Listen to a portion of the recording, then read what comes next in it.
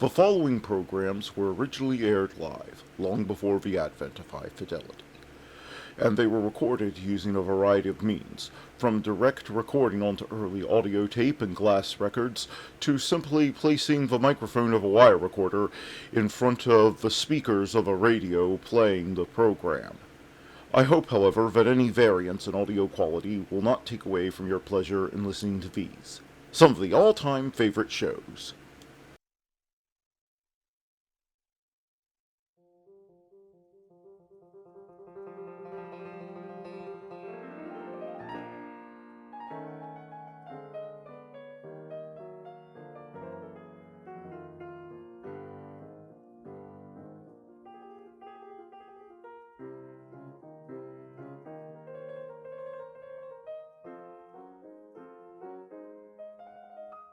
Hello, Matt from the past here, welcoming you to the February 24th, 2024 edition of Nightly Old Time Radio Shows.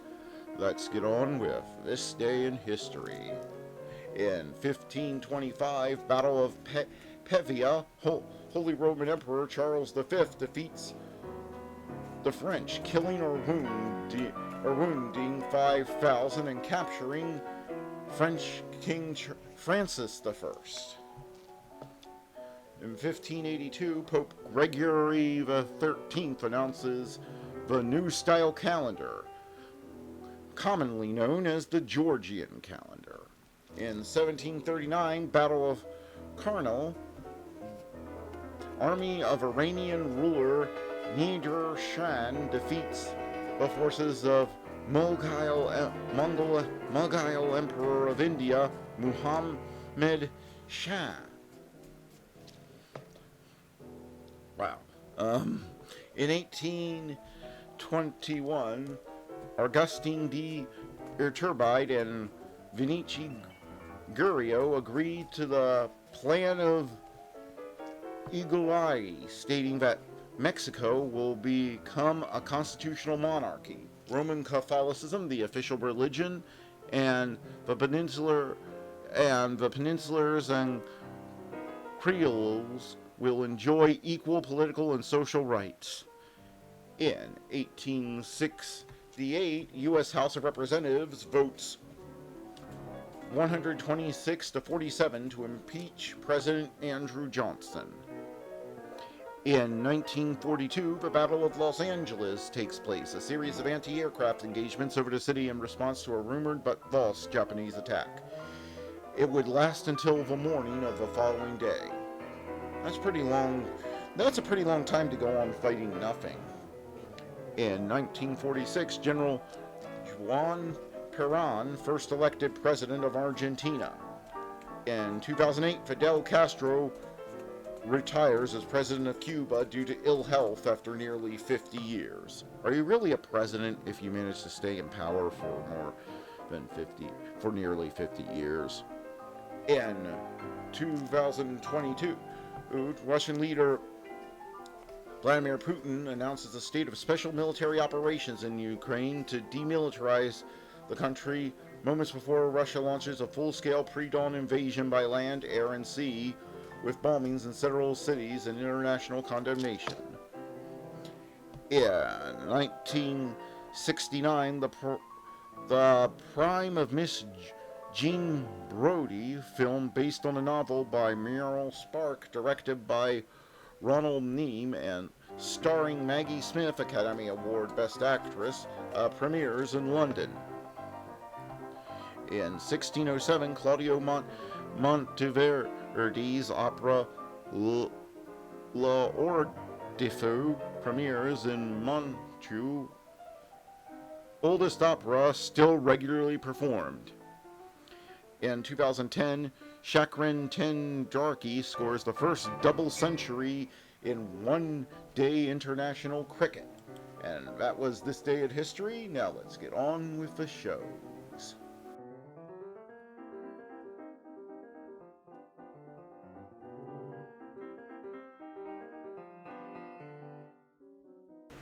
Who's on first?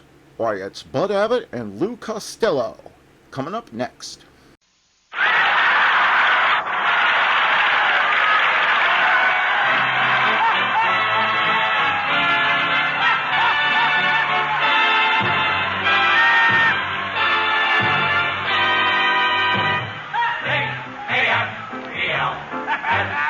Abbott and Costello program, brought to you by Camel, the cigarette of costlier, properly aged tobaccos.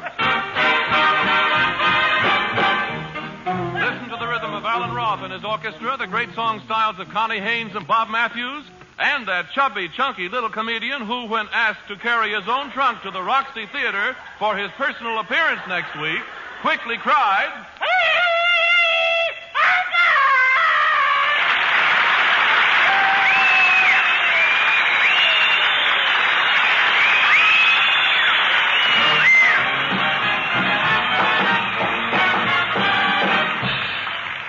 Well, Costello, I'm glad to see that you got here safely from California. You know, I didn't see you on the train. Where were you? Abbott, I was riding in a private car. You came from Hollywood to New York in a private car? Yeah, me and 200 privates. You dummy. Didn't you have any place to sleep on the train? Oh, sorry. I had a bedroom on the end of the smoker. Costello, there's no bedroom on the smoker. That's the washroom. I wondered why I had 6 sinks. Costello, you're stupid. It's the one you got here at all. Look, did anybody meet you at the station? Oh, yeah, my favorite cousin was there to meet me. Cuspidor Costello. Cuspidor? Yeah. Why did they ever name him Cuspidor? Because she's a spitting image of his father. Look, Come on, will you, lady? All right. Never mind your cousin, Costello. Did you see anybody important at the station? Oh, yeah, I saw Mayor LaGuardia standing in line at the ticket window with 2 policemen. LaGuardia was standing in line at the ticket window and with 2 policemen? Where were they going? The policemen weren't going anywhere. They just come along to lift LaGuardia up to the ticket window.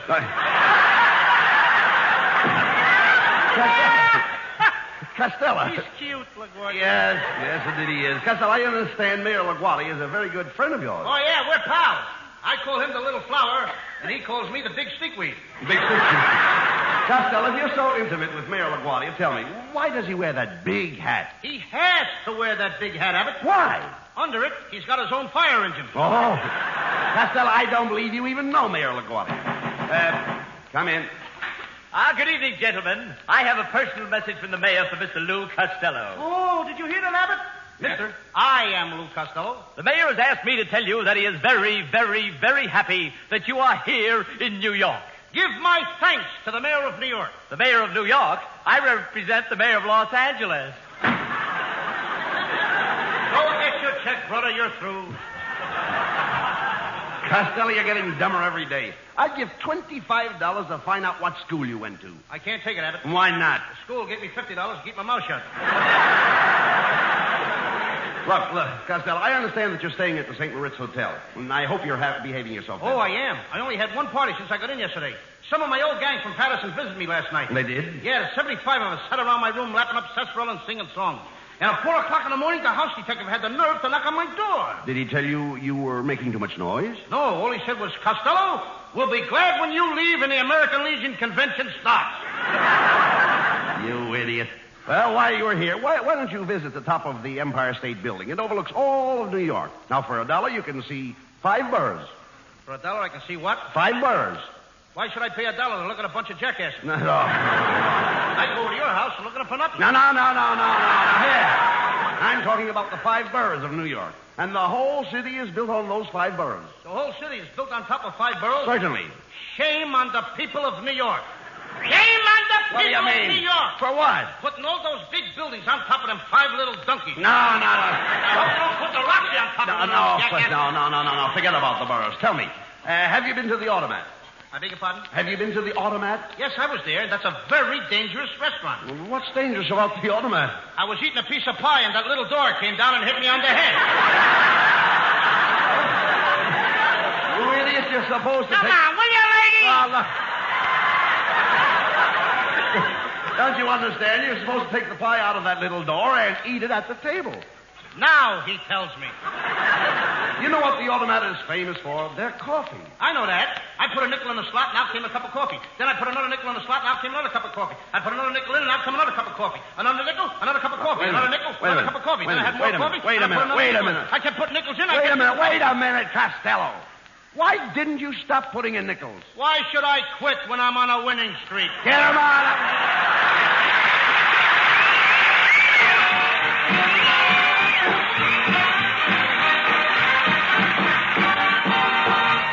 Army!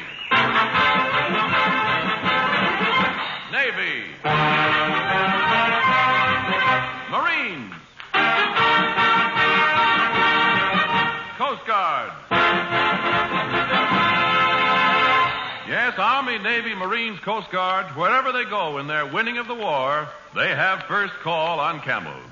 Billions and billions of Camels traveling to thousands and thousands of places on the globe to give our fighting men the cigarettes they want. So when you can't get Camels every time you want them, here's what's happening. You are sharing your smokes with the men who are doing our fighting. But when you do get Camels, they're still Camels, rich and full to your taste, cool and mild to your throat. Ask for them every time you buy cigarettes. C-A-M-E-L-S. Camels, war or peace, still a cigarette of costlier tobaccos. And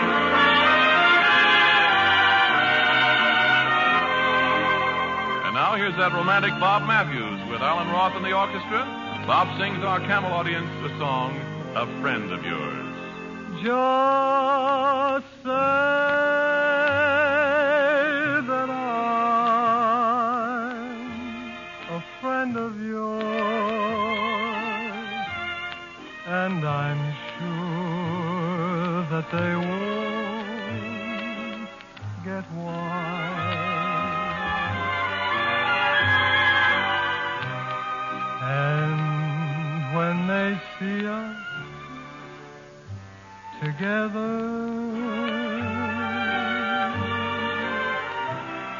I'll brush the dream from my eyes.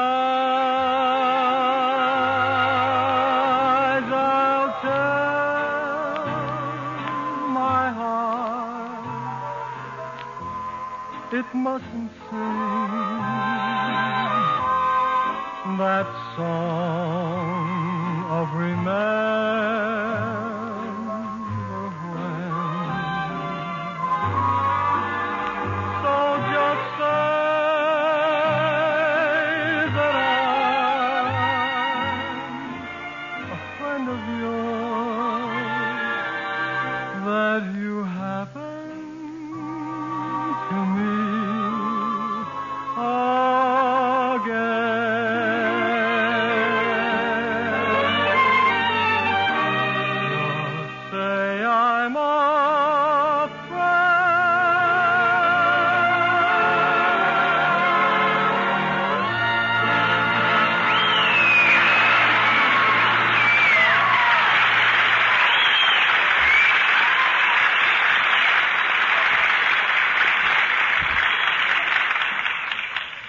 Costello, isn't it wonderful to be back into New York here? I spent my childhood here. Oh, it seems like only yesterday that I was just a little boy. Yes, it seems like the day before yesterday that Washington crossed the Delaware. Costello, I'm very proud of the fact that I come from Brooklyn. Tell me something. Why is it so many people come from Brooklyn and nobody ever goes there? Shame on you, Costello. To think that you would make an unkind remark about Brooklyn. What's gotten into you? I don't know, Abbott. I got it just no good. I'm nothing but a bounder. I know it. I'm worse than a bounder. I know it. I'm a pop fly to the third baseman. I'll say you are. I should have said nothing about Brooklyn. After all, they're one of our allies. Hey, look, never mind that. Brooklyn has one of the most popular resorts in the world, Coney Island. I went to Coney Island yesterday. You did? Yeah. How did you get there? I followed a couple of sailors. You followed a couple of sailors? Yeah, the sailors and their girlfriends went down into the Tunnel of Love at 42nd Street and Broadway. You dummy, that's a subway. That's not the Tunnel of Love. How long have you been in town? Hey, look. Costello, why don't you grow up? Nothing hits you, hey, lady? All right. Look, while you're in New York, Lou, have some fun. Go to a nightclub. Oh, I went to one last night, Abbott. And I'm going back again to Copacabana. It's wonderful. It's wonderful. Yes? Hey, Abbott, they got a beautiful girl there. Copacabana? Yeah, she wears real short dresses. They come right up to the table where you're sitting.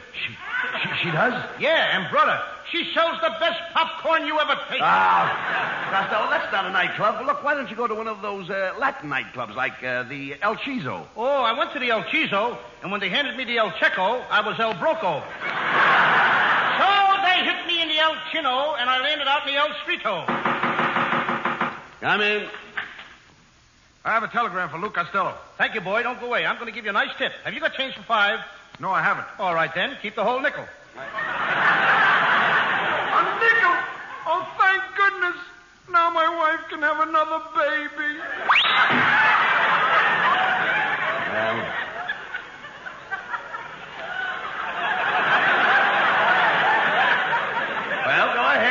Costello, read the telegram. All right. Oh, boy. What do you mean? Mm.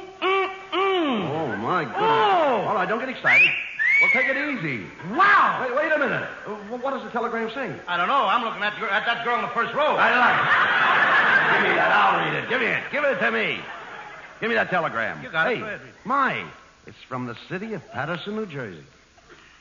It's from the citizen of Patterson. City of Patterson, New Jersey. Yeah. I knew my hometown wouldn't forget me. Wait a minute. It says, Dear Lou, the city of Patterson will be proud to honor you by holding a Lou Costello Day in conjunction with the Garbage Disposal Week. Now, ain't that swell? A swell? I'll bet they want to make a speech at the opening of the new dumps. But Costello, you never made a speech in your life. You're right, Abbott. If I could only find somebody to learn me. Hey, wait a minute. I'm glad you said that, Costello, because we have with us tonight the world's greatest authority on public speaking. Good evening, gentlemen. I am Professor Melonhead, better known in oratorical circles as Windy Melonhead. Windy Melonhead. From the looks of your head, a cyclone must have struck it. Get a load of that shiny dome. I've seen more hair on a ball bearing. Now, Costello, are you insinuating that my head is completely stripped of hair? Stripped of hair? Melonhead, you've got more skin showing than Gypsy Rose Lee. And it's shinier. All right. I like my head this way, Costello. It gives the air a chance to get into my skull. Melonhead, I'd like to stick a pin in your skull and let the air out. Now, Costello, don't talk like that. The professor can't help it if he's bald and ugly. Well, he could stay home. He don't have to go roaming around, does he? Costello, are you casting reflections on my head? Reflections? Melonhead, with that shining dome, you should be in the Coast Guard. With my head, what could I do in the Coast Guard? You could release a lighthouse for active duty. Well, Professor Melonhead, Costello is going to speak in Patterson. Do you think that you can make a public speaker out of him? Abbott, I could make 2 public speakers out of him and have enough left over for a talking dog. Now, Costello, the important thing in public speaking is the proper tone. There's the head tone, which is the up tone. Yes, sir. And there's the stomach tone, which is the down tone. Yes, sir. And then there's the chest tone, which is the cross tone. Yes, See? Up tone, down tone, cross tone. Up tone, down tone, cross tone. That's enough. Up tone. What's the matter? You ticklish? Only downtown. Which tone do you prefer? I don't know. I'll take a transfer.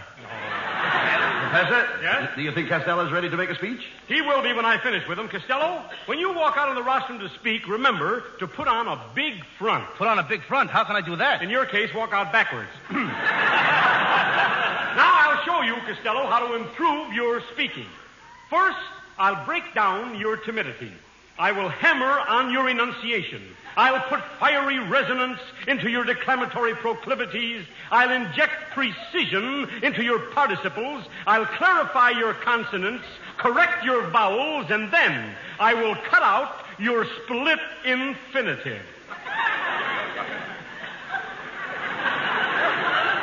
You wouldn't dare. You haven't got the nerve. Get him out of here! Why, Melonhead.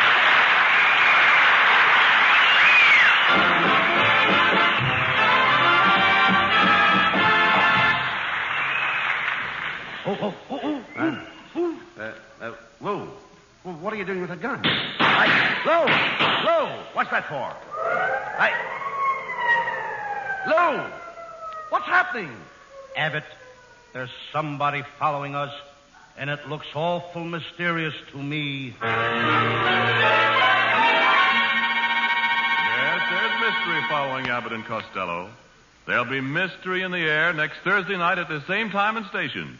Mystery in the Air is the title of Camel's great new thrill-packed program being introduced while Bud Abbott and Lou Costello are taking their summer vacations.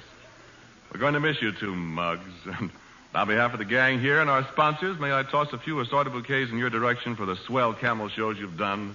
Tell you how glad we'll all be to see you back again for Camels this fall. In the meantime, we're going to do our best to keep you listeners right on the edges of your chairs with as potent a mixture of mystery, action, danger, suspense, laughs, and ice cubes up and down your spine as has ever been devised for your entertainment.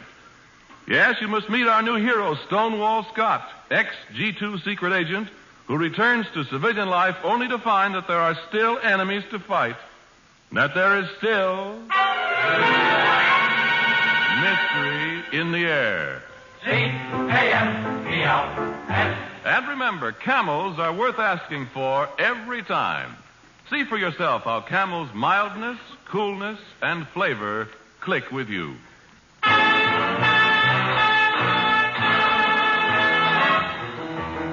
Lovely Connie Haynes on stage now to bring her Camel fans a song they've asked to hear.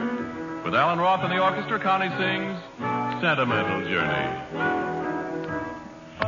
Gonna take a sentimental journey. Gonna set my heart at ease.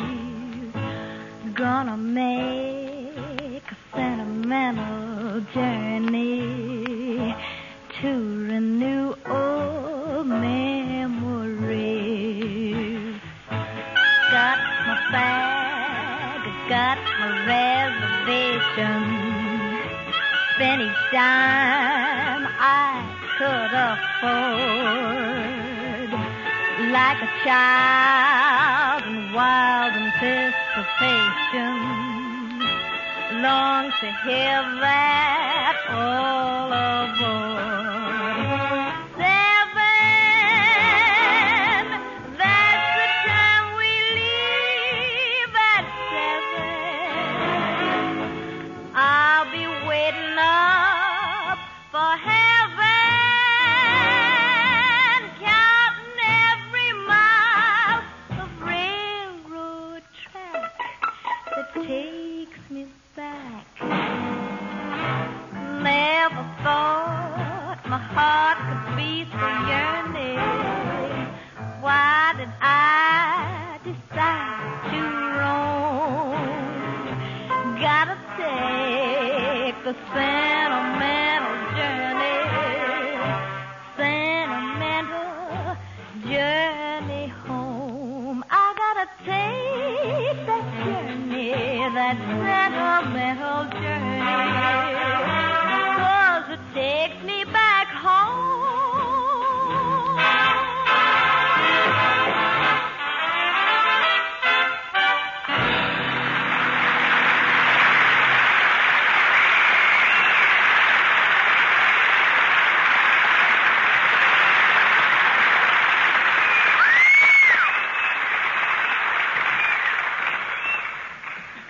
Right, my boy, right. Well, Costello, in a few minutes we'll be leaving for Patterson. Yeah, good old New Jersey, the biggest state in the Union. Oh, no, Costello, you're wrong there. No, Texas is the biggest state in the Union.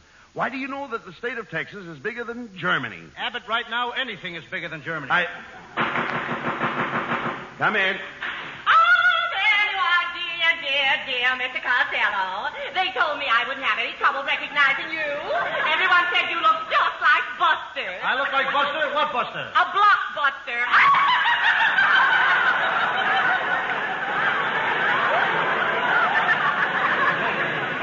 Oh, yes, indeedy. Yes, indeedy. You know, I think I got enemies, but who sent this dame here? Is there anybody else in that dress besides you? Now, wait a minute. Just a minute. Now, just take it easy, Costello. Madam, what is it you wish? Well, I have been sent here by the committee in charge of Patterson's Lou Costello Day in conjunction with Garbage Disposal Week. I have come to prepare Mr. Costello for his part in the pageant. I am the coach. You're the what? I'm the coach. Coach, you look more like a late freight with a loose caboose. Costello, you imbecile, this lady is a dramatic coach. And that's the kind of a coach you see in a railroad station. Well, she ought to be in a railroad station. All right, never mind that. Tell me, you two-ton termite. Now you shut up! Why should I be in a railroad station? Because the bags under your eyes hang down so far that your nose looks like a red cap. Now, shut up, Costello. Madam, what does Costello do in this garbage disposal pageant? Well, he represents the spirit of sanitation. Spirit. Sounds like a nice, clean pot. Well, of course, I have the leading role. I am the princess of water supply. She looks more like a rusty drain pipe. I am sure. In fact, I'm positive that Costello will cooperate. Just tell him what he has to do. Very well. Costello, as Sir Sanitation, you are a knight in shining armor, preparing to launch Patterson's new self-dumping, germ-proof garbage scow. Yes, you are seated on the poop deck. I, the princess, approach you and say, hello, good night. Hello, good night. What kind of talk is that?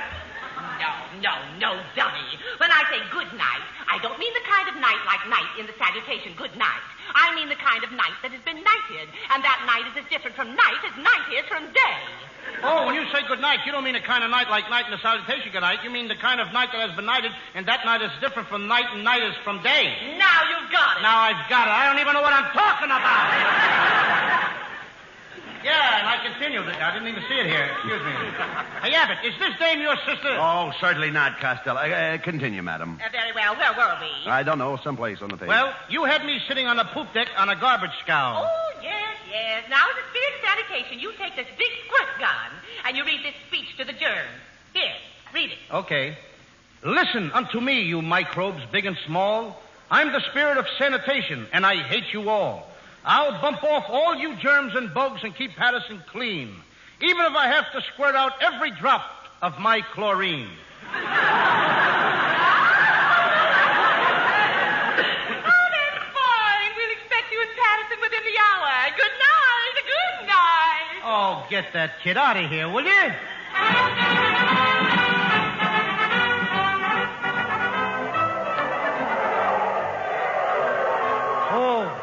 Hey, Abbott, look at all the mob that turned out to welcome me back to Patterson. Isn't it wonderful? Look, there's my old school teacher, Miss Blackboard.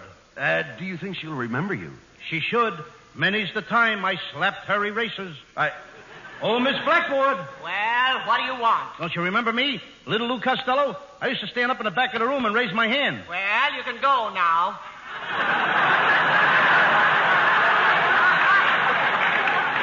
Now she tells me. Your friends sure remember you, Costello. Oh, yeah. Why, there's Mr. Hackett over there. I'll bet he remembers me. I used to mow his lawn every Saturday, and his grandmother used to sit on the backyard and watch me. Oh, Mr. Hackett! Aha, there you are, Costello. Why didn't you mow my lawn last Saturday? I haven't mowed your lawn in 15 years. Oh, no wonder we can't find Grandma. Say, Costello, who was that tough-looking kid sitting on that picket fence? He's waving to you. Oh, that stinky, dinky Shields. He was the toughest kid in our gang. Yeah. That's our old hangout over there. Go Us away. guys used to sit on that picket fence for hours. Oh, now, come. How could your gang sit on those sharp pickets? Ain't you never heard of the dead-end kids? Oh, yes. Hey, look, Abbott. Right. There's poor old Mr. Peter Shimino. He's the saddest guy in Patterson. What is he so sad about? 20 years ago, his wife suddenly left the house, dressed in a nightgown and carrying a coffee pot, and he hasn't seen her since. She left the house suddenly in her nightgown and carrying a coffee pot? She must have been wacky. She was not. She was cooking breakfast and the stove blew up. Ah, there you are, Costello. The crowd is waiting for you to appear at the launching platform and christen the new garbage scow. Now, do you know how to perform that ceremony? Sure, Mullenhead. I was the guest of honor last year at the opening of the new dump. Guest of honor at the opening of the new dumps. What did you do? I threw out the first pail. Look, talk sense, Costello. Let's get up on the launching platform. Professor Melonhead will introduce you.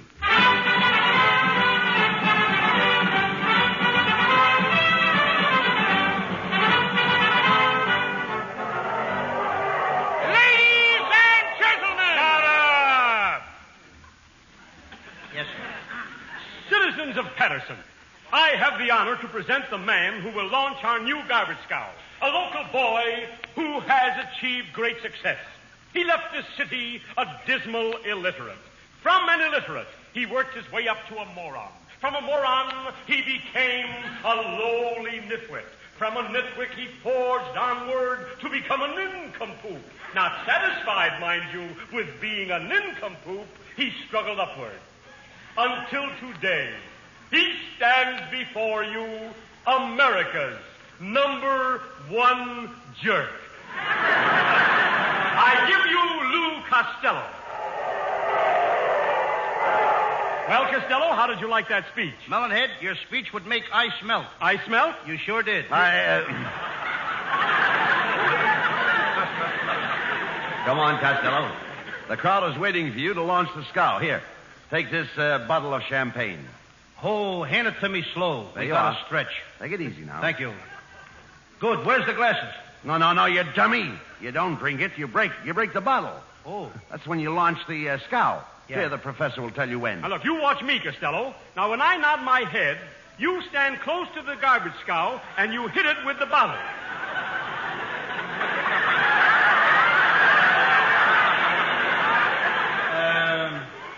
Could I have that again, please? Yes, of course. I'll be very nice and careful. Will you give it to me slow? I want to understand everything. All right. No more Are you ready? mistakes. You got the champagne. Very heavy, the big quart of champagne. I got the quart champagne bottle in my hand. All right. You hold it in your right hand. Now, when I nod my head, you hit it with the bottle. Did you hear what I heard? That's right. Okay, Melonhead, but remember, you asked for this. All right. Now I'm going to nod my head. Hit.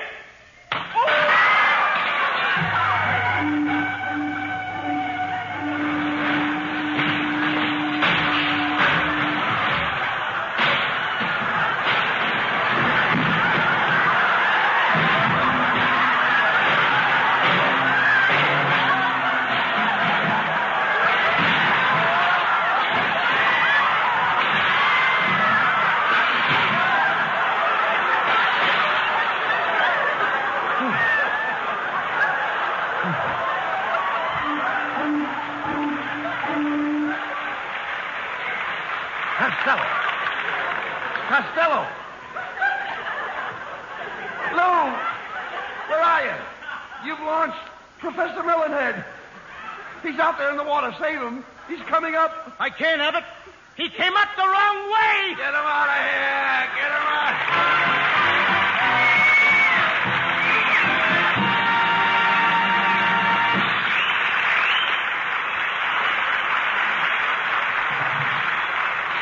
Abbott and Costello will be back for Camel cigarettes in just a moment. Thanks to the Yanks of the Week. Tonight we salute Army Private Richard Arnold McCurdy of Boise, Idaho. Critically wounded and without medical care, food or water, he lay for 3 full days and nights under murderous gunfire in Japanese territory, finally making his way back to our own lines. In honor of your miraculous escape, Private McCurdy, the makers of Camels are sending to our fighters overseas 500,000 Camel cigarettes. Each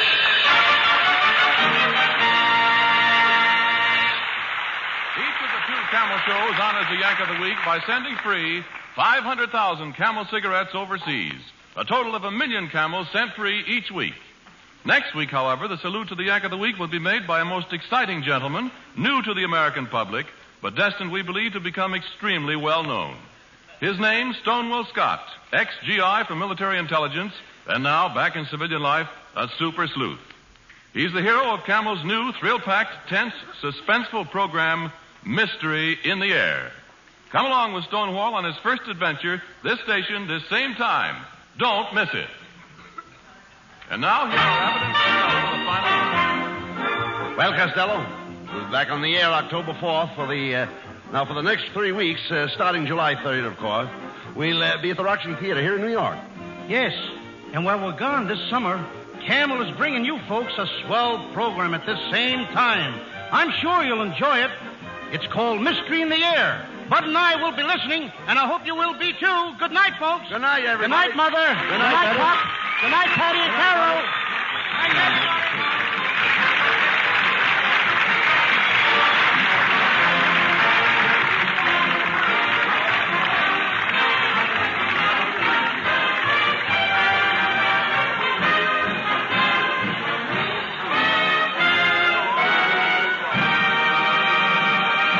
Cold weather and pipe smoking somehow go together, especially if you can settle by the fire and take it easy.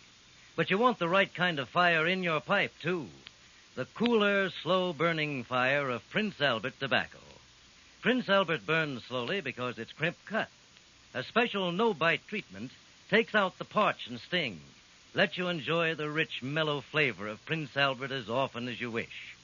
Do you wonder why Prince Albert is the world's favorite? Try it just once, and you'll know. And be sure on Saturday night to tune in the great Prince Albert radio show, Grand Ole Opry, coast to coast on NBC.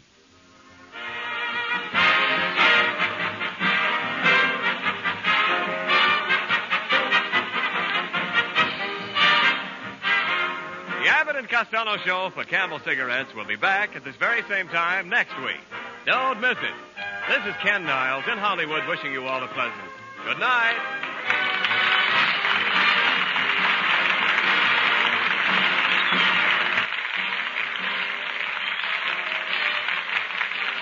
This is the National Broadcasting Company. Now let's join a true legend of American comedy who also entertained troops for nearly 60 years, Bob Hope. The Bob Hope Show.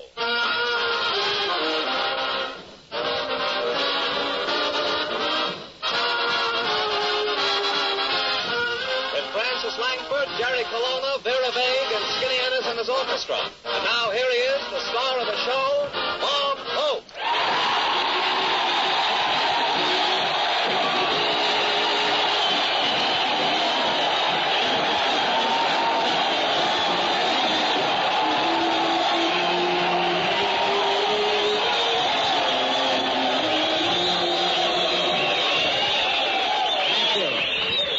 Production by Cap, Staff, and Davis. How do you do, ladies and gentlemen? This is Bob, United States Naval Training Center, Sampson, New York, Hope. Yes,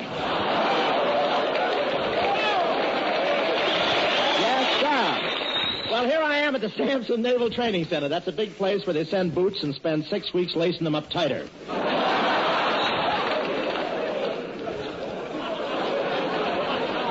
A boot, that's a tar that can't go too far. Sampson is located on Seneca Lake. That's one of the Finger Lakes. Sampson, that's the hangnail.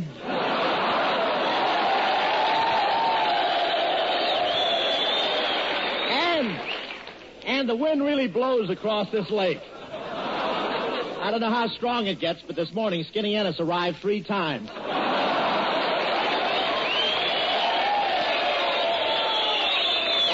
And these fellas at Sampson are from all over the country. I could tell from the different ways they greeted me when I arrived. One bunch of fellas from the South yelled, "Hi, y'all." Another bunch from Boston said, "Greetings, old chap." And then there was a group from the Bronx. And they're very strict here. Whenever they inspect the barracks, even the termites have to come out and salute.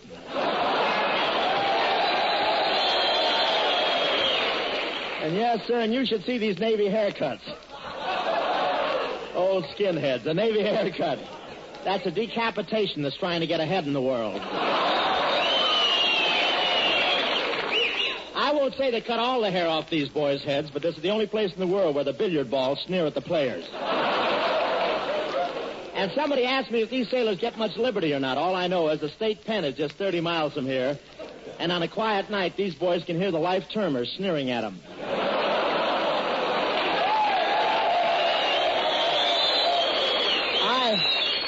I came up here by way of Buffalo. It's a lot better than taking the train. And I did,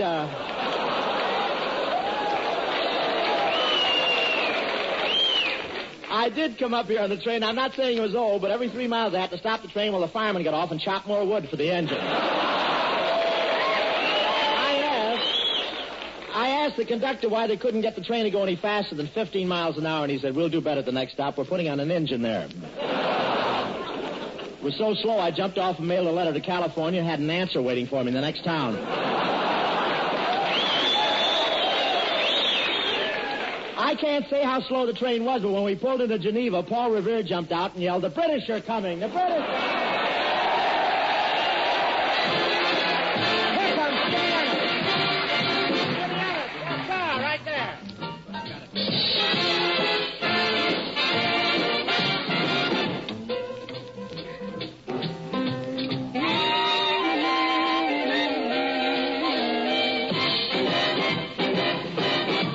What do you know? She smiled at me in my dreams last night. My dreams are getting better all the time.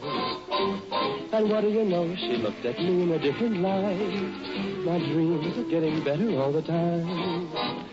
Since they said we were strangers a couple of nights ago, and though it's a dream, I never dreamed she'd ever say hello.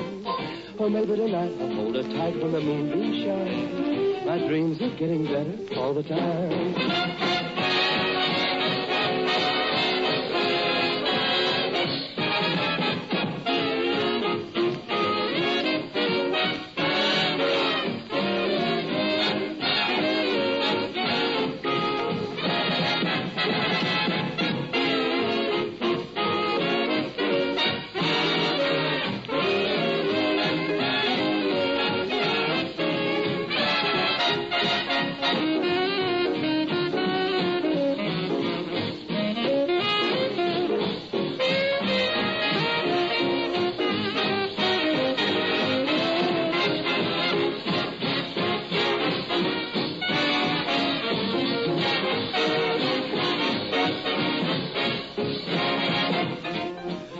think that we were strangers a couple of nights ago. And though it's a dream, I never dreamed that she'd ever say hello. Or maybe tonight I'll hold her tight when the moonbeams shine. My dreams are getting better all the time.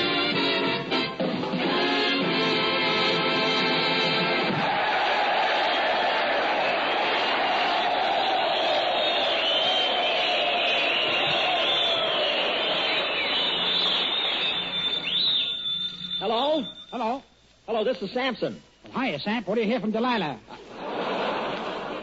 Well, who is this? It is me. Kelowna, it is I. It is he. It is she. It is they. It is we. You got quite a mob over there, haven't you? Professor, why aren't you over here? I think I'm lost in the mountains, Hope. I'm up here in the kitten skills. You're in the kitten skills? Yes, some of the smaller cat skills. Well, quit clowning, Kelowna. Where are you? Geneva. Who are you with? Genevieve. Why? Eager Beaver. Kelowna, I'm going to put you in a room and give you a gun with one bullet in it. Then I'll come back in a half an hour. You know what to do, don't you? Yes. What? Wait for you to open the door.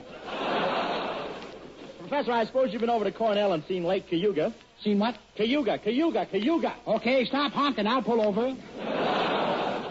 Kelowna, how did your brain get so twisted? Stood up under an electric fan. What's your story?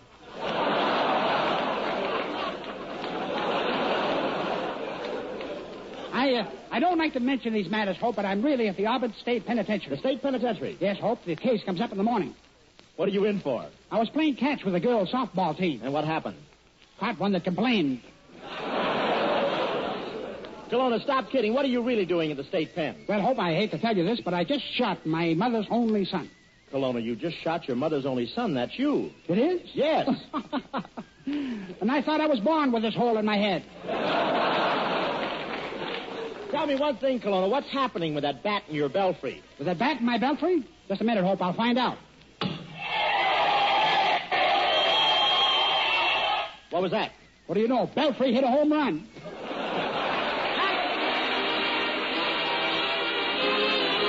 Ladies and gentlemen, Major Meredith Wilson has written a fine song about a fine state, his home state. And here's Francis Langford to tell you all about it. Iowa, it's a beautiful name when you say it like we say it back home. It's the robin in the willow. It's the postmaster's friendly hello. Iowa, it's a beautiful name. You'll remember it wherever you roam. It's the sumac in September. It's the squeak of your shoes in the snow. It's the Sunday school and the old river band songs on the porch after dark. It's the corner store and a penny to spend. You and your girl in the park. Iowa, it's a beautiful name when you say it like we say it back home. It's a promise for tomorrow and a memory of long, long ago. Iowa, it's a beautiful name when you say it like we said it back home. It's the robin. It's the robin. In the willow. Yeah, on the willow. Say, Pa. Yeah, Ma. Just think, Pa. We were married 84 years ago. Yep, that was in 1861, the year of the big wind. That's right, the year when the house blew into the cellar. Uh-huh. Cozy down here, ain't it? Robert, I wish you'd stop rocking that chair. Ma, that ain't no chair, that's me. It's no use talking, Pa. You're getting old. You ain't even see well anymore. I can't see well. I can see well enough to do the milking every night, can't I? Well, I ain't told you, Pa, but for the last 3 years, you've been a-milking the cats.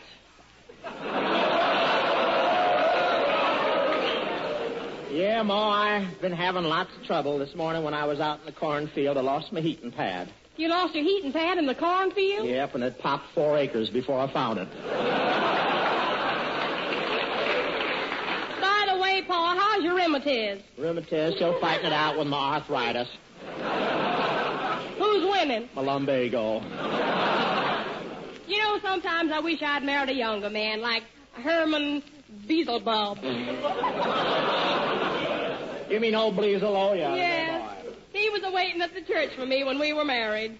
And he said he'd always wait. Yeah, makes a handy hitching post on Sunday mornings, doesn't it? Oh, I forgot, Ma. Here's a letter for you. It's from Elmer in boot camp. Well, how much?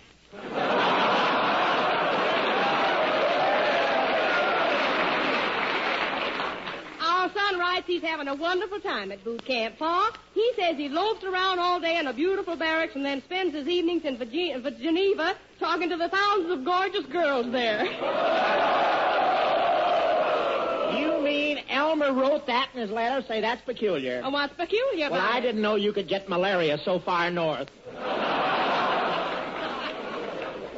He's at Sampson boot camp. What's Sampson boot camp, Paul? Well, remember my brother that got sent up the river? Yeah. Well, it's the same thing, but Elmer's further up.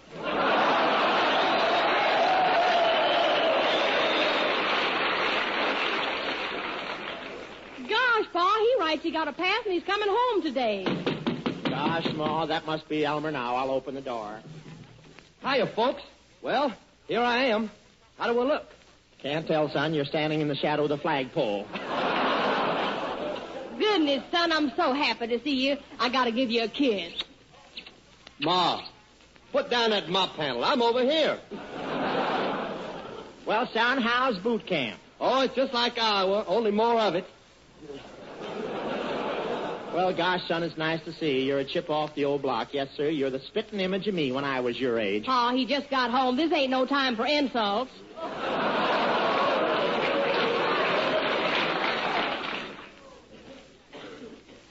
Well, what's new, son? Well, I'm a gunner's mate now, Ma. A gunner's mate? Well, land sakes, I didn't even know you were thinking of getting married. Son, I'm sure mighty proud of you. You're mighty brave about being wounded in battle. Pa, I ain't been wounded in battle.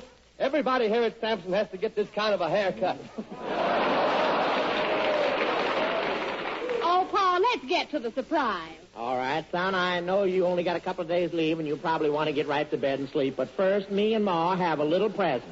Tain't much. We're just old-fashioned folks. Open the closet and show him his present, Pa. Well, here I am, big boy. Do you like me? This probably never happened, fellas, but it's a good idea, isn't it? Oh, a girl. Oh, shucks. Why didn't you get me a good book? Why didn't we get you a good book? Yeah. Oh!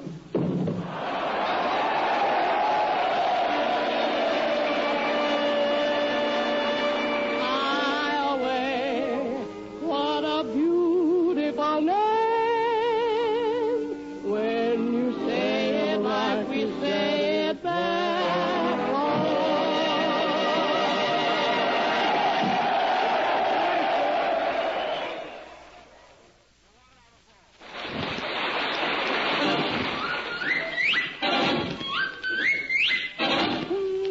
It's a chicken. It's a crow. It's a buzzard. Run for your lives, it's Kelowna. Oh, once there was a little girl who lives next to me, and she loved a sailor boy. I was only 3. Now I'm on a battleship in my sailor suit. Just a great big sailor man, but I'm just as cute. Tell Molly Rogers, go to Maisie Blue. She loves a sailor, and he loves her too. I'm her pappy lady of the poop deck, coat of navy blue. She's my little anchor, I'm her tanker too. Now as the girlies pass me by, but I don't care at all. She's my little rudder bar, and I'm her little yawl. The reason why I think that she is so sublime, she thinks my mustache is too divine. Well, the coat of navy blue, she loves the sailor, and we love the blue. And on a nice day when the weather's clear, we take out our schooners and fill them full of beer. I promised we'd get married, and I put out to sea. But come the fall, she bought a yawl and took out after me. I fired a friendly salvo, but she returned the blast right between the forward hatch and the mizzen mast. I was on the top deck as she came along, trying to get a native girl to sell me her sarong. I'll give you one guess. What was my reward?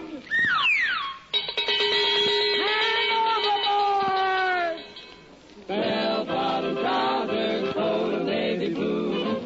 She loves the sailor, and he loves her too. That was long ago. Now everything is fine. We have some little sailor lads, as I remember, 9. Bell-bottom trousers, coat of navy blue. When this war is over, we'll sail the ocean blue with all our little skippers making up the crew. We'll sit up on the poop deck enjoying peace of mind. They'll be trailing in our wake their dinghies out behind.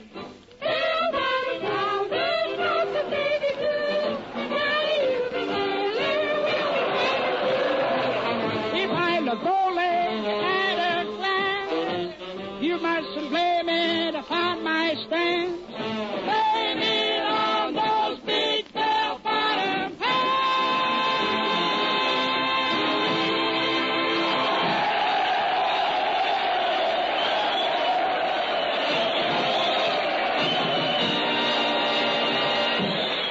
Now, folks, while Bob's entertaining at the Sampson Naval Training Center, he decides to visit Niagara Falls, and we find him and Francis waiting for the excursion boat.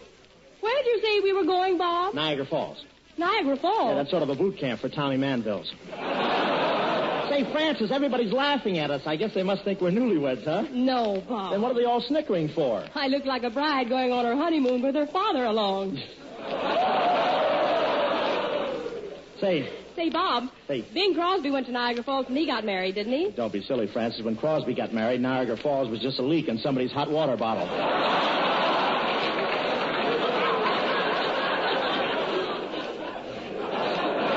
Hey, look, there's the excursion boat now. I'll signal it. Ahoy! Ahoy! Ahoy! Ahoy! Ahoy! Stubborn son of a gun, isn't he? Professor Colonna, so you're the captain of the boat now. Ah, yes, James Colonna, dauntless sailor, fearless navigator, and world's foremost charter of dangerous sea lanes, JG. P.S. Also being smuggled out of Sampson Cheap. Well, Colonna, how are we going to get on board? You'll have to climb up the Jacob's ladder. Okay, Colonna, here I come up the Jacob's ladder. Colonna, what happened? That Jake, I told him to join the union. Professor, I'd like to take your cruise. Do you think you could squeeze me in? I don't know. You look pretty well squeezed in already. Say, I don't think you're much of a sailor, Colonna. What would you do in case of a riptide? Get some thread and sew it back up. Professor, have a care. No, thanks. I never eat between meals. Colonna, this is ridiculous. Where's your bosun's mate? Home with the bosun's kids. Tell me, Professor, do you have any hallucinations? No, but I can slip you a Chesterfield. Come on, Hope. I'll show you the boat. All right. Colonna, what's behind that door? Well, confidentially, Hope, I've been smuggling a few things into the sailors at Sampson from Canada. Colonna, what's behind that door? What are you smuggling into the sailors? Oh, just some shoes, Hope. Just some shoes. Oh, yeah? Well, I'm going to open that door and see. Squeaky, aren't they? Fight me while I shake up the crew, Hope. Avast, you lubbers! Avast, you lubbers! Colonna, what are you so mad about? I've asked them 3 times. Why don't they answer?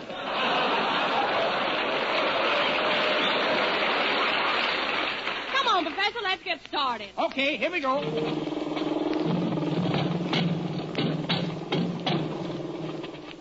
Shallow lake, isn't it?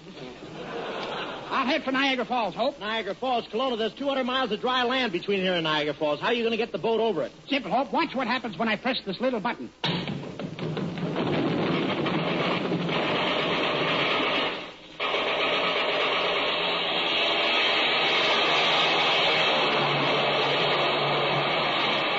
Those Boeing people give wonderful service, don't they?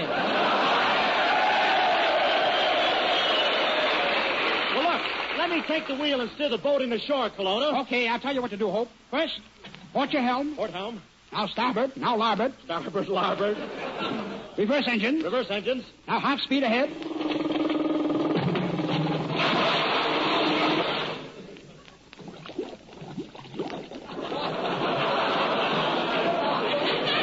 Good. Now swim ashore.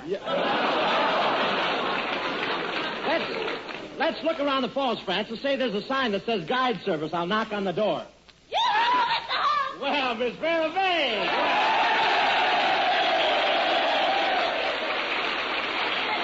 Well, Vera Vague, our wilted cookie. Ooh, Bob Hope, the man with the tilted hooky.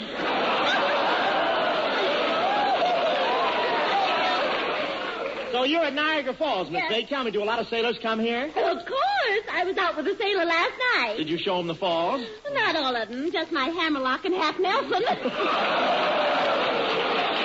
I don't care. I'm not discouraged. I know that someday my Mr. Right will come along. Well, tell me, Miss Vague, who do you think your Mr. Right will be? Well, goodness, anybody that's left. Haven't you any prospects, Miss Vague? Well, I'll tell you, I went to a wedding last night, Mr. Hope, and when the bride threw her bouquet away, I caught it. And you know what that means, Mr. Hope. Yes, you're 3 years behind the plate for the Yankees. Sure came in handy.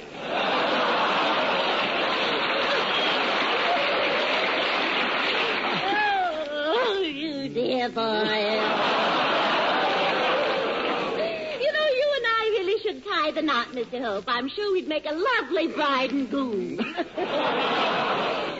The things that happened to me, Miss Hope. You know, the other day I met a naval trainee who kisses like he's blowing a bugle. A Samson trainee who kisses like he's blowing a bugle? Well, how do you know? Oh, I went on a toot with a boot. Well, tell me one thing, Miss Vague. Do you Yes. think it's possible to live on love? Well, I don't know, but it sounds like a marvelous sort of allotment. Where are you staying, Miss Vague? You living in one of the hotels here? No, Mr. Hope. I'm staying in one of the caves behind the falls. Oh, but Miss Vague, that's dangerous. There are a lot of grizzly bears around here. One of them is liable to walk into the cave and hug you to death. Yes, I know, and I have a year's lease, too. Well, tell me, Miss Vague, what would you do if you were alone in a big cave with 10,000 sailors? I'd grab a shovel or something. You'd grab a shovel? Of course. How else could I fill in the entrance? Quick, Hope. Hope, get in my boat. The cops are after me. The cops are after you. What for, Kelowna? I don't know. I think they wanted to sell me some tickets to the policeman's ball. Goodness, what's happening here? Miss Vague, Professor Kelowna is a notorious smuggler. He is! Miss Vague, get away from him. I told you he's a smuggler. Oh, goodness, I thought you said snuggler. Quick, Hope. Run. All right. Come on, you guys. Reach, do you hear me? Reach. Oh, yeah? What if we don't want to? Oh, come on, fellas. I don't get these parts every week. All right. I'm two-gun in this to the FBI. You're still two-gun. Go ahead, knock it, kid. Must be there somewhere. No false moves now. I represent the law. I am the law. From law A to law Z. Law Z. Boy's got quite a southern accent, hasn't he? Let's run for it, Hope. Stop or I'll shoot. I'm not afraid of you, Bud. I'm armed to the teeth. I tell you, I'm armed to the teeth.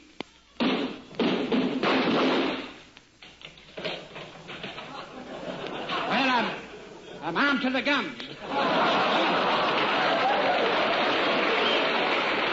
Come on, Hope. Get in the boat. Okay. You want surrender, huh? Well, I'll fill your boat full of holes. All right, everybody in the lifeboats. All right, we're in. Think one of us should get out and let it down? They shot me. Oh, this is it. I'm done for. Tell everybody goodbye. Kelowna, tell them I died like a man. Tell them to keep seeing The Princess and the Pirate now playing at your neighborhood theater. Tell them to keep buying I Never Left Home on sale in all bookstores. Tell them that... Well, what do you know? Shot him right through his Swift's premium label. Here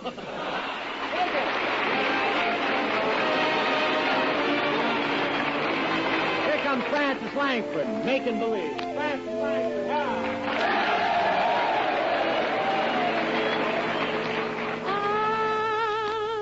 Making believe that you're in my arms, though I know you're so far away. Making believe I'm talking to you. Wish you could hear what I say.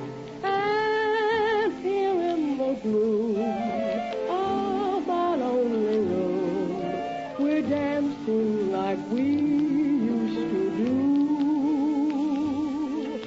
Making believe is just another way of dreaming, so till my dreams come true.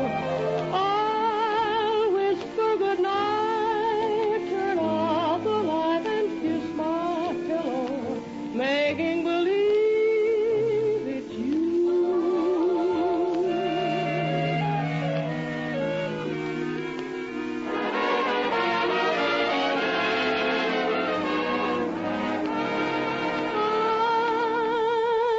Making believe that you're in my arms. Now I know you're so far away.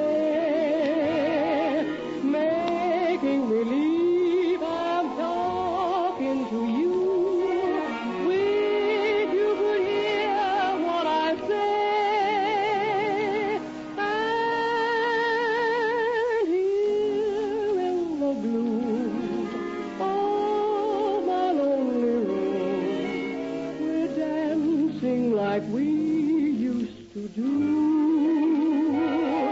Making believe is just another way of dreaming, slow till my dreams come true. I'll whisper goodnight, turn off the light and kiss my pillow, making believe it's you.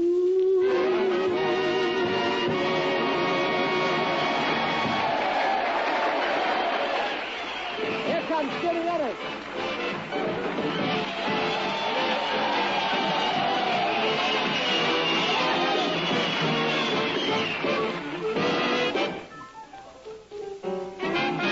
Evelina, ain't you ever gonna shine through that moon? Evelina, ain't you bothered by the bobolink tune? Tell me how long you're gonna keep delaying the day. Don't you reckon it's wrong? Trifling with April this way. Evelina, won't you pay a little mind to me soon? Wake up, wake up. Here's the feather through the sky. What's the use of smelling watermelon, clinging to another fellow's vine? Evelina, won't you roll off that vine and be mine?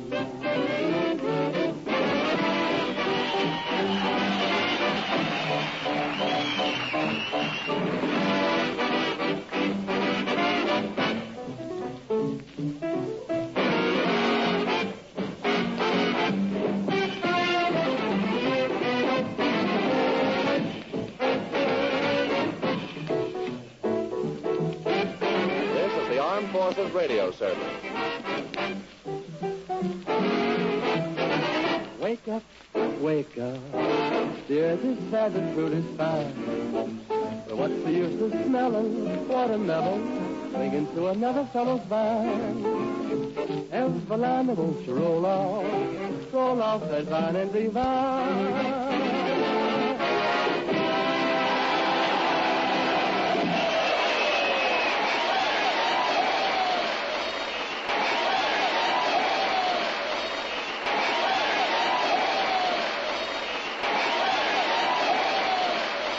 True crime stories of the 1940s and 1950s are up next with Jack Webb's Dragnet. The story you're about to hear is true. Only the names have been changed to protect the innocent. Fatima Cigarettes, best of all long cigarettes, brings you Dragnet.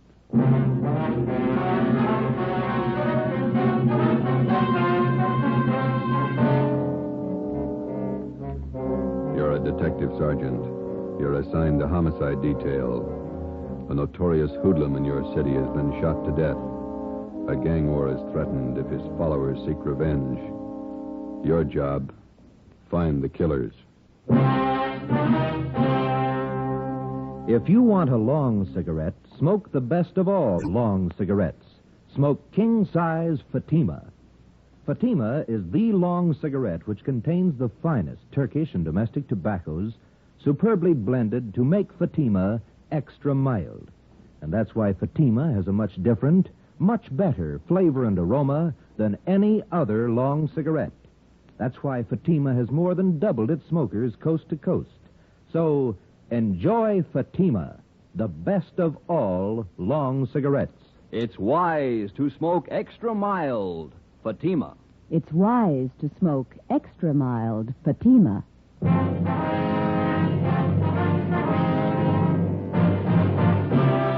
Dragnet, the documented drama of an actual crime.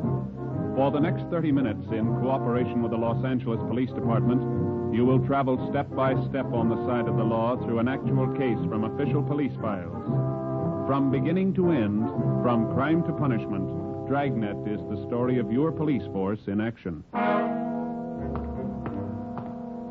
It was Saturday, July 22nd. It was hot in Los Angeles. We were working the night watch out of homicide detail. My partner's Ben Romero. The boss is Thad Brown, chief of detectives. My name's Friday. It was 10 p.m. when we walked out of the murder room at the Ferndale Sanitarium and went down to the end of the hall, the emergency room. I'm sorry. I know this hurts. We have to irrigate the wound. Where are the bullets that were removed from Miss Stalling? Right on the table, Doctor. There they are, Captain Elliott. Thank you. Romero, you want to mark them for evidence? All right. Doctor? Yes, Sergeant. Wonder if it'd be all right if we asked Miss Stallings a few questions. I think so. She's still in a bad state of shock. If you'll be as brief as possible. Yes, sir. Miss Stallings, these men are police officers. This is Captain Elliott. This is Sergeant Friday, all right? That's right. It's my partner, Sergeant Romero. Yes. You were in the room when Gus Valentine was shot? Yes. Do you feel up to telling us what happened? No. Excuse me, please. Surely. I have to paint this. Get a compress on it. You were visiting Valentine? So you better wait until the nurse finishes up there. All right, sorry. She got hit twice, just flesh wounds, but they're very painful. Yeah. Excuse me. Surely. You're all right. I can reach it.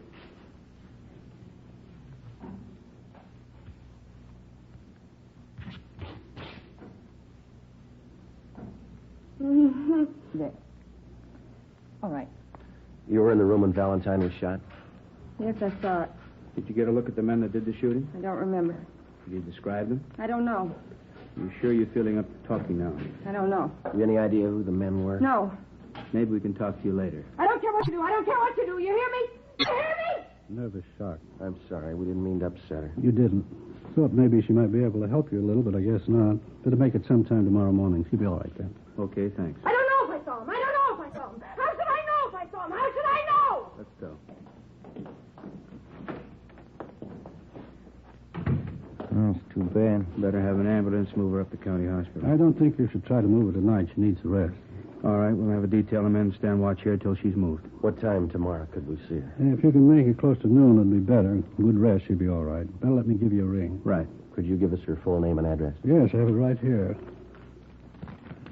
Ida Mae Stallings, 837 Downhill Street, Linwood. All right, thank you. Anybody else here in the sanitarium see the shooting? Well, I saw the men. I couldn't describe them, just their backs as they ran down the hall after the shooting. How were they built? Do you remember? About average, I'd say. Hard to tell. How are they dressed? Well, one of them was wearing a hat. Looked like some kind of summer hat. Straw? No, it was one of those, what am I trying to say? You know the kind. Was it an open weave hat? No, well, you know, very common in the summer. You mean a Panama? Panama, sure, that was it. White. What kind of suits did they have on? I couldn't tell you. I was in my office when I heard the shots. I came out in the corridor. They were just making it to the back door. Anyone else see it? Sylvia Proctor, the nurse who was in the room at the time. Why'd they kill her? I don't know. Any of the patients? Is it possible one of them might have seen him? Yes, one of them did see something. Bert Anderson. Like to talk with him? Yes, we would. And down this way. He's in room 38, just down the hall from the shooting. All right. I should tell you, Mr. Anderson lost his speech about 9 years ago. He uses a child's slate to write on. Why is he here in the sanitarium? He's old, 73, lives on a pension. Except for losing his speech, he's as sharp as a high school boy. Hello, Bert. Sorry to bother you after all the excitement. Yeah, all right. We won't keep you up long. It's after your bedtime. Would you hand me that box of chalk over there? Oh, yeah. Bert, these are the police officers. I want you to tell them what you know about the shooting tonight. I thought you might have seen it. This is Captain Elliott from the Homicide Department. How do you do, Mr. Anderson? And this is Sergeant Friday, is that right? Yes, sir. How are you, sir? And this is Sergeant Romero. How do you do, sir? Where were you at the time of the shooting, Mr. Anderson? Sitting in here with the door open, huh? Did you get a good look at the men? What'd they look like? Question, Nor. I don't think he understands what you want to know. Yes, that's the trouble. Let's put it this way, Mr. Anderson. How many men were there? Let's take one of these two men. Can you describe one of them? That's the way, Captain. That slate's rather small, and he can only get so much on it at a time. He's like all of us. He wants to talk fast, and this is the only way he knows, so we have to make it easy for him. I understand. Built like the captain. Your bill, Skipper. Same man had a thin mustache. That's all I can tell you about him. How about the other man, Mr. Anderson? Can you describe him? Please. What's that second word? I can't make it out. Understand. They were running very fast. Thanks. Yes, we understand. Did you see the other man at all? Fine. What can you tell us about him? All he could see was... man was wearing a hat. A white Panama hat, Mr. Anderson? He says yes. Was there anything peculiar about the way they walked or ran? Or did one of them have a limp, for instance? Didn't notice anything. Says he didn't notice anything. Could you tell us anything about the men's faces? They passed by so quickly. I was worried about the gunshots. Yes, we can understand that, but do you think you could identify them if you ever saw them again? He says he could try. Could Mr. Anderson come downtown if we have a show up? I don't see why not. Bert gets around fine. Now he wants to know why they killed Miss Proctor, the nurse. He says she was one of his best friends. We don't know, Mr. Anderson. Says he wishes he could talk. Maybe he could help you more. It's all right, Bert. You talk loud enough.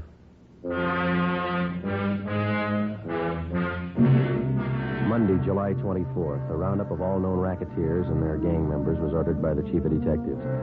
3 show-ups were scheduled, one at 10 a.m., one at 2, and another one at 3 p.m. The witnesses that we had were unable to identify any of the men. The incomplete descriptions we had of the suspects was not enough to help the artist in the crime lab to build a composite picture of the killers. No matter what approach we took, it seemed that we were getting nowhere. The immediate apprehension of the killers was not only important because of their danger to the private citizen, but because of the ever-present threat of an open shooting war between Gus Valentine's followers and members of the murder gang, whoever they were. 3:15 p.m. I got it. Homicide, Romero. Oh, Yelly. All right, thank you. Crime lab. They make a run on those slugs you got at the hospital? Yeah. No match. Oh, that's great. How fouled up can it get? Yeah. Hi. Come on, Slow-Mo. I'm with you. Hi, Rambo. Cromwell's message here to call you why? Well, yeah, I better do it right away. Just know the skipper told Stormy and me to work with you guys on the Valentine thing. We can use all the help we can get. Joe, you slide the phone over? Oh, yeah, here you go.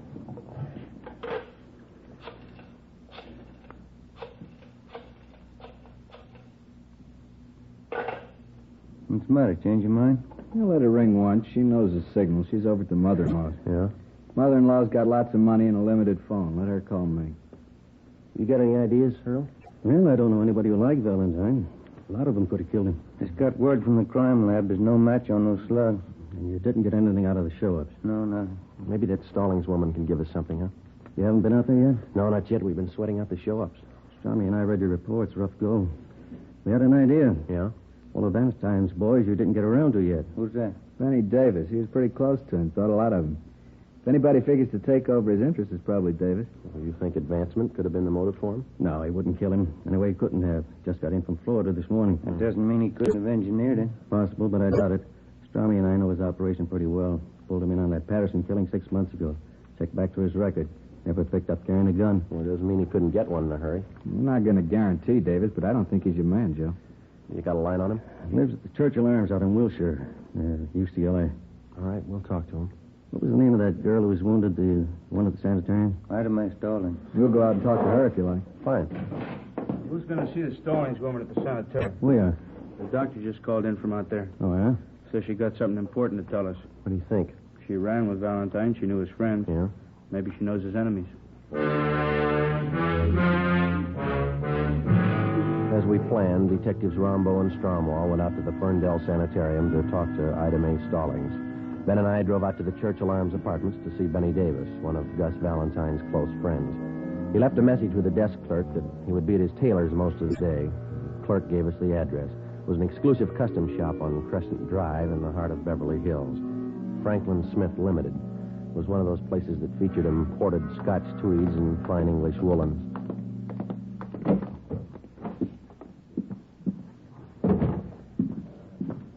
Good afternoon, gentlemen. May I serve you? Could you tell us if Benny Davis is in here? Mr. Davis. Yes, sir. Third fitting room. To the rear, on your left. Thank you. Come on. Look at that brown cloth over there, Joe. Yeah, that's Donegal tweed. That's nice fabric. I had me one of them once. Wears like iron. Oh, yes. If it's blue pinstripe, certainly if it's a grit, you'll put in the brown one. You can turn around. Yes, excellent fit. Yeah, looks fine.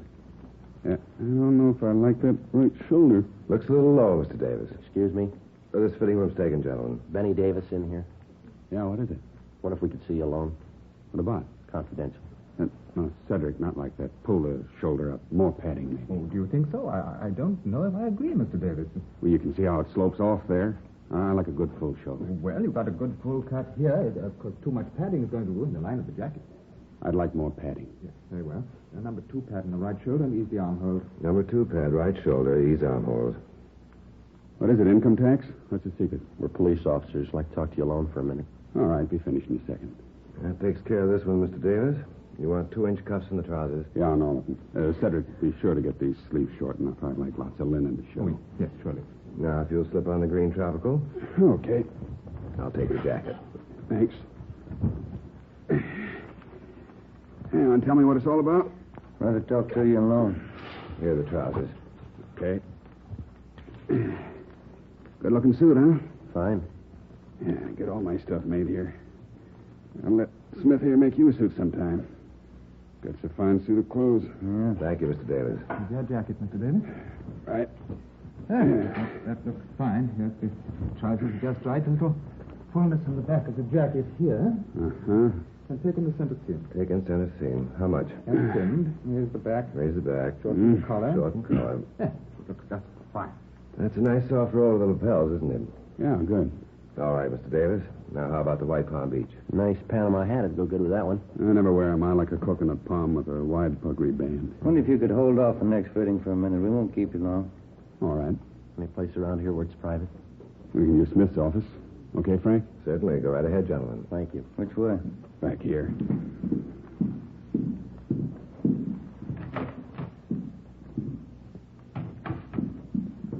Okay, what's on your mind? Gus Valentine. Yeah, that's a tough one to lose. You got any idea who killed him? We're working on it. How do you mean? Just that. Well, that makes us even. There's only one difference. Yeah? We get paid for it. You don't. We thought a lot more of Gus than you did. Any law against striking down the killers? The law against shooting him down.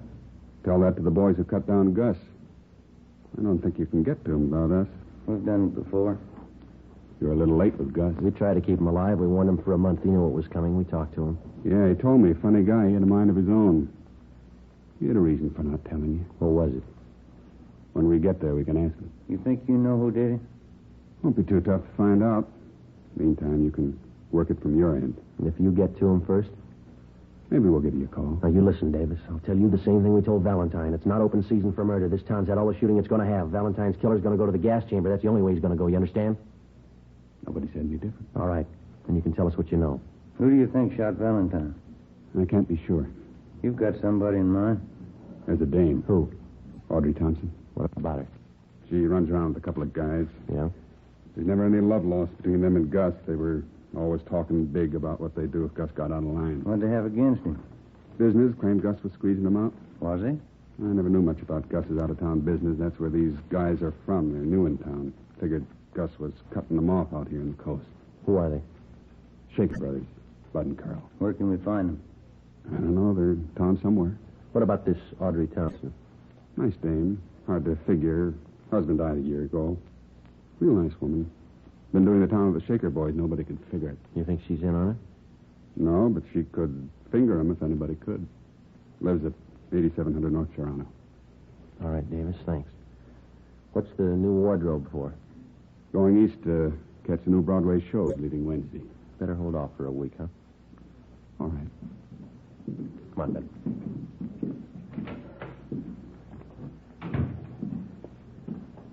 Think he's got anything? Could be. We'll run it down. Now, wait a minute. Yeah? Sure do like that brown cloth. It's nice. Sheldon, can I help you? How long does it take you to make up a suit? Anywhere from 3 days to a week. Uh-huh. You interested in having us make one up for you? Yeah. Yeah, how do they run? Prices start from $175 and up. This Donegal tweed here makes up for $250. Oh.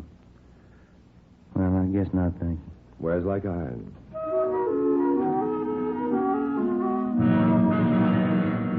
4:30 p.m. We drove out to 8700 North Serrano to the home of Audrey Thompson. There was nobody home. We went back to the office to check with Rombo and Stromwall. We drove in the Spring Street entrance of the City Hall garage.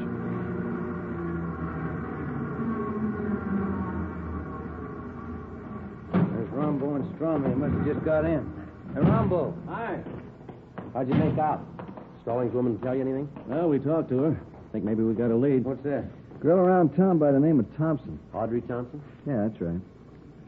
What'd she say about her? Said if anyone could put the finger on Valentine's killer, the Thompson girl could. Benny Davis told us the same thing. What do you think, Earl? 2 and 2 makes 4. Let's find her.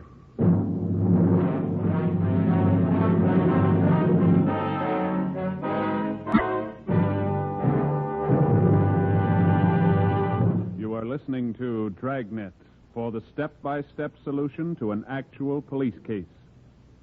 Here, step by step, are the reasons why Fatima has more than doubled its smokers from coast to coast. Step 1. The name Fatima has always stood for the best in cigarette quality.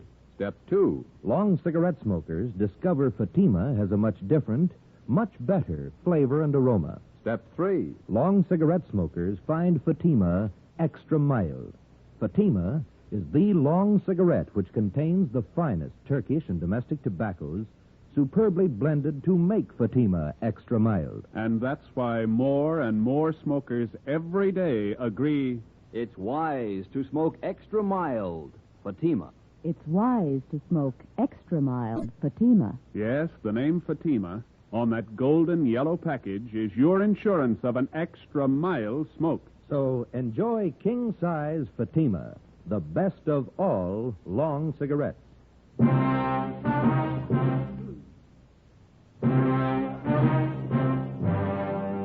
5 o'clock Monday afternoon. We tried for 3 hours to get in touch with Audrey Thompson. A few minutes after 8 p.m., we contacted her landlady. She told us that the Thompson girl was out of town and would be gone for 2 days. She didn't know where she'd gone, but she told us that she would be back. We checked her apartment and found all of her clothing and personal effects. A stakeout was placed at 8700 North Serrano, and then we went back to the office and got out a local broadcast on Audrey Thompson. Tuesday morning, 8 o'clock. Ben and I met with Captain Elliott, Detectives Rombo and Stromwall. Get a line on the Shaker Brothers? Located them at the Eagle Towers apartments. Got them under surveillance. I don't think it'd be a good idea to pull them in yet. See what the Thompson girl has to say, then we can move on them. That's what we figured. Pull the packages on them? Yeah, they both got fair records. Been up on 3 raps, 1 conviction, second degree robbery in Tulsa. That's where they're from. Couple of tough ones, always ready to use a gun. Apparently got a wad of dough somewhere. They've been throwing a lot of money around town. Pick up any rumbles about him? Well, we've been nosing around. We can't get anything on them for sure. They're not known around here. Shown the mug shots of the Shaker brothers to Mr. Anderson at the sanitarium. The doc, too. Yeah? Looks like the guys to them. Everything hinges on the Thompson girl. Check her out? Yeah, she used to be married to a newspaper man, Blaine Thompson. Died last year in an auto accident. No children. Went to high school here in town, local girl. Reputation's good all the way. Why the sudden switch to tough guys? I don't think she knows. You satisfied Davis is leveling with you? Well, if he's not, he did a good job briefing the Stallings woman. They both came up with the same lead, the Thompson girl. We had him in on the Patterson killing. You remember that, Skipper? He cooperated then. That time it was his skin. This time it's not. Well, I laid it out for him. He's been told. How does it feel to you fellas? Pretty quiet around town? Yeah, it seems to be. I wouldn't make book on what might happen if we don't wrap this thing up quick. I think after Joe and Ben gave Davis a word, he passed it down along the line. Anyway, there's an outside chance. They just brought in the Thompson girl. Send her in. Right. You sit there, Miss Thompson. All right. Detectives Friday, Romero. How do you do? Bramwell, Rombo. How do you do? Guess you're wondering why you've been picked up. Yes, I was rather surprised. I was down at Palm Springs for a few days. I don't often get away. My boss gave me a 2-day holiday. What do you know about the Shaker brothers, Miss Thompson? They're friends of mine. I go out with. We have reason to believe they might be mixed up in a murder. I don't believe that. What's this all about? The Gus Valentine killing. Do you think they're mixed up in that? How well do you know the Shaker boys? Well, to be truthful, I don't know them at all, really. I met them at a dance. Who introduced you? Nobody. I go to the Brookdale Ballroom every Wednesday night with some of the girls from the office. It's open to the public. Carl Shaker asked me for a dance one night, and that's how I met him. You ought to pick your companions a little more carefully. Both of these men have criminal records. I didn't know that. You've been out with them quite a lot, have you? I've known them a little over a month, yes. They ever said anything that might lead you to believe that they were mixed up in any rackets? No, I never heard anything like that. You're sure you never heard them discuss any business dealings of any kind? Yes, I'm sure. You've been seen in quite a few night spots around Los Angeles with them, is that right? Yes, they always take me to some nice place. You always go alone with them? How do you mean? Which one of them do you go with, Bud or Carl?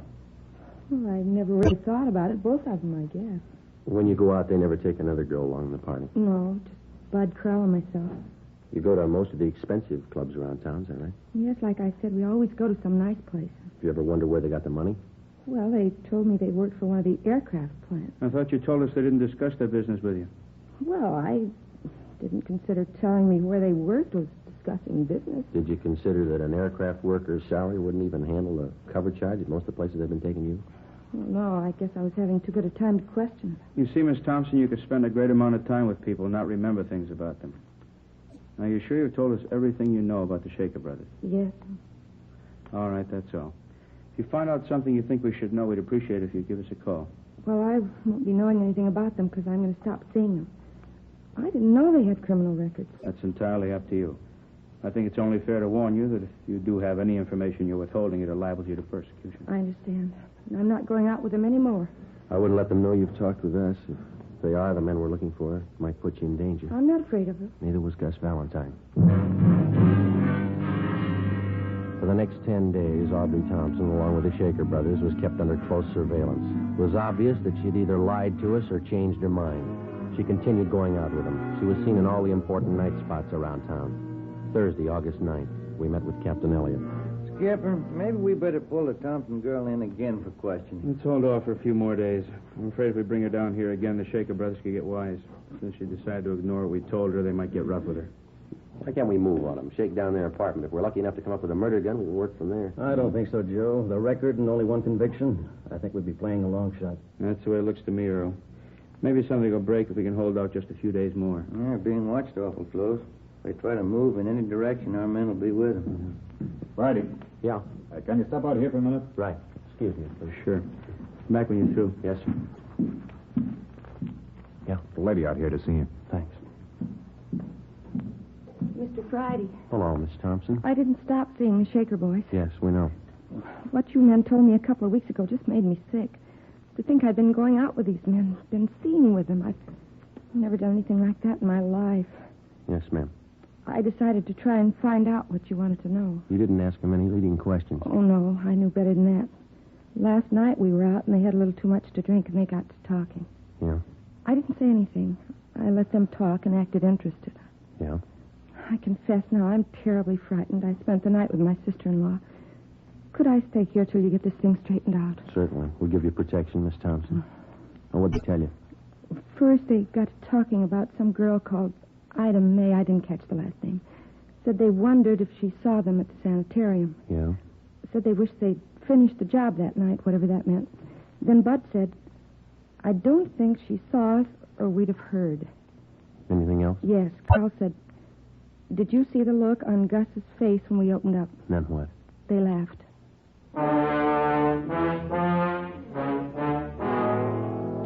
I had a stenographer take Audrey Thompson's statement, and I filled in Captain Elliott, Rombo, Stromwall, and Ben. We checked the stakeout on the Shaker brothers' apartment.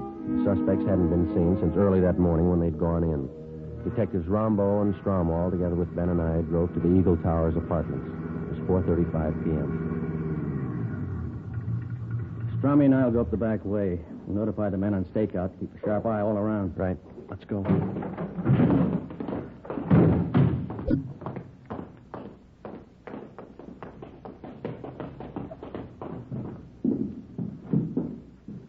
Apartment 410 is the top floor. Yeah, let's take the elevator. Yeah.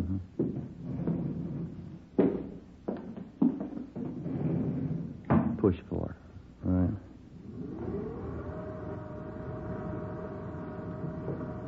Just thinking. Yeah? That Thompson girl, long on nerve. This way.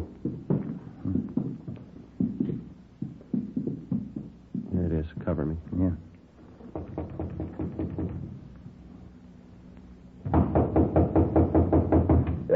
Police officers. You all right? Well, hit the door. Come on. Window's open so far as the gate. Come on.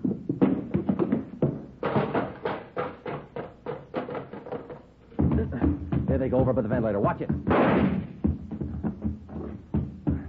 There's Strommy and Rombo coming out the door under the roof. Rombo, watch it. They're up here. There goes one of them. Come on.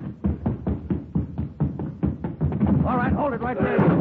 I give up. There goes the other one. He's making for that cable house. Stay with this one. I'll get him.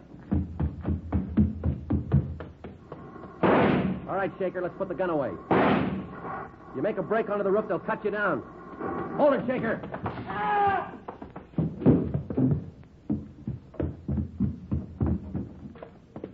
You all right, Joe? Yeah? Did you shoot him? No. He was trying to make it to the roof. He grabbed that hot terminal over there and knocked him cold. Oh, yeah. Move your foot, will you? Yeah. What's that? White Panama hat.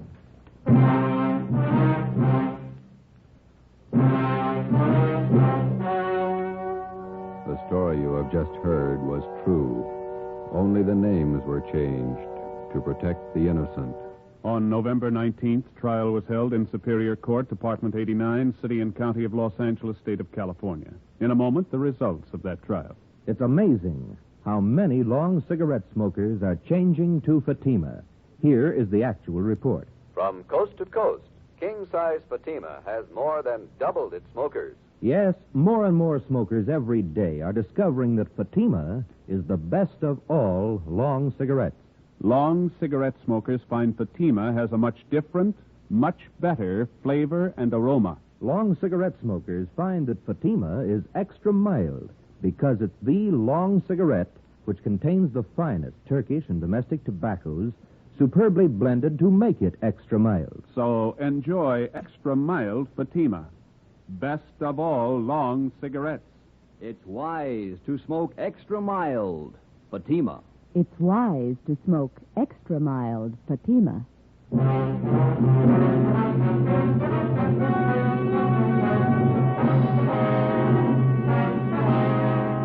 Adolph Bud Shaker and his brother Carl Shaker were tried and convicted of murder in the first degree. On recommendation of the jury, they received life sentences. They are now serving their terms in the state penitentiary. You have just heard Dragnet, authentic cases from official police files. Technical advice for Dragnet comes from the Office of Chief of Police W.A. Wharton, Los Angeles Police Department. Fatima Cigarettes, best of all long cigarettes, has brought you Dragnet from Los Angeles. Tomorrow, hear the Ronald Colmans in The Halls of Ivy on NBC.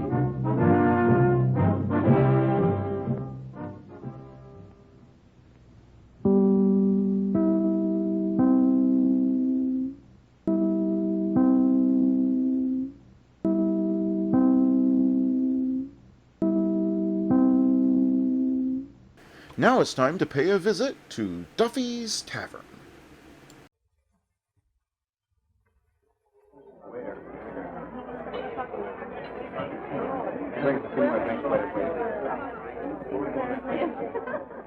A special rebroadcast for the American Armed Forces and their allies. You're invited to drop in where the elite meet to eat. Duffy's Tavern.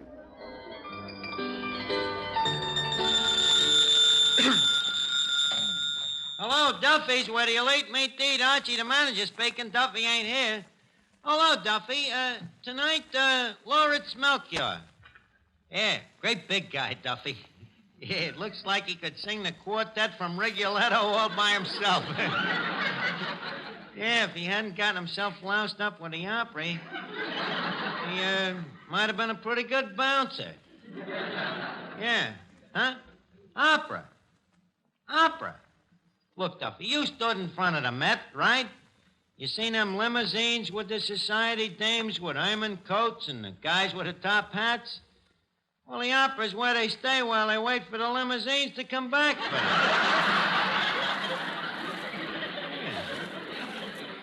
Well, Metropolitan's having a special campaign for funds, so I invited Melchior down here.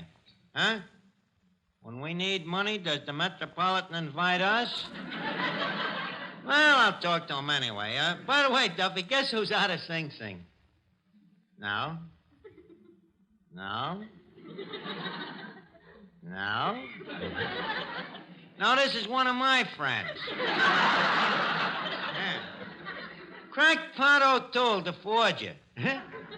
How'd he get out? I don't know. I guess he wrote himself a pardon. Yeah, okay, I'll call you back, Duffy. So long. Love light ain't made to be hid. No, perish forbid. Leave us face it. We're in love. Ah, that's beautiful. Eddie?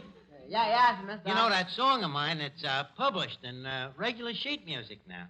I got a copy. Oh, you bought one? Nope, today's flounders came wrapped in it. The fish man wrapped the flounder in my song? Don't worry, it didn't spoil the flounder. Oh, yeah? Well, look, Eddie, what would you say if Lawrence Melchior was to sing my song? Lawrence Melchior sing your song? Yeah. At the Metropolitan? Yeah. You better make arrangements with the insurance company. Your song at the opera. Certainly, Eddie. You see, they need dough, so listen to the letter I wrote to them. Messrs. Metropolitan Opera House. Dear Metro, it has come to my notice that you gentlemen is flat on your lorgnettes. If you would care to communicate with the above signed, I feel that I can partly alleviate your situation. Yours respectfully, Arturo.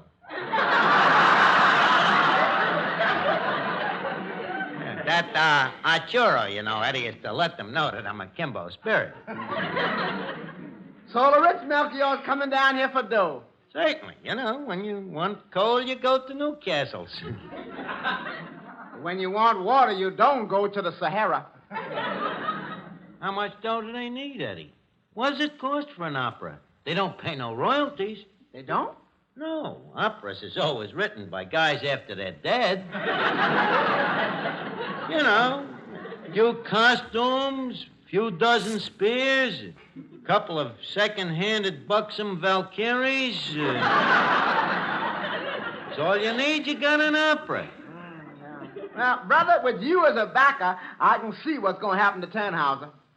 What? They'll reduce it to Ninehauser. Oh, yeah? Oh, hello, Finnegan. I understand Lawrence Melchior will be present here this evening. Finnegan, I'm surprised. You know who Melchior is? Oh, of course. Arch, why is it you always think of me as a dope?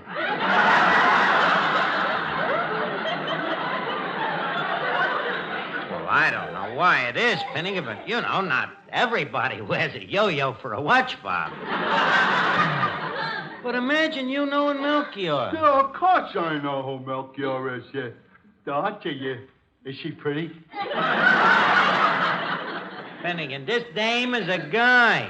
Oh, that's all. What does he do for a living? He works in the opera. Oh, the opera.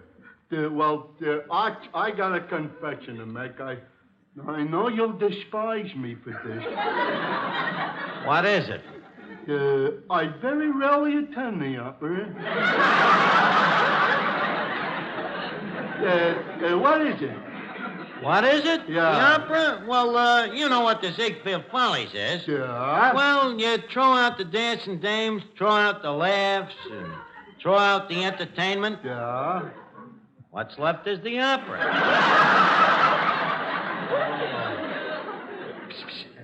Say, Arch. Yeah? Where are they showing the part they throw out? I did there, Finnegan. Yeah. Hello, Archie. How are you? Well, Crackpot O'Toole. Glad to see you. Finnegan, you know Crackpot O'Toole, the famous check forger? Gee, I certainly heard a lot about you, Mr. O'Toole. The cops in our block is always talking about you. That's just hero worship. Crackpot O'Toole, a forger. Mr. O'Toole, could I have an autograph? Certainly. Whose would you like? Oh, let me see. Betty Grable. Certainly. Betty Grable. Here you are. Gee, thanks. Boy, imagine meeting Betty Grable in person. Think nothing of it, Finnegan. Crackpot, I understand you got a pardon from the governor, huh? Yeah, and boy, was that pardon hard to get.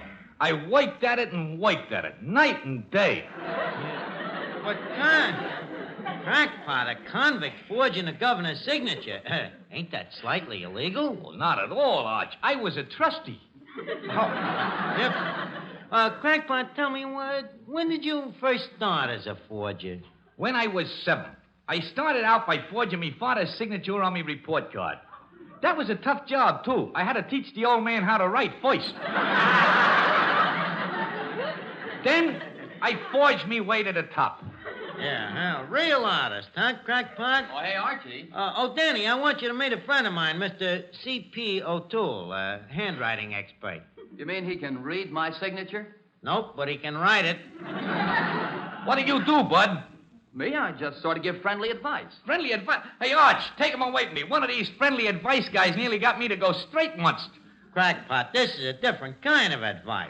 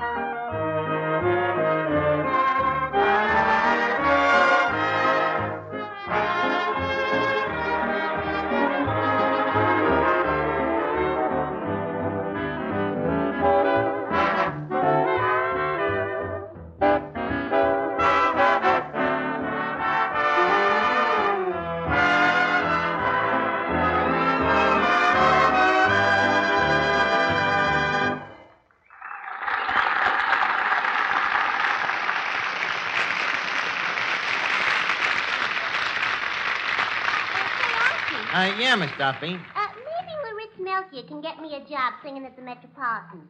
He's a very important man. Miss Duffy, that important he ain't. You singing at the Met. I can see it now. Tonight only. La Duffy, starring in Ida. Ida. Archie, the opera you are thinking of happens to be spelled A-I-D-A. Iada. What you don't know about opera would fill a hole in the ground. Oh, yeah? I suppose I never went out with no opera prima donna, huh? What prima donna? Consuela Murphy. Only the premier cacciatore of the Canarsie Canaries. The Canarsie Canaries. That's a lady basketball team. They sing between halves. Consuela sang soprano and jumped center. Name me one opera she sung in. One of La Boheme. What part did she sing? The lead, of course. Labo.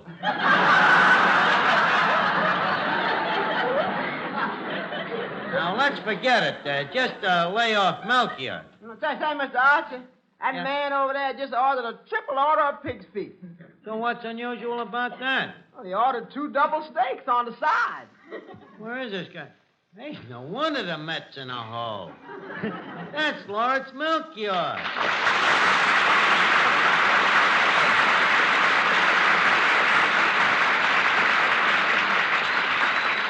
Well, Mr. Melchior Duffy's is indeed honored by your pizzicato presence.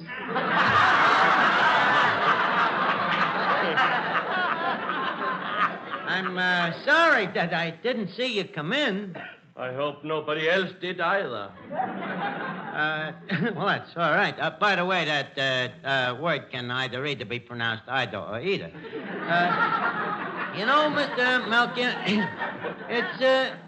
it's indeed a pleasure for me to meet a fellow clack.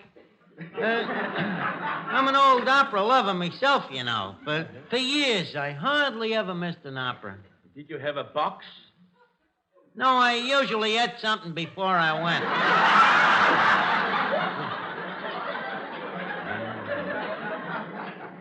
The opera. How I love it. Many's the time I used to stay and see it through twice. That's more than I could do. Yeah, well, more than you could do? Well, maybe you don't like music like I do, you know? I was brought up on it, though. In fact, the kids in the block used to call me Pagliacci. The opera. What's your favorite opera? Oh, I love all of them. Il Trocadero, La Traviata, Cafeteria Rusticana. And wonderful operas. They're all beautiful. What about singing one of them for us here right now, huh, Mr. Melchior? All right. What about Vestila Dupra from Leocavallo's Pagliacci? Go ahead. Yeah, that sounds good. Jubila Vest, Jess. No wonder they're starving at the Met, huh?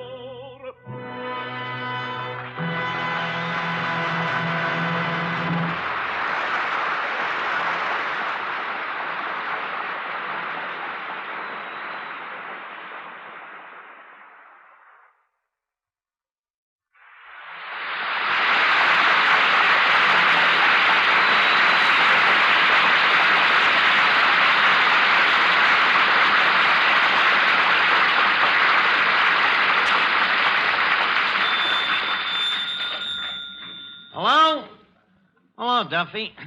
What'd you think of it?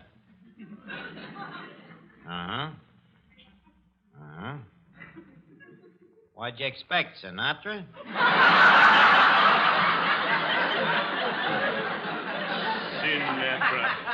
Sinatra.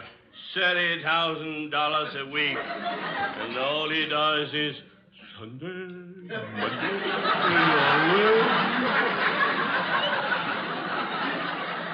Look, Duffy, call me back in a couple of minutes. There's something I want to talk to you about. Okay.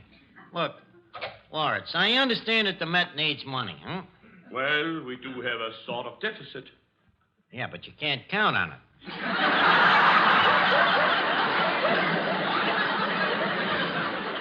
Now, you happen to be talking to the guys that can raise some dough for you, but only on one condition. What is that? Well, you see, what I think is the opera needs some new H2O. What is that? Blood. You know, that Latiska, Lataska, that's all right for intellectuals like you and me, Larry. But what the opera needs is some modern stuff, you know? Now, I happen to have a song written by a sensational young unborn genius. Brand new song I just wrote. Here, take a look at it. Let's see. Leave us face it. Leave us face it. Here, you read it. Leave us face it. I was afraid I was losing my eyesight. How could a song like this fit in at the Metropolitan? Well, it could be part of an opera, which I would be very happy to write around it. This man is a screwball.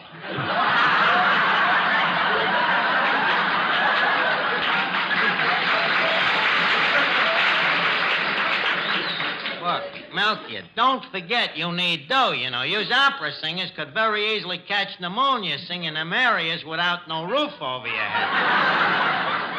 Now, I'm willing to be fair. Why don't you just try the song out once? Well, maybe if I had a couple of weeks to look it over. Couple of weeks? Melchior, by that time, the Met could very easily become a parking lot. Excuse me. A possible patron. Hello? Hello, Duffy. Duffy, what about you and me back in the opera? Well, it wouldn't take much dough. Well, I'll ask him. Hold on wire. Loritz. How much do you guys need to get back on your feet? Oh, well, Come on, tell me the whole amount. Oh, say $300,000. I'll call you back, Duffy. 300 grand, huh? Well, it's a lot of money, Archie, but we don't expect any one person to give us a check for the whole amount. A check?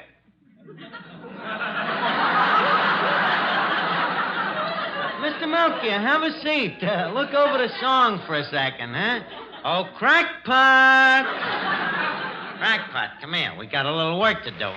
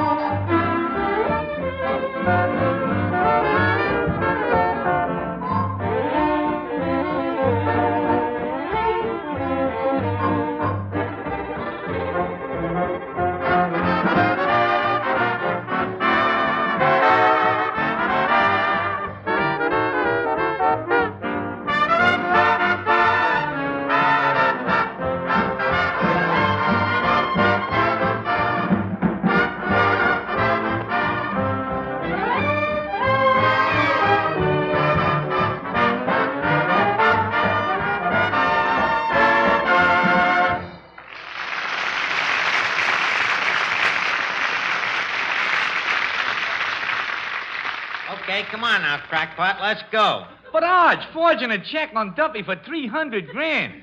That's very crooked. Crackpot, this ain't crooked. Forging checks for $50 or $100, that's crooked. But $300,000, that's high finance. I don't know, Arch. Look, is this the O'Toole who used to forge checks just for the sheer love of his art? Is this the crackpot that used to receive a $50 paycheck every week from Rockefeller? Which Rockefeller never knew about? Now, here's a pen and a blank check. Do you know Duffy's signature? Sure, an X. No, he writes Duffy now. Mrs. Duffy guides his hand, you know. She learned it from the neon sign.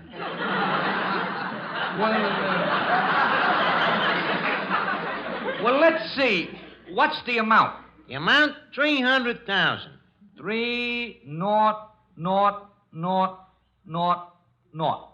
Mm-hmm. Is that $300,000? I don't know. I never went this high before. Well, better chuck in another naught. Can't hurt none.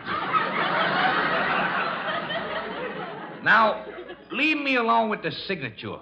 After all, I'm an artist. I gotta get in the mood. Oh, I know you're an artist, crackpot. Go ahead. Take your time. Oh, Mr. Melchior. Yes? A check will arrive in a moment by special messenger from Duffy for $300,000. My goodness.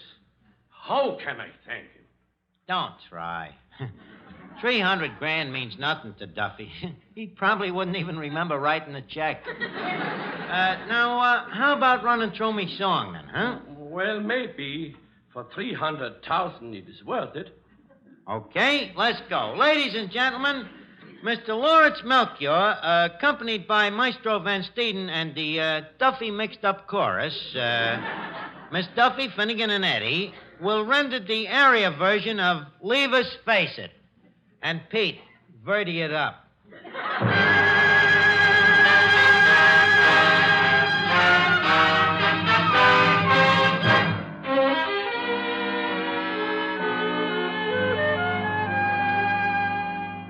I stand here at good old Duffy's, where they let me to eat.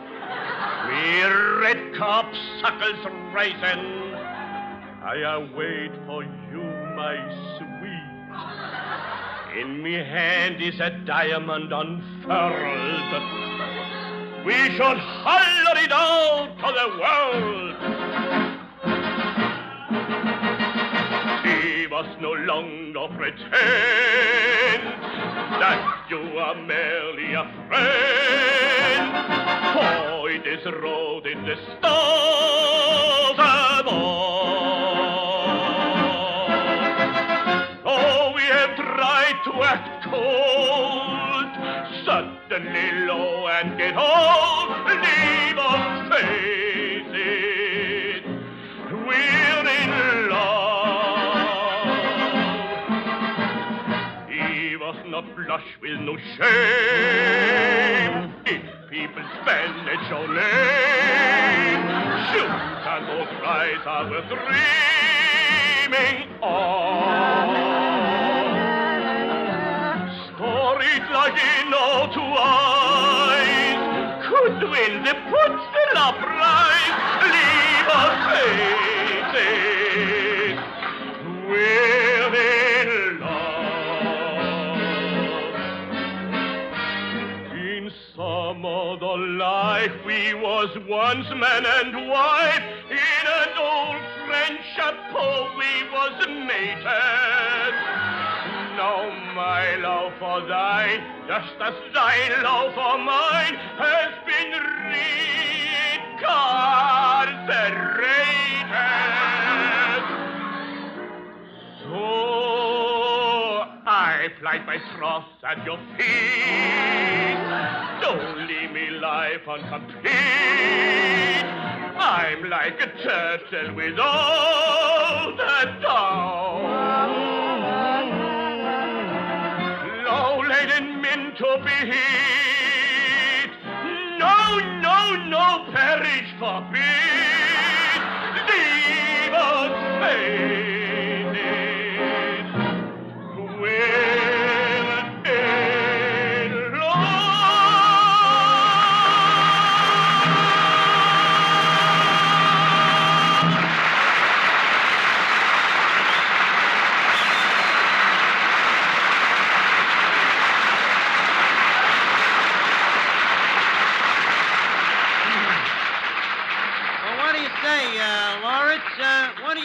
That song okay for the Met?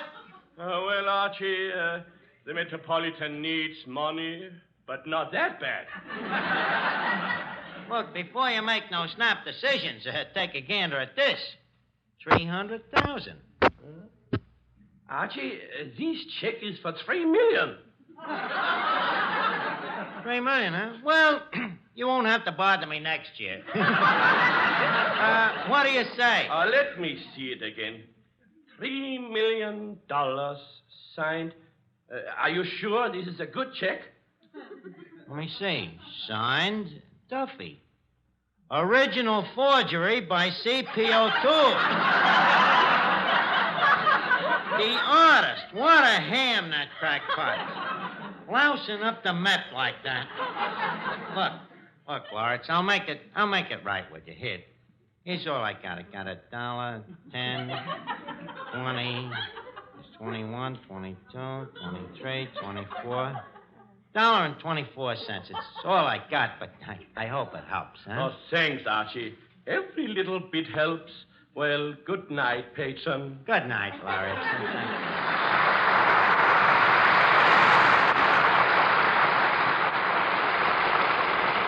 Before we leave Duffy's, leave us put a couple of nickels in Duffy's jukebox. The plat is spinning. The needle comes down. It's music.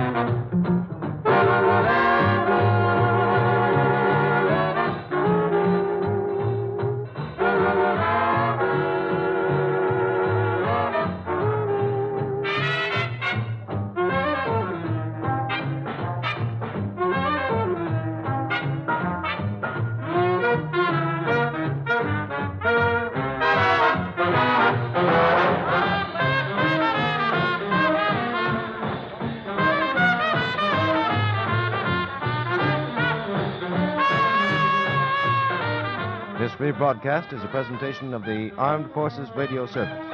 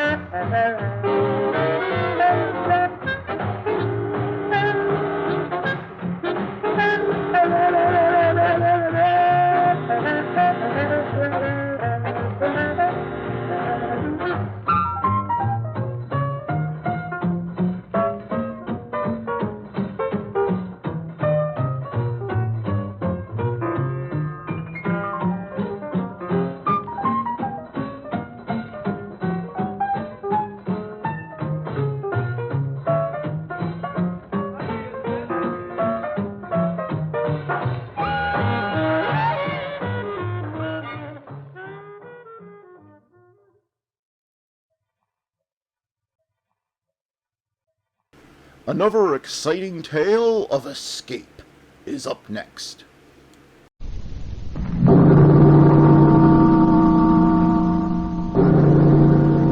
Escape.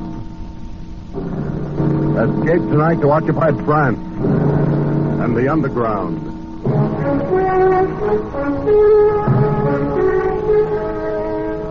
The Columbia Broadcasting System and its affiliated stations present Escape, a new series of programs of which this, the second, is Operation Fleur de Lis, written and directed by William N. Robeson.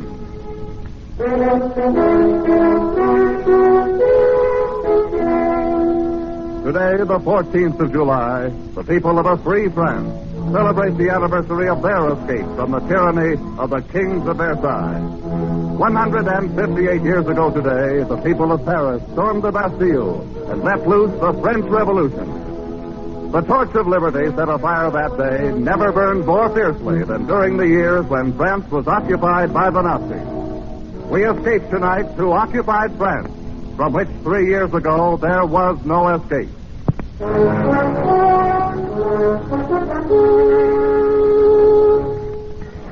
You can call me Duke, but don't use my right name. I might want to go back to France someday. And there are a lot of people in the world that wouldn't understand that what I did was justified in a war. No, I don't have any regrets. Moral ones, that is. It isn't what I did to Renee that keeps me awake at night. Just the memory of her. There isn't much about her in my official report on Operation Fleur-de-Lis, but then it isn't customary to include descriptions of slim, sunburned legs and wide, deep brown eyes in a military document. And anyway, she was only an incident in the operation, even if she became somewhat more important to me.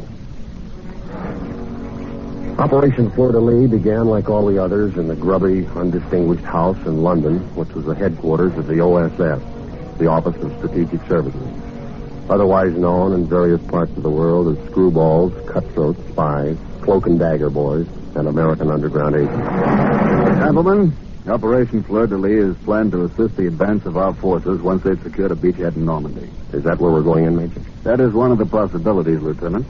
Yes, sir. You will jump over Grandmont in northern France, here on the map.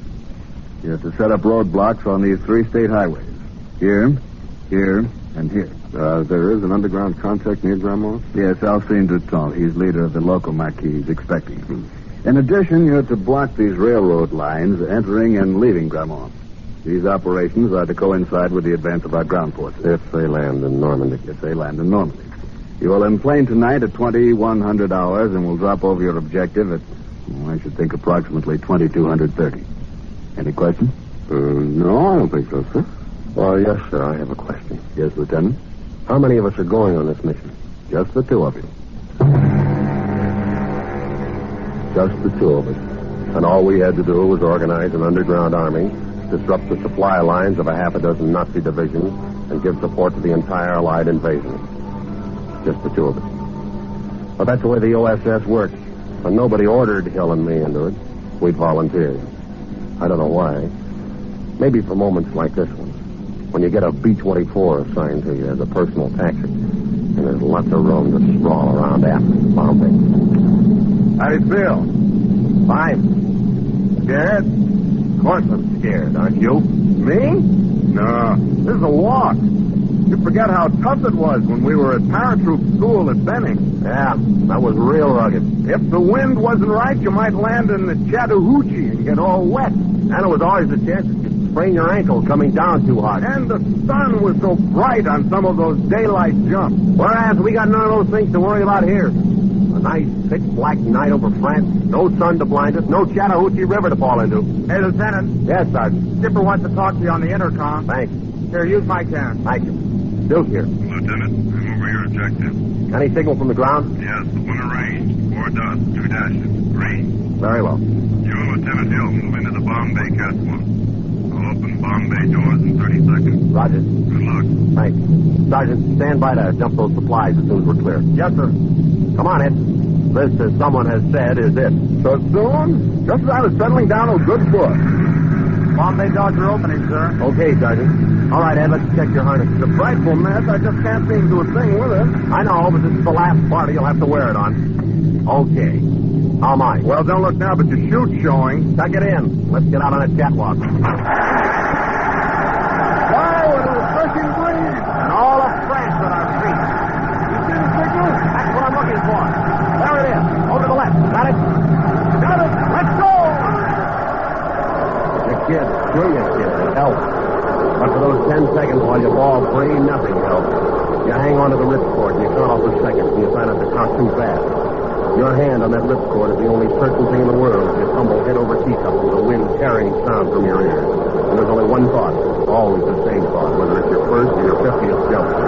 Will the chute open? It does. Yanking at your armpits, knocking the breath out of you, slowing you down, and you swing there like a rag doll trying to get your bearings. First, you make out the horizon. That's where the black becomes darker black, where the stars stop. And you wonder about Ed, but you can't risk calling out. And now that you're located where the stars are, You look for the signal light, and there it is, slightly to the left. So you tug at your shroud line, spilling a little air to guide you toward it. And it's coming toward you awfully fast. And you hope this particular French patriot has picked out a field free of trees and church steeples. And then you try to remember all the things they taught you about hitting the ground and rolling with the wind and collapsing your chute. Because it's always like this. You always feel like you've never hit the silk before. And then you're down, and you roll just right, and you collapse your chute, and it's second nature to you after all. And then you hear footsteps running towards you. And you remember another important instruction. You whip out your automatic, and you hope your French is good enough to get you by. Eva, who is it? Alcine here. Fleur. Lee. Okay, Alcine, come on. I'm glad you've arrived, Lieutenant. So it seems. You have no idea how long we've wished for this moment. Hold it. That's my partner. Come on. Hey, Ed. Over here, Duke. You okay? My empennage is slightly damaged, otherwise okay. This is Alcine, our contact. Alcine, Lieutenant Hill. Oh, Alcine. Lieutenant, it is a great pleasure to make your acquaintance. And on behalf of my countrymen... Yeah, well, let's get these chutes buried and blow this place. Where's your transportation, Alcine? We haven't any. What? Where's the safe house? You might be able to stay at my aunt's. I don't think she'd talk. You don't think, aren't you sure? Oh, yes, I'm supremely confident that Where are the Germans? They're everywhere. And that is why I'm so glad you're here. Now we can fight again. With your help, we will kill many Boche. Wait a minute. How many are there in your Maquis? Myself and 2 others. Just 3 of you? Oh, my aching back. But now that the Americans are here, we can do anything. Oh, why don't they get these things straight in London? How can we block roads with a 3-man Maquis? 3 men and an aunt who perhaps will not talk. Well, let's get cracking. Duke, you're not going through with this mad venture, are you? What would you suggest? Well, as for me, I'm all for taking the next plane back to London.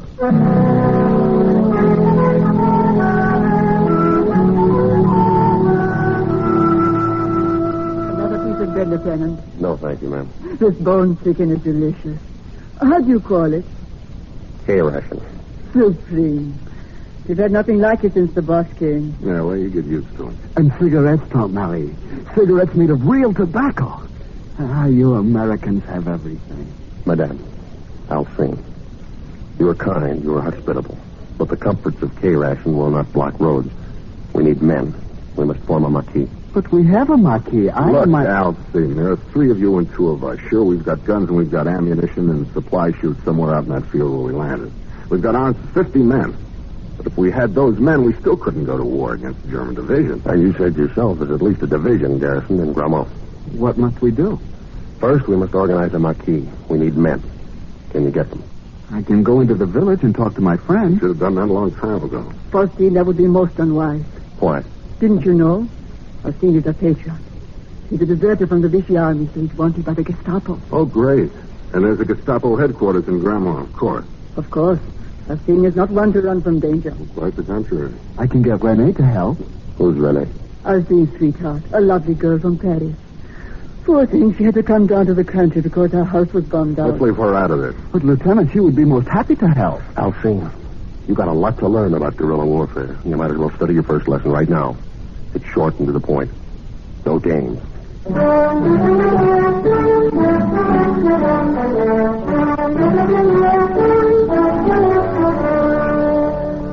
Well, the next day, we collected the supplies, which had been dropped with us, and we set up a camp deep in the woods. Hill and I were loaded with French money, so we were able to buy food from the friendly farmers. Maybe it was the food as much as patriotism that brought us recruits. Anyway, after a week, we had nearly 30 men. Our Maquis wasn't big enough for the job we had to do, but it was growing in the right direction. And then one night, as I was winding up a report to London... Oh? What do they say? What do they ever say? Message acknowledged. Carry on.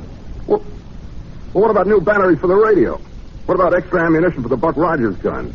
When are they going to get another drop to us? Why don't you ask them? Yeah, I know. They do the best they can, I guess. After all, we're not the only Boy Scouts in this jamboree. Mm-hmm. Hey, Duke. Yeah? There goes Alcine again, off toward the road. What? Hey, Alcine! Yes? Come here a minute. Yes, Lieutenant. Where are you going? I was just taking a stroll. You on night guard? Not tonight. You weren't on night guard last night, were you? No, Lieutenant. Or the night before? No, sir. But you weren't in camp all night, were you? No, sir. What's the matter? Don't you like the camp?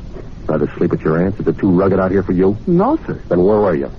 In the village. You know the orders. No one is to go into the village. Yes, Lieutenant, but I only go in at night. That makes no difference. But it does. You see, Lieutenant, I'm so in love. Oh, great. The girl from Paris? Yes. You should see her, Lieutenant. She's the most beautiful, the most charming. Don't you know you're endangering the whole Marquis by disobeying my orders? Oh, no, sir. There's no danger with Renee. She hates the bush. Why, she wants to join us. You've told her about us? Oh, yes, sir. Are you out of your mind? How do you know she's all right? I just know that's all. She's the most wonderful person in the world. She's a real patriot. I told you, rule number 1 is no game. Yes, but Renee is different. Yeah. Well, you better marry her before you bring her around here, or you'll have to share her with the rest of these wolves. Lieutenant, do I understand you? Forget it, Elsie. It's just an American figure of speech. Well, may I tell Renee she can join us? Oh, not quite yet. Later, maybe. Yes, Lieutenant. Is that all? Yeah, that's all. If you got to take it, Elsie, take it easy. I do not understand. Just another American idiom, Elsie. Good night. Good night, sir. Hey, Duke. You gonna let him get away with that? Well, what are we going to do? Slap him into the guardhouse for 30 days. Only this isn't the American Army. We haven't any guardhouse. Yeah, stinks from a security standpoint. I know. We try to keep these boys from sneaking off home every now and then. We're not going to have any Marquis. He's French. An immoral race. I don't know about that. Remember Phoenix City, Alabama? Yeah. Oh, yeah, I see what you mean.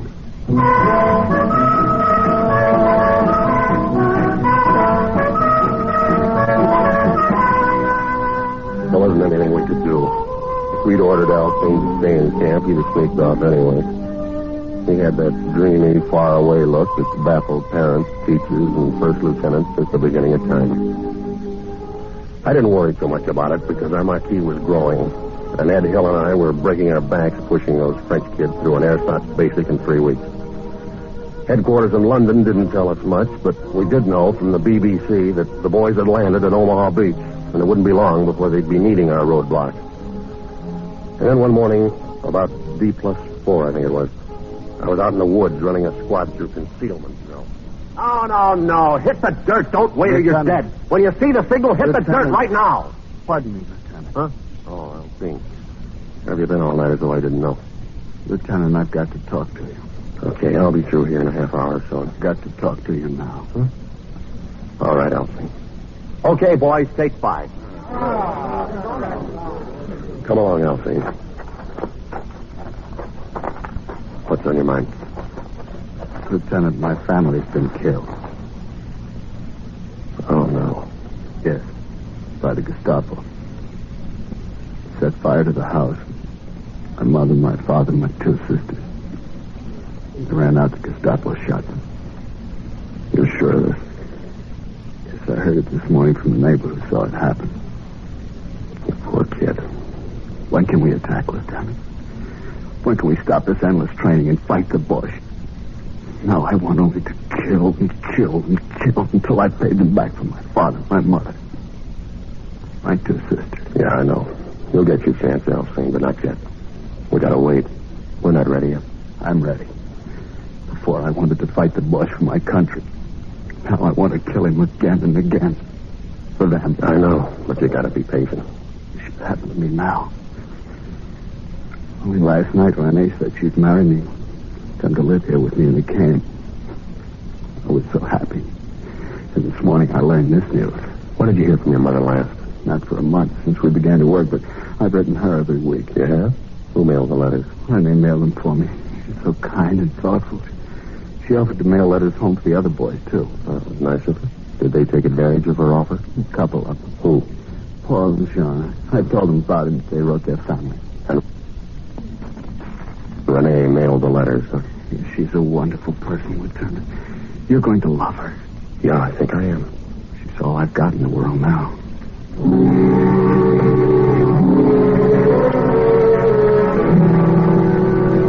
2 and 2 make 4 in occupied France, just the same as anywhere else. And sometimes it's just as hard to prove. But one thing was sure. Now I wanted to meet Renee in the worst way. But I had to postpone the pleasure because early that afternoon one of the outposts broke into camp out of breath. Yes, Paul. Oh, the Boche. They're coming down the road through the forest. How many? I did not stop to count them. Several truckloads, to be sure. Pass the word to Lieutenant Hill. Ask him to bring his detail into camp on the double. Yes, Lieutenant. Alcine. Yes, sir? Take 2 men and go down by the road and see what they're up to. Yes, sir. Just reconnoiter. Don't fire at them. But this is my chance for revenge. Listen to me. Don't fire at them. That's a command. Yes, sir. They may not be after us at all. Now get going. Immediately, Lieutenant. What's the order of the day, Duke? Lance Graham? Yeah, looks like it. All your men here? Present accounted for. All right, boys. Now gather around, will you, and get this. There's a convoy of Germans coming down the forest road. Now, wait a minute. We're not going to fight them. You know what our job is. Roadblocks. We got tanks, artillery, and airplanes that'll be along soon to do the killing. Now, look, our security's been pretty good. And those Krauts may be on a routine patrol. Chances are they don't even know we're here. They do now. Listen. Yeah. Well, that does it. All right. You men got your weapons? Good. Now, you know the procedure. Get lost. Before you leave the forest, bury your weapons, ammunition, and equipment. Rendezvous at the home of Alcine's aunt at 2200 hours tonight. Good luck. Come on, Ed. Let's scram. Well, he who doesn't fight and runs away lives to fight another day. Something like that. Who tipped them off? I'm not sure, but I got a pretty good idea. Who's down there at the road? Alcine. He's fighting a private war, the poor jerk.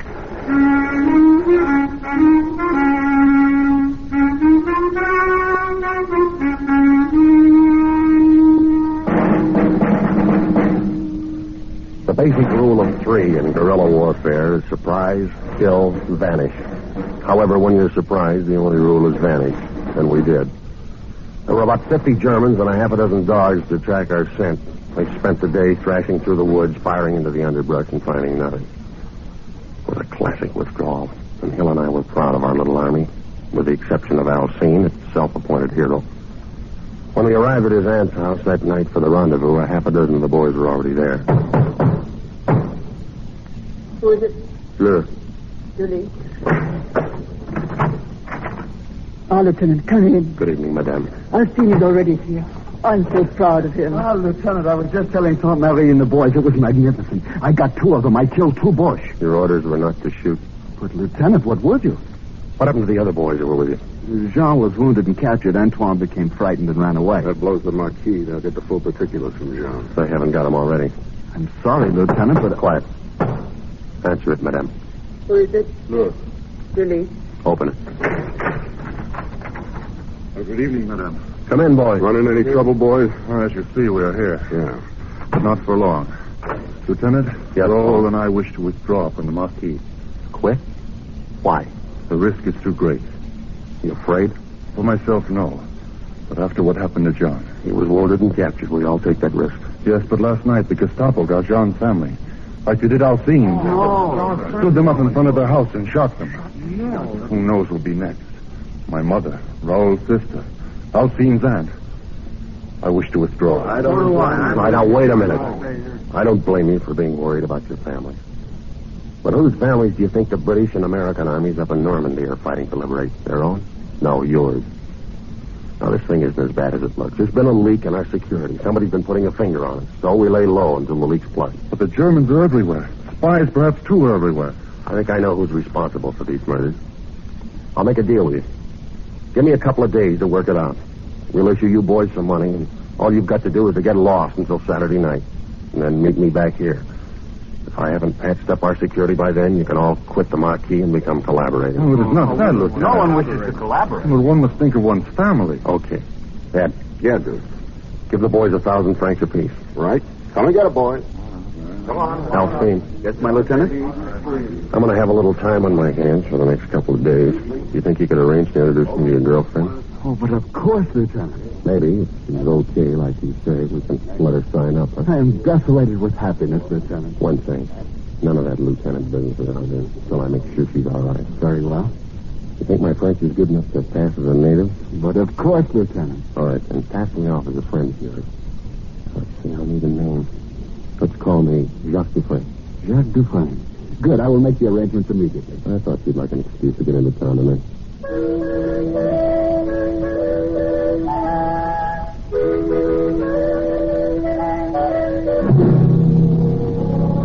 The next afternoon, Alcine brought the girl out to the woods near his aunt's house. I stood behind a tree to watch and make sure they weren't being followed. She was all right. Tall, long, sunburned legs, her hair caught in a blue ribbon like a little girl's. I let them walk by, and then I stepped them behind my tree. Oh, there you are, Jack. Hello, Alcine. Rene, this is my good friend, Jack Dufresne. He's from Paris, too. Jack, this is Rene Dubois. Glad to meet you, mademoiselle. And I'm honored to meet you, monsieur. Where do you live in Paris? Near the Porte du Lilas, but my home is no longer there. It was bombed out. Alas, so is mine. My family remain with friends, but I've come out into the country to fight with the resistance. Jacques has much influence with the commander of our Marquis. Oh, I hope you will be able to persuade him to let me join you, monsieur. I shall do what I can. It would be a privilege and an honor to work with a patriot like you. See, Jacques, I told you Rene was all right. You didn't tell me the half of it. Mademoiselle, you understand that we must be cautious. There are questions I must ask of a confidential nature. Why don't we meet again? Alone. Why not? Say, tonight? I have a little car. What? We might take a drive. Fine. But, Rene, you promised me that... You see me some other time this year. Remember, France comes first.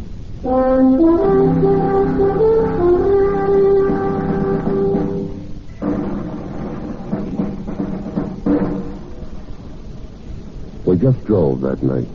She was wearing a white ribbon in her hair and a loose white dress and no stockings. We just drove around in her little Citroën with the top down and the wind blowing her hair like a girl in a magazine ahead. Then we came back about midnight and parked for the bridge. I felt like I was back in high school in Illinois. Look at those stars. Yeah. So many of them. So close you can almost reach out and touch them. Yeah.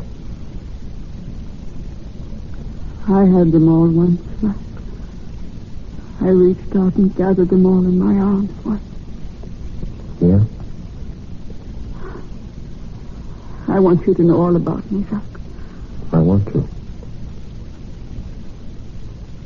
Don't think it's wrong of me. But I've been in love. There's nothing wrong in being in love. He is a soldier. Most everybody is these days. A German soldier. Oh. Don't you think that love is bigger than war or hate or anything? Yeah, I guess so. He's dead now. That's good. I'm sorry. I mean, I didn't mean to hurt you. I'm not sorry he's dead. I'm so confused. I want to understand things. I want to be intelligent about things. Everything is so mixed up. Like now. Like now? Yes. Look, I've never been so happy as I am tonight. Not even with the German? Not even with him. Why does it have to end? Why do those blessed stars have to go out one by one to make way for another day of war? Why can't we stop time? You and I. And gather all the stars together. Just for us. I don't know, baby. Never been done before. But we can try.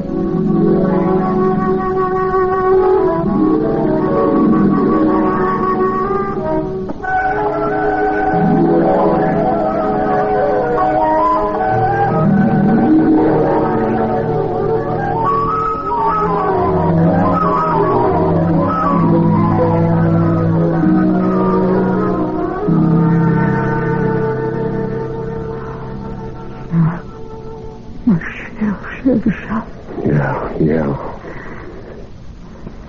Tomorrow night. Same time, same place. Forever if you say the word. Forever. Sure, why not? Who knows how long forever is in this crazy world? Why not have it together?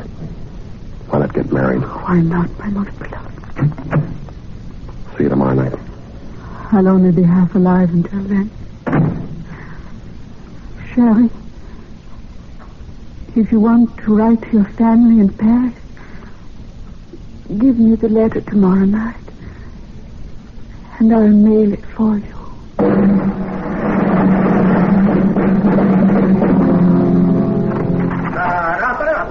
Oh, no. All right, drop that rock and grab a sock. Rise and shine, lover boy. I brought you a cup of chocolate. Figured you want breakfast in bed this morning. Oh, thanks. How'd you make out last night? Okay. Details? What's up with details? Nothing much to report. We drove, and then we parked for a while and talked. Did you give anything away? No information. She's a funny kid. Her dialogue is as corny as a bobby soxer. She knows she's pretty, so she wants to be admired for her mind. But I'm sure she's our Matahari. How come? She offered to mail a letter to my family. That's consistent. I asked her to marry me. What? She didn't believe me, but she pretended like she did. Oh, I don't know why she's doing what she's doing. Thrills, maybe. French juvenile delinquent. Maybe. Tonight's the night. The night you get married? No, the night we get her. The boys are meeting us here at midnight, you know. What's the plan? Well, I'll take another ride with her. And about midnight, we'll be back and park for the bridge. You'll be there out of sight. I'll have some brandy along, and I'll slug her drink with a capture pill. When she's passed out, I'll give you the come on, and you join me.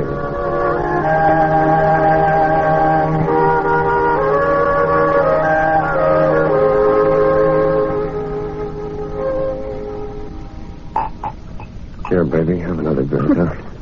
I shouldn't. Brandy always makes me sleepy. Well, what of it? This is a celebration of our engagement. Oh, kiss me, Jacques. Again and again. Sure. Jacques, the stars are near. Nearer than they've ever been. Nearer than you think, baby. I love you, Jacques. I do love you. Kiss me again. Do it again.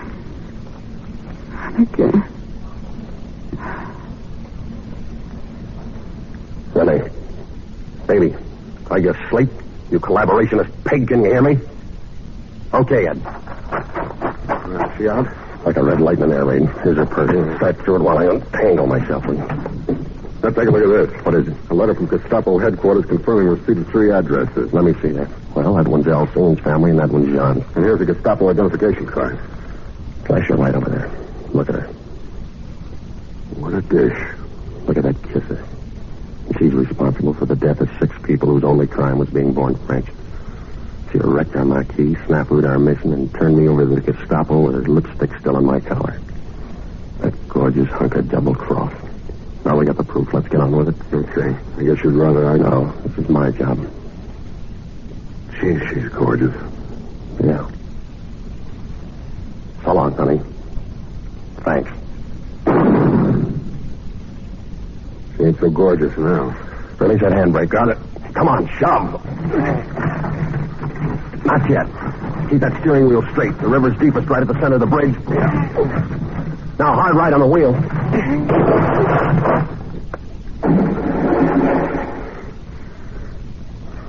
You know something, Ed? Huh? I think she finally did gather that armful of stars.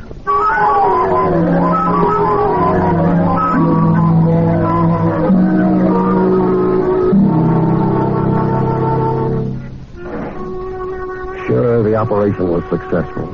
When the time came, our roadblocks tied up 3 German divisions while Patton rolled on to the east. But I still lie awake at night thinking I should have married that dame. Yeah, the operation was successful, but the patient died.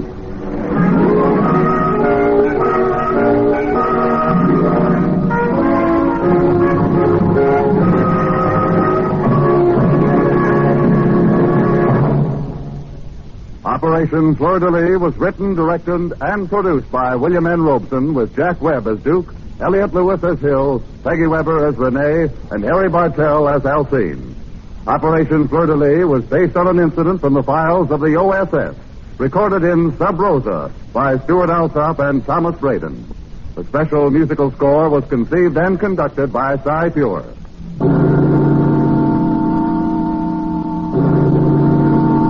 Escape Escape is presented by CBS and its affiliated stations each week at this time. Next week, we invite you to escape with F. Scott Fitzgerald in his unforgettable story, The Diamond as Big as the Ritz. And so, good night. Until next week, when again it will be time to escape. This is CBS, the Columbia Broadcasting System.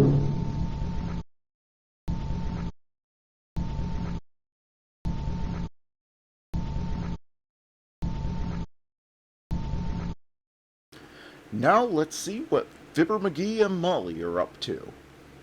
The Johnson Wax Program with Fibber McGee and Molly.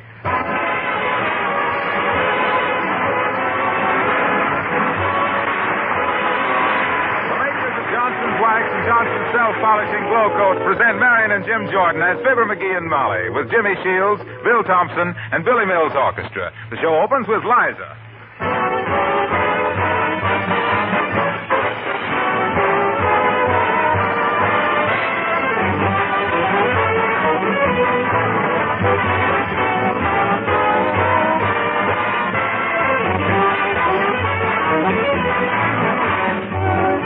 In far-off countries like India and Arabia, people take off their shoes before going into their houses. That's one way, of course, to keep from wearing out your floors.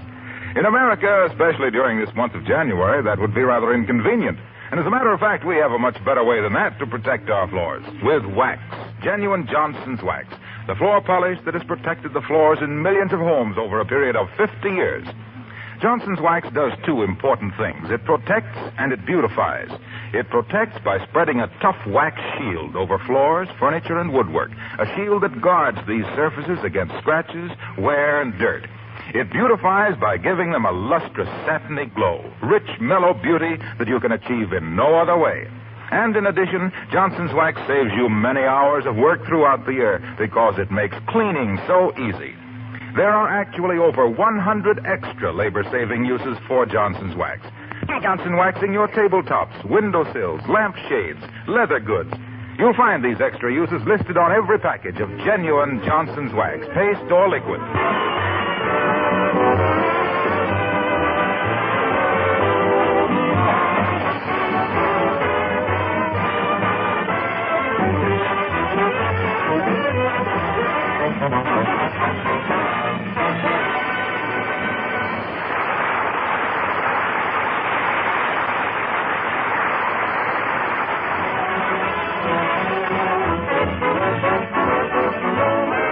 Tonight is a big night in Westfall Vista, for Gone with the Wind is having its formal opening at the Bijou Theater. The cream of society will be there.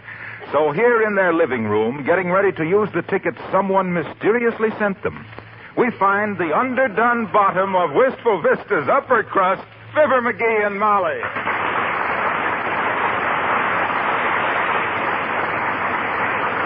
Hey, Molly, where'd you put that button hook? Button hook? Yeah, button hook. McGee, don't tell me you're going to a formal opening wearing them yellow shoes with the box toes now. Why, Molly, you know I wouldn't do no uncouth stuff like that there. I want to use it to button my vest. Oh, I see. There, I got it. Well, I hope Harlow Wilcox remembers to send over that size 17 collar.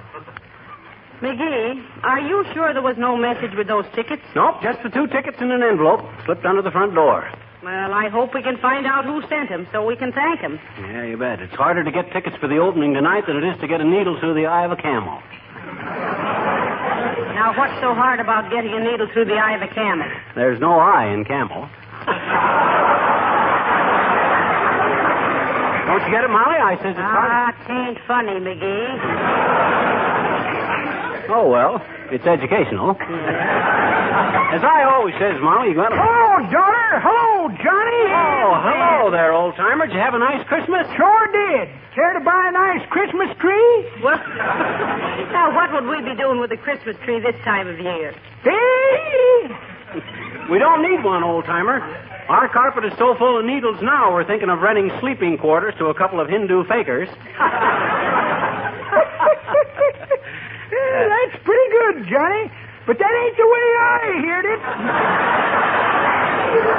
The way I heard it, one feller says to t'other feller, Say, says. What's this sleep here everybody's making such a fuss about? Ain't you heard, says t'other feller?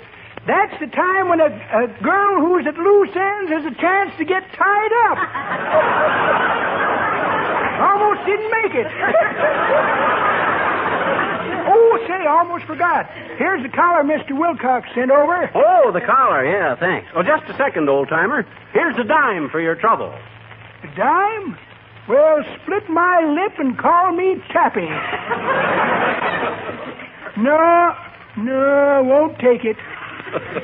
Why not, old-timer? Oh, I'd lose 15 cents on the deal. Well, how come? I bet Mr. Wilcox a quarter that you wouldn't give me anything. So long, kid.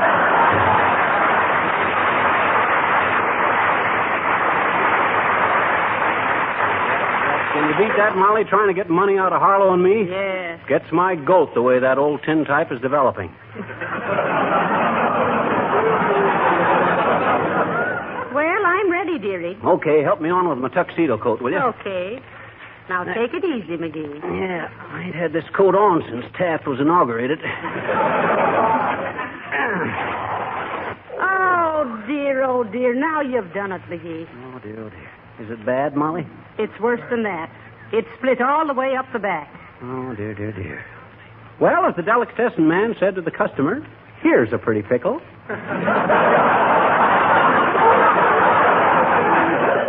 Now, listen here. It's no time for joking, McGee. You hurry right over to the tailor and have him mend your coat. Okay, Molly. And go out the back door. It's quicker that way. Okay. Things always happen when a fellow's in a big hurry.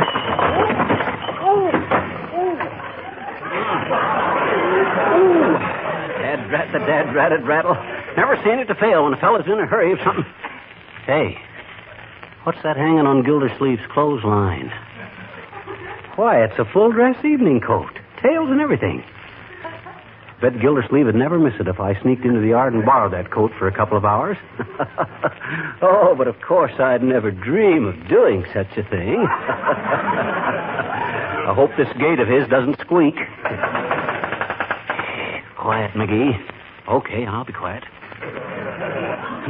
Well, feels like a nice coat. I'll try it on. Say, it fits me pretty good.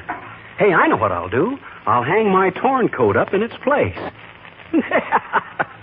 There she be. That'll... Halt, or I'll shoot. Don't shoot, Gildersleeve. It's just me, Fibber McGee, your neighbor. What are you doing in my backyard at this time of the night, neighbor? I was just looking for our cat. I thought it strayed in here. Here, pussy. Here, pussy. What kind of a looking cat is it, McGee? Huh? Well, it's one of them Maltese cats. Yeah? Yeah, the kind with the long orange hair and no tail, hardly.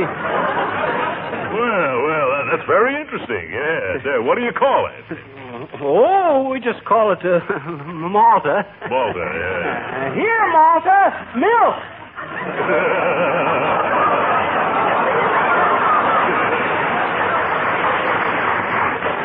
Malta milk, huh? That's very good, McGee. Or is it? Here, pussy. Here, pussy. Here, pussy. Here, pussy. Here, pussy. Look here, McGee.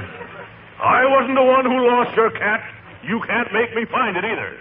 I'm going in the house. Malta milk. Good night.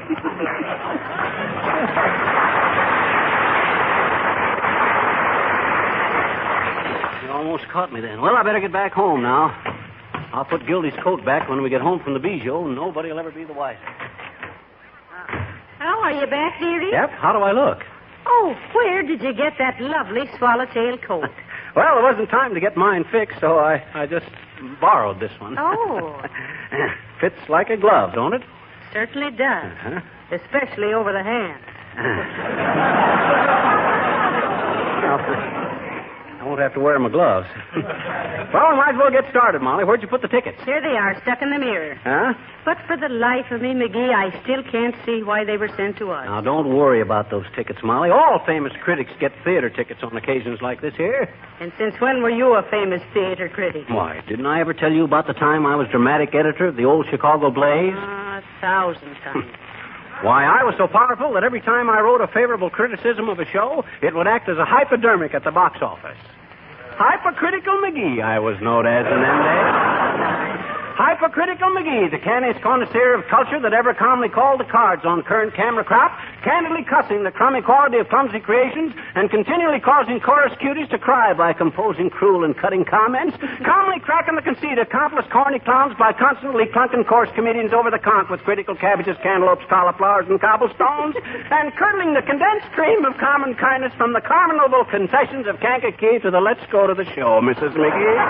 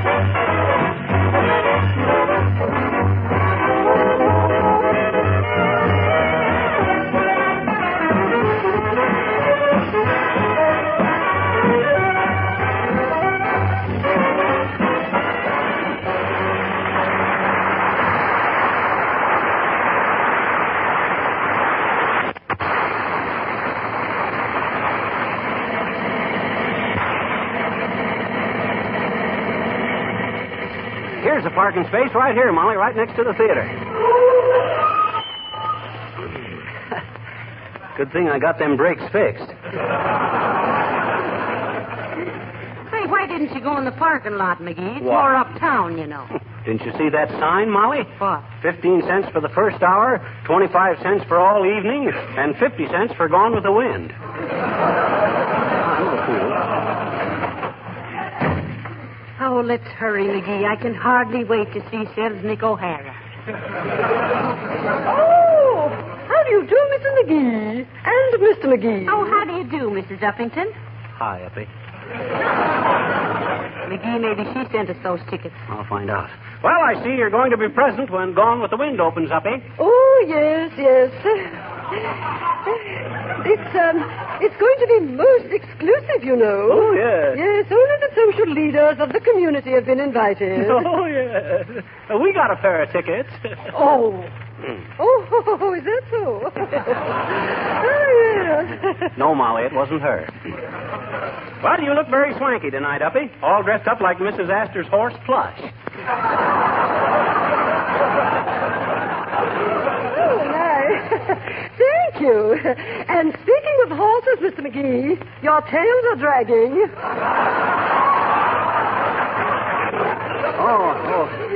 Oh, yes. You know, the men are wearing them longer this year, Mrs. Uppington. Oh, my, you look so charming, Mrs. McGee. Oh, thank you. Oh, I always liked that dress. I believe it's the one I gave to the rummage sale last fall. Yes, dearie. I cut it down to fit me and had enough material left over to make a fine pair of drapes for me sitting room. Score one for the home team. Say, Uppy, how do you like the string of pearls I got Molly for Christmas? Oh, they're divine. Oh, yes. But don't you think they'd look better, Mrs. McGee, if you took them out of the shells? Foul ball. Oh, and tell me, my dear, where did you get those shoes? I must buy a pair just like them for my cook. I bought them at the Bon-Ton, dearie. Your mother waited on me. There goes the ball game, folks. My mother, and my...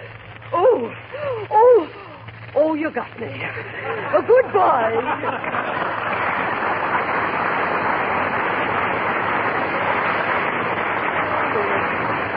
Nice going, Molly. Poor old Uppy. She hasn't got any more glamour than a bad cold.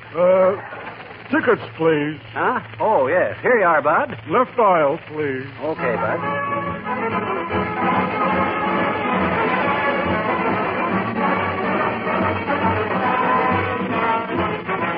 Oh, come on, Molly. The newsreel is just starting.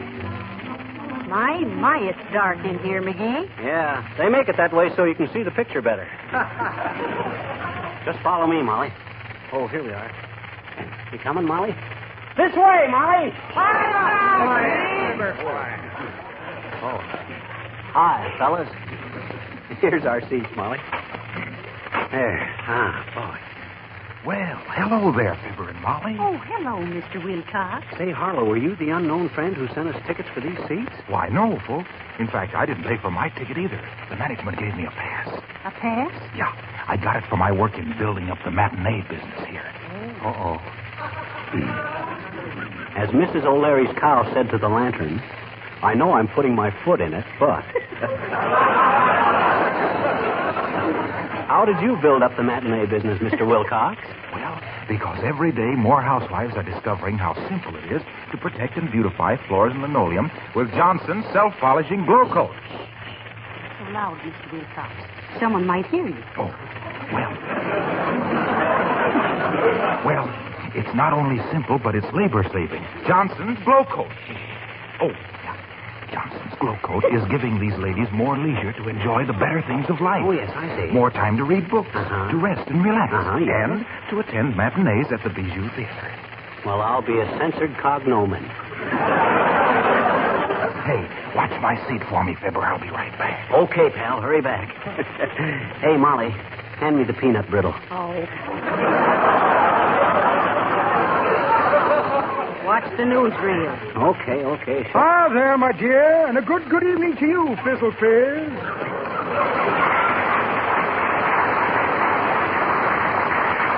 Oh, hi, Boomer. Is this seat taken? Yes, it is. All right, I'll sit down there. Hey, what are you doing with that parachute, Boomer? Quiet, Sappadillo. I just crashed. Oh, dear, here comes the usher. Pardon me, sir, but could I look at your ticket stub? Who, me? Yes, sir. Ticket stub. See, where I put that ticket stub? Let me see, here's a small meat axe. Very handy when you encounter a road hog. Oh, here's a message that my cousin from Australia phoned. It says, Melbourne J. Boomerang. Yes, indeed. An unstrung zither. I've been playing fast and loose with a musical widow. An emergency hair curler for ladies in straitened circumstances. Here's a second hand, with watch attached. Chain must have got caught on my coat sleeve, or some other far-fetched excuse. A little pipe of my own invention, made out of meerschaum, with a lead bottom. Equally good for smoking or slugging. Well, imagine that. No ticket stub. What's more, I seem to be a check for a beer short.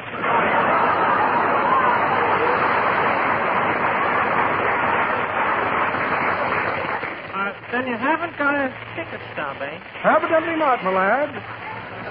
Strange, I must have picked up the wrong wallet tonight. What does that sign say over there? Run, don't walk to the nearest exit. Fearless advice. I'll take it. Good night, my dear. So long, Patty Wade.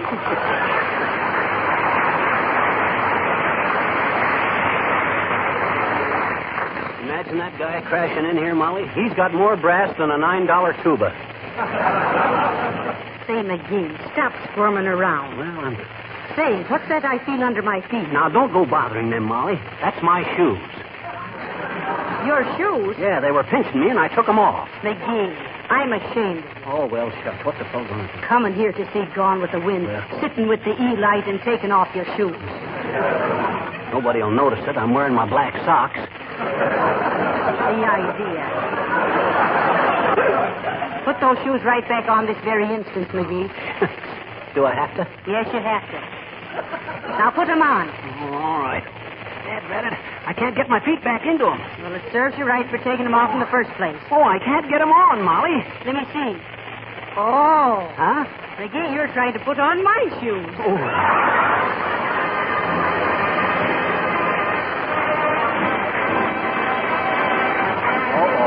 Let's leave our shoes off, Molly. Here comes Gone with the Wind. Ladies and gentlemen, while the audience at the Bijou Theater is watching Gone with the Wind, Jimmy Seals will sing All the Things You Are.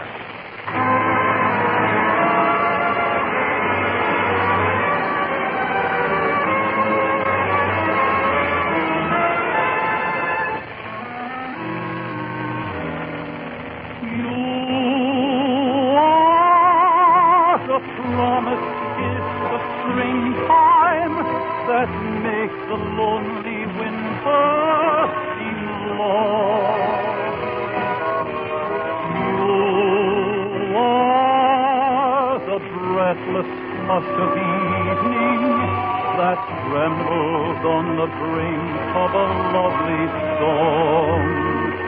You are the angel glow that lights a star. The dearest things I know are what you are.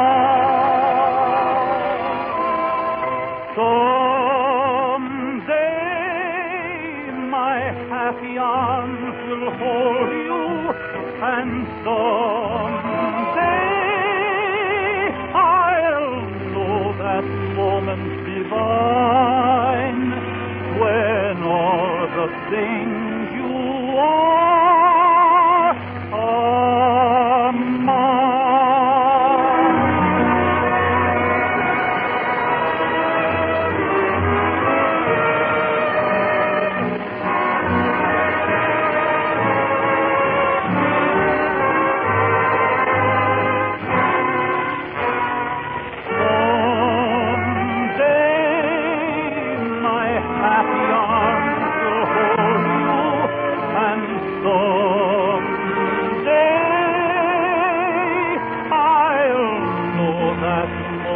Divine, when all the things you are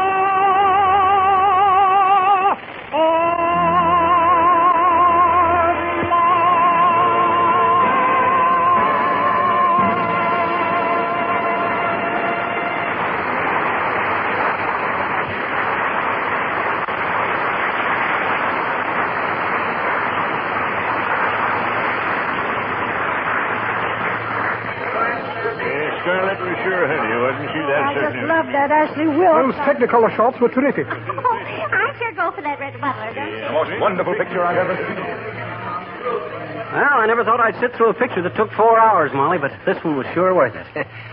Did you like it, Molly? Oh, it was so beautiful. I never enjoyed myself so much in all my life. Oh, there now. Don't take on so. I got a surprise for you, Molly. I know the perfect finish for an evening like this. Oh, dearie, you're always so thoughtful. Oh, shucks. What is it? Now, let's get a dish of chop suey at Gooey Fooey's Barbecue. Oh, McGee, how can you think of a thing like that at a time like this? We'll do nothing of the kind. Oh, well, shucks. When we get home, I'll fix us a couple of bowls of chili. Well, you're right, Molly. That would be more appropriate. Oh, McGee, I hate to keep bringing it up, but who could have sent us them nice tickets? And why? Oh, don't quit worrying about the tickets, Molly. Here's the car. Hi, mister. Oh, hello there, little girl. Can I have a ride home, please, mister? Can I please? Sure, but... Hey, what's a kid your age doing out so late at night, sis? Curfew must have rung 3 hours ago. Don't you know what it means when the bell rings at 9 o'clock? What? Curfew. Gesundheit.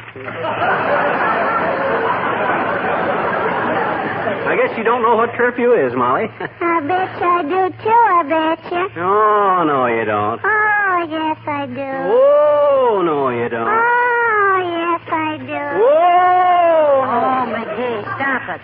Get in the car. Okay. We'll all get in the front seat. Okay. Hop in, sis. Quiet there. Staying up for all hours.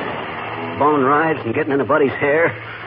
Where have you been till this hour, sis? To see Gone with the Wind. Oh. Say, ain't that picture a little too old for you? Oh, no, it's brand new. I meant, never mind. Well, what part of tonight's performance did you like best, sis? The part when Mr. Boomer was thrown out of the theater on his parachute. Let's get in the house, Molly, and get to the... Oh, boy, I almost forgot about returning this coat to Gildersleeve's clothesline. Now, look here, McGee. I've been waiting for you. Oh, hi, Gildy. What's on your mind? You know very well what's on my mind, you wolf in sheep's clothing. Oh, no, that's my coat. Anyway, when you came into my backyard tonight, looking for that blasted cat of yours... Why, McGee wouldn't do a thing like that, Mr. Gildersleeve. Oh, no? And why not? Because we haven't any cat. Have we, dearie? Excuse me, folks. I think I hear our phone ringing. Stay right there, McGee. Oh, dear. Don't you try to crawl away with my tails between your legs.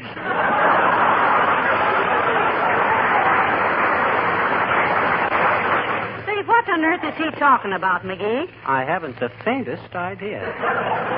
You have, too. I have not. You sneaked into my yard like a snake and stole my swallowtail off the line where I was airing it out after New Year's.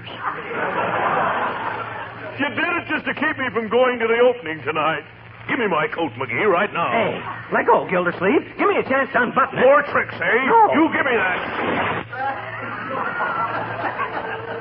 There's the sleeve. You betcha. What? Give me that. There's the other Gildersleeve.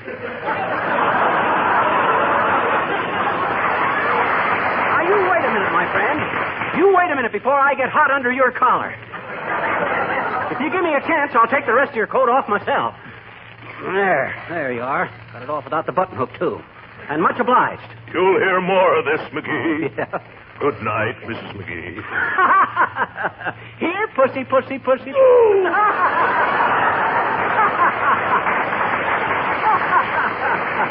Oh, boy, what a night. 3 tickets to Gone with the Wind, Gildersleeve tearing up his own swallowtail coat. And now for a big bustin' bowl of chili. Go on in, Molly. What a night. McGee. Huh? Now I know who sent us those tickets.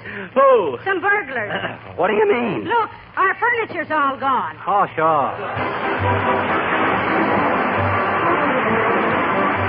Fibber and Molly will be back in just a moment. While we're waiting, here's an interesting question.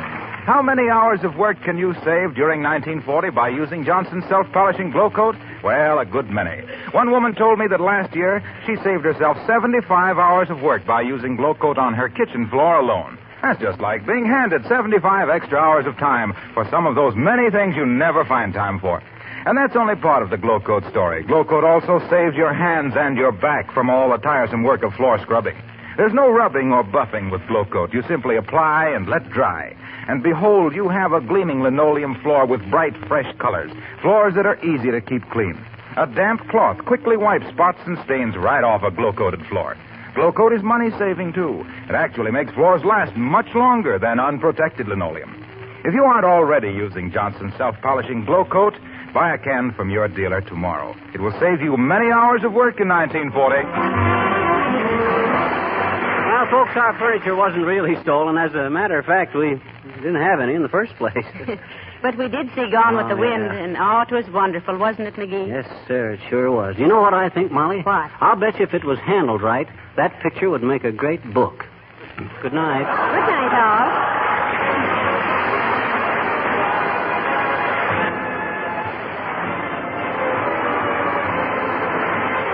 This is Harlow Wilcox, speaking for the makers of Johnson's Wax and Johnson's Self-Polishing Glow Coat, Racine, Wisconsin, inviting you all to join us again next Tuesday night. Good night. This is the National Broadcasting Company.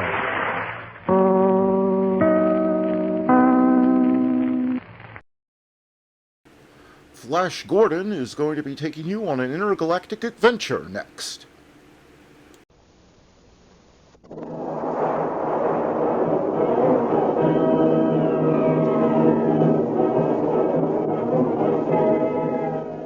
Presenting the amazing interplanetary adventures of Flash Gordon and Dale Arden. These thrilling adventures come to you as they are pictured each Sunday in the Comic Weekly, the world's greatest pictorial supplement of humor and adventure. The Comic Weekly, now printed in 32 tabloid-sized pages, each page in full 4 colors, is distributed everywhere as an integral part of your Hearst Sunday newspaper.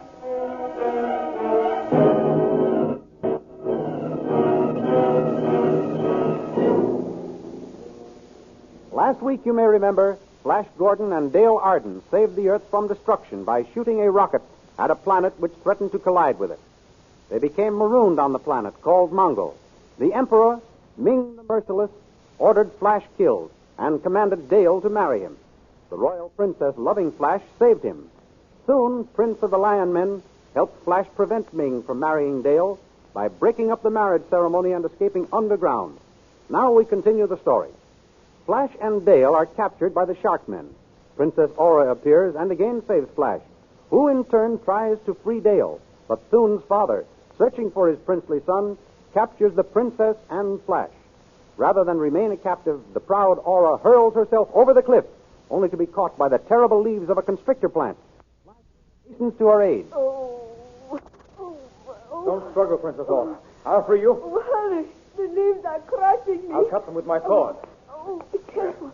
Oh, careful, Flash. The plant may catch you. This devilish plant. Oh, Flash, it's caught you, too. Yes, I didn't think it could. This is a tough break. What shall we do now? I don't know. Yet. Oh, Flash. What is it, Princess? Are you in pain? No. Look down there. A door in the cliff has opened. Yes, so it has. There are soldiers coming out. Strange-looking guns. Those your father's men? No, I never saw them before. They must have seen us coming to make us captives. Well, at least they'll get us out of the clutches of this terrible plant. Soldiers, that plant and kill it. But don't injure its victims. I want them brought to me alive. Don't be afraid, Princess. Those men will catch you. Be ready to catch our men. Now, the other one. Here I come. We're safe on the ground. But what will happen now? Young's the leader of those soldiers. Soldiers, you did that well. Ah, Princess Aura. Yes. How do you know me? I do not know you. I know your father. Oh. Oh, what's this? Another white stranger? Yes, Prince Baron. Blindfold him and prepare our other white prisoner for the ordeal of the poisoned daggers. As you command, Prince Baron. What are you going to do with me? Guard, take the princess to my quarters. As you command, Prince Baron. Ah, here comes our other white prisoner. Perhaps you know him, youth. How can I tell? He's got a hood over his head. I can't see his face. He says he is from the Earth. I suppose you are from there, too? I am. I don't believe you. But no matter. Our hiding place must remain a secret, so both of you must die. Are the white prisoners prepared, guard? They are, Prince Baron. Their left forearms are tied together. And the poisoned daggers, are they ready? Yes, sir. Good. Now listen, prisoners. I am dipping these 2 daggers in dragon's blood. The slightest scratch from these blades means certain death. Guard, give these to the prisoners. On the count of 3, you will commence fighting. 1, 2, 3. As Prince Baron utters the word, Flash steps back, jerking his mysterious antagonist off balance. He flings aside his dagger. Then he causes his opponent to drop his poisoned weapon. Picking up the dagger, Flash shovels the cord, handing him to his opponent, and as the two whip off their blindfolds and reveal themselves to each other... Flash Gordon, Dr. Zarkov. So you do know each other? I should say we do. I'm mighty glad to see you, Doctor. I thought you were dead after our rocket crashed on this planet. I was badly hurt, Flash. These fellows, they picked me up and brought me here. They made me act as their servant. Well, we saved the Earth, didn't we, lad? We certainly did, Doctor. Now, Prince Baron, maybe you will believe that we are from the Earth. This man was the most brilliant scientist in the world. He was Stop. My admiration for both of you is boundless. I would be honored to have you shake my hand and call me friend. Your friend? Yes. Why, of course. Here's my hand. And mine. Good.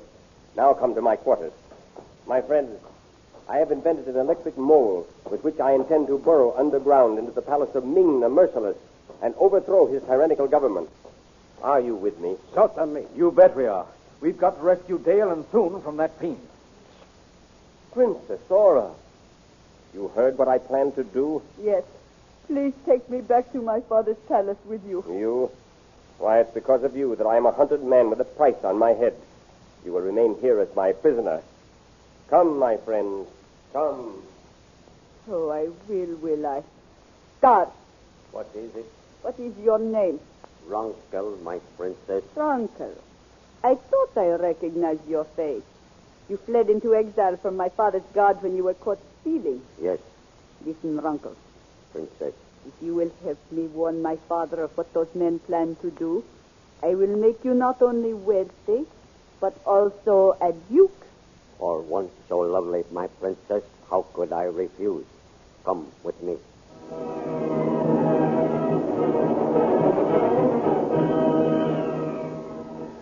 Unaware of what has happened in the hiding place and racing underground toward the palace of Ming the Merciless in their electric mole, Prince Baron, Dr. Zarkov, and Flash Gordon encounter a fierce Graco, or armor-plated dragon.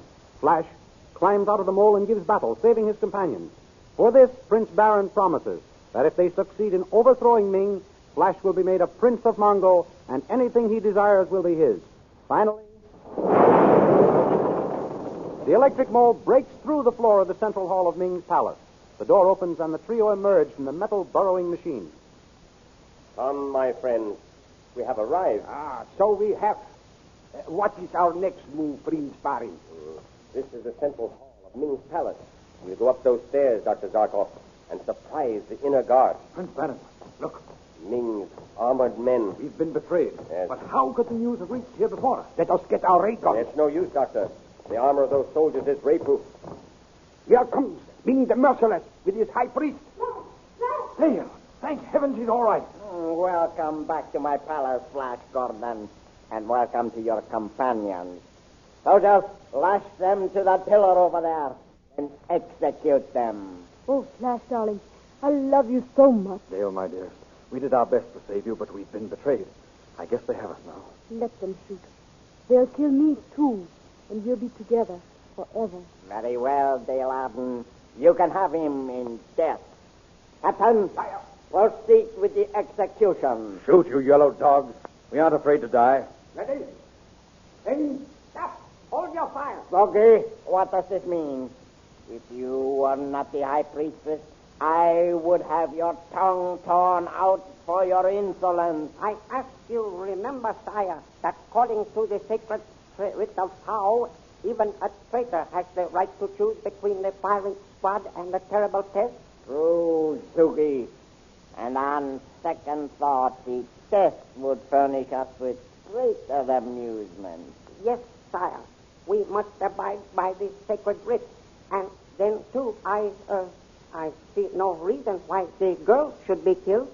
Captain, release the prisoners. They shall undergo the terrible test. First, bring them over to the pit. All right, come along. This is the test of the torture pit. Flash Gordon, you and Baron will stand on each end of the narrow platform and with long whips try to topple each other into the pit, where a surprise will be awaiting you. Take your places. The two mount the platform. Flash ducks as Prince Baron's whip winds over his head. Then Flash's whip hits Baron with such force as to knock him off balance and into the pit. Dropping his whip, Flash leaps after him. As he throws the unconscious form of Prince Baron over his shoulder and prepares to climb out, a transparent metal sheet silently slides over the top of the pit, trapping them. At the same time, Flash hears a growl, and looking around, he sees three snarling tigrans. Placing Prince Baron on the floor, Flash turns on the fierce beast. The first one charges. Leaping high in the air, Flash comes down on the tigran's back with a powerful wrench, breaks its neck. Instantly, the other two tigrans leap at each other to fight for the possession of the body. Furiously, the battle rages. Finally, both animals are down, wounded unto death. Then Prince Baron regains consciousness. Where are we? You're all right, Prince Baron. Yes. We're in the pit, but they trapped us with that transparent metal lid. And you saved us from these beasts. Oh, you are superb, Flash. That was easier than figuring how we're going to get out of here. Look up there. Prince Soon. Yes, he's just in time. Soon! Roll that metal lid back. He nods that he understands. There. He's done it. We're free. Come along.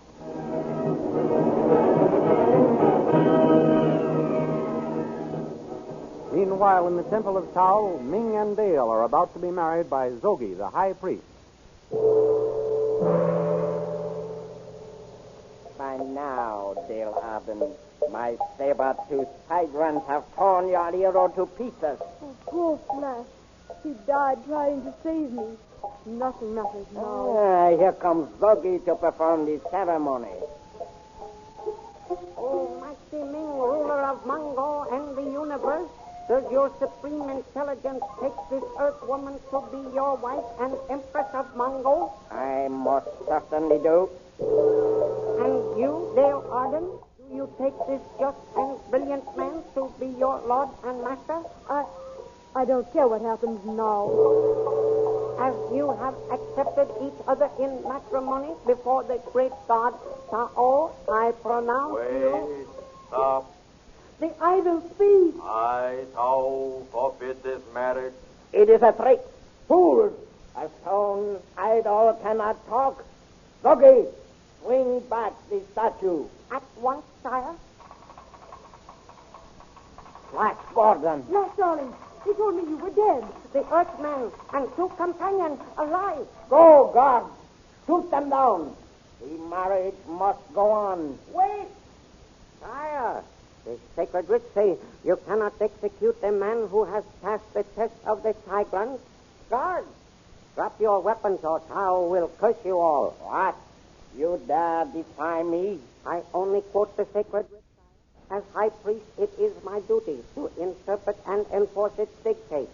Guard, give me your sword. Zogi, I will stop your jabbering mouth forever. Oh, how awful. He's killed the high priest. Carry the body away, guard. Flash, my darling. I thought I had lost you. Never as long as I have strength in these two arms and a breath of life in my body. So Tao forbids me to slay you, eh? Well, Tao and I will both laugh while you rabble slave in the prison city of the Hawkmen. Death would be more desirable. As for you, Dale Arden, you shall be taught to act like my empress.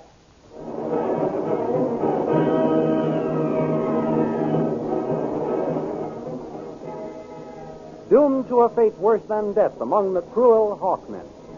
What terrifying adventures await our friends? Be sure to listen in again next week and hear the further amazing adventures of Flash Gordon and Dale Arden, who appear in full-color pictures next Sunday in the 32-page Comic Weekly supplement of your Hearst Sunday newspaper, the world's greatest all-picture magazine of fun and adventure. Don't miss the Comic Weekly next Sunday. All your friends will be there. Besides Flash Gordon and Dale Arden, you will find King of the Royal Mounted waiting to thrill you with another chapter in his adventures of the great Northwest. Good old Jiggs and Maggie in Bringing Up Father. Your old pal Skippy, Tilly the Toiler, Ace Drummond, Johnny Round the World, the Little King, Radio Patrol, they'll all be waiting to entertain you. Of course, those irresponsible Katzenjammer kids are on deck with a new prank on their friends. How can they think of all those tricks? And as for Barney Google, well, I'm afraid I'll have to agree with Snuffy Smith that Google seems a bit touched in the haze. Remember, They're all in the Comic Weekly next Sunday. 32 pages of colored pictures. Be sure to get your copy of the Hearst Sunday newspaper next Sunday, containing this big 32-page Comic Weekly. And remember, we have a date next week for another chapter in the amazing interplanetary adventures of Flash Gordon and Dale Arden.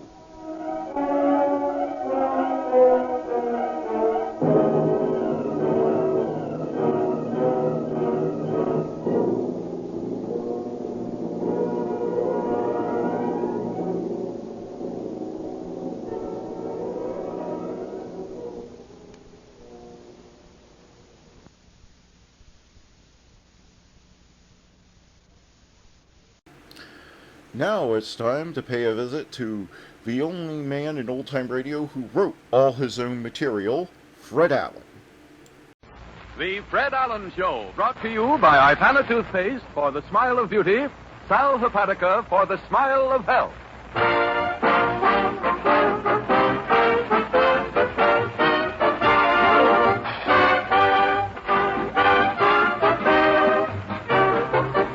An hour of smiles with Fred Allen, folks. 3,600 seconds of fun and music. Fun with our star comedian, Fred Allen. Flashes of humor with our guest star, Ned Sparks. Music with Peter Van Steeden, the Merry Macs, and Win Murray. And the time has come. It's the Fred Allen Show.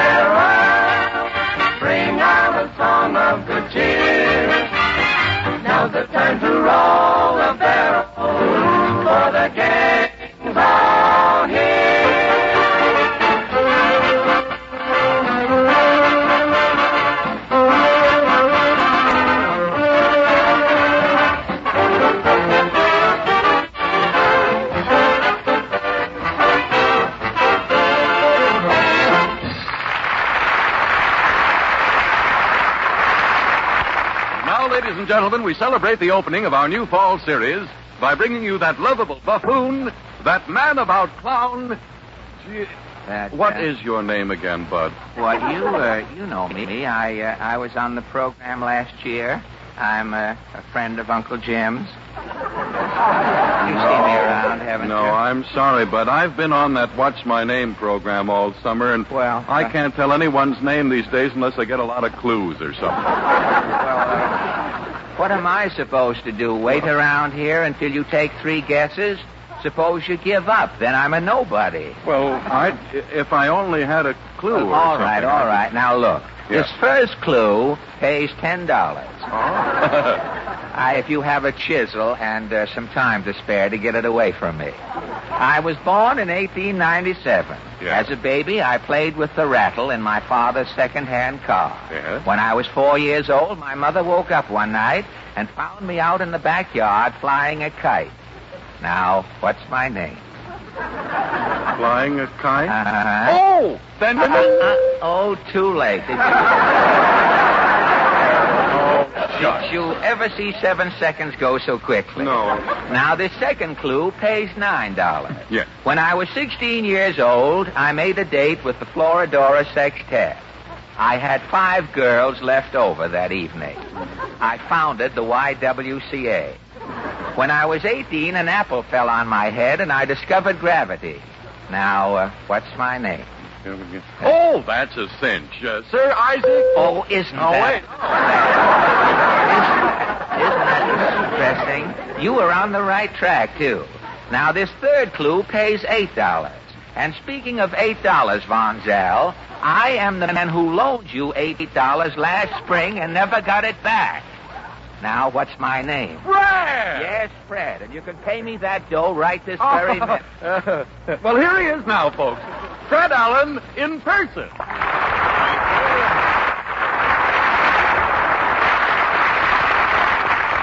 I was christened in half that time, Harry.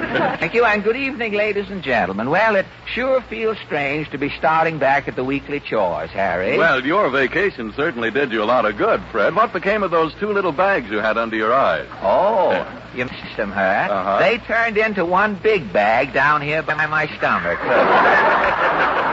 You see? Yeah, no wonder I didn't recognize you with that double chin you're wearing. It goes way down to here. Yes, the cooking in that summer hotel this year went to my neck, I think. Most of it I couldn't get down any farther. If I get another chin, Harry, I'll have to stop wearing collars and get a snood for the front here. Well, snood or no snood, Fred, it's certainly snood to have you back. Nice of you to say so, Harry.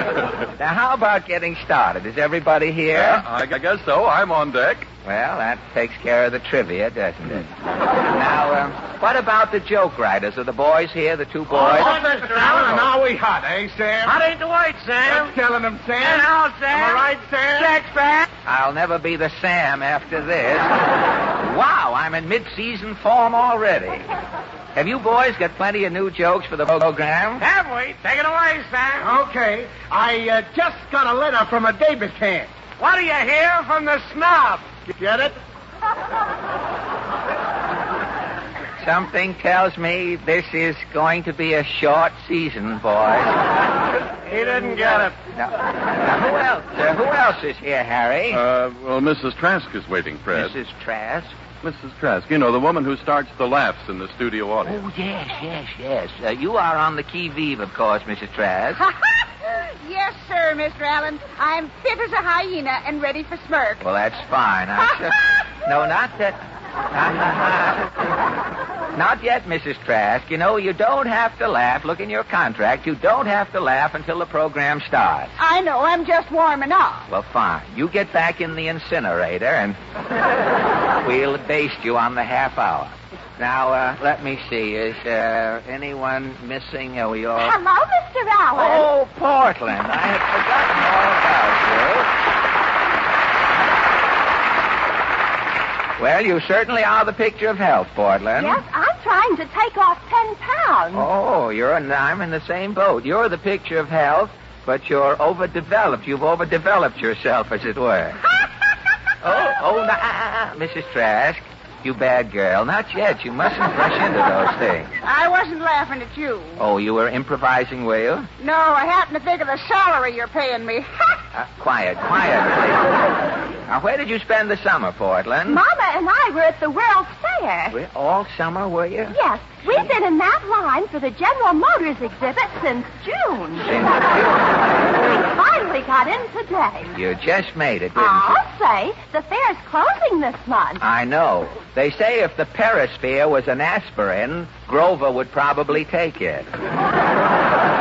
Well, thanks for popping in, Portland. I've written a speech to welcome you back to radio, Mr. Allen. Well, it's very nice. I appreciate it. Huzzahs with salutations and welcome back today. Not now, Portland. Can't I speak my piece? A little later. I've got to get the program started. Yes? Mr. Allen? Yes? Are you starting back on the radio tonight? Yes. That's done it. Goodbye, all. Still killing them, eh, Allen? Oh, it's you, Van Steeden. It isn't Glenn Miller. You're telling me. The program can use Glenn Miller this year, if you want my opinion.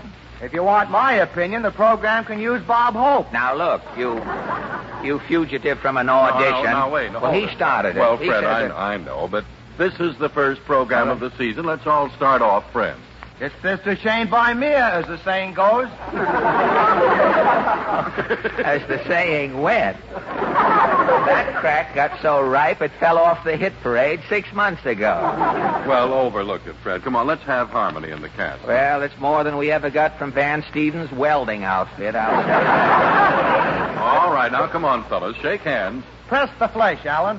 Bragging, hey? Well, all right, Oh, well, now that's more like it. Now you're friends. Wait a minute. I've been robbed. What do you mean, robbed? All I did is shake hands with you. Come on, Allen. Where's my hangnail? Well, how is that? Huzzahs with salutations and welcome back to me. No, not now, Portland. But when do I welcome you? Later in the program. This is later, isn't it? Well, it's later than it was, yes, but not late enough. Now, I've got to start the show. Now, things are... Oh. Yes, you'll catch on when I get going. Are the mighty Allen Art players here? To be or not to be? And that's just one of the questions tonight, folks. We're all set. A fanfare, Van Steeden. See? Knocking already, and I haven't even started. Come in. You, Mr. Allen. Yes, if you're looking for the Woodlawn Cemetery... No. Oh, now, you're just kidding me. You've just given your pallbearers the slip. I can tell. No, honest. I'm here on business. What business? Who are you? I am Caldwell Sprague, radio program creator. I'm here to start creating. Well, who says I need a program created? Your sponsor. Oh, the sponsor? Yeah, you've been doing the same program too long. Newsreels, people you didn't watch is the same actors. Oh, and you are here to create. Yeah. I'm creating a whole new program. The West Van Steeden. Right here, Mr. Sprague. You're fired. What? Now we're getting someplace. Well, Mr. Sprague, my orchestra's perfect. You and that poor man's Philharmonic. The public today wants swing. But I've got a new swing band this year. Well, okay. I'll start creating a good swing quartet to go with the band. We don't need a swing. We've got the best swing quartet in the country, Mr. Sprague, the Merrimack. The Merrimacks, eh? Are they hep? Are they hep? I tell you what I'll do. I'll just have them run through a number for you. It's called Good Morning, Mr. Zip, Zip, Zip.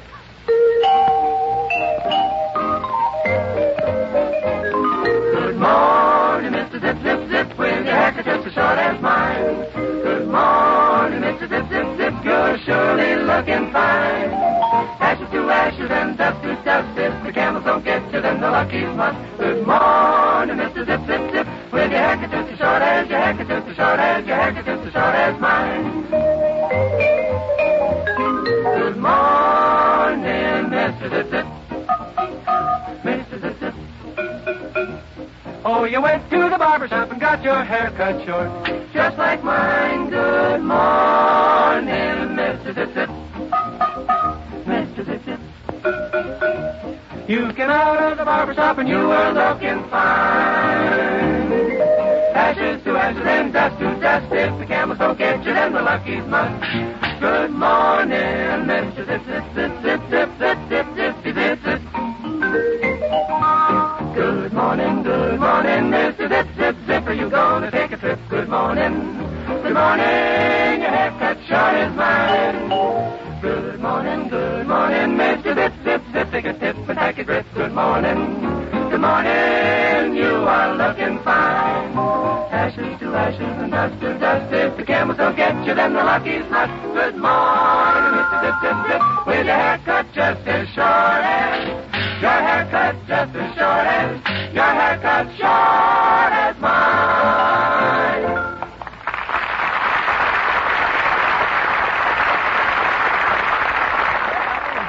How was that, Mr. Sprague? Oh, boy, the Merrimacks is in. All four of them? Yeah, they're very swell. nice of them. Now, let me see. What are you creating next? I think I'm in the mood for a short commercial. You're in the mood for a short commercial. Well, fine. You go right ahead and create. Well, gee, I don't think I can right now.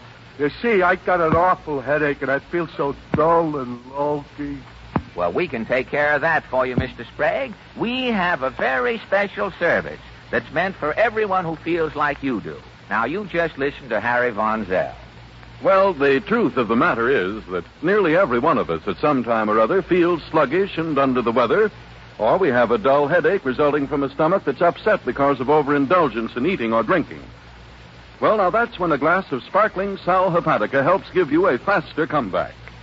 We say Sal Hepatica because if you take something with a laxative action only, you do nothing to counteract excess gastric acidity. But Sal Hepatica does both. As so many physicians will tell you, Sal Hepatica not only brings you speedy yet gentle relief, It also counteracts excess gastric acidity, which chases that sickish feeling fast. So get an inexpensive bottle of Sal Hepatica at your drugstore tomorrow. Remember, the better you feel, the better you look. And you feel better faster when you take gentle, quick-acting Sal Hepatica.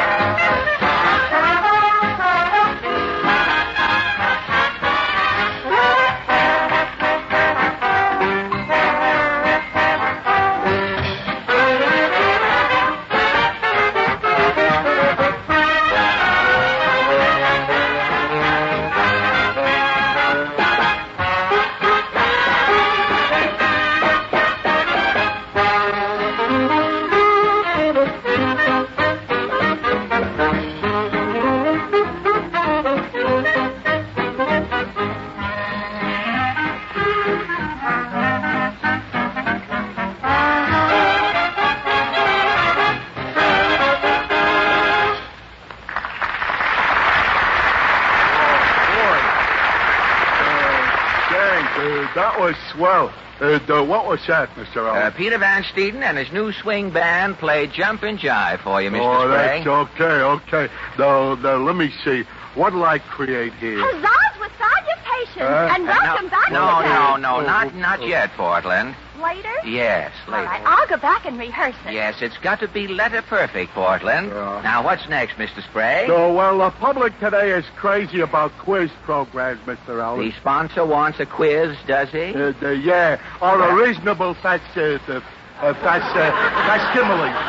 Or a reasonable facsimile. Yeah. Well, we've beaten the sponsor to it, Mr. Sprague. We've already prepared a midget quiz. Oh, boy. Uncle Jim has selected a committee of 3 from our studio audience, and I see the folks are taking their seats at the conference table, so I'll join them over here.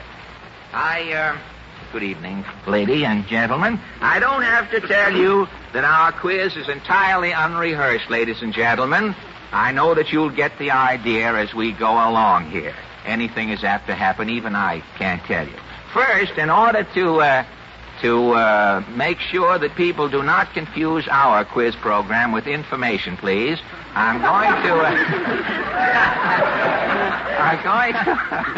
You can't tell. Kieran may be in the woodpile here. I'm going to ask the names of our contestants. May I ask your name, please? Frank Killian. Mr. Killian. Yes, sir. What is your occupation, Mr. Killian? Insurance. You're in the insurance business, are you? Yes, sir. You're not here on business. I mean, you're just here as on the committee. I see. And where is your home? Do you live in New York? No, Camden. You live in Camden, New Jersey? That's just a stone's throw from Philadelphia, isn't it? If you have the stone and you're in the mood. Yeah. And what is your name, miss? Helen McGuckin. Miss Helen McGuckin.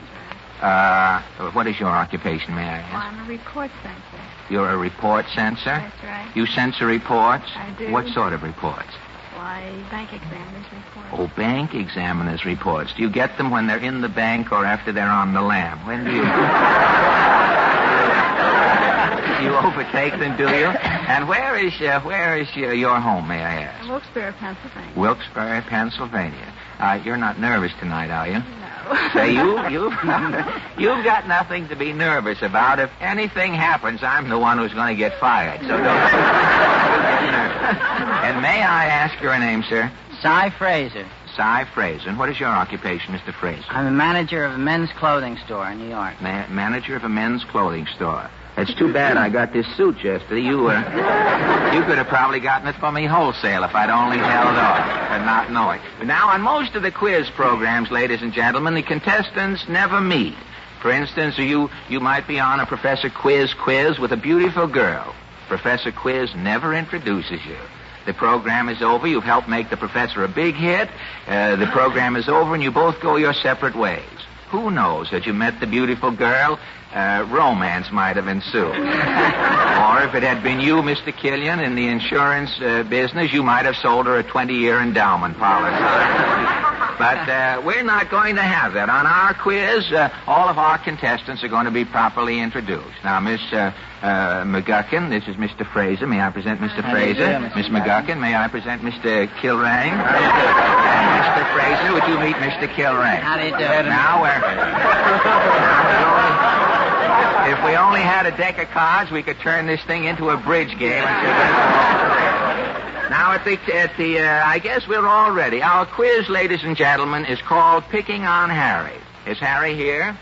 If Mr. Von Zell will turn around. On the back of Harry's coat, you will see 94 pockets. Each pocket contains a question. As the contestant calls his number, the question is removed. Each question pays $5. And the subjects tonight are history, right and wrong, and etiquette. All right, Mr. Killian, if you will call your first number. 52. Number 52 for Mr. Killian. If Portland, can you find it? How is Pickens on Harry? Your question is a question in history, Mr. Killian. Who bought Manhattan Island for $24 and a bottle of whiskey? You remember the gentleman's name, do you? Was he a Dutchman?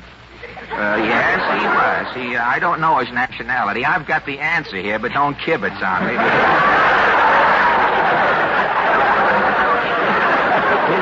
I didn't know it myself till I opened this slip. Do you know the gentleman's name who bought the island of Manhattan? Oh, I know, but I just can't... You can't think. You want to pass? I think I'll pass. All right. Miss McGuckin, would you take a number, please? 55. The gentleman's name, incidentally, Mr. Killian, was Peter Minuit.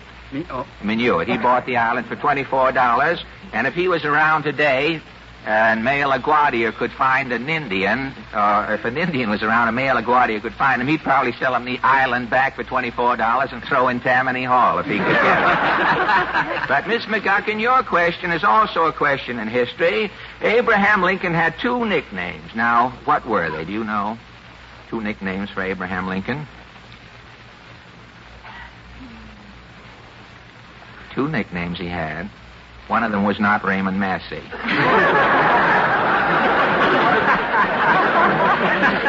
One was Silent Abe, wasn't it? No, one was not Silent Abe. He was quite loquacious, I might say, with a man named Douglas. They toured the country as an act. Number 2, as I recall.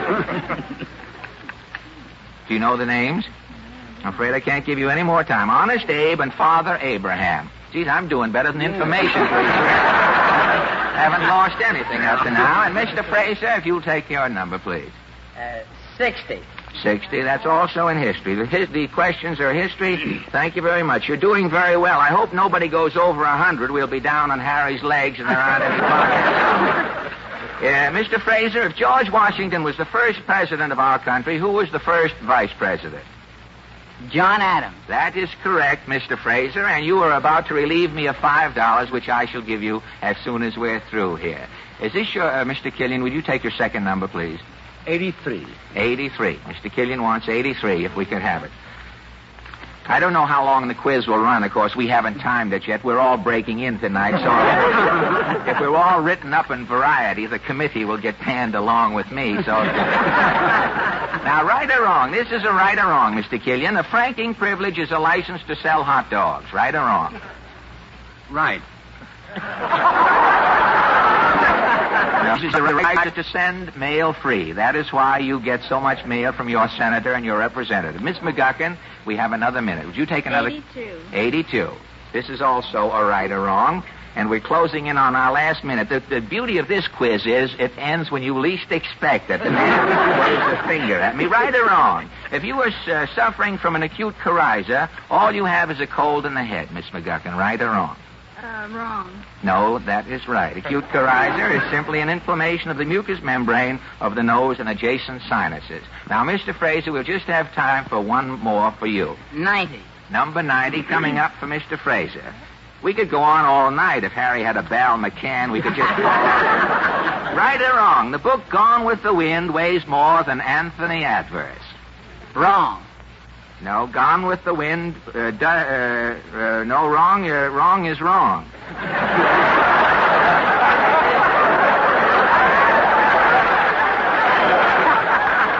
Gone with the Wind weighs more than Anthony Adverse. Gone with the Wind weighs 2 pounds and 5/8, and Anthony Adverse weighs 2.5 pounds. I know because I went into Brentano's the other day and had Gone with the Wind weighed and Anthony Adverse. I'm very sorry, but this is the first night of our quiz, and we haven't got it very well arranged yet. And I've just been told by the vice president in charge of waving fingers at the comedians that the quiz has suddenly ended. And I want to thank you a lot for helping us out, and you will receive your money award as soon as we're through. And also, each one of our committee will receive a handsome gift box containing all of the products made by the Bristol-Myers Company, including our two, Ipana and Salopatacrin. Thank you a lot for helping us out tonight. Thank you.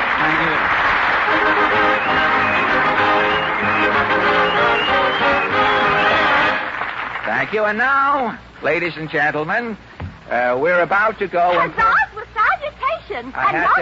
What were you trying to do? Steal a question there and make $5 on the side? Not yet, Portland. Later?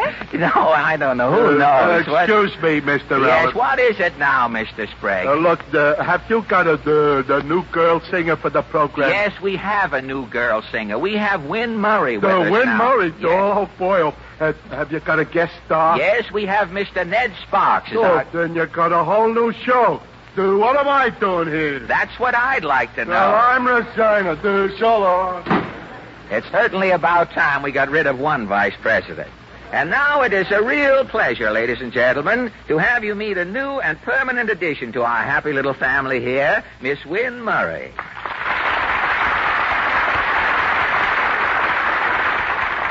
Thank you. Thank you. Isn't she cute? That's all you, isn't it, Win? What are you going to sing tonight, Win? How would you like to make your first appearance for us, singing that number you did so well on The Boys from Syracuse? Sing for your supper? Yes, is that the one? Sing for your supper and you... Take it up from there, will you, Win?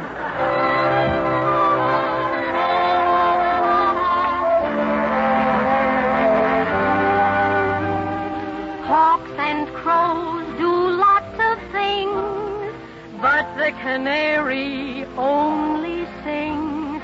She is a courtesan on wings. So I've heard eagles and storks are twice as strong. All the canary knows is song, but the canary gets along. Gilded bird, sing for your supper and you'll get breakfast. Songbirds always eat if their song is sweet to hear. Sing for your luncheon and you'll get dinner. Dine with wine of choice if romance is in your voice. I heard from a wise canary trilling makes a fellow willing. So little swallow, swallow now. Now is the time to sing for your supper and you'll get breakfast. Songbirds are not dumb. They don't buy a crumb of bread, it says. So sing and you'll be fed. Sing for your supper and you'll get breakfast. Songbirds always eat if their song is sweet to hear. Sing for your luncheon and you'll get dinner. Dine with wine of choice if romance is in your voice. I heard from from a wise canary trilling makes you willing. So little swallow, swallow now. Now is the time to sing for your supper and you'll get breakfast. Songbirds are not dumb. They don't have to buy a crumb of bread, a spool of thread, just sing instead. You don't have to buy even a crumb of bread, it's said. You'll be fed if you sing. Da-da-da-da-da-da-da-da-da. If you dance, so sing and you'll be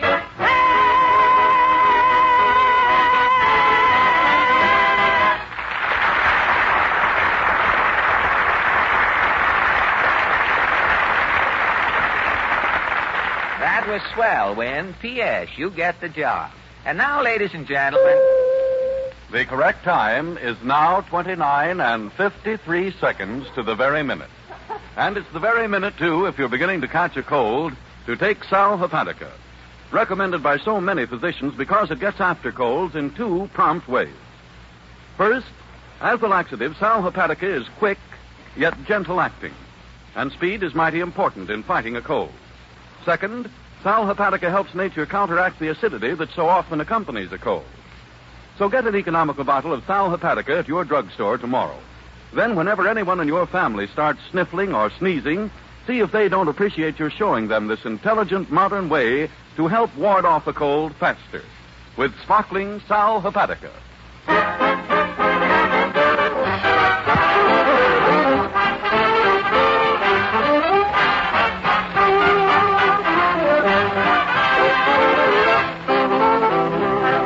Gentlemen, the Fred Allen Show continues immediately after a short pause for station identification.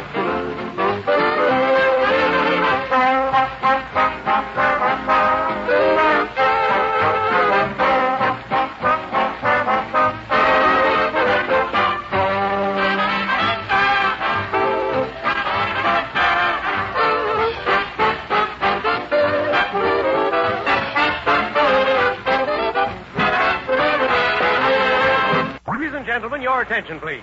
This is the Vitalis program, featuring George Jessel with his famous Vitalis guest stars. All brought to you by Vitalis and the speedy 60-second workout that helps to keep your hair healthy. Excuse me, pardon me. Was something wrong? Well, I'm afraid you're in the wrong studio, sir. Well, this is Wednesday night, isn't it? Yes. It's 9:30, isn't it? Yes. Well, I'm the announcer. This is Vitalis time, isn't it? Oh, no, not anymore. This is Fred Allen time. What became of the Vitalis program? Well, the Vitalis program is now on Friday nights at 9:30. Oh. Well, why doesn't somebody tell me these things? Say, Harry. Yes, Fred. Harry, if you see a cigar outside with Georgie Jessel dangling from the end of it, tell Georgie he's on Friday nights from now on, Right, will you? Fred, I will. Thanks a lot. No, not yet, Portland. Later? Yeah, any minute now. Tonight, ladies and gentlemen, to start our guest star policy, we have intercepted a star on his way to Hollywood. His face is as well known to you as the face on the barroom floor. He is a melancholy chap, a sulking pantaloon, who has probably made everyone in the world but himself laugh. Meet that tycoon of gloom, that past master of raucous invective, Mr. Ned Sparks.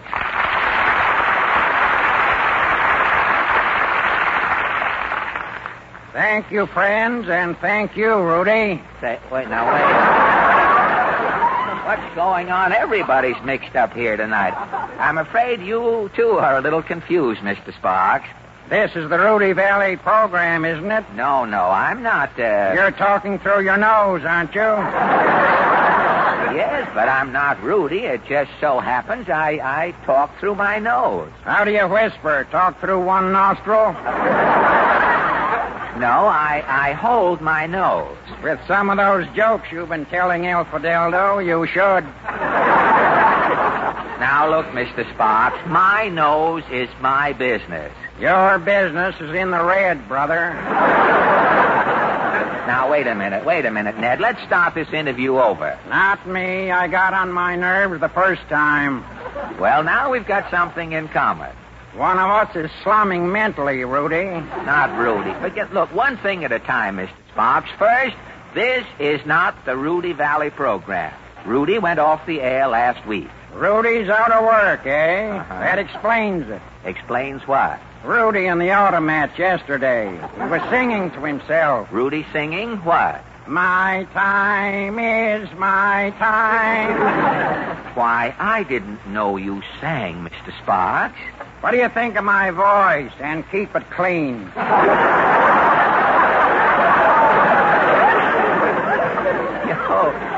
Your singing sounds like an axle calling its mate. And that's putting it mildly. What became of our interview? Oh, that's right. I was wondering why you were here. Well, to tell you the truth, Mr. Sparks, I am always a little embarrassed in the presence of you Hollywood celebrities. I just don't know how to begin. You're supposed to be the MC, aren't you? Well, I've been called an MC, yes. You've been called a lot of other things, too, haven't you? Well, not up to now, no. The night is young, brother. The night is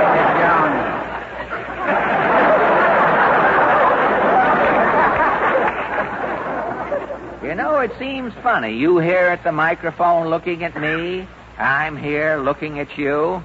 We're both looking at each other. Yes, and I'm getting the worst of it. To me, you look like a little boy who grew up in a bottle of alcohol. To me, you look like a hot foot with skin on it. You look like the oomph boy in an old lady's home. Looking at you leaves a bad taste in my eyes. Give up? Unless somebody writes me some more answers, yes. Well, I guess I should ask you a few polite questions now, but I really don't know where to start. Why don't you ask me if I was born? Oh, were you born? No, I'm a self-made man. I double-crossed myself. Now, let me see. What else could I possibly... Why don't you ask me how I got on the stage? A happy thought. How did you get on the stage, Mr. Sparks? When I was a kid, my father took me to see Mitch Hepburn play Uncle Tom's Cabin. Mitch Hepburn in the lead, was he? Yes. My old man didn't like the show, so he threw me at one of the actors. And that's how you got on the stage, huh? The actors were too weak to throw me back. I had to join the cast. Well, how long were you with Uncle Tom's Cabin? 2 weeks. When they started using fireflies for footlights, I resigned. Well, how did you happen to go to Hollywood? My grandfather died and left me a burlap muffler and a pair of high-button shoes. Where else can you wear a burlap muffler and high-button shoes? Well, you've been out in California a long time. I guess you've seen a lot of changes in Hollywood. Yeah, when I first went into pictures, an actor was an actor. Well, what is an actor in Hollywood today? He's a straight man for a set of dishes. What is your opinion, speaking of pictures, what is your opinion of the double feature policy? 2 wrongs don't make a right.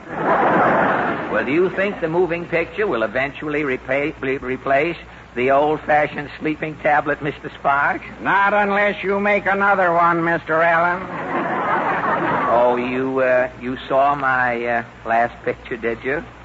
Yes, I have insomnia. I saw it all. Well, enough about me. I know that everyone is interested in one thing, Mr. Sparks. How did you acquire your sunny disposition? You mean, how did I get this out-of-the-money look? Yeah. As a baby, I was weaned on acidophilus and learned to take the bitter with the bitter. The bitter with the bitter. And as you have grown up and copped your way through life, have you used any special diet to maintain your curdled outlook? Yes, my stomach gives me a lot of trouble. I keep eating the wrong food just to get even with it.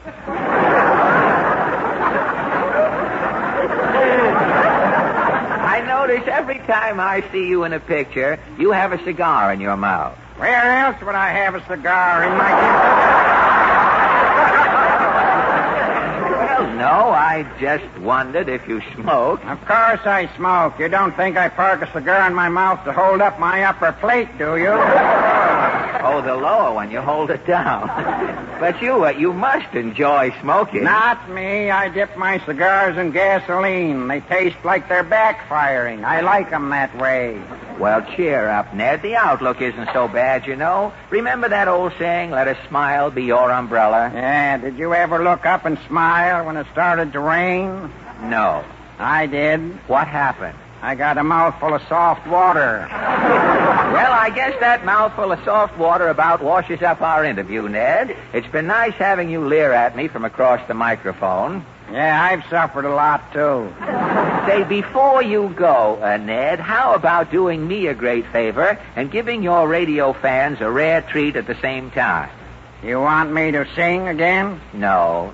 I'm a friend of Tibbet's. Uh-huh. We've heard you sing, but no one, as far as I know, has ever heard you laugh. Now, how about letting us bring America your first and perhaps your last laugh? Well, I know it's sort of short notice, but you can scare one up, can't you? All right, are you ready? Okay. Ha, ha, ha. Well, thank you.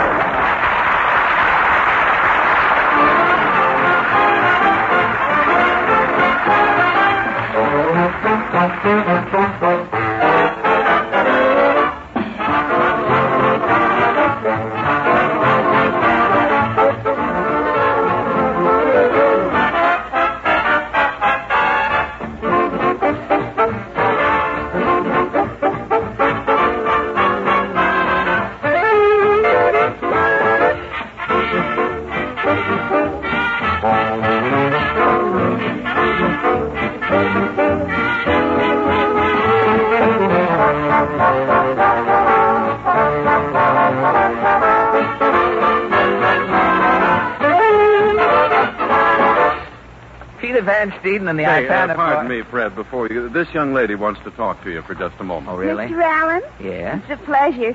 Look, me and my sister have a restaurant right close to the studio, see? Well, not from here. I don't know, but go on. Well, we thought, like days when you're rehearsing, you could order your dinner from us and we'd have it here in 5 minutes, smoking hot. Well, the idea of a sizzling platter wending its way through these vast corridors appeals to the pixie in me.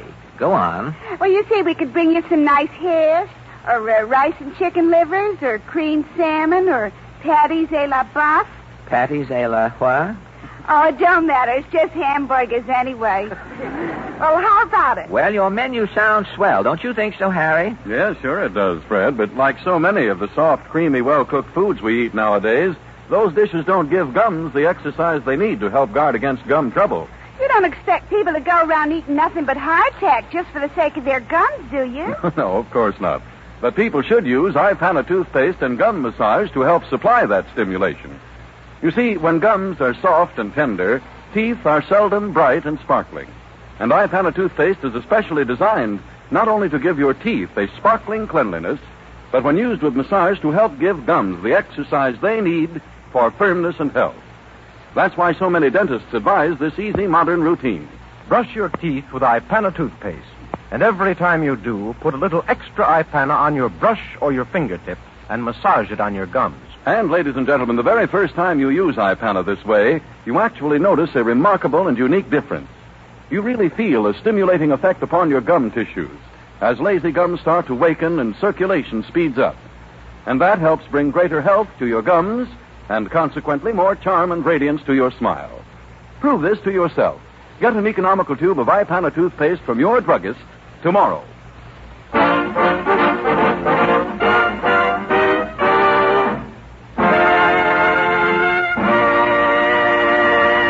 And now, ladies and gentlemen, the mighty Allen... Huzzahs with salutations. No, not now, Portland. Yes, later on, if you don't mind. The mighty Allen Art Players, ladies and gentlemen, returned from their season of summer stock at the Good Gulf Station on Route 1 north of Stamford. Tonight they present their version of that 20th Century Fox epic of exploration, Stanley and What's-His-Name. Tonight you will hear for the first time the real reason why Henry M. Stanley failed to bring Dr. Livingstone back from Africa.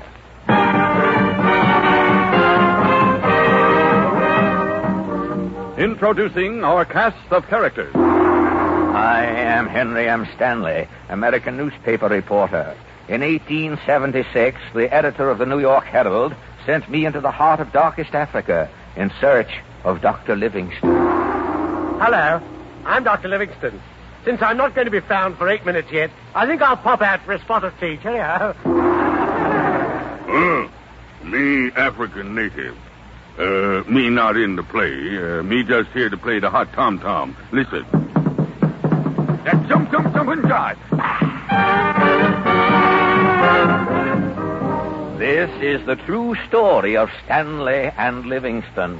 On April 1st, 1876, I, Henry M. Stanley, sailed from New York to find Dr. Livingston.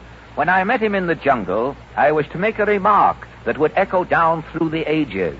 Day and night, as my boat plowed through the bounding main, that sentence I was to say ran through my brain. Dr. Livingston, I presume. Dr. Livingston, I presume. Dr. Livingston, I presume. Dr. Livingston, I presume. Yes, when I found the lost missionary, I would say, Dr. Livingston, I presume. Africa, the land of cannibals and cobras, mystery and mumbo-jumbo. No sooner had we landed at Zanzibar and started inland than my assistant Jeff and I had a taste of Africa's terrors. Our first hideous experience occurred the second day. We were walking through the underbrush. Jeff spoke. Well, Mr. Stanley, I reckon we're in the suburbs of Africa, all right. Yes, Jeff? Gad, what a desolate country. And somewhere in this dismal interior is Dr. Livingston. You're sure going to a lot of trouble to pull that crack of yours on the dock, Mr. Stanley. What's that line again? Dr. Livingston, I presume. Yeah. Gad, how I have rehearsed that line. Yeah, you sure have. Say, who's this man coming through the grass? Say, it might be Dr. Livingston. I'll speak to him. Dr. Livingston, I presume. Bula. Jumping jackals.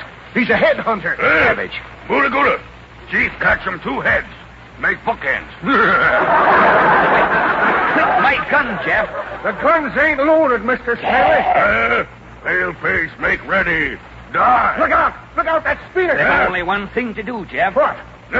Chief, kill white man. Oh, yeah? Look, Chief. Devil. Boy, you sure scared him, Mr. Stanley. What did you put on him? My passport picture. Our first dilemma in hand, our little safari was quickly formed, and we forged ahead into the trackless wastes of the jungle.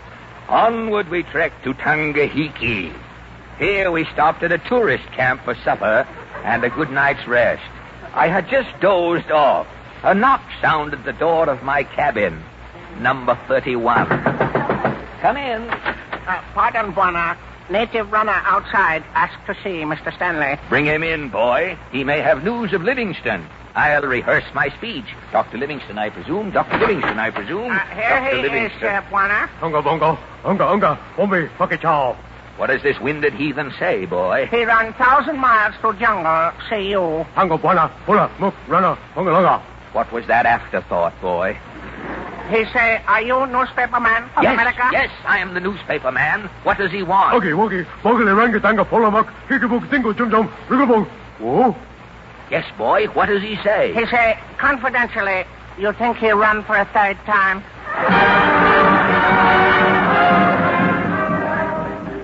Bidding a hasty farewell to this Ubangi water lipman, the next morning we pressed through the tropical underbrush, still searching for the missing Dr. Livingston. As we crept through the dense foliage one morning, a solitary figure approached us. As he drew near, I spoke to him. Ahoy there! Dr. Livingston, I presume? Now, I'm Ned Sparks. How do you get out of Radio City?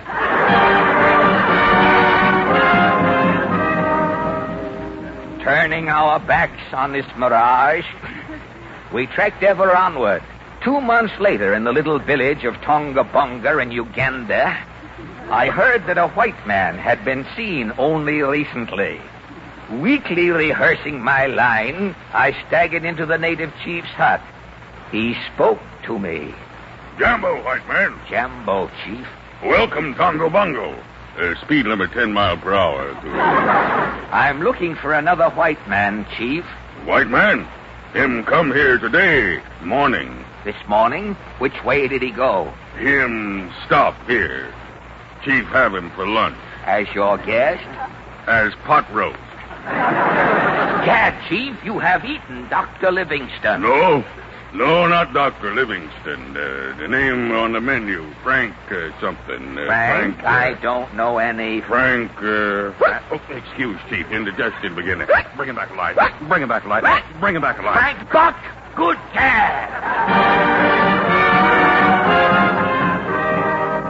Yes, I, Henry M. Stanley, heard the last encore the great animal impresario ever gave. We drank a bicarbonate to his memory, placed a wreath on the chief's stomach, and went our weary way.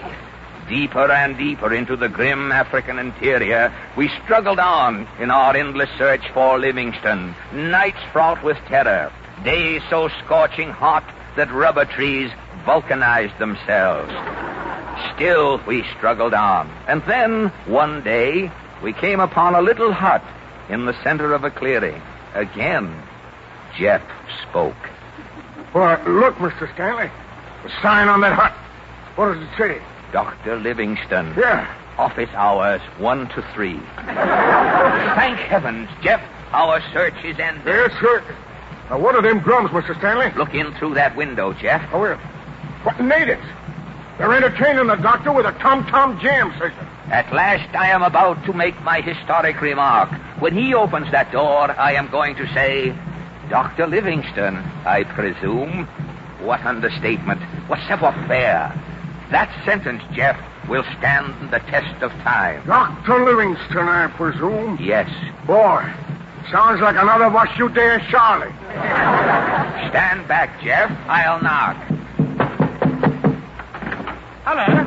I say, what do you want? Dr. Livingston, I presume. What? Dr. Livingston, I presume. Not old boy, those nasty drums, I can't hear you. I said, Dr. Livingston, I presume. I don't get it. Sounds like you're saying Dr. Livingston, I presume. That's what I am saying. Of course I'm Dr. Livingston. Who are you? My name is Stanley. What? Stop those drums. I'm losing my voice. Stop those drums. Oh, the drums. Oh, of course I want. I say Pongo. Pugga-jugga. Pugga-jugga. Now, Mr. Stanley, just what was it you were trying to say to me? Dr. Livingston, I presume. Ah, laryngitis, I presume. That'll be $2.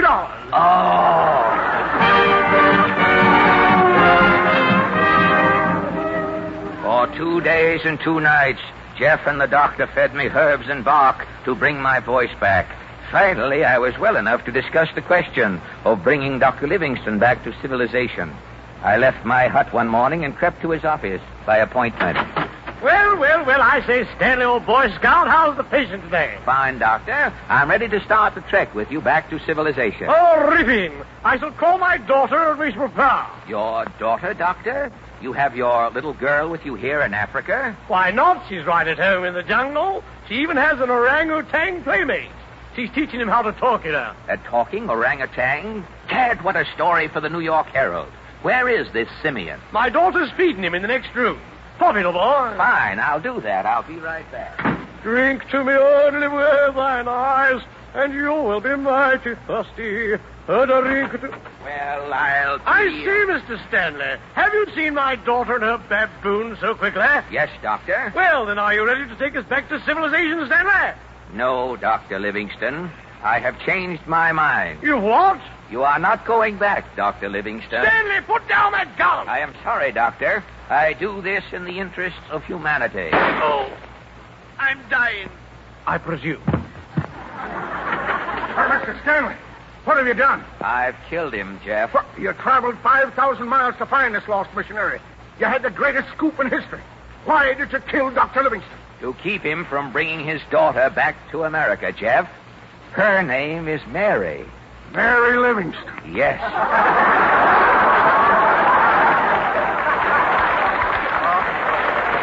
I couldn't bring her talking orangutan back to civilization. Look at him. Come in here, you.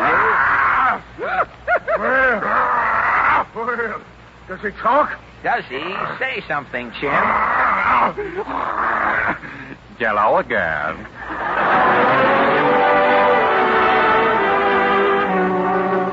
And so ends the tragic story of Henry M. Stanley and Dr. Livingston. If you doubt this authentic statement of the true facts, ladies and gentlemen, tune in next Sunday night, and you will hear Mary Livingston and her orangutan in a half hour of comedy, I presume.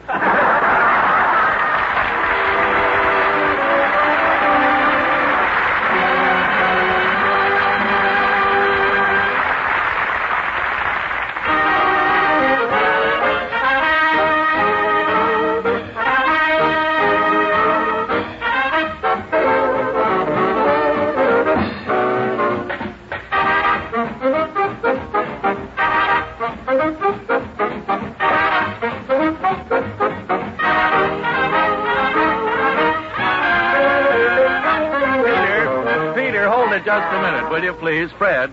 Yes, Fred, Harry. I know that you must be exhausted after that dramatic effort. But before the Merrimacs come back to sing again, won't you say just a few words to your public? Ooga boola dogadoo banga wanga. Huh? I'm still in Africa, Harry. Oh. Maybe you'd better say something that makes sense, but quickly. Well, none of us can ever look our best without an attractive smile. That makes sense. Yes, and so does the advice of so many dentists who say, for brighter teeth and healthier gums, use Ipana toothpaste and gum massage. For Ipana is especially made not only to give teeth a sparkling cleanliness, but when used with massage, to help give gums the stimulation they need for firmness and health. The exercise they do not get from our modern well-cooked foods. And when gums are soft and tender, they are not only more susceptible to trouble, but teeth seldom have the sparkle necessary for a really attractive smile. So begin tomorrow to brush your teeth and massage your gums with Ipana toothpaste. It's the modern, easy way to help bring new firmness to your gums, a brighter luster to your teeth, and naturally more charm to your smile. Ask your druggist for Ipana toothpaste.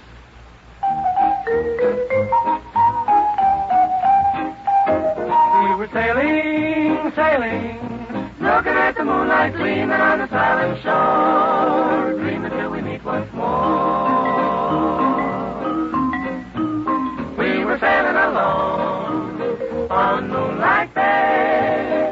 We could hear the voices ringing. They seemed to say, "You have stolen my heart. Now don't go away." As we sang love's old sweet song on Moonlight Bay, we were sailing along on Moonlight Bay. We could hear the voices ring and they seemed to say, "You have stolen my heart. "You have stolen my heart, now don't go away." As we sang love's old sweet song on Moonlight Bay, we were sailing along on Moonlight Bay. We could hear the voices ring and they seemed to say that you have stolen my heart. Now don't go away. As we sang love's old sweet song on Moonlight Bay, we were sailing, looking at the moonlight gleaming on the silent shore, dreaming till we meet once more. We were sailing along, singing a song, sailing along, singing a song on Moonlight Bay, on Moonlight Bay. Merrimacs have just completed Moonlight Bay. And now, before our 4-star preview of next week's show, ladies and gentlemen, may we say that this program was brought to you in sincere appreciation of your friendliness toward our famous products. Ipana toothpaste for the smile of beauty, Sal Hepatica for the smile of health.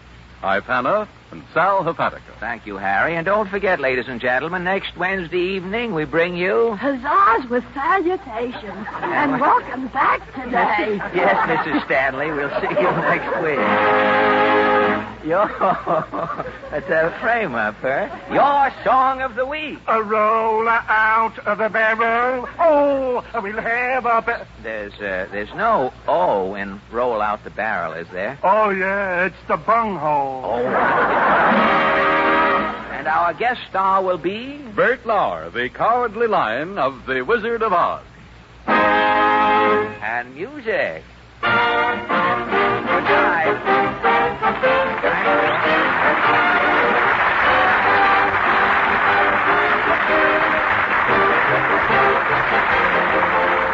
The selection, Are You Having Any Fun, is from George White Scandal. This is the National Broadcasting Company.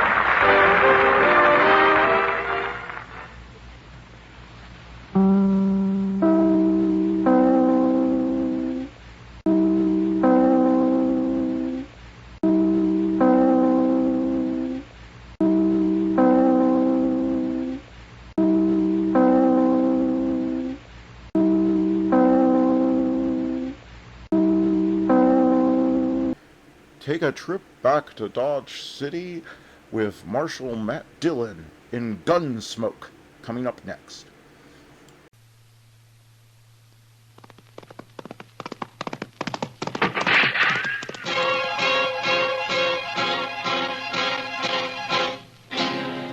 Around Dodge City and in the territory on West, there's just one way to handle the killers and the spoilers, and that's with a U.S. Marshal and the smell of gun smoke.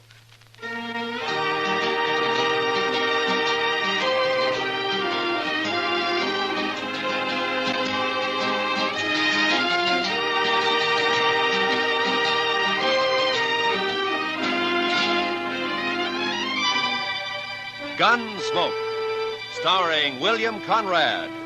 The story of the violence that moved west with young America. The story of a man who moved with it. Matt Dillon, United States Marshal.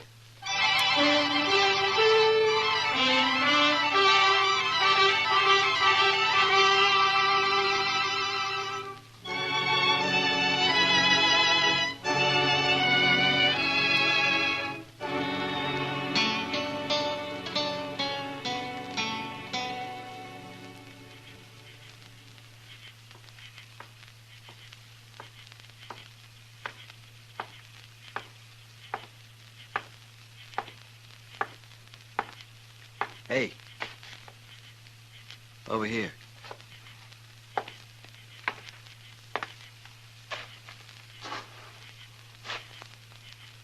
One of the boys said you wanted to see me. Yeah. It better be important, mister. I don't make a habit of coming running with some saddle punk whistles. Maybe you hadn't ought to make a habit of calling people saddle punks. No offense, just an expression. Sure. I came up from the Pecos country. Been here in Dodge about a week.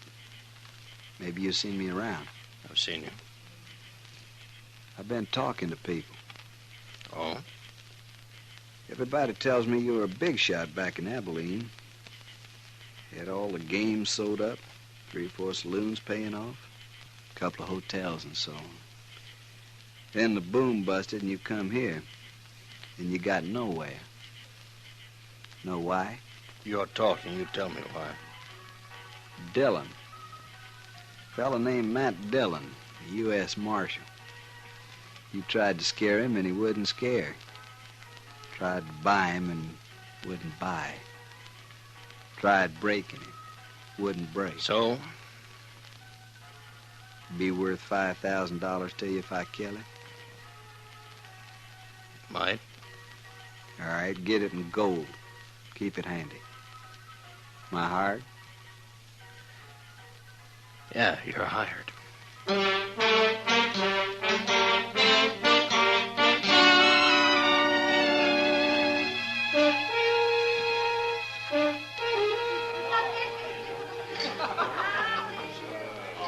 Chester, I know you've been sick and you still got a cold, but is there anything else wrong? What do you mean, Mr. Dillon? Well, you haven't said 3 words in the last 20 minutes. That's not like you. Well, Mr. Dillon, did you ever get a funny feeling somebody was keeping an eye on you? Well, Yeah, but... Well, I got one right now. Chester, I think you got a touch of the heebie-jeebies. Maybe. But I tell you, I know there's Well, as far as I can see, there's nobody in the whole place even paying any attention to us. Somebody is. I had the same feeling the day the Butler brothers come back from Santa Fe. Yeah? I didn't even know they was in town, but I knew somebody was getting ready to call us. And about 6 that evening, they made their play, remember? Yeah, I remember. I was one of the pallbearers the next day. Well, it's the same thing now. There's going to be trouble, Mr. Dillon. You can bet on it. I think you got the wind up over nothing, Chester. Why, the town's never been quieter. Jail's been empty for 2 weeks. Only new faces around is that bunch of trail drivers that came up from the Pecos. They're all strangers. None of them got any reason to hold a grudge. Oh, there you be. What? I've been looking all over for you, Marshal. Oh, hiya, Billy. Waited over to the jail for nigh on to an hour. I got to talk to you, Mr. Dillon. I'm sorry, Billy, but every time I give you money, you buy yourself a bottle and then stay blind drunk for 2 days. It ain't money this time, Mr. Dillon. I got something to tell you. Oh? What? Something I heard. There's a couple fellers talking over to the livery stable. They didn't see me. I was back at the water trough. Sort of, well, resting, you might say. Yeah, I know. Well, you know how it is, Mr. Dillon. A man gets dry in this prairie country, and he just What were they can't... talking about, Billy? About you. One of them offered to kill you for $5,000 in gold, and the other one took him up on it. There, what did I tell you? Who were they, Billy? Did you know them? No, sir. It was dark, and I didn't recognize their voices. They was already there when I woke up, and they left right after that. Well, maybe it was just some kind of a joke. Oh, it didn't sound that way to me. No, sir, it's no joke, Mr. Dillon. I told you I felt it. There's somebody in this room right now, somebody who's been hired to kill you. Yeah, but who? I don't know.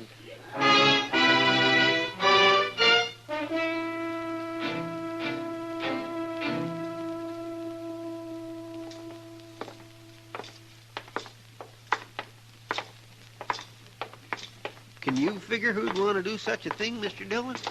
Yeah, I can figure a dozen or two, Chester. Well, if Chester, they was... look, as far as Dodge City is concerned, I'm the law. And there are plenty of men here who'd think they'd do better without any law. I guess it's nothing personal. Well, personal or not, it's got me jumping sideways at my own shadow. Here we are. Come on.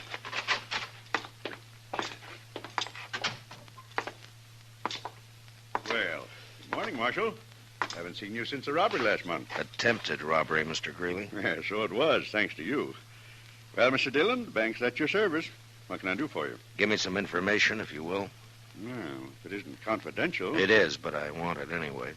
Well, I hardly know what to say. Perhaps you'd better step into my office. This way, gentlemen. Thank you. After you, Mr. Greeley. Now, just what was it you wanted to know? I want to know whether one of your customers has drawn $5,000 in gold from the bank in the last few days. Any particular person in mind? No, that's what I want to find out. Well, I hope this won't go any farther, Marshal. So somebody did, huh? Who was it, Mr. Greeley? I certainly wish to make it clear that I don't approve of this man, but after all, he is a good customer, and it's not my place Yeah, I know. Who was it? Lawson Hale. Lawson Hale? Yeah, he took the gold out just this morning, as a matter of fact. Said he was working on a cattle deal of some sort. Yeah, figures all right. Hale's tried to move in on this town ever since he came here. Every time he's tried, I've stopped him. I do hope you'll regard this as confidential. Yeah, sure. Well, Chester, we know who one of them is now. Yeah, but who's the other, Mr. Dillon? The one who's actually going to do it. Some punk who wants $5,000 real bad and doesn't care how much he has to do to get it. That sure doesn't narrow it down any. Yeah, I know.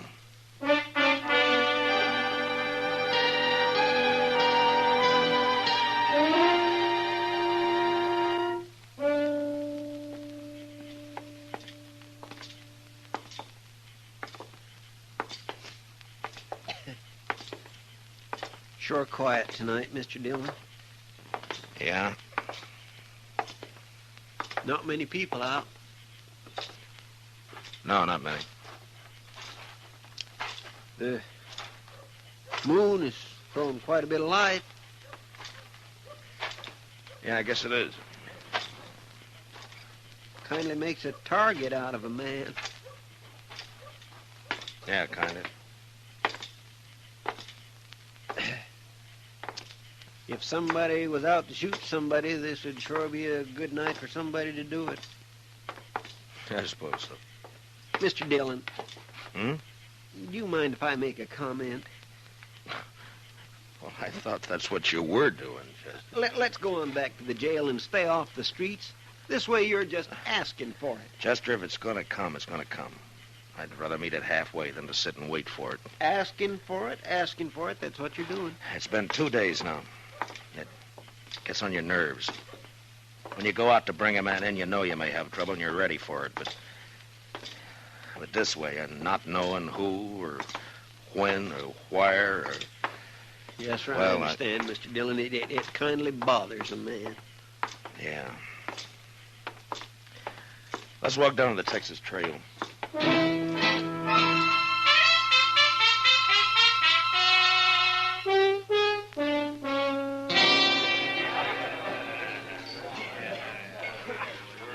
Good to see you, Matt.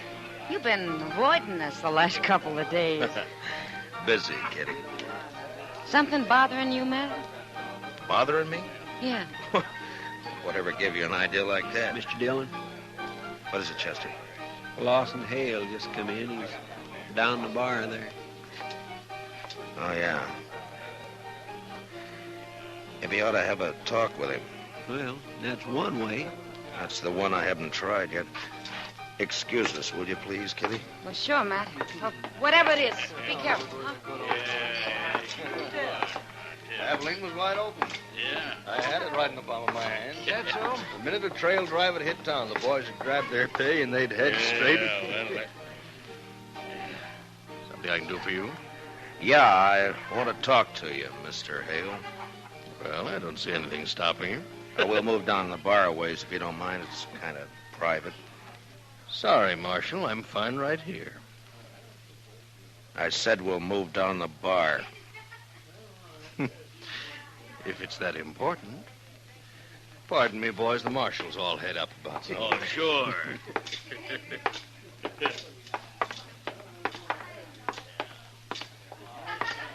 Far enough? Yeah, this is far enough. Lawson, I understand you've hired yourself a gunman. Sent him out to get me. Offered him $5,000 in gold. I don't know what you're talking about, Dillon. Wouldn't care to tell me his name. No, I don't think so. You see, I don't know anything about it. What's he waiting for? He's had 2 days now, and he hasn't made a move. Like I said, Dillon... Why don't you do the job, Hale? You're wearing a gun. Maybe save yourself some money. I've got no quarrel with you. You mean you're yellow? Scared to call your own play. I said I've You're got a weaseling, no-good coward, Hale. I'll let it ride for the time being. Yeah, I thought you would.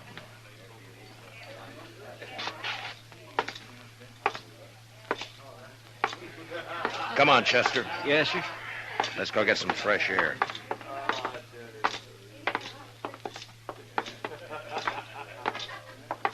Well, I guess he's just not the kind to take chances, Mr. Dillon. And not when he's got a hired killer out prowling somewhere. Chester, I'm going to run him out of Dodge if it's the last thing I ever do. Dodge can stand it. If I only knew who he'd hired, then I could force the play myself. This blasted business of having to leave it up to the other man. Waiting. Over there by the stable. Yeah, I saw the flash. Maybe you got him, Mr. Dillon. I don't know. Let's move in and find out. Yes, sir. Watch yourself, Chester. You may be playing possum. Yes, sir. The flash was right here by the corner. Yeah. Well, that's that.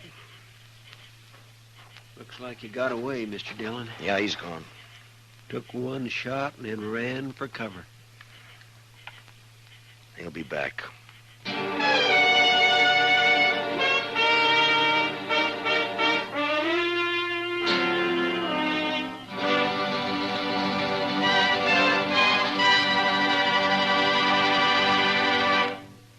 We will return for the second act of Gunsmoke in just a moment. But first, every Sunday afternoon, Robert Trout with the World News brings you up to the minute on CBS Radio. A special feature on this program every Sunday is a flying visit from one of our noted overseas news correspondents.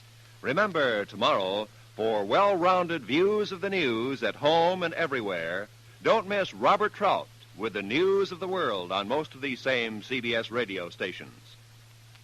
And now for the second act of Gunsmoke.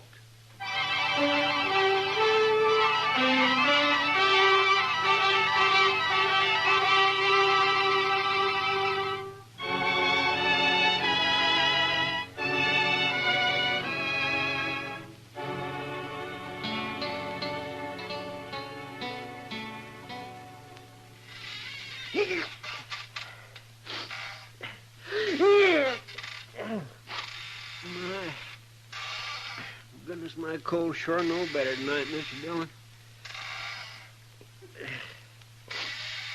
My, that fire sure feels good.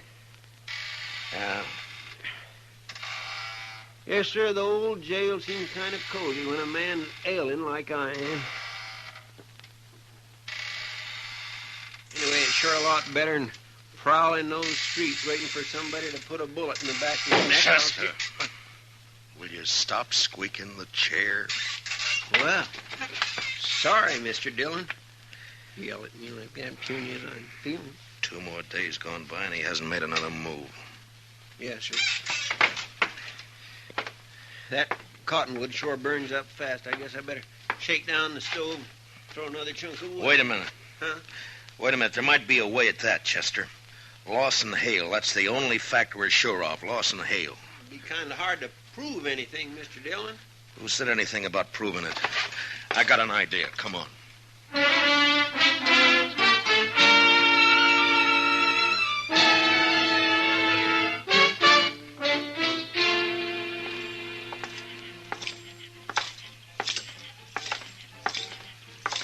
Which one will we try first, Mr. Dillon? The Texas Trail, I guess. He'll either be there or at the Longhorn. All right, Mr. Dillon. What you gonna do? Gonna arrest him, since he won't fight. You saw him back down the other night. Yes, but you got no evidence. Mr. Dillon, you can't make it stick. I don't intend to, Chester. Well, then I don't see what I to say. can do is scare him. And if I figure him right, I think he's gonna scare easy. Maybe so, but all the same... Look. Look, there he is, Chester. Just came out of the Longhorn. A couple of fellas with him, Mr. Dillon.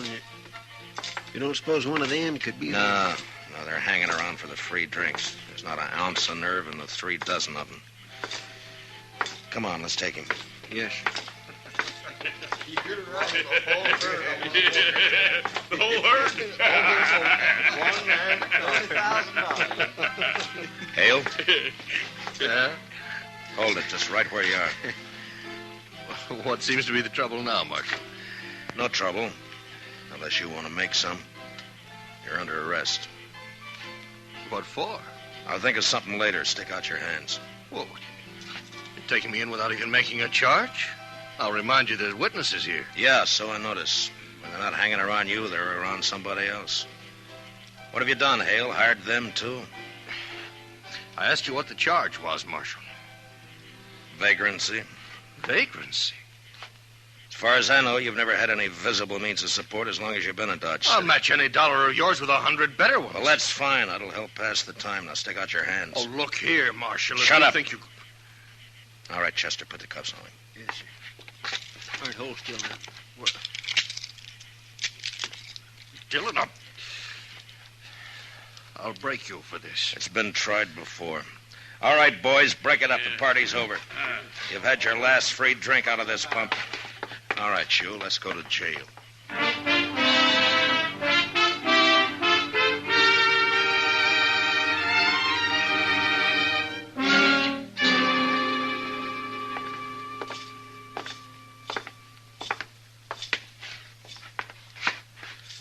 Keep walking, Hale.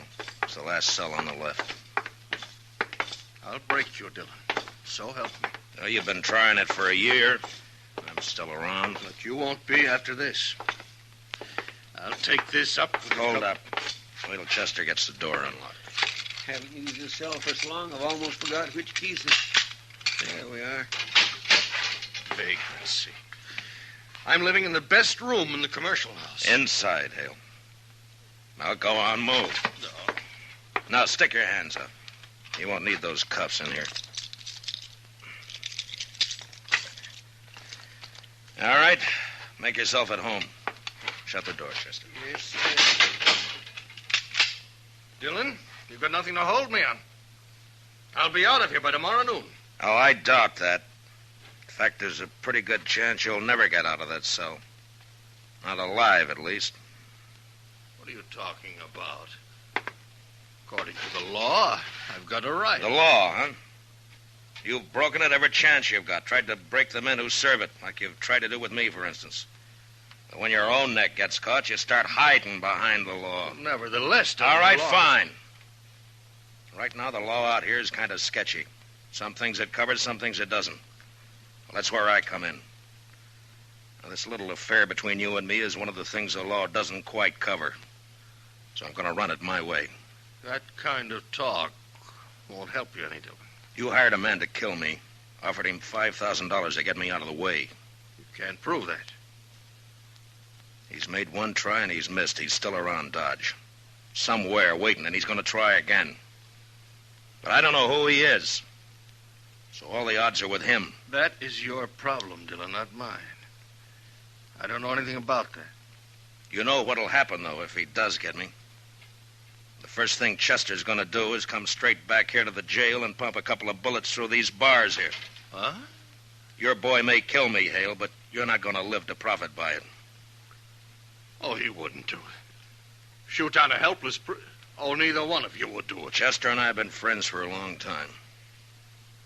Why don't you ask him whether he'd do it or not? No question about it, Mr. Dillon. Of course I'd do it. Oh, no, you wouldn't. Well, you hired somebody to shoot Mr. Dillon in the back. I don't see where you got any kick coming. Well, there's your answer, Mr. Hale. That's why I arrested you. Come on, Chester. Let's go look the town over. No, it's tonight that he's going... Who's going to do what? I don't know, Marshal. I don't know anything about it. Oh, that's too bad. If I knew his name, I'd have a lot better chance, you know. So would you. Well, we'll see you later, Hale. Or anyway, Chester will. No, Dillon, you can't do it. No, don't go on. He'll get you short. Dillon, no, wait. I'll tell you his name. All right. He's a trail driver. He came up from the Pecos last week. I doubt if you know him. His name is Ed Granger. Ed Granger? Yeah, I've seen him around the bars. Dark-haired, surly-looking, scar across his cheek. That's him. Of course, I'll deny all of this in court, you understand? Yeah, sure, I understand. Come on, Chester, let's go get him.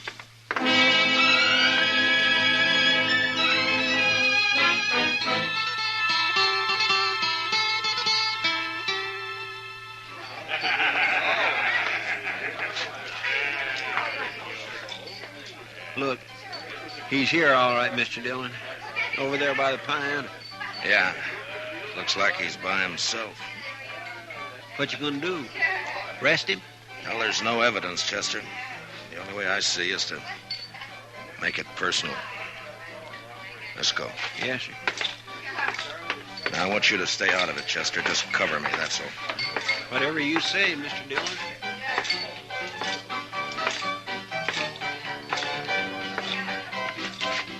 Your name, Ed Granger? Might be. What about it? You know who I am, don't you? Judging by the star, I reckon you're a U.S. Marshal. You ought to do better than that. After all, I'm worth $5,000 to you. Yes, sure. Who says so? Lawson Hale. Well, I Your memory's getting better, huh? I don't know what you're talking about, Marshal. Sure you do. That deal you made with Hale. He told me all about it after I threw him in jail and persuaded him a little bit. Well, I told you, I don't know anything. You're wearing a gun there, Granger. Why don't you draw it and go for $5,000? Take a chance.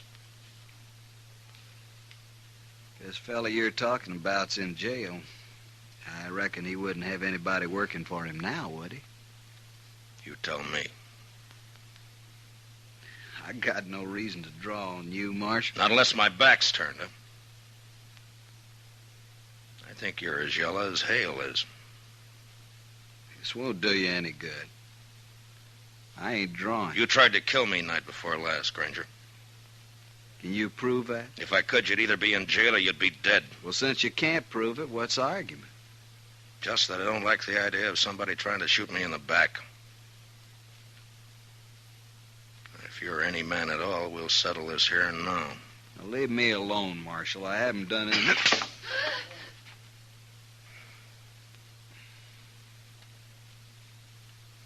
Now, you still figure you got no reason to draw on me?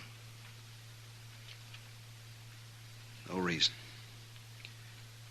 I ain't drawing. You got 10 minutes to get out of town. And when you're out, stay out. Don't come back now or ever, you understand? Yes, sir. You can start right now.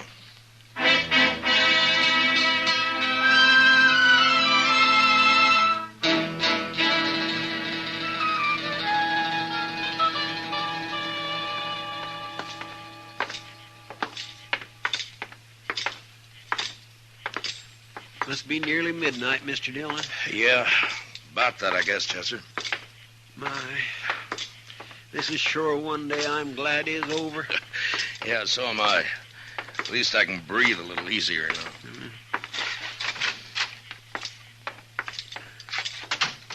I think I'll get this fire built up a little bit, Mr. Dillon. No, leave it, Chester. Let's go take care of our prisoner first, huh? Hey, we still haven't got any evidence. What are we going to do about him? Same as with Granger. Turn him loose and run him out of town. We should have done it months ago. You got the keys? Yes, sir. Right here, Mr. Dillon? Huh? What are you looking at? Oh. Granger must have stopped by here on his way out of town. He must have got Hale over at the window for a talk and then grabbed him and cut his throat right there. Yeah. Figured Hale had sold him out, I guess. Got a bulletin on the wire, Chester. Wanted for murder, Ed Granger. All right, sir, Mr. Dillon. I guess Hale got pretty much what he bargained for. He hired himself a killer in order to kill him. He got it.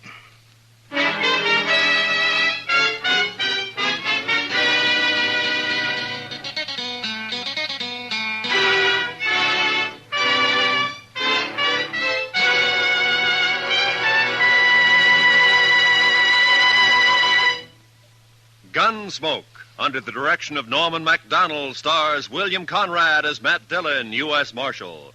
Tonight's story was specially written for Gunsmoke by Les Crutchfield, with music composed and conducted by Rex Corey. Featured in the cast were Harry Bartell, Lawrence Dobkin, Jack Crucian, and Ralph Moody. Parley Bear is Chester, and Georgia Ellis is Kitty. Gunsmoke is heard by our troops overseas through the facilities of the Armed Forces Radio Service. Join us again next week as Matt Dillon, U.S. Marshal, fights to bring law and order out of the wild violence of the West in Gunsmoke.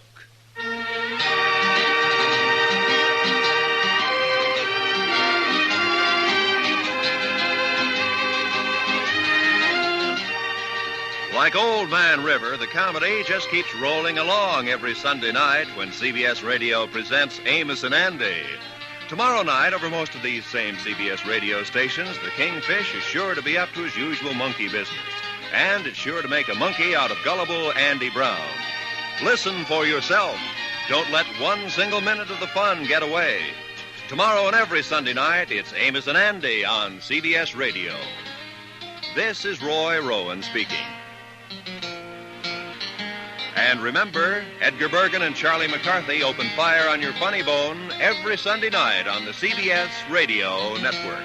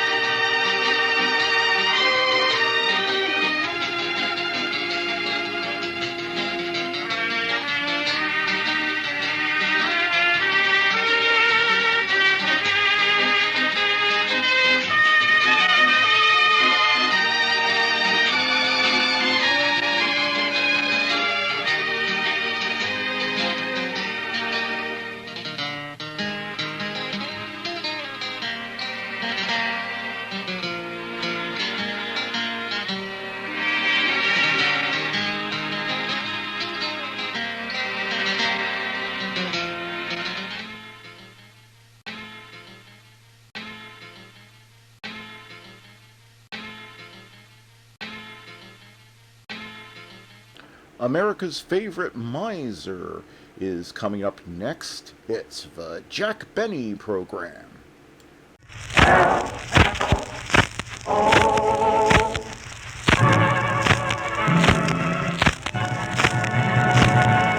The Jello program starring Jack Benny with Don Besser and his orchestra. The orchestra opens the program with OK Toots from the picture Kid Million. Sightseeing bus leaves 42nd Street, Great White Way of the nation. We turn south at Fifth Avenue and approach the most celebrated library in the world, the New York Public Library, famous from coast to coast for the two stone lions which guard its portals. On our right, the famous stone lions which for centuries... The lion's moving. He's walking. He's running. One of the stone lions is running away. Ladies and gentlemen, this is the sight of the century. A stone lion is running down Fifth Avenue. Oh, stop him. Oh, please, stop him. Oh. You can't stop me, lady. I'm going after some Jello. You know the new Jello now tastes twice as good as ever before. Yes, sir. Who wouldn't run after the new Jello? Taste it yourself and you'll be crazy about that richer, full-bodied fruit flavor, a flavor as refreshing as the juicy, ripe fruit itself. That extra rich goodness is put into Jello by a brand new exclusive process. A process which actually blends the fruit flavor into the tiny crystals, holds it there for you to enjoy. Try the new Jello and discover for yourself that it now tastes twice as good as ever before. And remember, only Jello gives you this new extra rich flavor.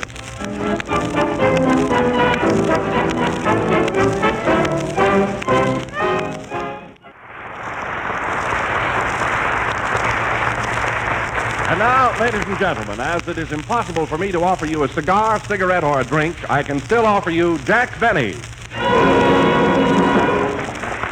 Thank you. Thank you. Thanks. H-E-L-L-O. This is Jack Benny, your local correspondent, coming to you with the late news reports from all over the world. Sees all, knows all, but still bets on the wrong horse. Mary, bring me those hot items. Okay, boss. Here they are. First, local news. New York, New York. New Streamline train arrives here from California in 56 hours, breaking all records. New Yorkers now wearing Streamline underwear to get to work faster. Hey, first one got a laugh. Tokyo, Japan. Tokyo, American baseball players, including Babe Ruth, arrive here and play Japanese teams. The battery for Japan was Dizzy Osaki and Daffy Matsuyama. In left field was Hacky Wilson, and on second Saki was Frankie Frischie. All good Japs. In the opening game, Ruth made a homer, and Japs named a town after him. It is called Yokohama. Isn't that clever? New Orleans, Louisiana. Senator Huey Long organizes football teams. He says he doesn't care how good they play as long as they protect his right eye at banquets. New York City, November 9th. Don Bester, famous orchestra leader, holds winning ticket on Irish sweepstakes and leaves for Ireland in the morning. November 10th. Bester finds out it's a cigar coupon and cancels his trip to Ireland. Dublin, Ireland, November 5th. Frank Parker, tenor singer, arrives here to live in Irish Free State. November 6th. Parker finds out it's not free and returns to America. Say something, Frank. It's a lie. November 11th, Parker denies statement and will hear from me immediately after this program. Says you. Says me. Election news, Sacramento, California. What's Jack swearing about? That's the name of a town in California. Sacramento, Merriam, re-elected governor of California. Hooray for Merriam. Is that Marion Hopkins? No. I was just going to send her a wire. Now for our sporting section, Los Angeles, California. Fight news. Max Baer is here training for 5-reel picture. When interviewed, said he is in shape for 4 reels, and if he outpoints Myrna Loy, will be ready to meet Garbo. New York, more fight news. Jack Dempsey, champion of champions, is in training here to open restaurant. He is in great shape, feeling fine, and raring to cook. What other program gives you this hot fight news? Not even this program. Quiet. More football news. Scores of yesterday's game. Colgate 20, Tulane 6. Leland Stanford 24, Shirley Temple 5. AT&T 110, General Electric 19. Liberty 1776. Jello 6. 6 what? Delicious flavor. What a game. More football news. Sing Sing wins again. Jones halfback runs 60 yards for touchdown. Said if he had run that fast on another occasion, he wouldn't be with his present team. Some more news. Hot from Hollywood. And cold from laying here. Hollywood, California. It is rumored that Joan Crawford is blah, blah, blah, blah, blah, blah. No. Yes, it is also rumored that Gloria Swanson will not blah, blah, blah, blah, blah, blah. No. Yes, and our Hollywood correspondent tells us that Kay Francis was seen blah, blah, blah, blah, blah, blah. Well, Jack, what are you talking about? Nobody can understand you. Well, that's the idea. If nobody can understand me, nobody can sue me. Play, Don. I know what I'm doing. That was I'll Keep Warm All Winter, played by Don Besser and his Jellonians. Say, Don, every time I introduce one of your numbers, I always give your orchestra another name. I mean, what do you call your boys, anyway? What do you mean, Jack? Well, for instance, there's Waring's Pennsylvanians, Lombardo's Royal Canadians, Lyman's Californians. Haven't you got a name for your orchestra? No, Jack, I've been trying to get a name, but you see, one of my boys, that fellow with the mustache over there, comes from London. Yeah. And that first violinist with the beard, well, he comes from Russia. Oh, the fellow with the beard, does he? What's his name? George Bernard Ginsberg. There is a resemblance, yes. And then that cornet player with the Van Dyke comes from Belgium, and that fellow playing the French horn comes from Paris. Oh, you mean the fellow with the goatee? Yes. We have a goatee down at our house without any nose. How does it smell? What's the difference as long as he's healthy? Mary, please. What's his name, Don, the fellow with the goatee? Isidore Chevalier. Isidore Chevalier.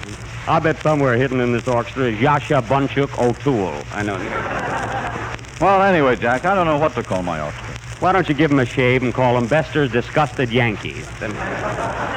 Thanks, Jack, but I'll leave well enough alone. And now that we have named Bester's Orchestra, we will continue with our policy of bringing you another outstanding artist. We intended to have the 4 Marx Brothers here tonight. Groucho, Chico, Harpo, and, what's the 4th one? Jello. Yes. But that was Wilson, folks. There was no doubt about that. But the Marx Brothers were unable to get here. And here's a wire I just received from Harpo. It says, Dear Jack. And he further states... So you see for yourself, folks, they meant well. But we are not unprepared, for we have with us this evening that great Shakespearean actor, a man who, if all the applause he has received in his day were put end to end, you could still hear a pin drop.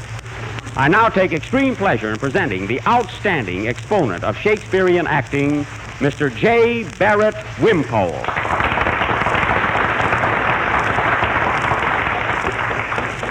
Say something, Mr. Wimpole. Say something? Of course I shall say something. Dost thou think I am an acrobat? I don't know, but we'll soon find out. Unlike thee, I am a tragedian, a student of Shakespeare, and a renowned thespian. Mary, what's a thespian? A fellow that rides a horse. Don't bother me. Oh. Now, tell me, Hamlet, what's the last thing you played in?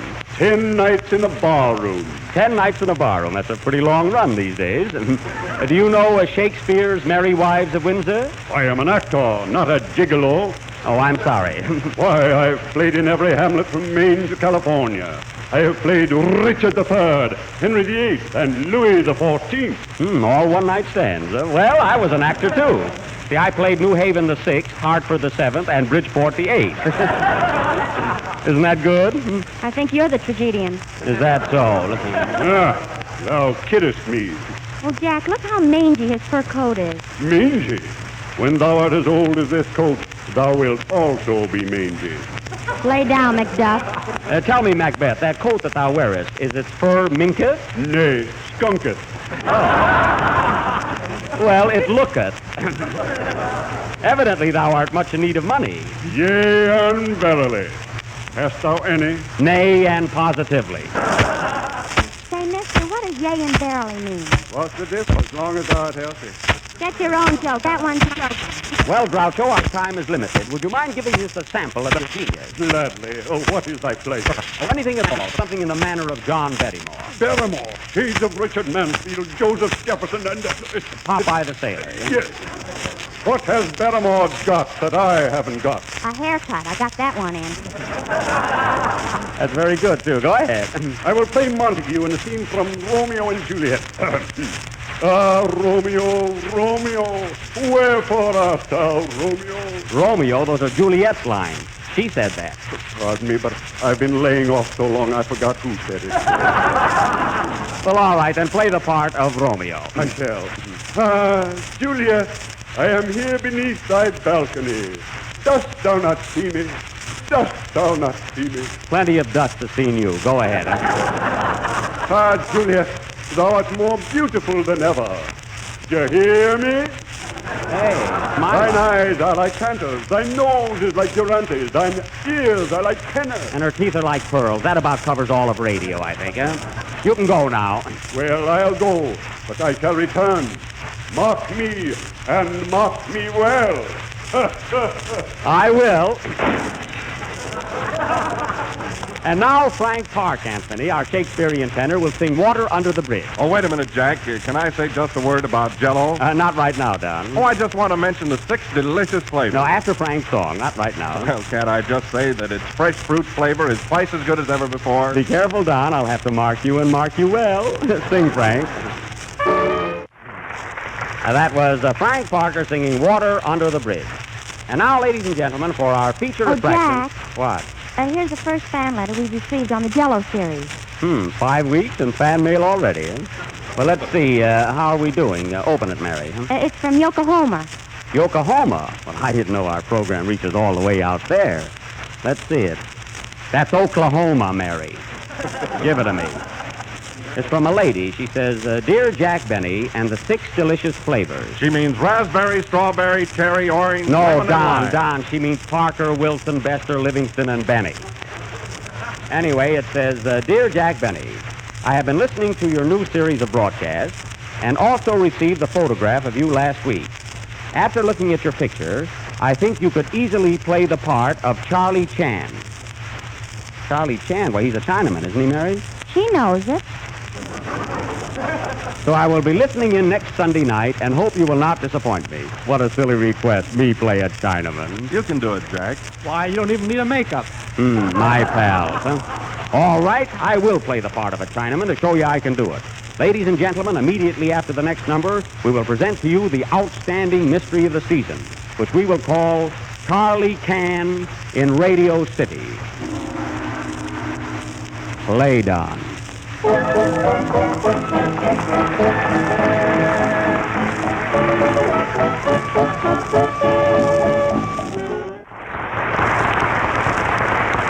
That was Chinatown, My Chinatown, played by Don Bester and his Chow Maniac. And now for our studio murder mystery, or Charlie Can in Radio City. On with the play. Curtain. Music, Don.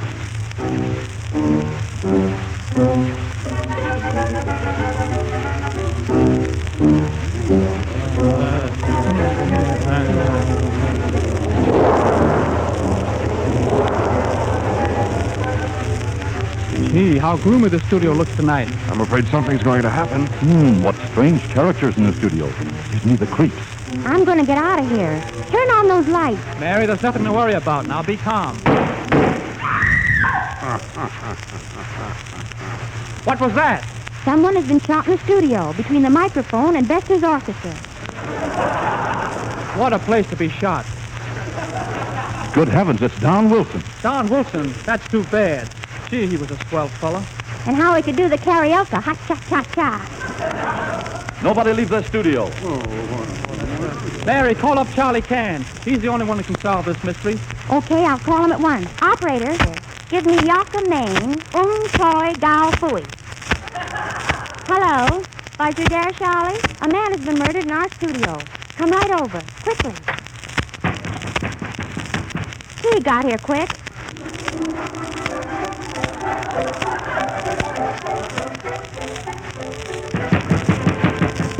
Who is it? Charlie Can, the parasol man. Come in. Excuse, please, for me to bring humble body in your studio. Put feet on mat and don't dirty the joint. Excuse, please, to ask what happened here tonight. Our announcer was shot and we want justice. Begging thousand pardons, you get just as good announcer anyplace. As my honorable ancestor would say, dead men tell no tales and gather no moss. Stick to detective work, Charlie, and solve this mystery. All right, nobody leave. Park honorable bodies and chairs. See vous play. This is an outrage. No, this mystery. Begging thousand pardons, what is your name? Don Bester. I'm the orchestra leader. Honorable stick looks suspicious. What you use him for? Why, I lead the orchestra with this stick. Ah, but if orchestra don't show up, what you do with stick? I didn't kill him, I tell you. I didn't kill him. With million apologies, I put handcuffs on your honorable wrist. Gee, but he's nice. Excuse, please. What you do here? Well, I'm one of the comedians on this program. With humble apologies. That's what you think. All right, then, all right. I'm one of the tenor singers on this program. I hate to ask charming tenor, but did you kill man on floor? I should say not. I'm a lady killer. With 6,803 apologies, you are a chump. I'm a what? Chump. With 112 apologies, I don't get that. Chump. What do you do when you leap over a mud puddle? I fall in. Excuse, please. Gotta get back in character. Excuse, please. I think I look round room. I find gun still smoking. Gee, and there's a no smoking sign here, too. Who this gun belong to? It's not mine. Nor mine either. I don't own it. Ah, somebody honorable liar. But I keep it. I look around some more. Package. What is an honorable package? That's my laundry. I take him, do good job, bring him back Friday. I thought you were a detective. Me washy, too. Ah, I hear noise. Somebody in honorable closet. You will oblige me to come out. Come out, please. Jahemi. Who is in closet? Ah, Juliet, I am here beneath thy balcony. Dost thou not see me? Ah, Lumfung Hamlet. Did you kill Honorable Wilson? Nay, 1,000 times nay. Excuse, please. What you do in closet? I hung up my fur coat and forgot to get out of it. That's good. Close closet door, please. As my honorable ancestor would say, birds in closet worth two on this program. Charlie Can, you are uncanny. You don't look so good either. Oh, this is silly. Can't you find out who killed Don Wilson? Maybe it was suicide. No suicide. He liked himself too much. Don Wilson always buy honorable drink for Don Wilson. Well, you'll never commit suicide either. Likewise. Now, honorable young lady, excuse please, for two questions I would like and you for me to answer. I killed him, didn't, so ask me no. Go ahead. How know did you well, Wilson? I mean, how well, Wilson, you know pardon my rotten accent in this. Somebody knock on honorable door. Quiet, please. I see who it is. How do you do, stranger?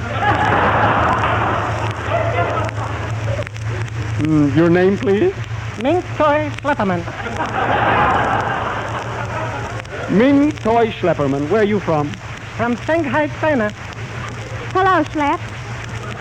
Hello, Livy. With 956,000 pardons, 423, what are you doing here? I came to help you solve the mystery with 15 apologies, 3 hits, and no errors. Tell me, are you a Chinaman too? What else? As my honorable ancestor would say, when in Rome, do as Romans do. As my honorable ancestor would say, no matter where you are, eat chopped chicken livers. And as Lou Holtz would say, you said it, my friend. You the Detective Sherlock Holmes? Excuse, please. Can is the name. Can. Well, don't you know me? I'm your brother, Tomato. With plenty of apologies for that joke. Hey, Charlie, you going to find out who killed Wilson, or are you going to pull another O'Hare on it? Excuse, please, I find out right away. One more question. What did Honorable Wilson do in spare time? He had an invention for 6 delicious flavors. Raspberry, strawberry, Wait, cherry, I orange. have idea.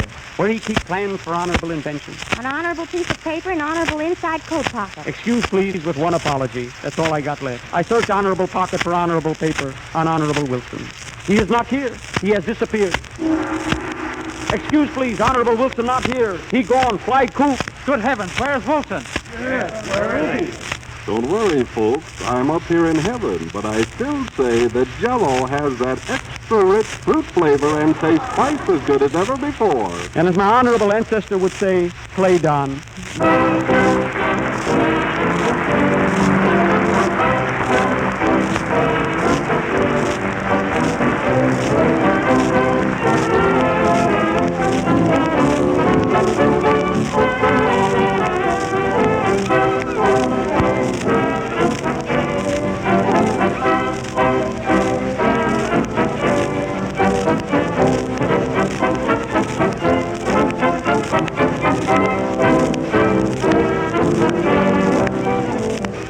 You know how delicious fresh raspberries or strawberries smell. You know the intriguing fragrance of rich, ripe cherries.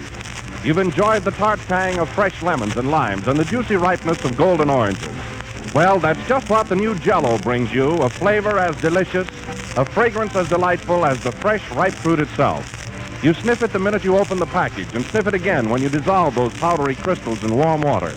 And when you've chilled your Jell-O to beautiful, quivering firmness, when you've taken your first exciting taste, then you know that Jell-O tastes twice as good as ever before. It's extra rich, twice as delicious. But you'll find this new extra rich fruit flavor only in Jell-O. So look for the big red letters on the box and be sure you get the genuine Jell-O.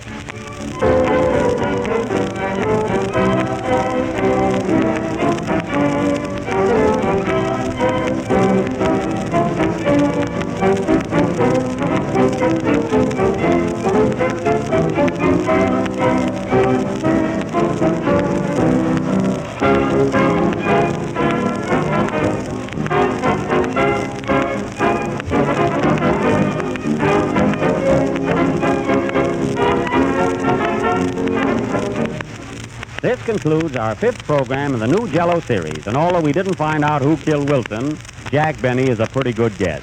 However, Wilson will be back with us next week as he has more than one life to give to our product. Come on, Mary, let's go. Yes, Jack. And as my honorable ancestor would say, I'm hungry and I'd like a sandwich. And as my answer would say, I'll see you later. Good night, folks.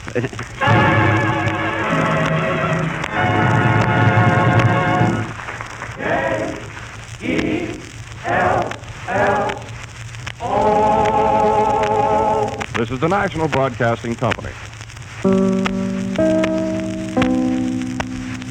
WJZ, New York. Lux Radio Theater brings you another classic story coming up next. Hollywood, California, Monday, March 22nd.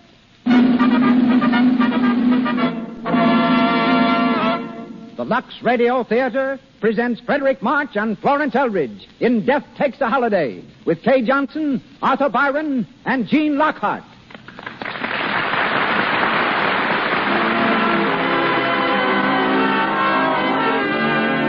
Lux presents Hollywood. Our stars, Frederick March, Florence Eldridge, Kay Johnson. So Castella became bosom companions, yet the soldier survived. Inspired by his grim associate of the trenches, he wrote the tender fantasy from which tonight's play, Death Takes a Holiday, was adapted. Castella's regard of death as an almost physical being, not cruel, but wise beyond understanding, may be interpreted in the lines he once wrote to a friend. Speaking of death, he said, occasionally we felt His Highness was on a vacation.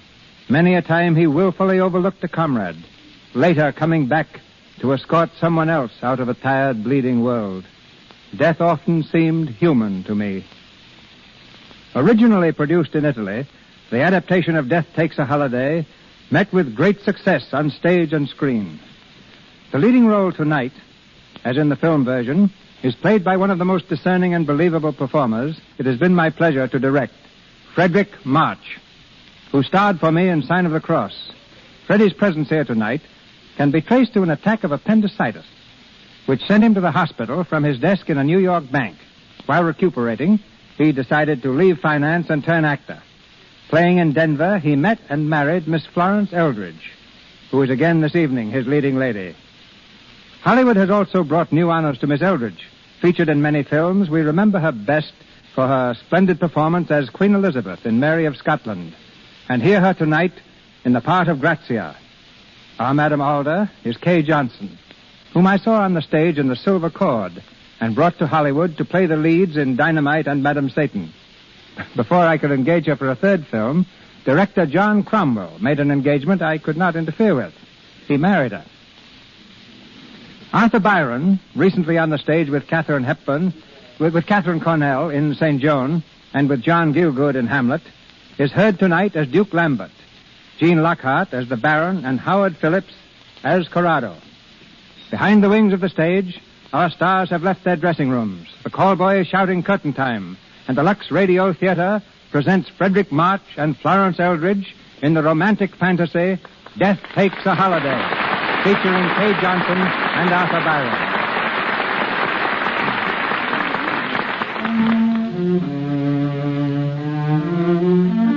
A lonely road in Italy. A full round moon hangs low in the sky, bathing the countryside in ghostly radiance. An automobile purrs softly through the night, making its way toward the old castle of Duke Lambert. At the wheel is the Duke's son, Corrado, and beside him, Grazia San Luca, a lovely young girl who seems lost in a dream as she surrenders to the beauty of the night.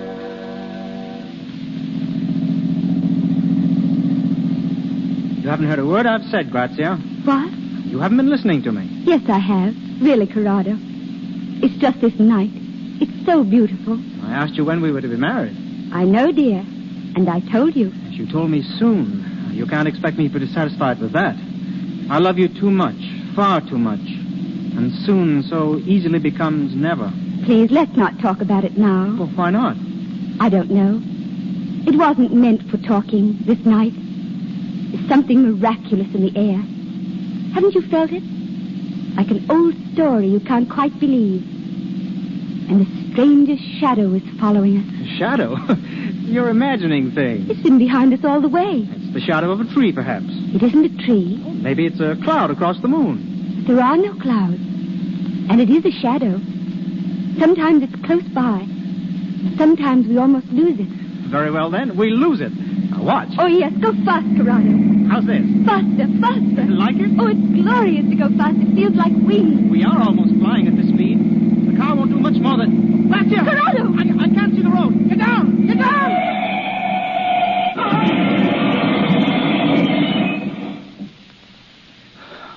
Grazia.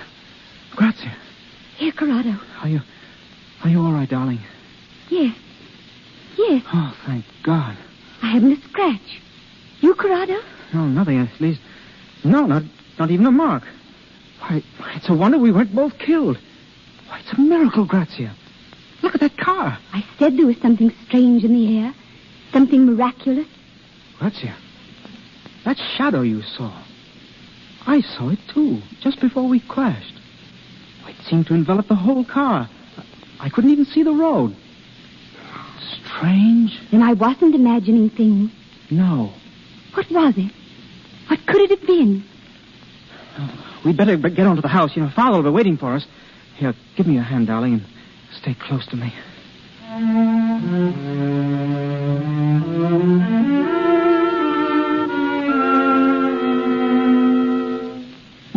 And that was it, Father. We seemed to turn over and over endlessly. I'm sorry about the car, sir. Never mind the car. I'm thankful that you both weren't killed.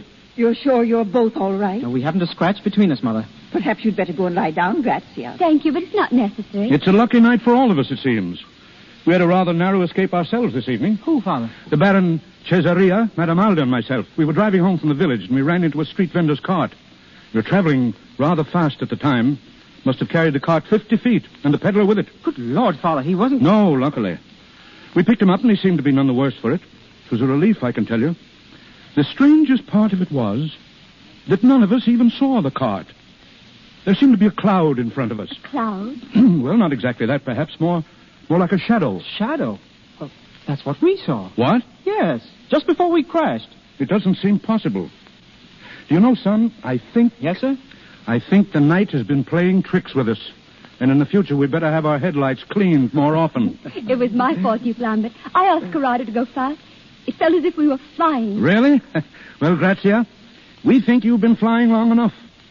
When are you going to fold your wings and become my daughter-in-law? Yes, we were speaking of that tonight. No, I've been trying to persuade Grazia to make it next month. Won't you, dear? I wish I could, but... It's only a question of making up your mind, my darling. You know I love you all and want to please you. But don't you see, I'm not ready. But why, Grazia? Because life is too full. There's a kind of happiness I want to find first if I can. Aren't you happy with me? Oh, yes, dear.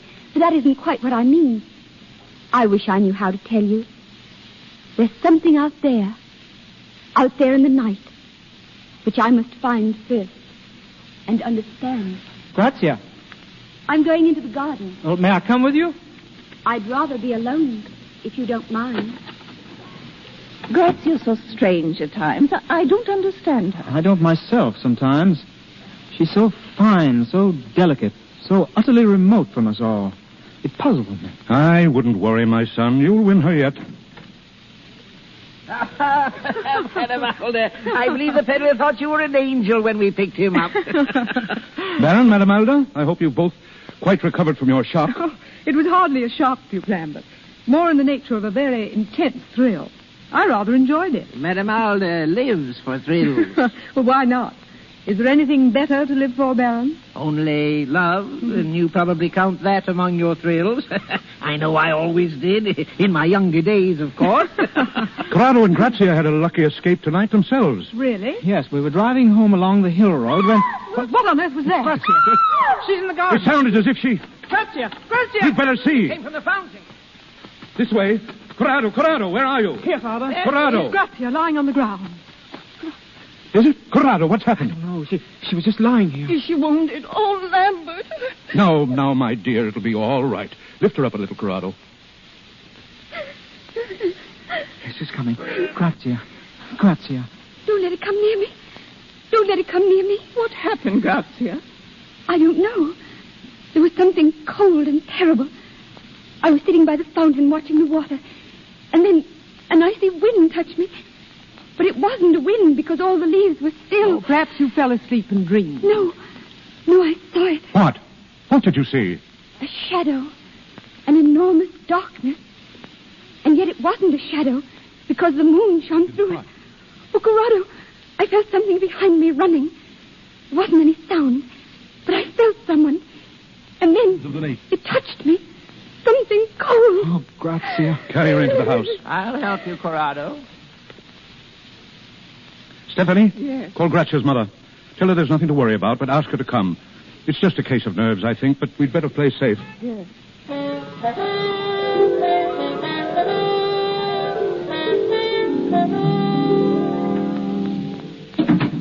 Fidele, have you searched the grounds? Thoroughly, Your Excellency.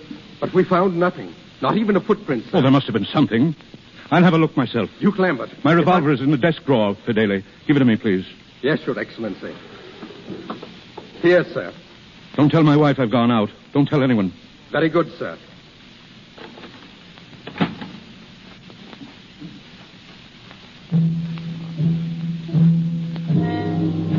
Who's there? Who's there in that shadow? Answer, or I'll shoot.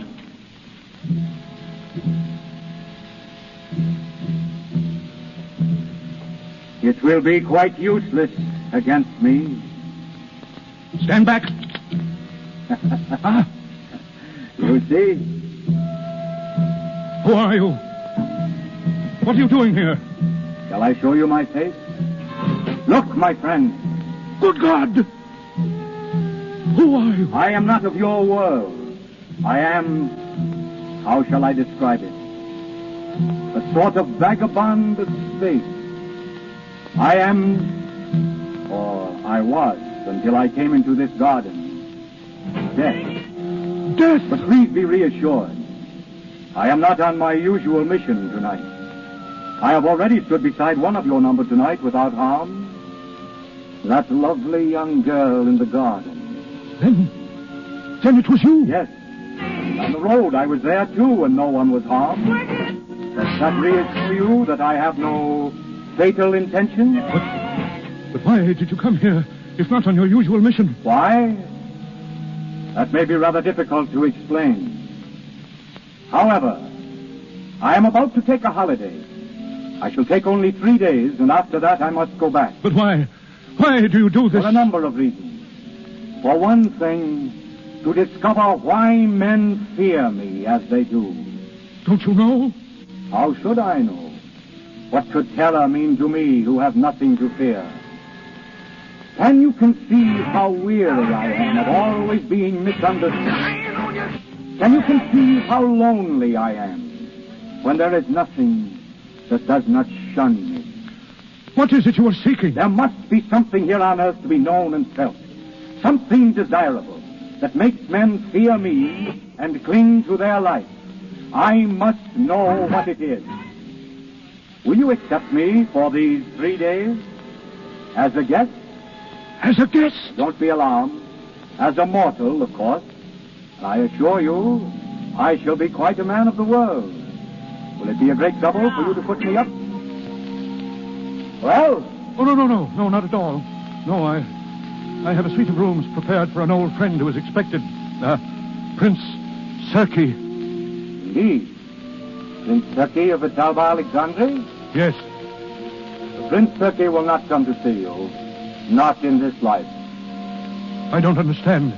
I saw him early this morning. Then he's dead. Yes. I did not know, of course, that he was a friend of yours. Poor Serki. Tell me, was the prince known to your family and your guests? No. Excellent. I shall be Prince Serki of Vitalba Alexandri for these 3 days. What? Oh, please understand that my presence in your house will not be a menace, but a protection. Thank you. But there is one condition on which I shall insist. Yes? I am to be Prince Serki and no other. When I leave you now and return later in his person, I shall be mortal. And I must be treated as a mortal in every particular. No one under this roof must show repulsion or fear on pain of my instant displeasure. I don't understand. No. Let me put it this way. If my secret is divulged, I shall leave instantly as Serki and return in my proper person.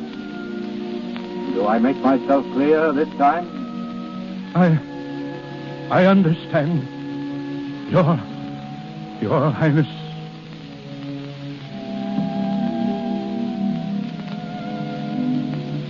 So at last, I am to become mortal.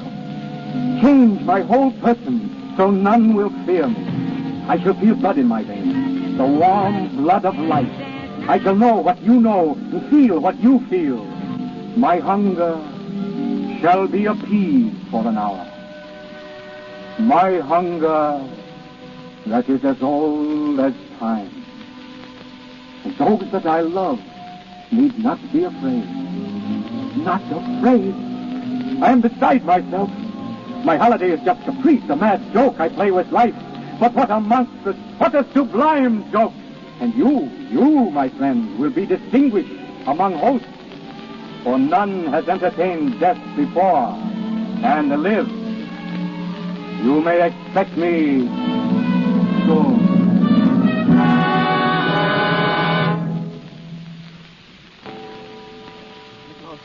I've never found anything like it. But why at this hour? Unusual, but interesting, Baron. My husband asked especially to see everyone in the library. I don't know why. Ah, here he is. Well, Lambert? I'm sorry to arouse you at this hour, my friends. It's important, believe me. Lambert, Grazia's mother is here. Ah, Maria. I'm glad to see you. I was so worried about Grazia when I heard. She'll be all right. Have you seen her? She's upstairs resting. It isn't necessary for her to be here now, is it? Why, No, my dear. Well, Lambert? My friends, I have received a message tonight from Prince Serki. Ooh, so he's coming at last. Yes, he's coming. I want to tell you all something very seriously. This guest whom we're expecting is no ordinary person. Now, if he should appear eccentric or strange in any way, you must take no notice. Treat him as a prince and a gentleman always. And above all, you must not be afraid. But Lambert, I don't understand. And no matter what happens, you must never shun him, or protest, or run. It wouldn't do any good if you did. You can't run from... From what, Lambert? Nothing. I didn't mean... Well, Fidele? His Highness, Prince Serki. Serki. Welcome, Your Highness, to our villa. Thank you, my dear Duke. I am so happy to be here. We're more than honored. May I present my wife, Prince Serki? Your Highness is most welcome. Thank you. I have rarely been so charmingly received. And now, may I present my guests? It will be a pleasure. Madame Alda. How do you do, Prince Serki? May I say I had not realized that the women of your country were so beautiful. Your Highness is most kind. I wish that we might never meet when you are less beautiful, and I must be less kind. The Princess Maria, Prince Serki. Your Highness. Your Highness. The Baron Cesaria, sir. A statesman who was once important in the affairs of the world, who now looks back on a long and interesting life. I am delighted to meet the Baron at last. And I to meet you, Your Highness. Considering your distinction and your age, it is surprising that fate has not introduced us before. Your Highness, my son Corrado. Yes. The son who drives his car so furiously. I beg your pardon, sir? My friend, please, permit me to call you my friend. Your Highness. Please, make no change in your plans because of my sudden appearance. I should like to join in your pleasures, if I may, and enjoy the hours with you. I beg you not to make a stranger of me. Your rooms are ready, Your Highness. My room? Yes, at your pleasure. Then, if you will forgive me, I think I will go now. I have not slept for ages, and I feel curiously tired. Mother. Grazia. I couldn't sleep, Duke Lambert. I was too restless. This is a guest I have not had the pleasure of meeting. Oh. Grazia, this is Prince Serki, the Princess Maria's daughter, Your Highness. How do you do, Your Highness? How do you do? We have not met before, Your Highness. Perhaps. For a few fleeting moments. Yes, that is how it seems. A few fleeting moments. I am happy to welcome you now, sir. Please, give me your hand, Grazia. So young and firm and full of life. And it lies so trustingly in mine. Is there any reason why it should not? Thank you, Grazia. You have done me a great kindness tonight. My friends, my holiday begins most agreeably.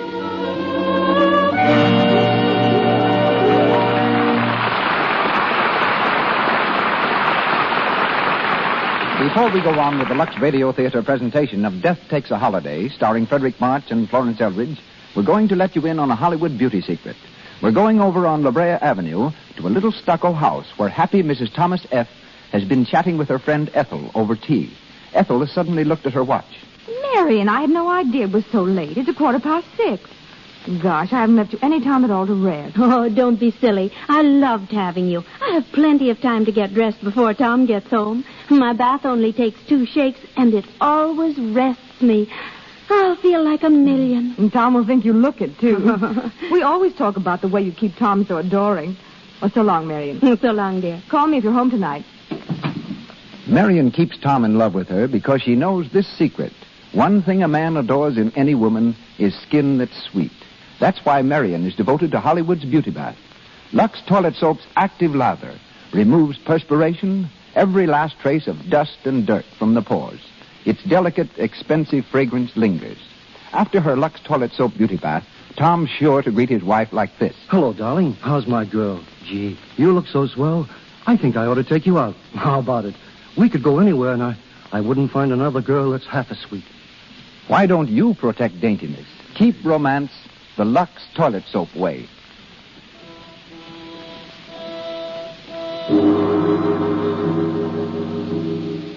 We continue with Death Takes a Holiday, starring Frederick March and Florence Eldridge. 3 days have gone by, and the Phantom Death is still a guest at the home of the Duke, still enjoying his brief visit to Earth in the person of Prince Sergei.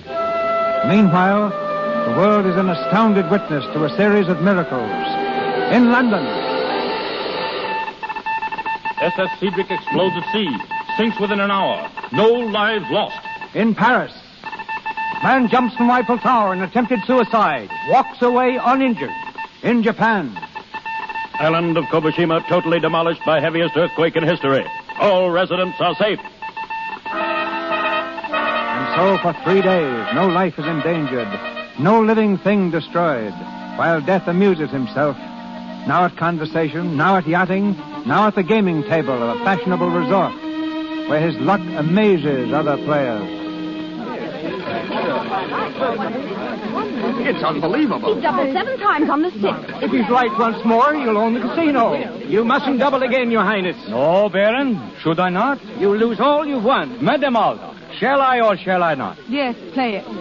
I think the world is all yours to do with as you choose. Your Highness? Yes, croupier? I'm very sorry, but it's against the rules of the house to double again. Oh, but look here, you make it necessary for me to take a great deal of this metal away with me. I'm sorry, Your Highness. Very well, but I have no use for it. Here. You divide it, please, among those who need it. Baron, shall we go out on the balcony? Delighted. A magnificent gesture, Your Highness. Magnificent. You make life exciting again. I felt 20 years younger ever since you arrived.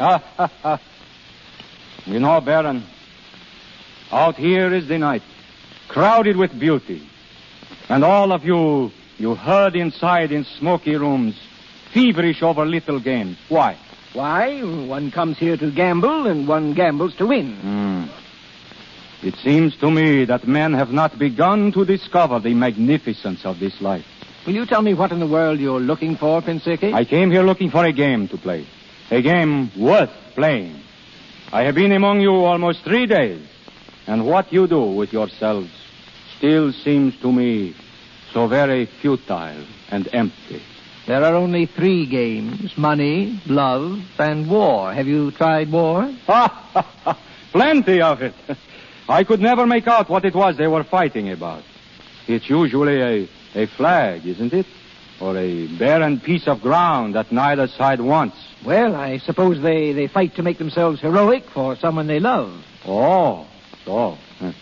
It all comes down to one game. One game, that's what it comes to. One never grows tired of love. Shall I tell you something, Baron? This last great game of yours, this of which you never tire, seems to me to be the strangest, the saddest, the emptiest of all. Can it be that you're inexperienced in such matters? Entirely. You don't know what you've missed. One pair of lips will change your mind for you someday. It depends upon the subject. Madame Alda's, for instance. Madame Alda? She's quite taken with you, you know. Thinks you're fascinating. You might try your game of love in that quarter, Your Highness. Yes. You don't seem very interested. You were thinking of another, perhaps? Perhaps. Who, Your Highness? It is growing late, Baron. I think we'll go back now.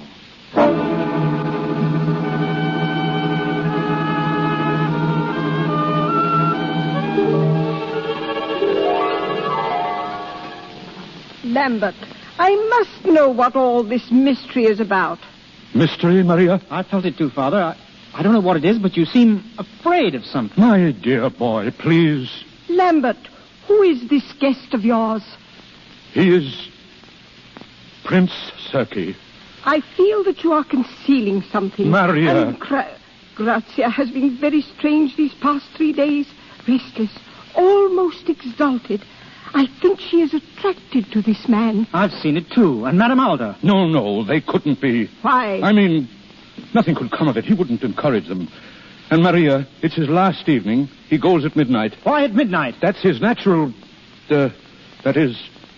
Oh, it's a whim of his. Just a whim, nothing more. Your Excellency. Yes, Fedele? You asked to be informed as soon as Prince Serki returned from the casino. Oh, yes. He's in the library, Your Excellency. Very well.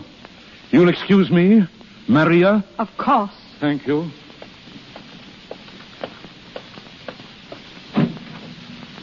Your Highness. Oh, good evening, my friend. You have returned early from the casino. Yes, I was very bored. I'm sorry. I had hoped that your last evening... Ah, yes, my last evening. But it isn't over as yet. No, Your Highness. You haven't told anyone about me. None of your guests know my real identity. No one knows, Your Highness. Good. I wish that reserve kept without fail. I shall be in the garden for a while now. There's very little time left. And I still have not found your reason for existence.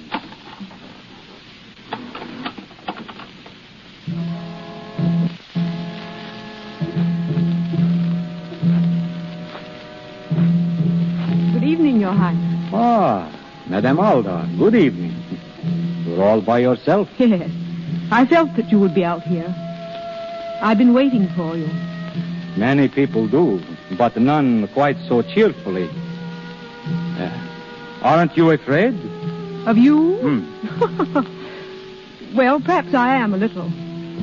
But my interest is far greater than my fear. Oh, I am glad. But if you knew... You are so fortunate here, you people. I think I used to despise you all with your little whims and desires, all leading up to nothing. And now, there is nothing I want so much as to share them. I've so often thought all that of myself. Oh, but my dear Alda, you can have whatever dreams you wish. But suppose you had been set down for a few hours or a few days among the inhabitants of the moon, and that was all the life that you could have forever. And you knew no one there. And no one dared to know you. Do you really feel that? Yes. I am not one of you. Then I wish that you were. You do? I've waited for someone like you. Even though I am not what I seem? Oh, but you are. No. I am a fear, a shadow, a wandering thing.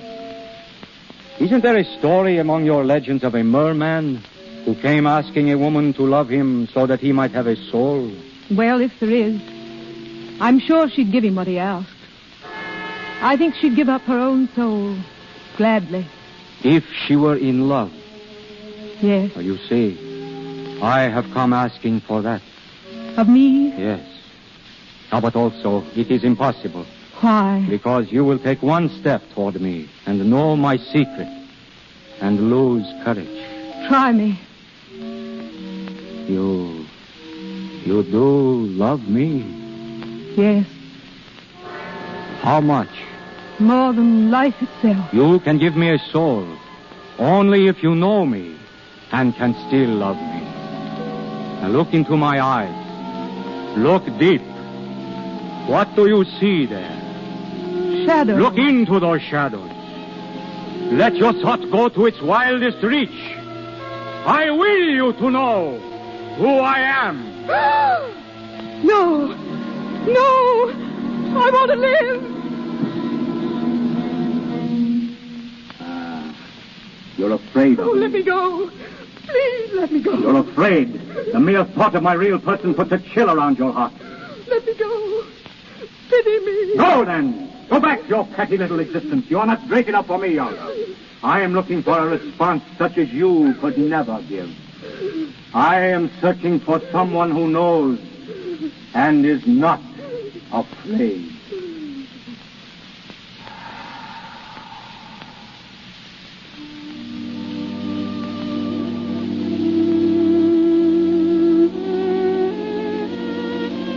Such a lovely night, Your Highness. You? A very serene and lovely princess. You do me too much honor, Your Highness. I'm not really a princess, you know. Let me call you so. I like to be called Grazia by my friends. How charming of you. Grazia, then. You make it sound like music. It is like music. It has overtones that go singing on and on. But they are not sad, no, they are full of grace and light. Oh, when you speak like that, I hear music, too. Great sweeping chords. I could say so much more. Your Highness is being very kind tonight. I wonder if I am being kind. Perhaps I should have said gracious. No, not gracious either. I have discovered that even the mightiest must sue for certain favors. I should think Your Highness would never need to sue. On the contrary, I am feeling strangely humble for the first time in my life. And I am feeling strangely thrilled and proud. Grazia. Yes, Duke Lambert? Your mother is asking for you, my dear. Thank you, Your Highness. Until later, Grazia? Until later, Your Highness. Your Highness? Yes? You'll forgive me, but I'm worried, Your Highness. Worried? About Grazia. She's a lovely child. I hope that one day she and Corrado will be... Enough. Your Highness, I hope that you are not thinking... Enough, I say! But you don't understand, Duke Lambert. I've been caught in this web of flesh, caught and tortured. I thought to put it on like a garment and cast it off as easily. But to put it off is to die. To die without having lived.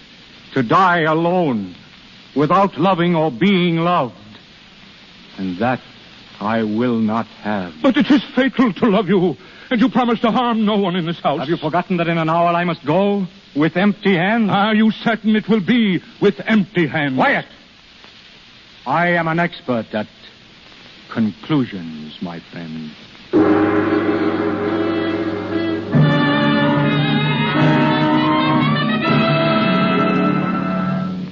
Grazia! Grazia! Here, Corrado. Oh, Grazia, I'm so glad to find you. Why, dear? You should be in the house, not walking out here alone. Grazia, will you do me a great favor? Of course. May I stay very close to you this evening? Why? Because I love you, and I'm afraid. But there's nothing to be afraid of. Grazia, why are you so strange? I seem to be waiting for something. Let me stay with you. It's not you that I'm waiting for, Corrado. Grazia, you're so far away. Please come back to me. There's some awful danger. I know it. Oh, no, not danger. Happiness. Something I've been waiting for so long. Grazia. Please don't be unhappy, Corrado. I love you. In some way I can't make clear. If I didn't feel so far away, I should be in your arms crying and holding you close to me. I want to do that. But somehow, I think I never shall. Oh, you're trembling.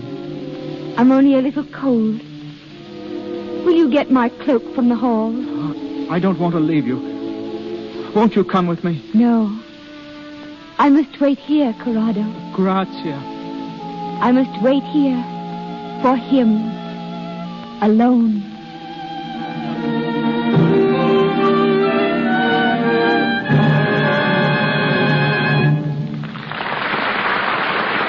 We pause for station identification. This is the Columbia Broadcasting System.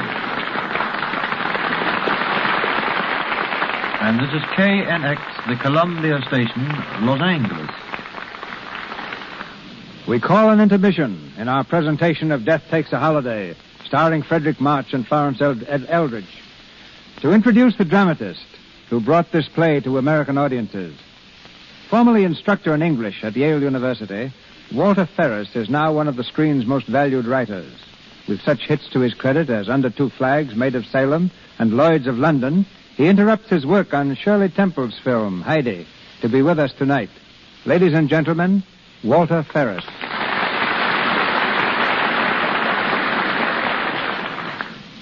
Thank you, Mr. DeMille.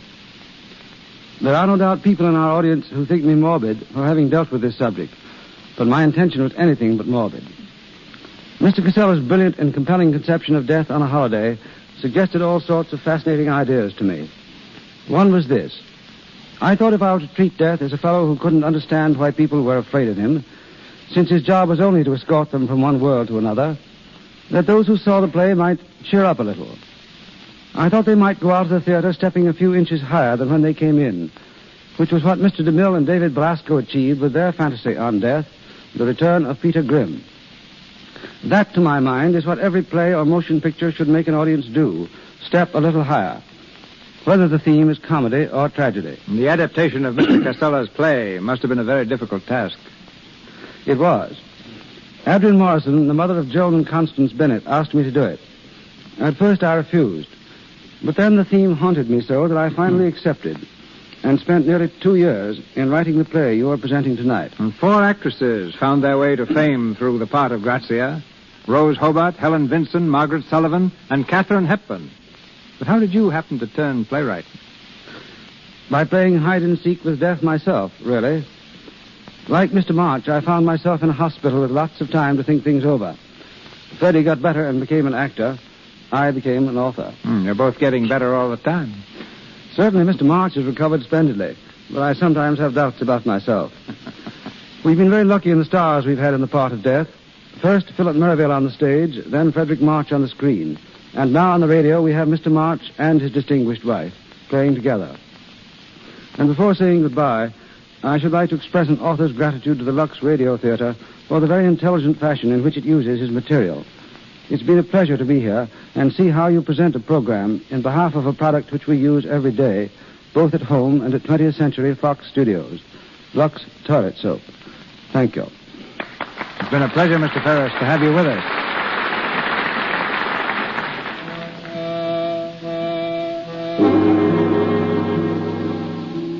Death Takes a Holiday, starring Frederick March and Florence Eldridge. The time grows short. Death's holiday on Earth is almost over, and soon Prince Circe must again take up the black cloak of his real existence. In the garden, Grazia and His Highness sit hand in hand, gazing deep into each other's eyes. You kept your promise, Grazia. You came to meet me. Didn't you know that I would? Yes. I felt it, deep within me. It is strange. We seem to understand each other so. We hardly need to speak, do we? Thoughts are so much clearer than words. Ah. Then perhaps you can tell me what I've been doing here. I think I can, almost. Tell me. I think you've been holding life in your hands, as I do sometimes. I think you've been a little afraid of its beauty. You do know. You wonderful, exquisite child. Something new has been born in me. And at last, I know the meaning of this life men lead here. I know for the first time, men bear a dream within them. A dream that lifts them above their petty lives. And that dream is love. You have brought this to me, Grazia. You have shown me a new world. A world which you made for me and which we share together. And yet, I am alone, too. Still alone. I think we'll never be alone again. We must, Grazia. And I shall miss you so. I shall hear your laughter in every wind that passes. I shall hear your footsteps wherever you are. When our two worlds hold us apart. Why should we ever be apart? What is this that will happen? Who are you? Prince Circe. I don't mean that. You seem to come from a distant place. You're like the mystery that's just beyond sight and sound, always just beyond my reach. Something that draws and frightens me. Oh, grazie, please, do not be afraid of me. I am Serki who loves you more than any man could love you. I am Serki who needs your warmth and your beauty more than any man could need them. Listen to me, Grazia. I am a great power, and I am humble before you. And tonight, I must go back to my distant kingdom. Will you take me with you? Take you? I should be unhappy alone. Take you? Oh, no, not. Do not tempt me. Oh, but Grazia, please. Give me 1 hour with you. Let me hold you close to me. For you are the meaning of beauty that I must know. Let me hold you in my arms, Grazia, and know that I have lived. Oh, my love. My love. What is that? Only the chimes of the hall clock. It's striking the 3/4 hour. 3/4 hour? Oh, then soon it will be midnight. Midnight. I tell you, Father, she's slipping away from me, away from all of us. Corrado, please. Maria. She's out there in the garden with him now. He has some strange power over her. We must save her from him. We can do nothing. Stand there and say that. We must do something. We can go out there together and take him by the throat. If we could, should I be standing here? Grazia is in no danger. There is nothing to be alarmed about. But you're alarmed, Lambert. Yes, Father, you're terrified. I must know why. Lambert, let me go to her. No, wait. Then I'll go. No, I forbid you to move. Then tell me why I can't go. Give me your reason, or if I haven't, I'll kill that man. You can't kill him, but he can kill us. If he but points out his hand, all of us... Who is this prince? You don't know what you're asking. I don't care. I only know that Grazia is in danger. Very well. I'll tell you. He said if I reveal his secret, he will leave instantly as Serki and return as... Steel yourselves if you are to hear it. He is not Prince Serki. He is the one who waits. The one whom all men dread. His Majesty, Death, amusing himself on a holiday. Father. Death!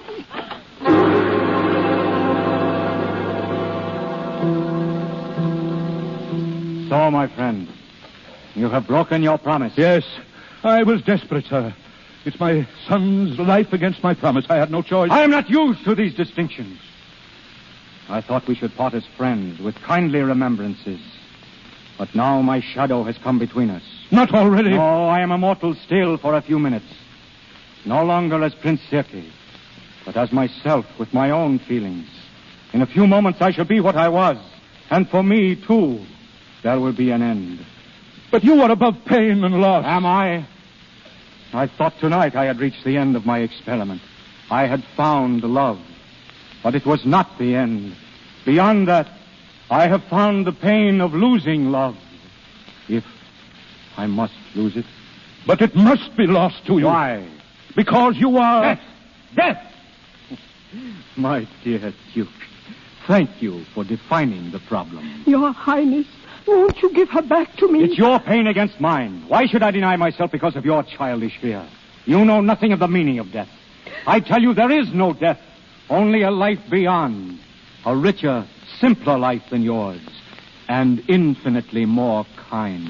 But she is so young to die. Go with me now in love would be triumph, not death, as it is known to you. Oh, in God's name, Give please. her back to me. Give her back to me. One lover must always lose, Corrado. But not like this. Not with death. There are wolves between us, and I cannot reach your minds. Why do men fear my coming? Death. Death is but a word that you've been taught to fear, a symbol of the unknown. And because of that word, you keep her from me. I would only lead her through the gateway to the life that lies beyond. Your Highness, we are not answered. Are we to keep Grazia? Is she yours even now? But she doesn't know who you are. Now, if she knew, What would she choose? Yes, you're right. Even Grazia was born to fear the face of death. She would die with me now as Circe. But as death, I cannot tell her. You gave me your word. You think me bound by that? I do. An honorable man would be bound. Because I assumed your flesh, must I assume your weakness? Then pity our weakness. I've seen pity struggling in you. We beg the life of Grazia. I bound myself to life, and with it to the petty rules by which it is lived. And now I must bow to it. What a monstrous comedy. Where is he going? To fetch Grazia. Oh, what will he do? What will he do? We must wait, Maria.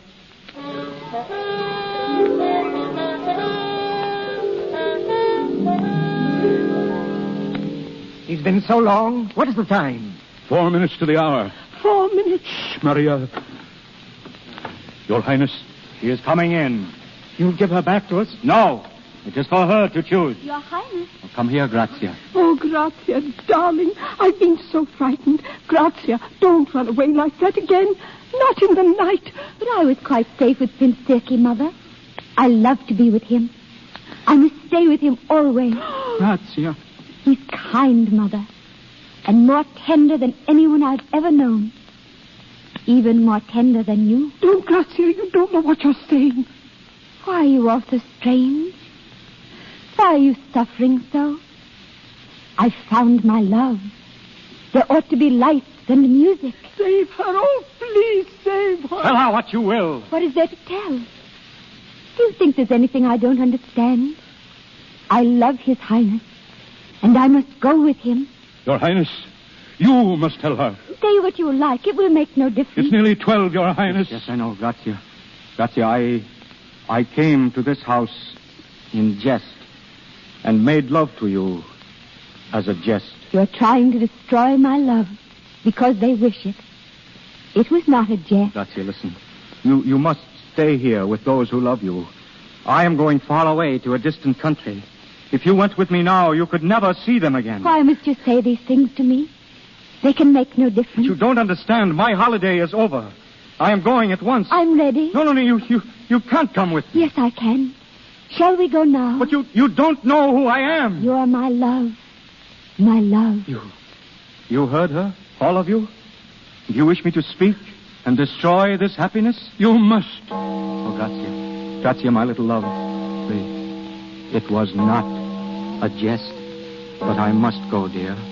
Alone. Oh, no. Goodbye, my friends. Remember that there is only a moment of shadow between your life and mine. And when I call, come bravely through that shadow, and you will find me only your familiar friend.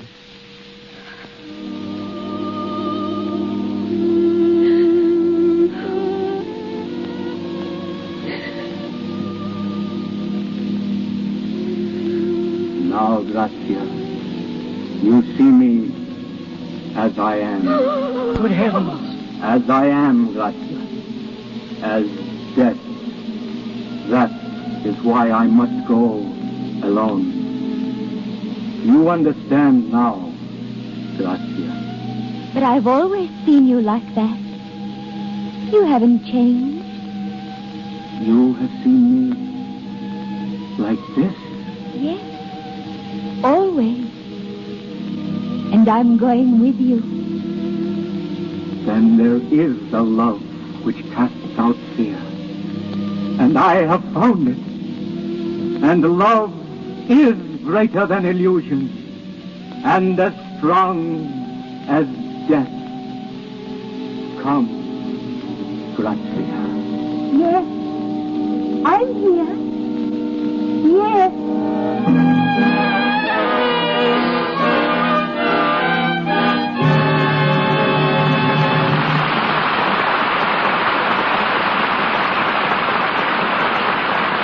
Yes, holiday is over, and with it our play. But Frederick March and Florence Eldridge rejoin us at the microphone later. Along with the Gish and Talmadge sisters, Mary Pickford and Marguerite Clark, Blanche Sweet will always be remembered among Hollywood's favorite stars of the silent screen. Discovered by D.W. Griffith, Blanche was in no small measure responsible for the box office competition he constantly gave me. I thought the best way to remove the competition was to acquire the star, which I did. 1,000,000 miles of film have run through Hollywood's cameras since then. But as I welcome her tonight, I see the same charming Blanche with the lovely blue eyes, who brought to silent pictures the eloquence of a great performer. Ladies and gentlemen, Miss Blanche Sweet.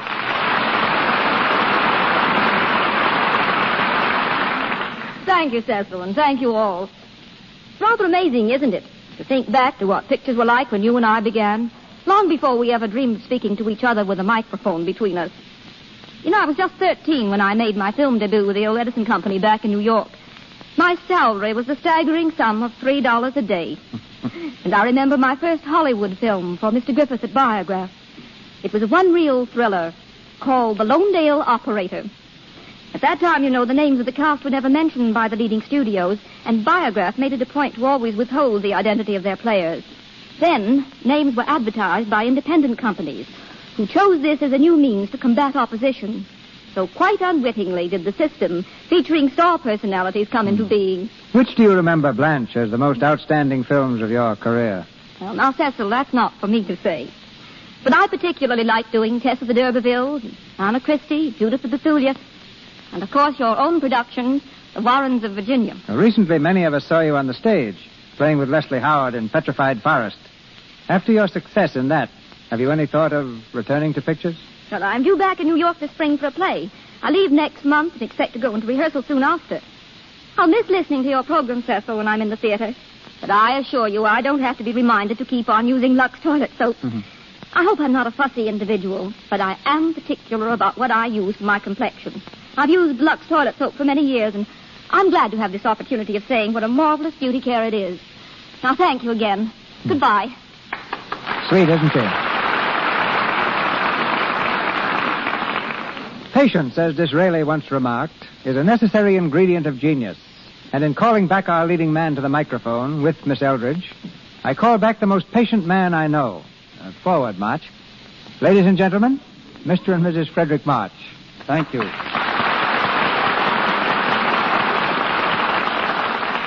Thank you, C.B. I don't know quite what you mean by patience, though, unless you refer to the fact that it's been nearly 5 years since we last worked together in the Sign of the Cross. But to have been in another DeMille production tonight has been worth all the patience in the world. Thanks, Freddie, but I referred particularly was the patience you exhibited in the Sign of the Cross. You mean the time you fed my husband to the lions, Mr. DeMille? I think I deserve the medal for patience, not Freddie. This scene, Florence, was just before he was served to the lions. A jailer was supposed to enter with the simple speech, "Forgive me, but we must proceed. The Emperor is waiting, Excellence." Oh, I remember that, yes. And the jailer was so terribly scared that he just couldn't say the word Excellence. Every time he'd ruin the scene by saying Your Majesty or Your Highness or Your Lordship. And what happened? As I remember, after wasting hours, we went to lunch, and while Mr. DeMille dug up another jailer. And this new actor looked the part, and he caught his cue perfectly. He glared at us fiercely, and he declared, "Forgive me, but we must proceed. The Emperor is waiting, Excellency." When I heard that lisp, they had to keep me from throwing that jailer instead of Freddie to the lions. Weren't you just a little bit frightened, Freddie, playing the lion scene? Not a bit, my darling. You see, I had just found out that those lions didn't like ham. Freddie tells me, Florence, that you and he are going back on the stage. Yes. We wanted to wait until our children were a bit older. But now Penny's 4.5, and Tony's a little past 3. Time marches on with the marches. Incidentally, C.B., Penny's a great booster of yours. She told us to be sure to give her love to the man who sells that nice soap. Well, after all, Lux toilet soap has been a standby of the March household for a good many years, Mr. DeMille. Not because just about everybody in Hollywood also seems to prefer it, but because it happens to be just about the finest complexion care we know of. Yes, and now, darling, don't you think it's about time we went home and put the kids to bed? Oh, yes, I do. Goodbye, Mr. DeMille. And to all of you out there, our sincere thanks. Goodbye, all. March goes out like a lion. Mr. March, Miss Eldridge, our thanks. Ladies and gentlemen, this is your announcer, Melville Rowe. There's great news coming from Mr. DeMille in a moment. Mr. March will be next seen in the David O. Selznick Technicolor production, A Star is Born. Mr. DeMille appeared through courtesy of Paramount Studios and Louis Silver's 20th Century Fox, where he was in charge of music for the new film, Seventh Heaven. And now, our producer. Next Monday night, the Lux Radio Theater brings you George Burns and his pixelated partner of screen and radio, Miss Gracie Allen. The vehicle for these nitwits of the networks is supplied by those sharp-witted satirists, George S. Kaufman and Mark Connolly, and was the first play that brought them fame, Dulcie. In addition to Burns and Allen, our cast will include 4 of the original players, Howard Lindsay, Wallace Clark, Elliot Nugent, and Norma Lee. Our sponsors, the makers of Lux Toilet Soap, join me in inviting you to be with us again next Monday night when the Lux Radio Theater stars George Burns and Gracie Allen in Dulcie. This is Cecil B. DeMille saying good night to you from Hollywood. This is the Columbia Broadcasting System.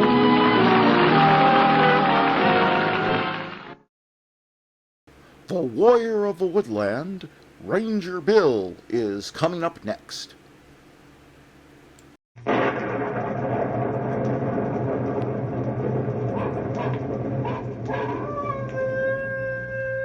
Ranger Bill, Warrior of the Woodland.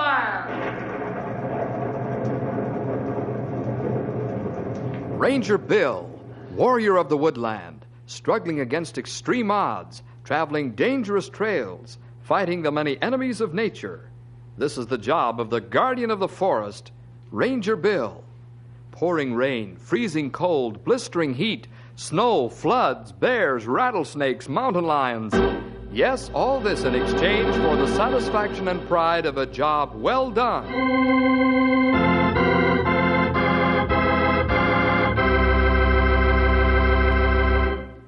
There are 2 schools of thought on how to handle the teenage gang problem. One group says, use the strong arm of the law. The other group maintains that the Christian approach is best. We'll find out which works best in Knotty Pine, where there are 2 gangs of teenage lads who are waging war on each other. Here's the story, Mrs. Kane Wins a War. Let's go to the back of Mrs. Kane's large home on the outskirts of Knotty Pine. This lady's house is on the front of a 10-acre plot of ground. The back area is covered with trees, rocks, bushes, and darkness. For some strange reason, the 2 teenage gangs have picked this area to wage their frequent battles.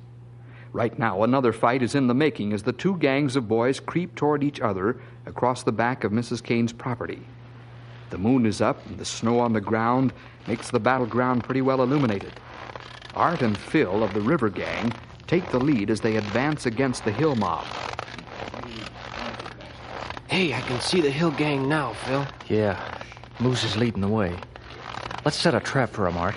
Okay, what'll we do? We'll get alongside the back of Mrs. Kane's chicken house. When Moose and the rest of the guys pass by, we'll jump 'em from the rear. Yeah, that should work keen. Let's get going. Hey, you guys, follow us. Okay.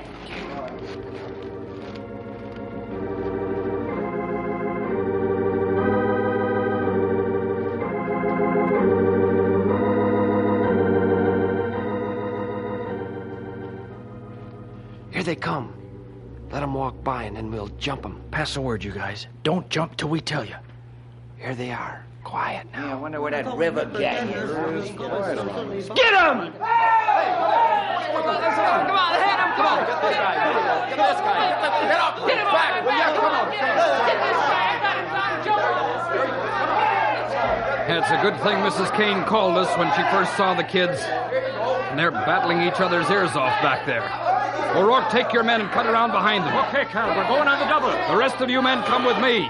You've got to stop this before somebody gets seriously hurt or even killed. Hit him again. Son, once more. Come on. We gotta look out. Beat it! The cop! Let's get out of here! Come on, let's go. All right. Let's quiet down or I'll take you all in. Hey, you stop squirming around like a worm on a fishhook and behave. Make him behave, O'Rourke. Don't you be worrying about that, Cal. I've got 5 of my own, just like these scalawags. I know how to make 'em toe the mark. I'm not going to ask you tough guys what you're doing because you'll only double talk me to death. But listen and listen hard. I'm running out of patience, and the next time this happens, you're going to jail. Next time I start biting instead of barking.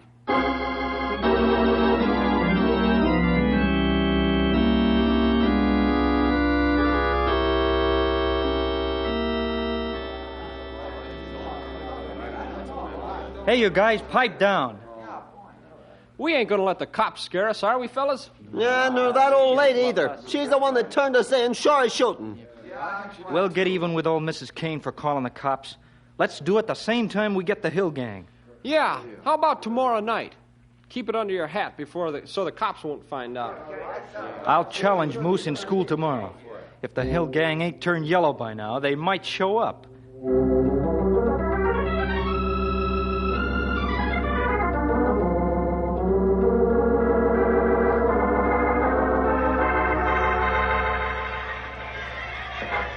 Hey, Moose. Yeah, what do you want? We're inviting you and your gang to finish what we started last night. Is that right? What about the cops? What's the matter, Moose?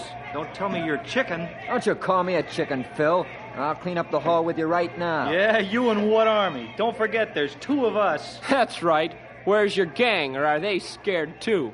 You'll be there tonight, and I'll show you who's yellow. You'll have a mouthful of floating molars and a couple of fat eyes. We're going to take care of that old lady, too, at the same time we take care of you guys.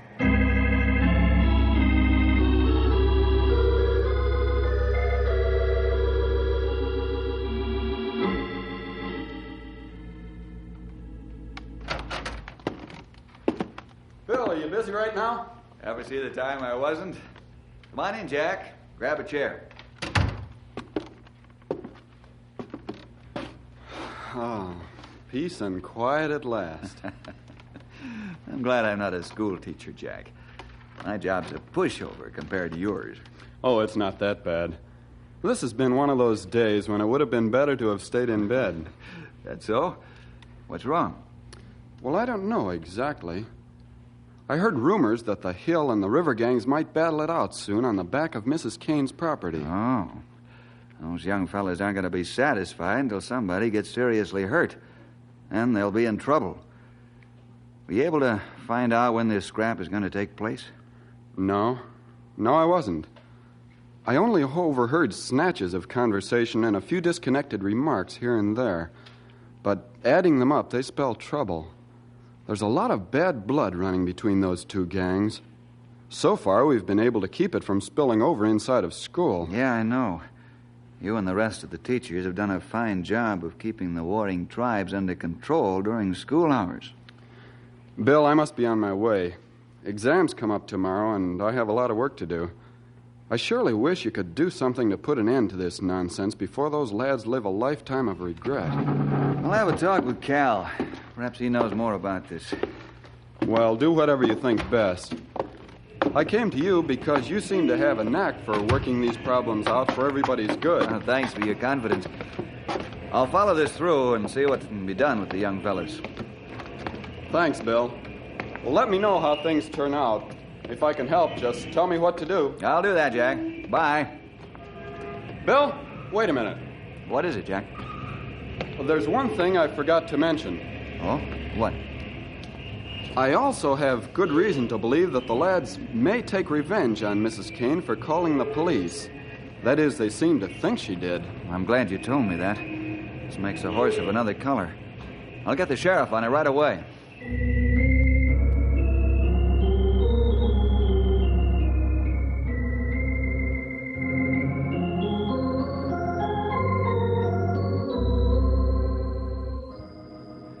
And that's as much as I can tell you, Cal. I don't imagine it's much help. It sure is, Bill. My men and I broke up their fight last night.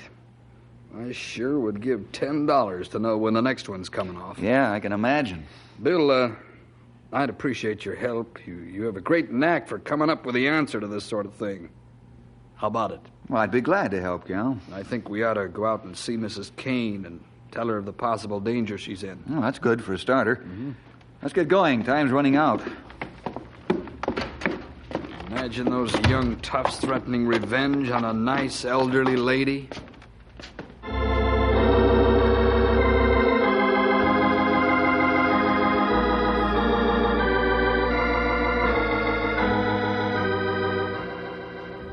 Now, gentlemen, I appreciate your concern for me, but really I can take care of myself. I wish I were sure of that, Mrs. Kane. I'd be glad to station a couple of men out here until this blows over. You'd better listen to him, ma'am. Those lads get pretty rough. I'm listening, Bill. But I'm not going to pay any heed to the sheriff. I think he's an old worrywart. Now, Mrs. Kane, it'll be too late for me to protect you and your property after something happens. Now, please listen to reason. Sheriff, what those young men need is love and attention. Why, I've even thought of inviting them in for tea and cookies. You what? You heard me, Calvin. You aren't deaf. I've raised boys of my own, you know. They were just as rough and tumble as the lad you had to fight on my back lot last evening.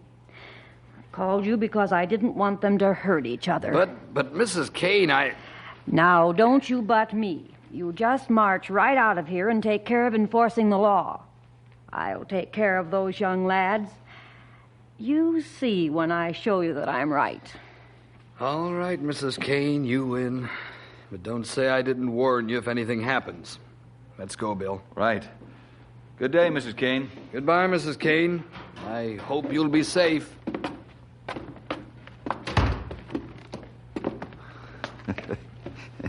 You kind of took a beating, old boy. What do you mean, you? Didn't see you making any home runs or even stealing third base. Right. But at least I admit it. Come on, Cal. Cheer up. Perhaps we're bucking up the wrong tree. Yeah, I hope so, Bill. She's a fine lady. I'd hate to see her get hurt.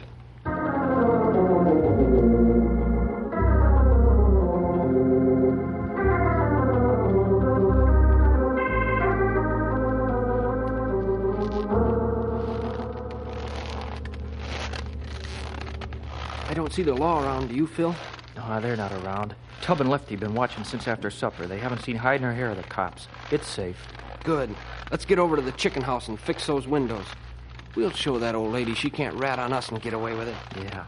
Pick up rocks on the way. We gotta hurry before Moose and his gang get to the joint first.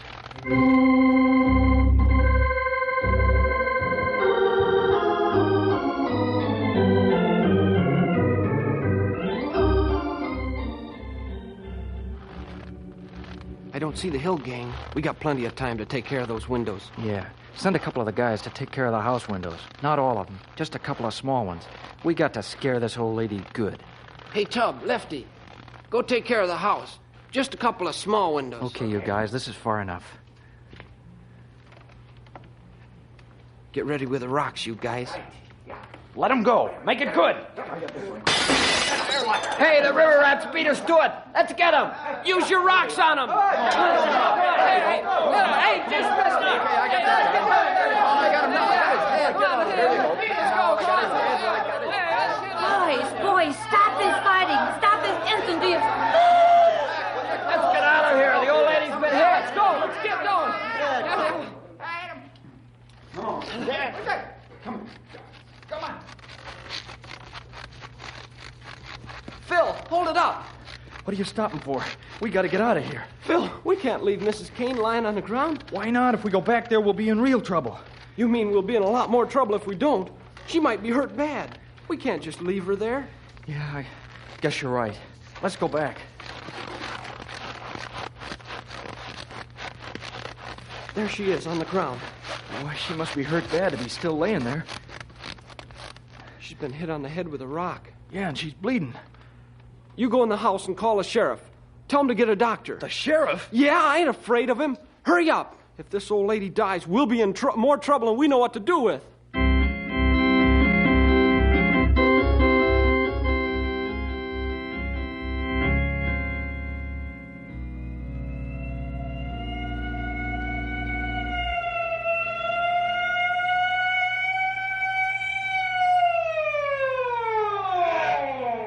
Hey, over here! As I live and breathe, it's Mrs. Kane laying on the ground. Take a look at her, Doc.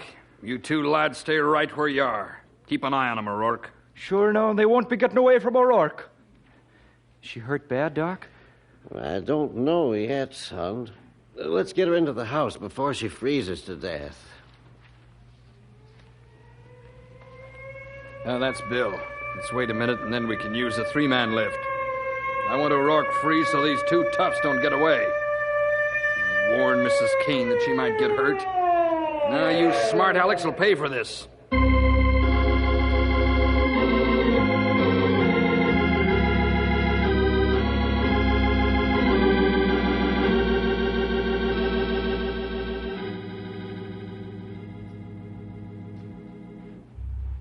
How do you feel now, Mrs. Kane? I feel fine, Doctor.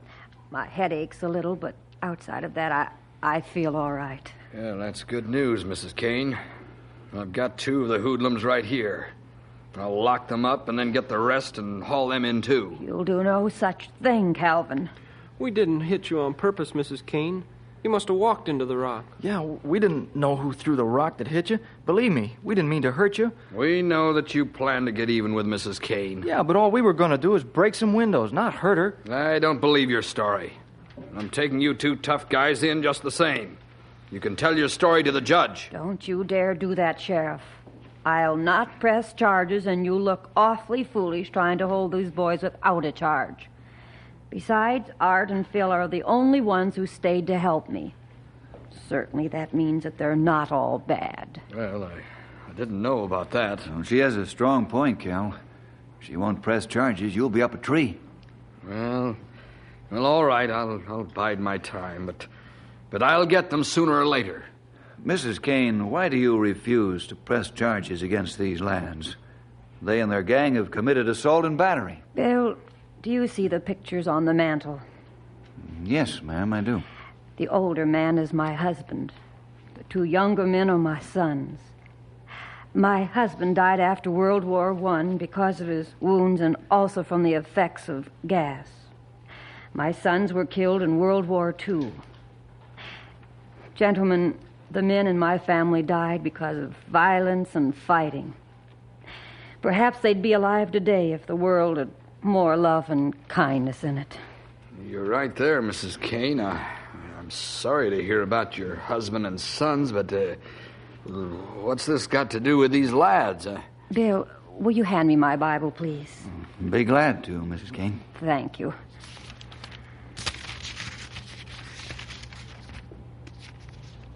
The Beatitudes tells what I mean.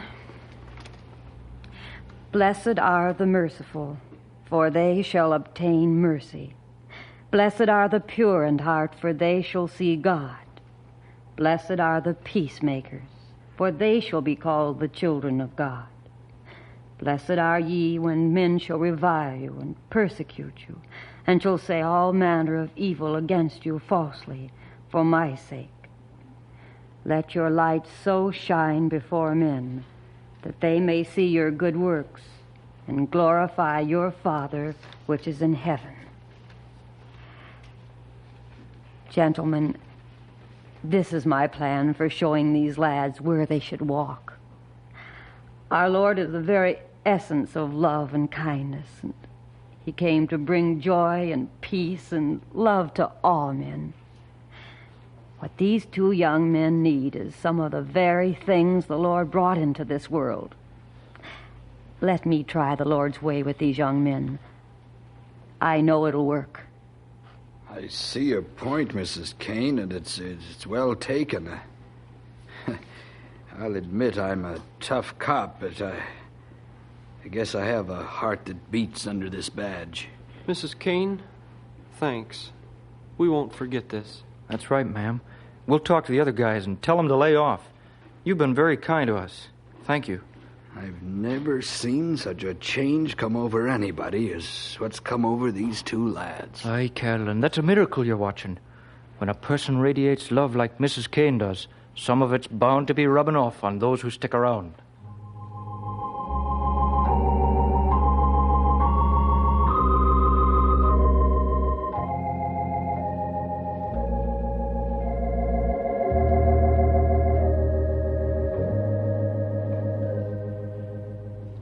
So now you know the whole story, guys.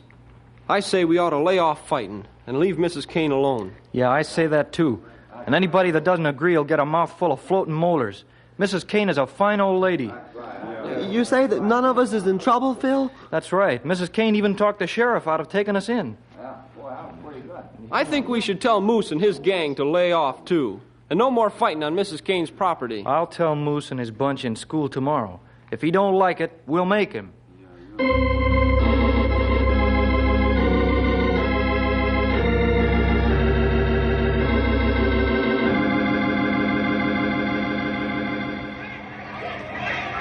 What a bunch of sissies you guys turned out to be. An old lady says a couple of sweet words to you, and you fall all over yourself. I'm just telling you, Moose, lay off. Yeah, and who's gonna make me? I still gotta get even for that old lady calling the cops. Yeah, you just try it and see what happens. Well, I'm gonna try it, and you won't stop me. That's what you think. We'll be watching Mrs. Kane's place. If you guys come near, you'll go away a bloody mess. Ah, you guys are turning chicken. You wouldn't start anything because you'd be in the doghouse with that old lady. But you can be sure we're gonna get even. You'll get even all right, even with the top of the ground. Stay away, Moose. I'm warning you, stay away.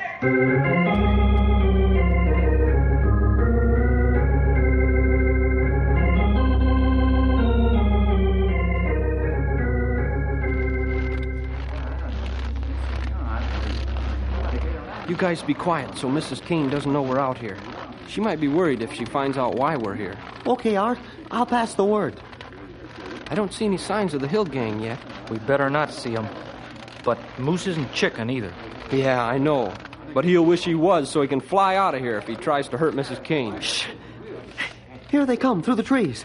Where? I see him. To your left, Art. Oh, yeah. So Moose can't take advice. Let's go after him and catch him way out back. Yeah, come on, let's move out. Come on, get him. Hey, the cops! Let's get out of here! Hold it! That ain't the cops. It's an ambulance. Listen to the siren. It's different. You're right. Come on, let's find out what's going on.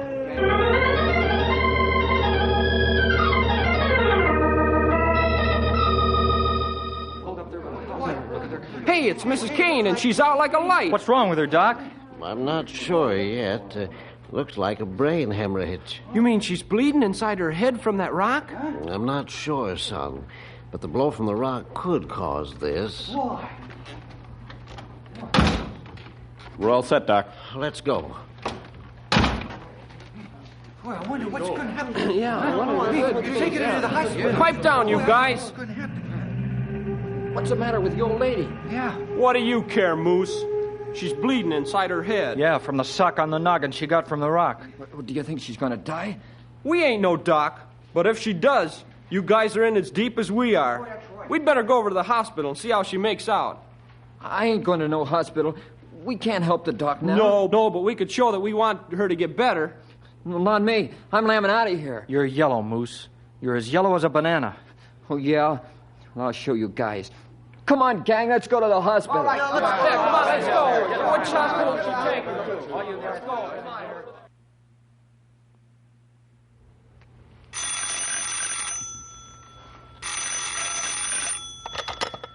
Hello, Bill Jefferson. Bill, this is Cal. Oh, yes, Cal. What's up? The doc just called me and said he's going to do emergency surgery on Mrs. Kane. Brain hemorrhage. Yeah? Also told me all the kids from both gangs are in the waiting room. I'm going over there. If she dies, I'll have those smart alecks in the clink before they know what hit them. I'll be right over. See you at the hospital.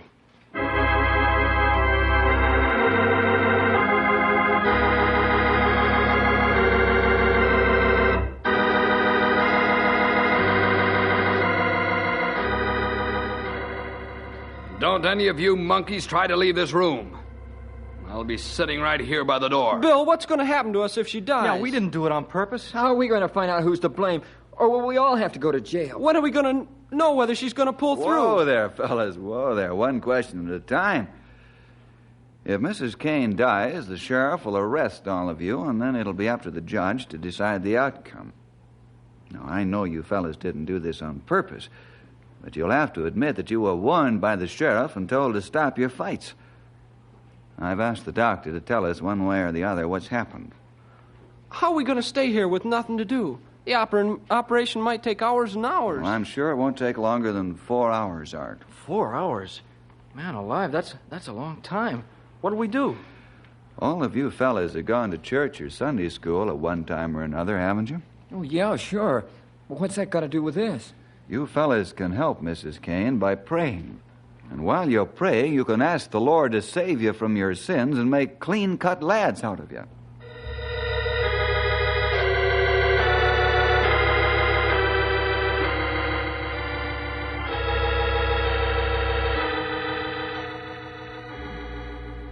How long's it been since Doc started operating? Half an hour. Boy, it seems like half a day.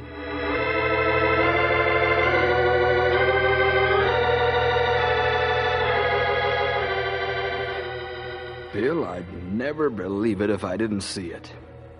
Who would ever think these roughnecks could pray like they've been doing? Perhaps we're seeing a miracle, Cal. This is the only way the Lord could get them to hold still long enough to deal with them. They've been here for 2.5 hours.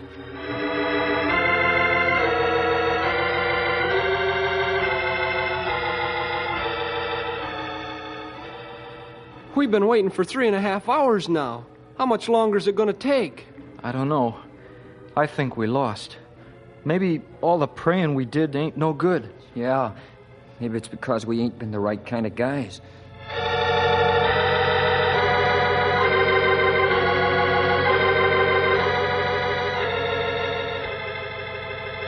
Hey, it's the doc. Hey, Doc. Hey, how's it going? What's the word, Doc? What's happening? How's she gonna be, Doc? You can go home, fellas. Mrs. Kane's gonna be all right.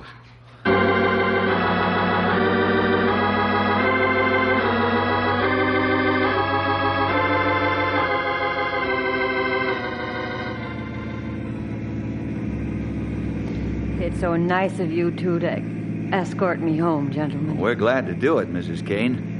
My mother's got the house all ready, and she's going to stay with you until you're on your feet again. How nice. Oh, my, the place looks different. In what respect, Mrs. Kane? Why, the walks are shoveled and the firewood stacked. My, the old place looks so neat and clean. Now, who went to all the trouble to do this for me? Mom! Phil! What's this all about? We just want you to show you that we think you're wonderful, Mrs. Kane. We're sure glad you're coming home from the hospital for good. Well, isn't this nice? These are the lads who fixed up around here, Mrs. Kane. Well, thank you so much. It looks fine, but what are you doing all this for? Because you did so much for us, Mrs. Kane. You were kind to us when we should have been punished. You spoke nice to us when we should have been yelled at. Yes, ma'am. We've talked with Moose and his gang, and we've decided to quit fighting and join gangs so we can do good. Help folks, just like you helped us. Praise the Lord. And now a bite of faith, hope, and love. These three. But the greatest of these is love.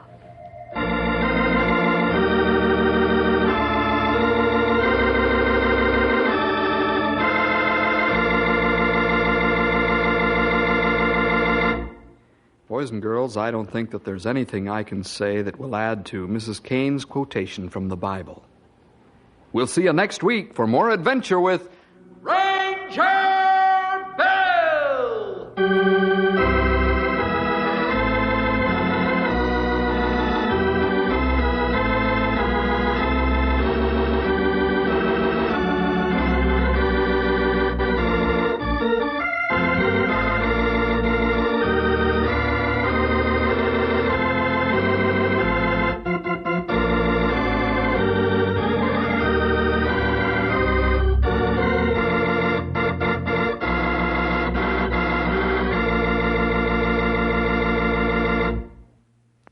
Again.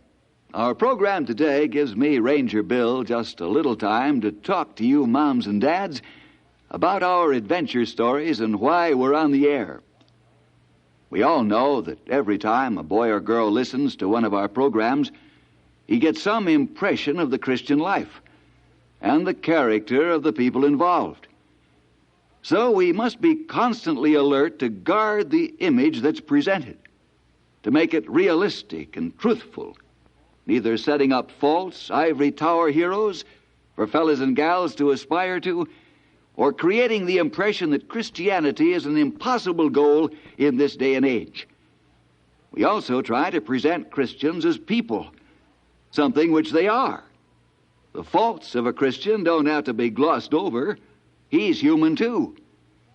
So we try to present to you, the listener, a story that from your point of view is a factual photograph of a way of life, namely the Christian way, and showing individuals living, seeing, understanding this way of life, or maybe missing it completely.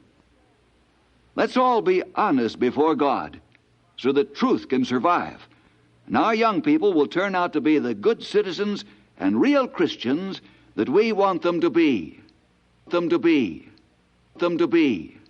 Them to be. Them to be. Them to be. Them to be. The first couple of radio comedy, Burns and Allen, are up next. Another cup of Maxwell House coffee, George? Well, sure. Pour me a cup, Gracie. You know, Maxwell House is always good to the last drop.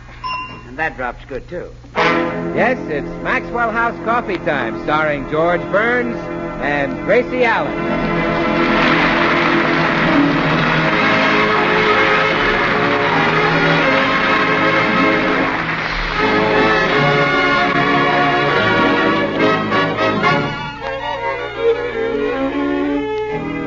With yours truly, Bill Goodwin, the music of Meredith Wilson and his orchestra, Mel Blanc, and our guest, Francis Langford. For your Thursday night comedy enjoyment, it's George and Gracie. And for your everyday coffee drinking enjoyment, it's Maxwell House. Expertly blended and radiant roasted for rich, mellow, extra flavor. Maxwell House, the coffee that's always good to the last drop.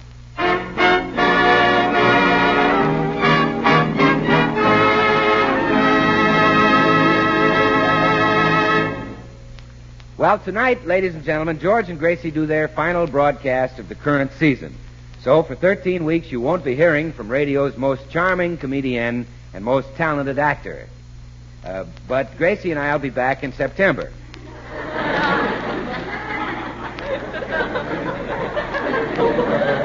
So will Gracie's husband. Meanwhile, let's look in at the Burns home, where George and Gracie are figuring out where to spend their vacation. An idea that appeals to George is the big automobile race in Indianapolis. You know where I'd like to be tomorrow, Gracie? Indianapolis. Indianapolis? Indiana. Well, now, where do you want to be? Indianapolis or Indiana? Indianapolis is in Indiana. Oh. Well, that makes it handy. You can visit both of them in one trip. Yes. Well, anyway, that's where I'd like to go tomorrow to see the big race. Oh, well, it's just as well you won't be there, George. You'd lose. You'd bet on the wrong horse. They race automobiles. Oh, well, then you'd be sure to lose. Horses can't run as fast as automobiles. They don't use horses. Men run the automobiles around a track. Well, now, that's the silliest thing I ever heard. Men can't even run as fast as horses. Look, at Indianapolis, the automobiles do not run against people. Certainly different from Hollywood, isn't it?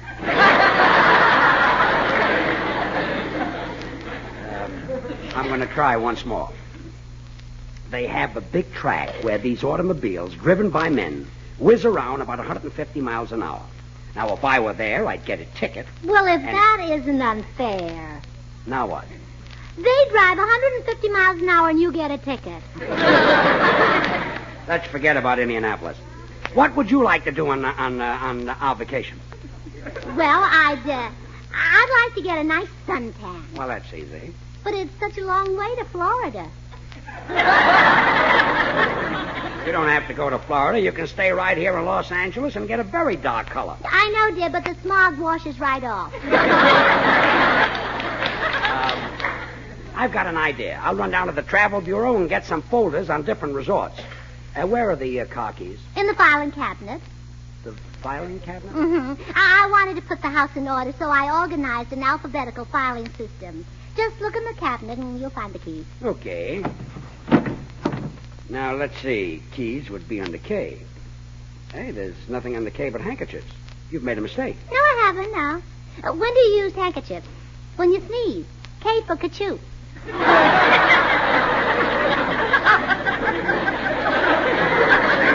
That's some system. Well, where are the car keys? Judge, the filing system won't do you any good if you don't learn to use it. Now think.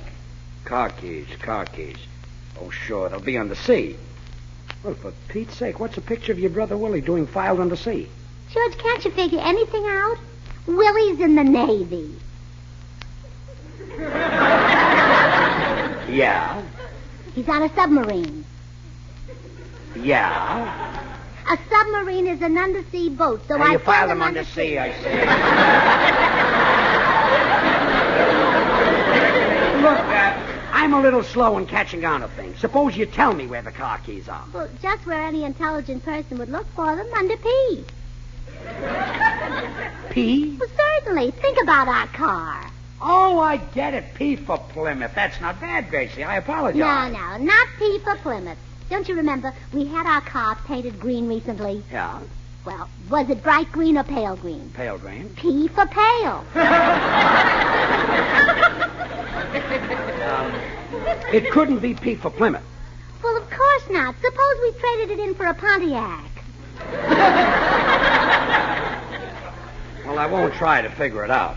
I've got the car keys. I'll settle for that. Come in. Good morning, all. Oh, hello, Meredith. Hello. Has your discussion concerning the destination of your vacation reached a satisfactory culmination? You get somebody to write a melody, you got something. If that means have we decided where we're going, no.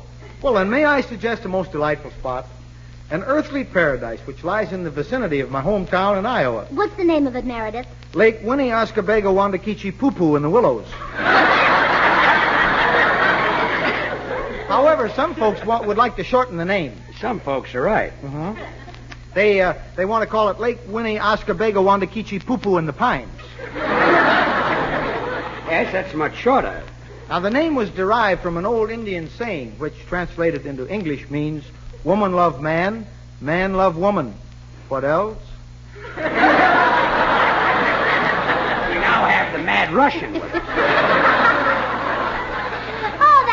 Meredith, that's very interesting. Interesting. Well, there's a most fascinating legend told about the lake. Would you care to hear it? No, I wouldn't. Well, once upon a time, there dwelt on the shores of the lake a beautiful Indian princess. Her father was Tall Buffalo, and her mother was Little Squirrel. I wonder what they saw in each other. The princess had many suitors, but she said the man she married must dive to the bottom of the lake and bring her an alligator. Oh, big eater, wasn't she? Yes. No man dared to try because the alligators were very fierce, you know. However, along came a handsome Indian warrior. His father was Screaming Eagle, and his mother was Purple Pansy. Well, those Indians come from the darndest combinations. When he heard the desire of the princess, he didn't hesitate a moment, but he dove right to the bottom of the lake. Oh, and he brought her the alligator. No, never came up. Beautiful legend, isn't it? Meredith, you're leaving now. I am? You are. Well, you know best. Good day, all. Good day. What a schmo. But at least he gave me an idea. It would be nice to spend our vacation at some lake and fish. Well, I've never tried to catch a fish there. Oh, you'd enjoy it after I taught you what to do. First, I'd show you how to make your tackle. But fish are so slippery. I couldn't hold them after I tackled them. Never mind, I'll explain it later. Let's go down to the Travel Bureau and get some information about lakes. All right, dear. Ma, it'll be nice to relax for 13 weeks while Francis Langford takes over the show. Oh, will Francis be on the show for us or something? Yeah, the sponsor sent us a letter about it this morning. Oh, that's wonderful news. I'd like to see the letter. I knew you would, dear, so I put it in the file for you. Not that Chinese puzzle again. Now, George, you're just being stubborn. You can find it easily. Who's the letter about? Francis Langford. Mm-hmm. And what's the first thing you think of when you see Francis Langford? Well... Better make it the second thing. I give up. You think of her husband. Now, who's she married to? John Hall. Mm-hmm. And who is he? He's a big, handsome, well-built movie star. So look under S. Oh, S. S for star. No, S for should happen to me. Well, okay.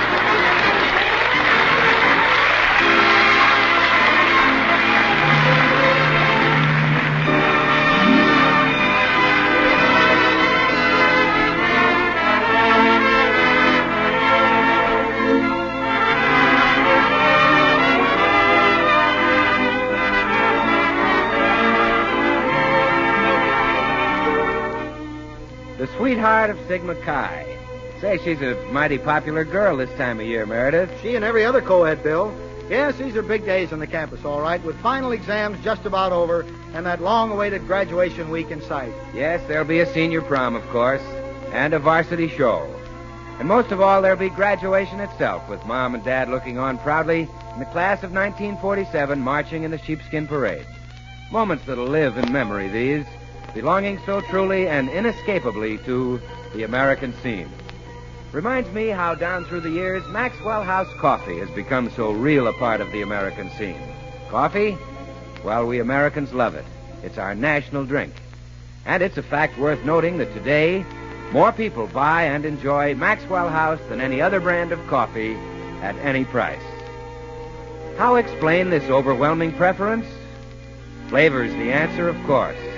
That good to the last drop Maxwell House flavor that comes from the skillful blending of these selected Latin American coffees. Manizales for mellowness. Medellins for richness. Other choice coffees for vigor. And Bucaramangas for full body.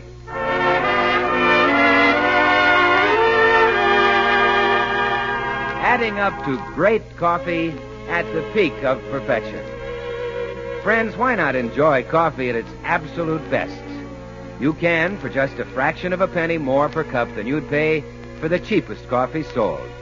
Just say, Maxwell House, always good to the last drop.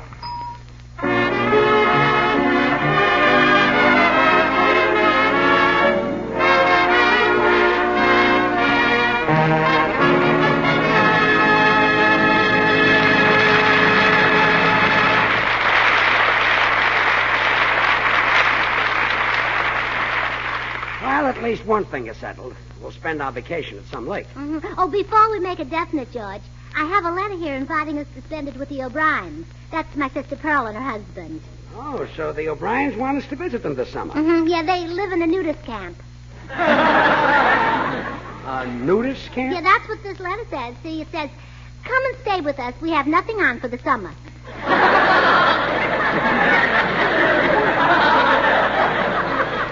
That means they have nothing on their minds. Or anyplace else either. Gracie. Well, I don't know about you, but I'm certainly not going to any nudist camp. They say the food is awful.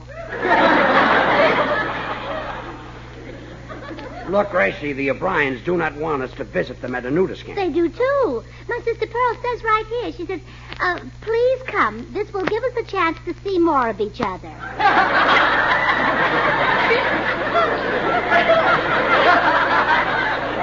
Forget it. We won't visit the O'Briens. I'd rather go to the Ozarks. Oh, you have some Irish relatives, too. Yeah, my hillbilly cousin, Max Ozark. Oh, I didn't know. Sammy's nephew, you know. Uh-huh. Well, come on. We're going to the Travel Bureau and get some folders on lake resorts.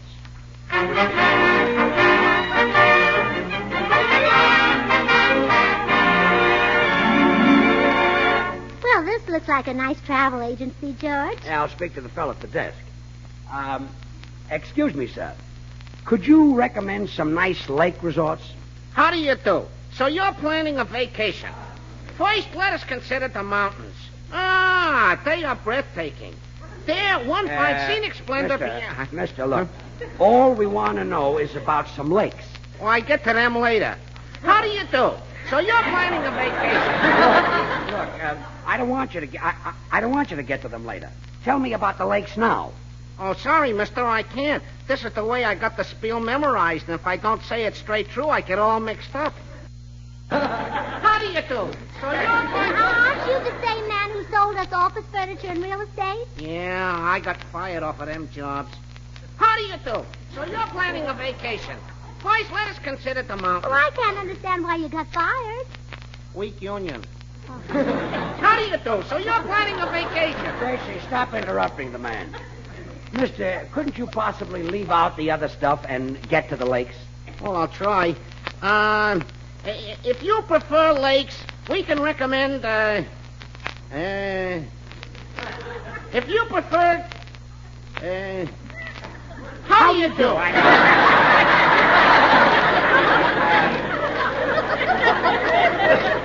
At least speed it up.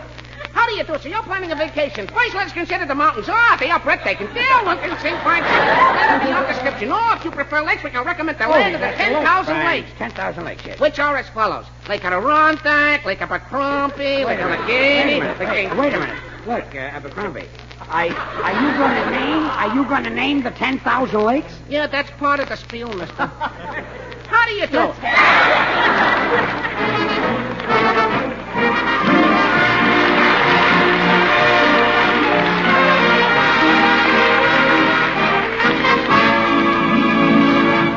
Well, thank goodness we finally got reservations at Lake Louise. Now, Gracie, our train leaves tonight, so we've got to pack in a hurry. You know how long it takes us to get our clothes together. Not this time, George. This time we can pack quickly. No stopping to look for things. Gracie, All our clothes are filed alphabetically. Oh, no.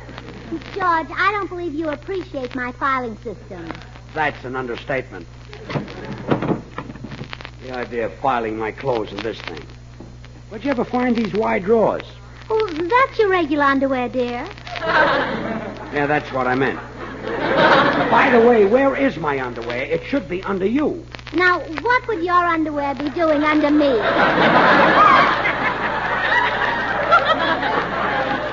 Not under you. Under you. George, you're nervous. Yeah, I fainted twice today. Gracie, where have you filed my underwear? Under X. Underwear? Yeah, underwear. Where have you filed it? Under X. Why? Not Y, X. Look, Costello. Why did you file my underwear under X? Well, because every time I see you in your underwear, it reminds me that you need exercise. X for exercise. Well, here, pack it. Yes, dear. Now be sure to take your green and purple necktie. You'll find it under J. Why? Not Y. J. Don't stop that. Why is the necktie under J? Well, who gave it to you? Your mother. Mm-hmm. And what does my mother call you? A great big... Under J, under J. Here it is. Oh. This looks like the same loud tie she gave my daddy once. My mother used to present my daddy with the strangest things. I know, I married one of them. Now, let's get back. Come in. Hello, George and Gracie. Oh, Francis Lane.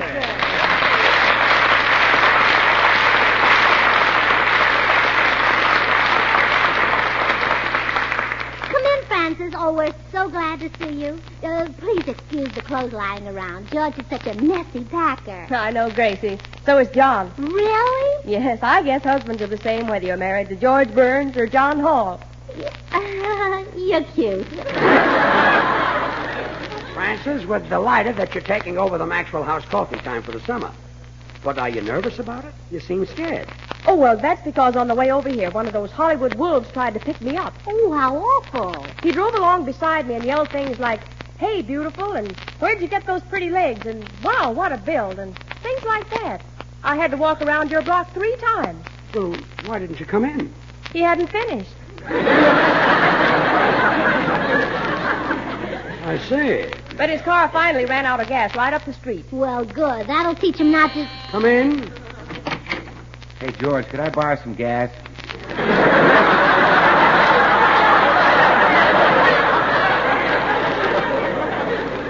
Oh, so it was you. Francis, here's your wolf on the roof. Poof.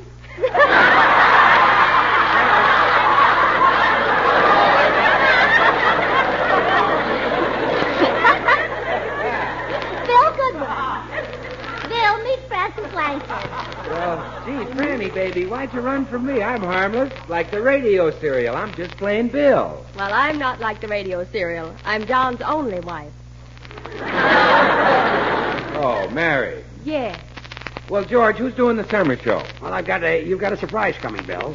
This summer, Maxwell House Coffee will be sold by the sweetest voice and the best figure in radio. Now, wait a minute, George. You promised me a vacation. Bill. Besides, you shouldn't say I've got the best figure in radio. I'm leaving out pictures, I know. Yes, you're leaving out pictures. Another shy one. Yes. I was talking about Frances Langford. She's doing the summer show. She is? Oh, I see. Well, then, Franny, I better tell you about Maxwell House coffee. Now, you see, Maxwell House It's so wonderfully satisfying, so rich, delicious, and mellow. Yes. That famous flavor It's is a result of of careful selection and blending of distinctive Latin American coffees, radiant roasted to perfection. Yes. And it's economical, Francis. You see, Maxwell House... Is the very best in coffee drinking pleasure, yet it costs but a fraction of a penny more per cup than the cheapest coffee you can buy. You're really telling her, Bill. Well, Francis, here's something you don't know. With more than 1,000 brands to choose from... More people buy and enjoy Maxwell House than any other brand of coffee in the world. Yeah. And Maxwell House is always... Well... Maxwell House is always good to the last drop. That does it. I'm getting out of here. Where you going, Bill? I have to take singing lessons. I'll get even with her. So long, kids. I'll see you in September. Bye, Bill.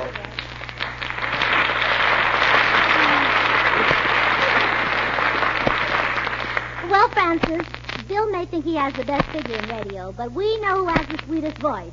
How about a song? Thanks, Gracie, but my singing starts next week. Oh, please, Francis, sing something. No, really, I couldn't.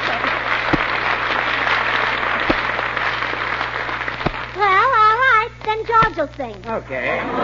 Oh, me misbehaving all by myself.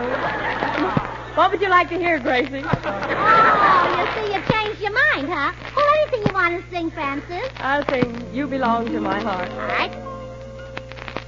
You belong to my heart now and forever. And our love had its start not long ago. We were gathering stars while a million guitars played our love song. When I said I love you, every beat of my heart said it too. 'Twas a moment like this.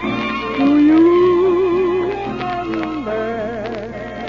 And your eyes through a kiss when they met mine. Now we own all the stars and a million guitars are still playing. Darling, you are the song and you'll always belong to my heart.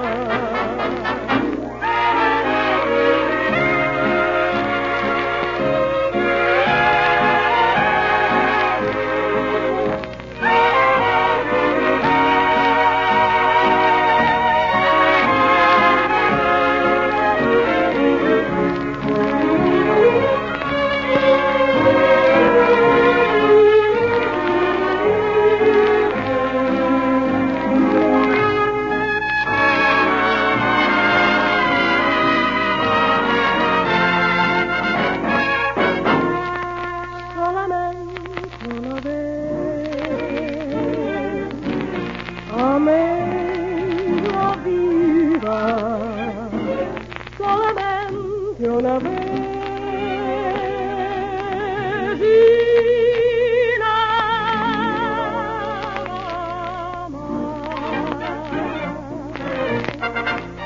Now we own all the stars and a million guitars are still playing. Darling, you are the song, and you'll always belong to my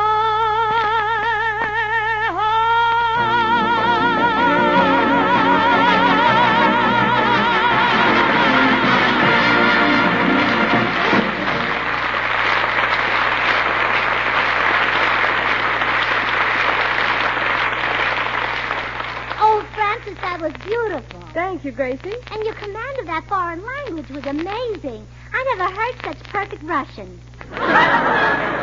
You must hear my Spanish sometime. Oh, I'd love to. You're quite a songbird, Francis. Almost as good as George. Oh, Gracie, don't say she's almost as good as me. She is as good. Of course, Francis, in some ways you and George are different. My husband will be pleased to hear that. George has more power, more depth. But you're good. Would you like to hear him sing again? No, Gracie, really, Of course you would. Pour it on a sugar throat. Just open the birdcage of your mouth and make this room sound like Capistrano at swallow time. Okay. Birds are sweetly singing and perfume flowers are bringing in the winter's moon. I'm just passing by. I'm just passing by. You're unbelievable. Did you hear that, Francis? I'm just passing by.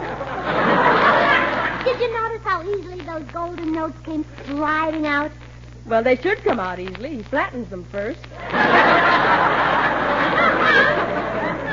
knows all the tricks. Well, I know you'll do your very best this summer without him. It's a promise. Well, goodbye, George and Gracie. See you in September. Lots of luck, Francis. Goodbye.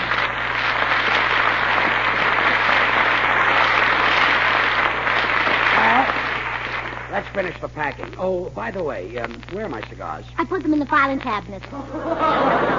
Again, give me the cigars, please. No, George, you've got to learn to be self-reliant. You can find them. Oh, don't tell me. Let me figure this one out myself. All right. Let's see. Cigars are made from tobacco. Tobacco grows in the South. The South was the home of Robert E. Lee. Robert E. Lee was a general. A general is the head of an army. So you put him under A for Army, right? No, that's ridiculous. Well, then where did you put them? Under C for cigars. Again.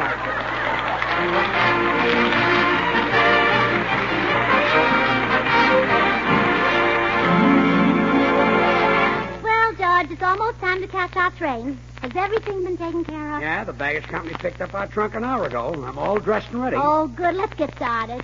Did you put our train tickets and our reservation in the filing cabinet? I should say I didn't. Put George in there. They'd be safe. You and that filing system. I put them in a really safe place. Right here in my... the pocket of the... Well, what's the matter? I put them in my coat pocket. Oh, well, then get them out.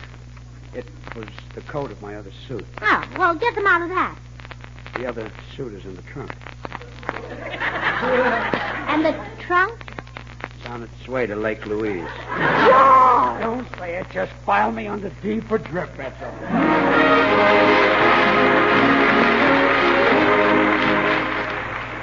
Join us again next Thursday at the same time for our summer Maxwell House Coffee Show, starring Francis Langford, with Toby Reed, Carmen Dragon and his orchestra and chorus. That's right, and we know you'll enjoy them if you listen every Thursday night.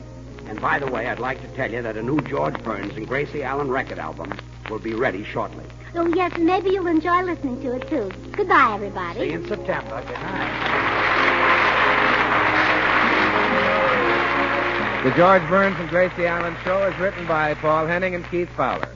Good night and good luck from the makers of Maxwell House, the coffee that's always good to the last drop. Breakfast bother get you down? Why the frown? Get instant Maxwell House. It's instant, it's new, it's good to the last drop, too. Yes, trust Maxwell House to make a better instant coffee. True coffee flavor, true coffee aroma, because it's all coffee made from America's favorite, the famous Maxwell House blend. And thrifty. A jar of instant Maxwell House makes fully as much as a pound of regular coffee. Get instant Maxwell House.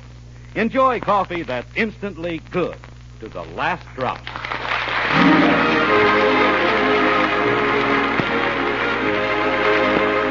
This is NBC, the National Broadcasting Company.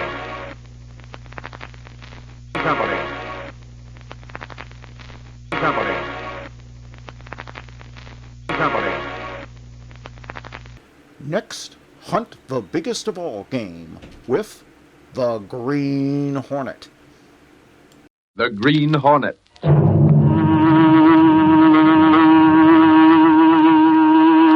He hunts the biggest of all game, public enemies that even the G-men cannot reach. The Green Hornet.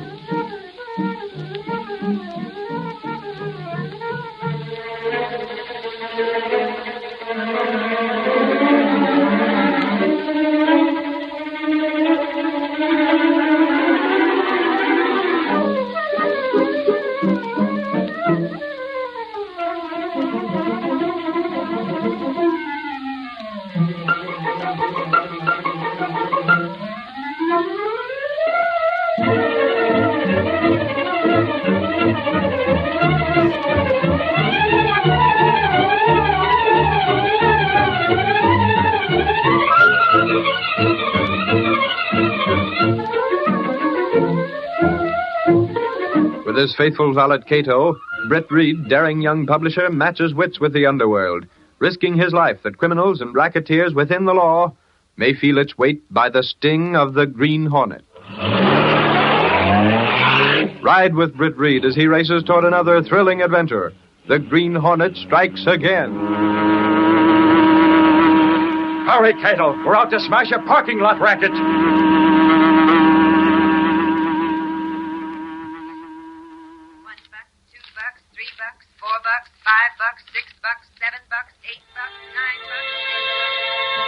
I want 10% from every parking lot in the city, understand? We're getting them lined up fast, Bleeker. You gotta make it faster. Get out and start collecting that dough. I want more money coming in. 35, 40, 45, 50, 55, 60, 65, 70, Where's that dough, Carson? I'm not paying any money for racket chiselers like you. We'll be back to persuade you. No! 160, 170, 180, 190. They won't listen to reason. Smash a couple of the cars, throw a couple of bombs, start a few fires. They'll lay it on the line. 220, 230, 240, 250, 260, 270, 280, 290. There's the parking lot. Toss that bomb. Here she goes. A bomb! Wreck the cars! It's them racketeers! 500, 550, 600, 650, 700, 750, 800. Some blasted rat's going to slash all the tires in the lot. Have to pay plenty for this. Morning, Blake. How's your parking lot going? How much you, Blake? 10%, Blake. Pay it and you won't run into grief with your parked cars. All right, you got me. I'll pay. 10, 20, 30, 40. 4,500, 5,000. Pay up. Pay for protection. Wrecked cars. Ruining my business. 10% or out. Okay, I'll pay. You win. Go for the racket. Kick in. 10%. Here you are. Don't smash any more cars. I'll pay. Hand the dough over. Here's the money. There, we got them lined up. Count the money, maid. 19,000, 20,000. Look at it pile up. 20,000. Look at it pile up.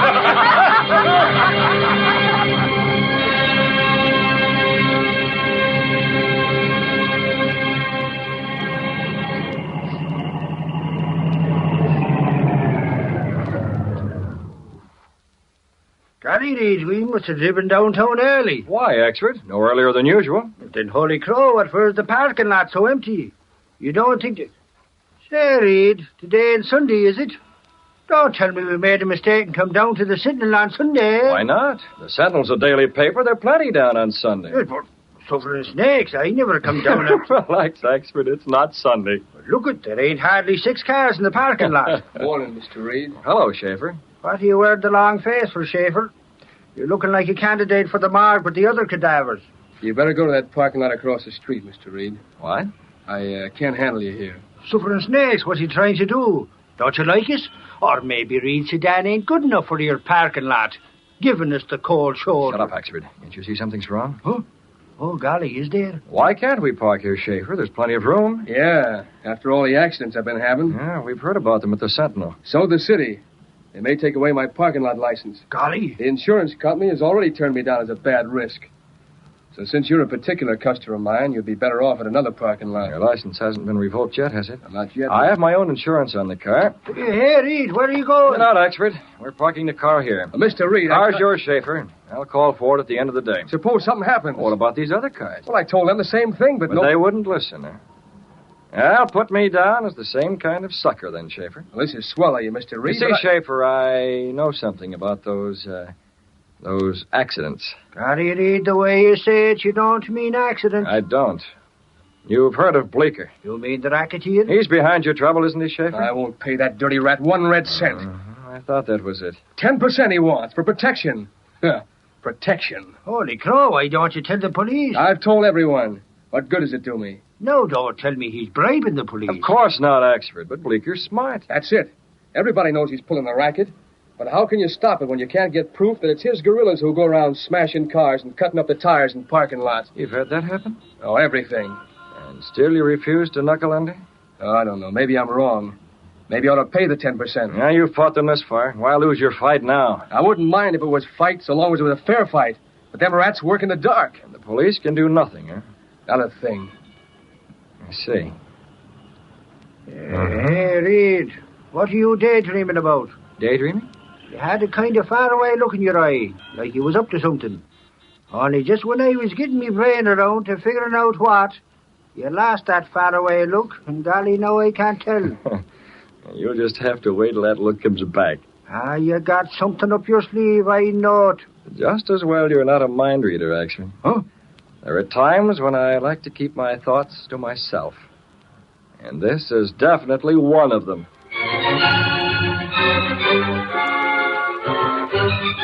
Letters, letters, and more letters. How do you bake a chicken pie? Is barbecued beef made in barber shops? Gunnigan, if you keep grinning at me, I swear I'll get the screaming memes. Don't you like my always, Miss Case? No, but even less do I like handling this cooking advice for the homebody column. It's only for one day. Somebody had to take Miss Topper's place. Good grief, why does Mr. Reed have to pick this one day to be out of the office? It leaves me with so little work on my desk that I just couldn't excuse myself from this. Casey, why don't you take those letters back where they belong? I like it better here. This is the city editor's cubbyhole. My cubbyhole.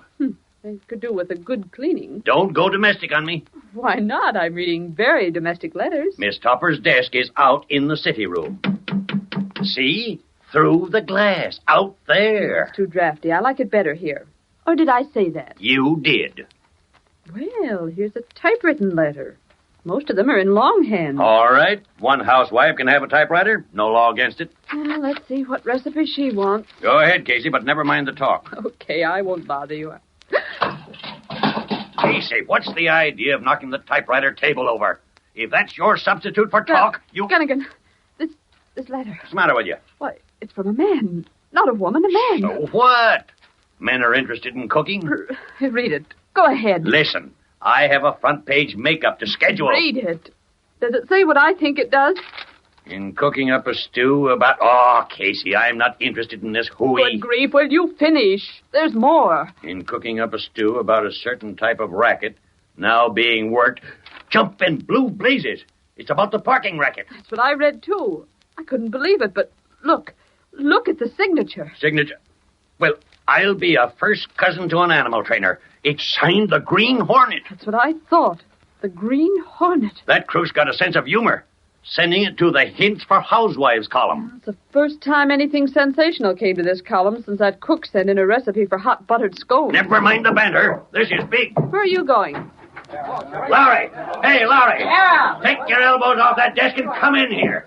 Casey, get on the phone, call the studio. What for? Get 'em! Tell them I want a sample made of this Hornet letter. Half-tone for the front page. Right. Give me the darkroom, operator. What's the 4-star special, Chief? Get in here and close that door. We got a note from the Green Hornet. Huh? Holy mackerel. The door! What about? What did it say? Here, read proof on it yourself. Oh, darkroom. Send a boy to the city desk. There's a rush job on a snapshot, and Gunnigan's waiting. Well, is that something? Great guns. According to this, the Hornet's coming right out and saying he's going to take that racket away from Bleecker. One crook fights another. That's going into print in the Sentinel. Are you sure this is on the level, Gunnigan? It hasn't got a Hornet seal. Gosh, that's a thought. Yeah, why isn't Reed here? He's an authority on the Hornet notes. He'd check the paper it's written on. I don't know where he is. Holy cow, Gunnigan. Guess what? Expert, this is no telephone booth. Get back. Oh. Reed, glad you're here. Boss, take a look at this. We run into more excitement, it seems. More? There can't be more. What this guy's got to show is more exciting than anything you got, Gunnigan. What guy? Who is he? His name's Schaefer. He runs a parking lot across from the Sentinel building. A parking lot? Well, that's just what we were talking about. He got a threatening letter. What? Yeah, he's going to get dough from me or else. Now, wait a minute. One thing at a time. Reed, we got a letter, too. I'm telling you, it can't be as important as this, Gunnigan. Why, golly, Schaefer got a threat from the Green Hornet. So what? The letter we got... What? What's that? The Green Hornet? Yes, Gunnigan. Axford and I got into the parking lot when he was looking it over. Well, what are y'all staring at us for? Because you big lug, this letter is from the same writer. Holy crow! The Hornet? You must have mailed them both at once, boss. Hey, let me see that. I'll compare them. Yeah, there's no doubt, Gunnigan. These are identical. Same paper. The Hornet? I'm as certain as if I had written these myself. That's bad business, Mr. Reed. I've been standing off Bleecker, but now if the Hornet's stepping in, I'll be getting it from 2 racketeers. You keep your chin up, Schaefer. When the Sentinel prints this and the news gets around, Bleecker and the Hornet may battle it out just long enough for the cops to pick up the remains.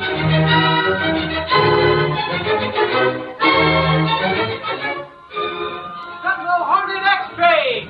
Green Hornet steps in on parking lot owner! Read all about it! Racket threatens to Sentinel! X-Street Piper Sentinel! Britt Reed returned to his apartment that evening and spoke to Cato, his valet and the only living man to know him as the Green Hornet. Cato! Yes, Mr. Brett. The Sentinel's out in the street with the 2 Green Hornet notes I wrote. It's time for us to get moving. You want a Black Beauty? The car and the mask, too. I'll need the gas gun as well. Bleecker is reading the Sentinel himself, like everyone else in town. We've got to be ready for him.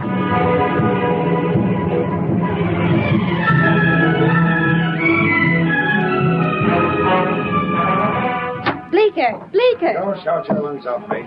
I already saw the Sentinel with them 2 Green Hornet notes. That guy's got a nerve. You gonna let him step in? I was just talking to Hackley. You want the car? The car, sure. I want you and Dirk to bring your guns. We're going to be ready for the Green Hornet.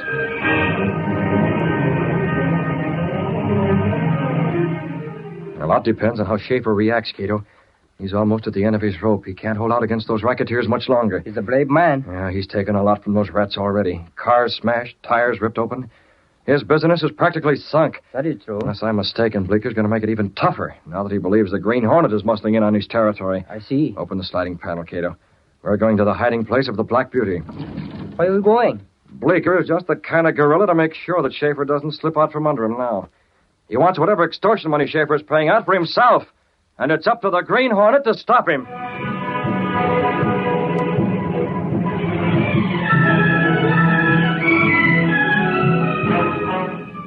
It all depends on that mug Schaefer.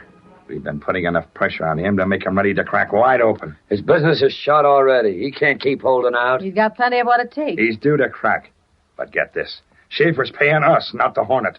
Nobody's muscling in on us. We better get moving. Where's the car? In the garage, waiting. Okay. Open the door, May. Where you going, Bleecker? Me and the boys are paying a little social call on Schaefer. Got the car all ready, boss. Get in. Take the wheel, Dirk. You better be careful when you get to Schaefer's parking lot, Bleecker. The cops can read the papers, too. We'll wait until it's clear for us to go in and talk to him, May. Get going, Dirk. We're going to stop that crook that calls himself the Green Hornet.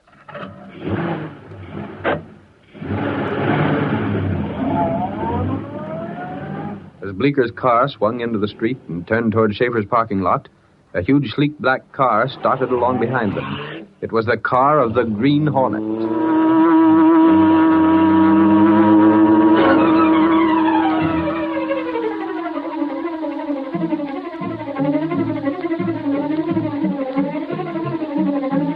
The curtain falls on the first act of our Green Hornet adventure.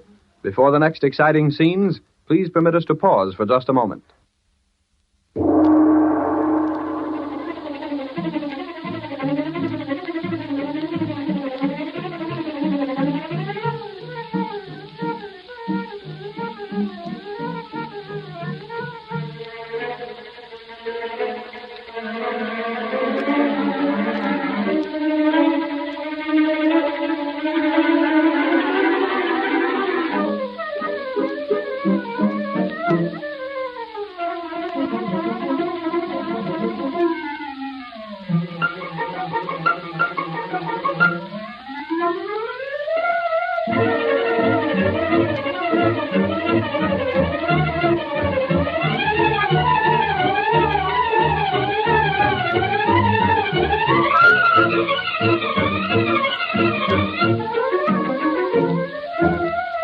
Now to continue our story. In the Black Beauty, Britt Reed and Cato trailed the racketeer's car until they were certain Bleecker was heading for Schaefer's parking lot. Keep watching them, Cato. If they turn that next corner, there won't be any doubt about where they're going. Yes, sir. Fortunately for us, it's too late for there to be much traffic on the streets. Otherwise, we might be running constant risk of being recognized as the Green Hornet. Mr. Brett. What is it? The car. Oh, yes, Bleecker. He's turned the corner, Cato, heading for Schaefer's lot. Quick, turn in this alley. But, Mr. Do as Brett. I say. Swing the Black Beauty in here. Hurry before we're past it. Good enough. I don't understand. Why we didn't continue after them? Yes, but... Those three crooks were desperate men, Cato. They're sure to be heavily armed. If the Green Hornet walked in on them, we'd run into a hail of lead. I'll wait here a few minutes to give them time to get to where they're going. I'm going into that drugstore to make a phone call.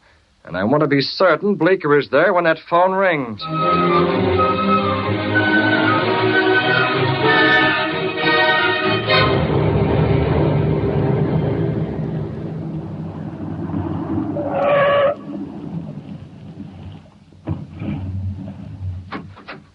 There's Schaefer talking to a cop. Come on. Who's going to take care of the cop, Bleeker? I'll handle him. This way. We can get around behind the shack he uses for an office and slip up on him before they know it. They're standing right next to the door. Take care of that cop before he spots us, Dirk. I don't want any interference when we start talking to Schaefer. A tap over the head will take care of him. Take it easy now. Here's the shack. Head around this way so we'll come right up behind him. There ain't nothing happened yet, Schaefer. And there won't be nothing. You got police protection now. Protection? Why don't you get those racketeers? We'll get them. We need proof, that's all. Bleeker. And now the Green Hornet. Let him make one slip and we'll pick him up so fast you won't see him for the dust. Meantime, my business is ruined. You're okay now. I got that. Take him. Look out. What the? No, you don't, cop. You inside, Schaefer. You hit him with a blackjack. I saw it. Inside. What do you want? Let me do a job on him, boss. Keep an eye on that cop. I don't want him coming to and identifying us. Okay, Bleeker. You can't shut me up. I'll tell the police. As long as the cop didn't see us, you can blab all you like. It's your word against ours, Schaefer. That ain't worth talking about. What are you after? What we've been after all along since we started giving your place a works. Extortion money. I won't pay. You're a tough nut, but we can crack you. Or maybe you got a reason. Huh? Reason? Don't play dumb. Are you already paying off? No. Maybe you got the Hornet behind you. I don't deal with crooks. Any crooks. If you figure paying the Hornet will keep us away, get it out of your head. We're controlling the parking lots, and the Hornet ain't stopping us. Where is he? I don't know. I never saw him. We read the Sentinel. You got a note from him. Where is he? I tell you, I don't know. Sure, I got the note, but I didn't see him. You're paying us and nobody else, see? The phone. Get away from that. I'll answer it. Keep your gun on him, Hackley. Right. Hello, Schaefer parking lot. Let me speak to Schaefer. Who wants him? This is the Green Hornet. The Green Hornet? What? Don't move. Green Hornet, huh? I got your note. Is this Schaefer? Yeah, this is Schaefer talking. You calling about the note? When are you going to pay up, Schaefer? Pay up? Well... Don't stall. You agreed already. Oh, so I agreed to pay you, did I? Don't back out. No, I ain't backing down. Sure, I'll pay you, sure. When are you coming around to collect? Sometime this week. Okay, Hornet, I'll pay you. I'll have the dough for you. When? How about tomorrow night? Yeah, tomorrow night, say around midnight. How's that? I'll be there, Schaefer. Okay, Hornet. Tomorrow night. He's coming here, Bleeker? Tomorrow night? It was a Hornet, Hackley.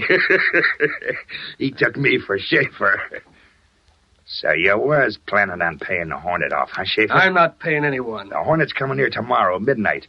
You have the dough ready for him, Schaefer, like you said you would. I tell you I'm not paying it. I was just talking to him. Hey, boss. Yeah? If we tell the cops, they can make a pinch. The Hornet? Sure, he's due here. The cops can nab him like that. It'll get him out of the way for a long time. Listen, Hackley.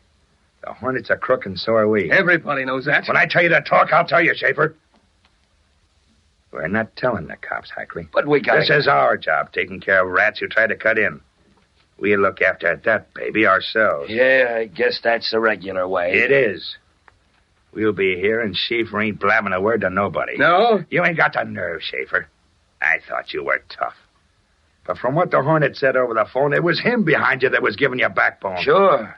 Otherwise, Schaefer'd have folded up like the rest of them parking lot owners when we put the pressure on. Yeah. Schaefer, you'll keep your mouth shut. Because you know if you don't, we'll shut it for good. And if we don't, the Hornet will. So you're playing ball with our team, see? The Hornet's coming here tomorrow night, and we'll be around to meet him with a dose of lead.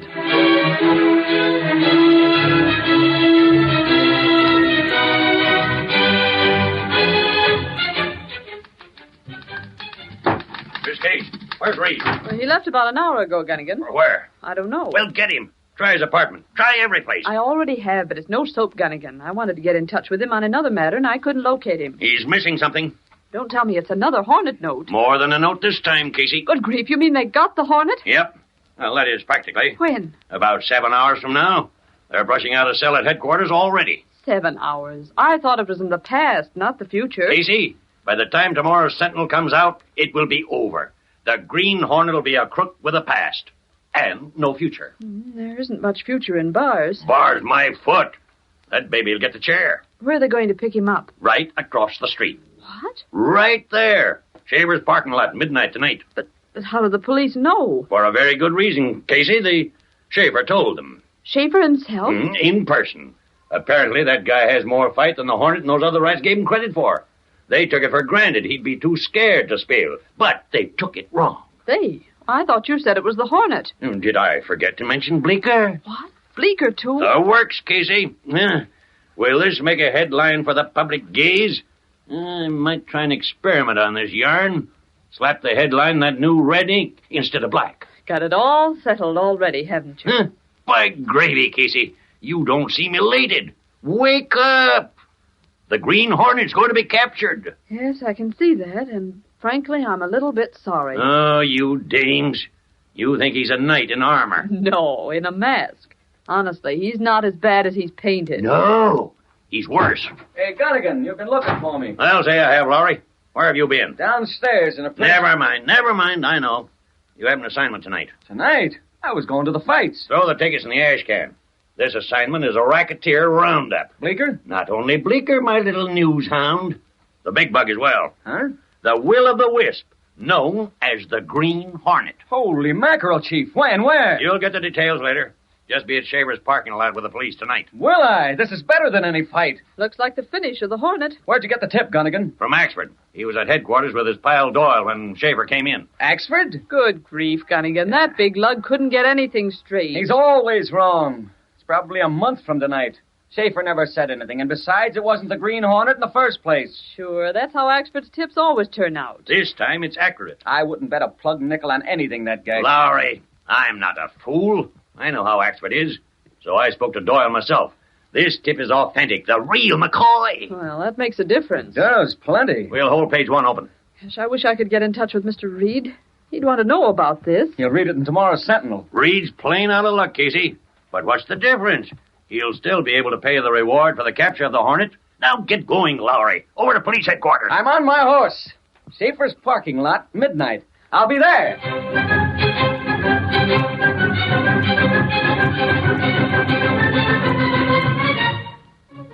No, there's no sign of anything yet. It's only 10 o'clock. What time you cops going to show up?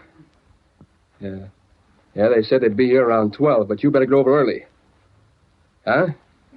Be here before midnight? Okay, Sergeant, so long as you grab those crooks. Sounds sensible.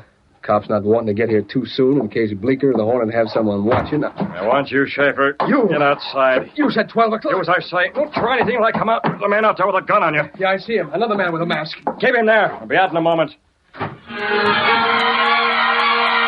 Closing the door of the shack, Britt Reed took down the one window shade in the small office and replaced it with another he had prepared. Then he shifted the desk lamp around. A few moments later... All right. Get back inside, Schaefer. You put out the lights. I don't want you making any phone calls between now and midnight. A gun. Take it. Yes, you... I can't breathe. All right. To the Black Beauty. So ready, Mr. Britt? I fixed the window shade, Cato.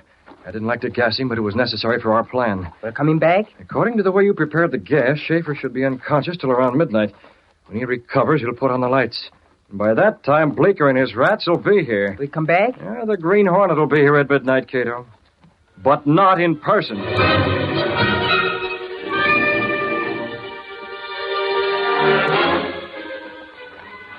We got all the men placed around the parking lot. But where's Schaefer? Was he going to be here? Golly, that's what he said, Lowry. But there ain't no lights, not even in the shack. Almost 12. Come on, we'll go in. Holy crow, what's that? Turn on the light. Schaefer, what happened? I'm all right. The Green Hornet. Sugar and snakes, was he here already? Gassed me and left. What time is it? It's almost 12. Hey, we better get out of here with the cops. Right. Come on. You stand right here outside the door where you told them crooks you would be. We'll have you covered. Okay. Remember, the cops want to catch the Hornet as well as Bleeker. Yeah, I got it.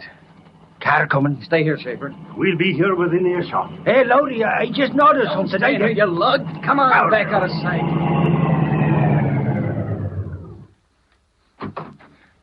Come on, Dirk. Hackley. Who's that? Okay, Schaefer. Is the Hornet here yet? He was here. Now he's gone. What? So you called him after we left? No, I didn't. Oh, then he'll be back, huh? I guess so. Yeah, we'll get him. He ain't cutting in on us. But right now, hand over that dough. Wait a minute. We wrecked your cars a couple of times already, Schaefer. Pay for protection or we'll do a final job. Hey, boss. Pay that dough you got for the Hornet. You'll take care of him when he shows up. Boss, it's a Hornet. Huh? I didn't hear nothing. Sure, he's been here all the time. What? Look there, boss. See the lighted window of the office shack? What the? There's his shadow. You can see the profile of the mask. He's holding a gun. Listening, huh? Yeah. He don't know the light makes his shadow a perfect target. Well, what are you waiting for? Blast him to bits. Right through the window. That does it. Hey, he ain't falling down. He's got to. I caught him square. I can see the bullet holes in the window shade. Come on inside, we'll finish him. You too, Schaefer. Stick him up. Well, I'll be a Dutch uncle. Look at that.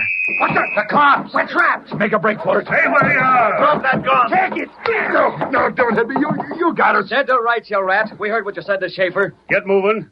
Take these crooks to the jug. Okay, Sarge. Come on. Hey, what about the Hornet? I heard those crooks say he was in here. Yeah, I saw him in the window. But where's he gone? There wasn't no one here when Bleeker shoved me in. Hey, Lodi. Holy crow, will you look at this window shade? Window shade? Axford, you going bats? Here, you can see for yourself.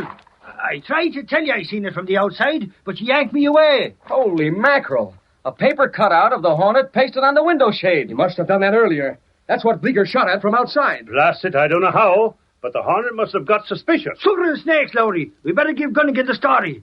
But, golly, what kind of story is it when we ain't nabbed the Green Hornet?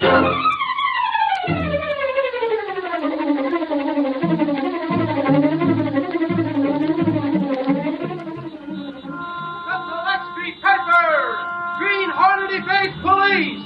Parking lot racket smash! Read all about it! Green Hornet still at large! Sentinel X-Street Paper!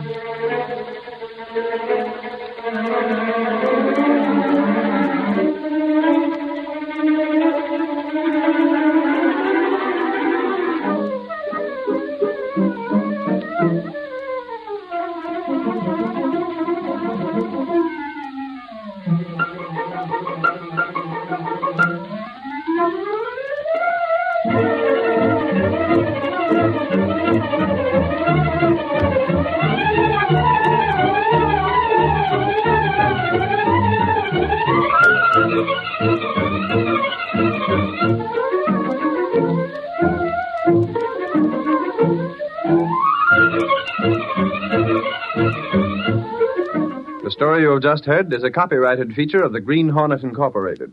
The situations and characters depicted in this drama are fictitious. Any similarity to actual persons or events of the past or present is coincidental.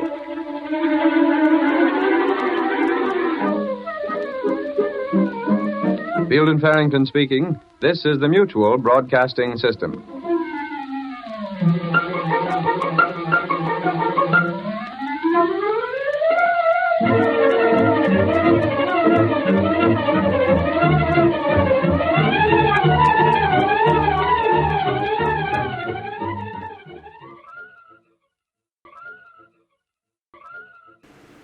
Hi-ho, Silver! Away to those thrilling days of yesteryear with The Lone Ranger.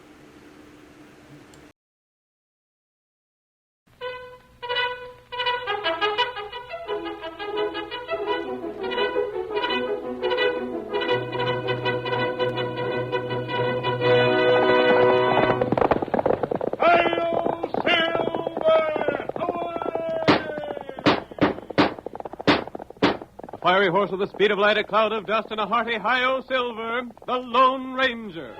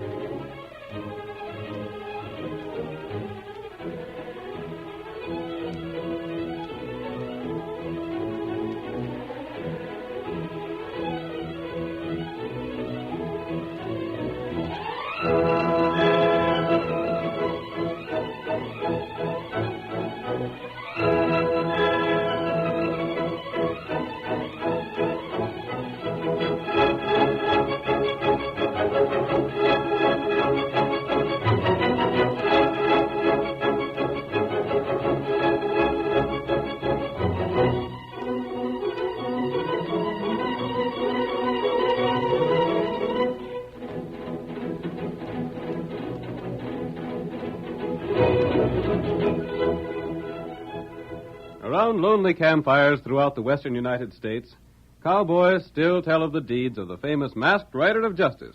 He fought crime wherever he found it, and did more than any other single man to bring law and order to the frontier. With his faithful Indian companion Tonto and his great horse Silver, the phantom rider of the plains faced countless dangers with unfailing courage. And now, adventure comes to life once more. The Lone Ranger rides again. Come on, Silver, old fellow. Danger threatens the wagon train. That's all those right legs of yours. I'll Silver.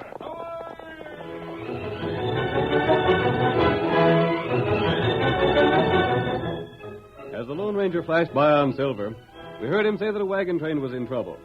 The wagon train, led by old Peter Ridley, had been suffering increasing difficulties. Amos Carver, once Ridley's firm friend, quarreled with him until the two men scarcely spoke to one another. The entire party took sides, and dissatisfaction grew daily. But when they reached the point where the Oregon Trail and the Santa Fe Trail divided, the trouble reached a crisis. As our first act opens, the wagon train had made camp for the night. Amos Carver is talking to Sam Dougal, the scout.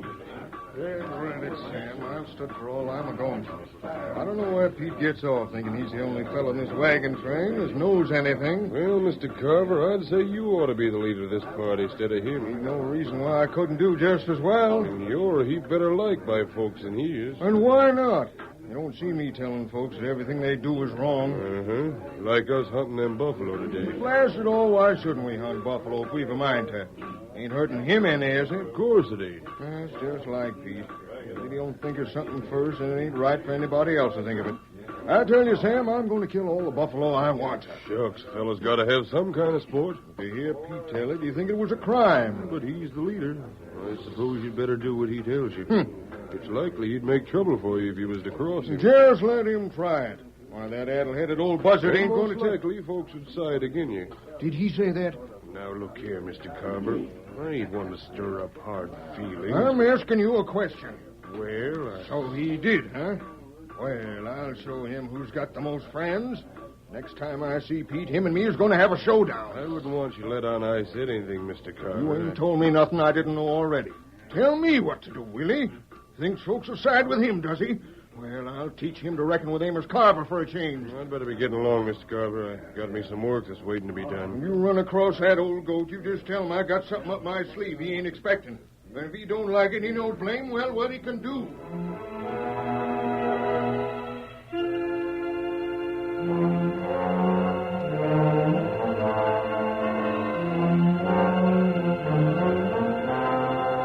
Covered a lot of miles today, Ruby. Hiya, Jim. Say, what are them things they have stored in the back of my wagon? Having trouble with your things? Anybody seen Jim around? He borrowed my axe. Just seen Jim a ways back. Thanks. Hello there, Mr. Ridley. Howdy, Sam. Fixing your wagon? Yeah. Always something wrong with the blamed thing. Say, what's this I hear about you and Amos hunting buffalo today? It weren't my fault, Mr. Ridley. Amos put you up to it, eh? Well, I'm just working for you fellas. I gotta do what I'm told to, don't I? I figured it was that idiot's idea. Killing buffalo just for the fun of it. I told Mr. Carver we shouldn't. Buffalo's for food. Everybody that lives in this country, redskins and whites both, depend on it for the living. It's a sin to kill them for sport. That's right. And that ain't all. Seems as if nothing suits Amos anymore. If I'm for something, then he's agin it. Sure as shooting. Well, I guess he figures folks would rather have him for a leader than you, Mr. Ridley. Oh, he does he? I don't aim to talk when I shouldn't, but I heard him saying something about having a showdown with you. Then that's just what we are going to have. Of course, this ain't none of my affair, but it seems to me when one fellow's the leader, then the others ought to do as he says. And that's just what Amos is going to do. I'll make that darned idiot sorry he ever crossed me. Look, ain't that Amos coming this way? Well, that's him, sure enough. And we're going to have it out right now. I hate to see trouble between you two, Mr. Ridley. Ain't nothing you can do about it. Amos asked for it, and he's going to get it. I want some words with you, Pete. Say your say, Amos. And then I got things to tell you. Now, fellas, You keep still, Sam. I know you've been wanting to smooth things over, but there ain't no chance. Amos, You're a darned idiot. I am I? Well, listen to me, you old goat. You're going to hear some things you ain't hankering after. Yeah? I heard you've been hollering because me and Sam here shot some buffalo. Just who are you to tell me what I can do? I'm the boss of this wagon train, that's who. And I'm giving you an order right now that's going to be obeyed. And what's that? There ain't going to be no more shooting a buffalo less than it's for food. Killing them off just for the fun of it's got to stop. I hear you. But you ain't giving me orders no more. And why not? Because I've been talking to some of the other folks, and they're tired of the way you've been running things. Yeah? We decided we're getting out. The trail branches off just ahead. When morning comes, we're going one way and you're going the other. That suits me just fine. One is the Oregon Trail, and the other's the Santa Fe. You can take your pick. Don't matter none to me. And we'll be choosing the Oregon Trail. Good enough. There's about half the folks that say they follow my lead. We'll pass the word along, and when we come to the fork, the folks can turn off one way or the other, just as they've a mind to. Honest, I wish there's some way to fix it up between you fellas. Well, there ain't. I've knowed Amos since he was knee-high to a grasshopper. And he's never had good sense. Yeah, and you all has been the same stubborn galoot you are right now. Good night.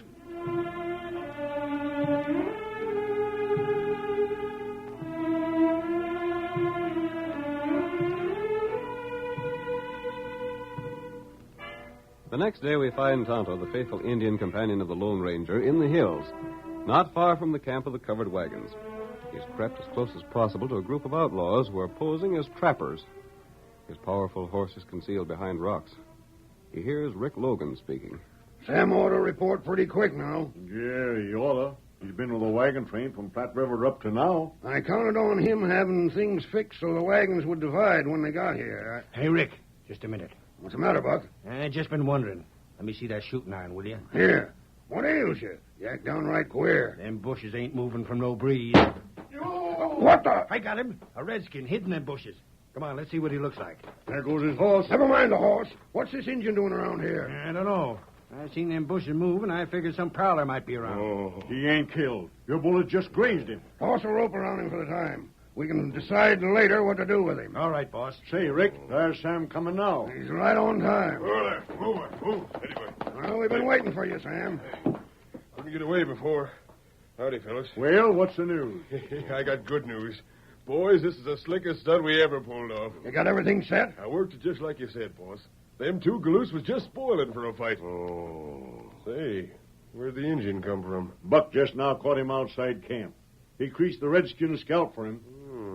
Now, where in thunder have I seen that Indian afore? Never mind him. I want to hear about the way things set. Well, boss, I played Carver and old Ridley against each other right from the start. I figured it could be done that way. And they were so blamed jealous of each other, they was ready to believe anything I told them.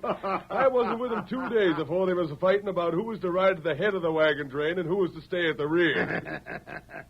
Pretty slick. I made Carver think that Ridley didn't like what he was doing. Then when Carver started shooting off his mouth, I told Ridley that Carver was just trying to fix it so's he'd be boss. Don't look like you missed any tricks, Sam. I sure didn't.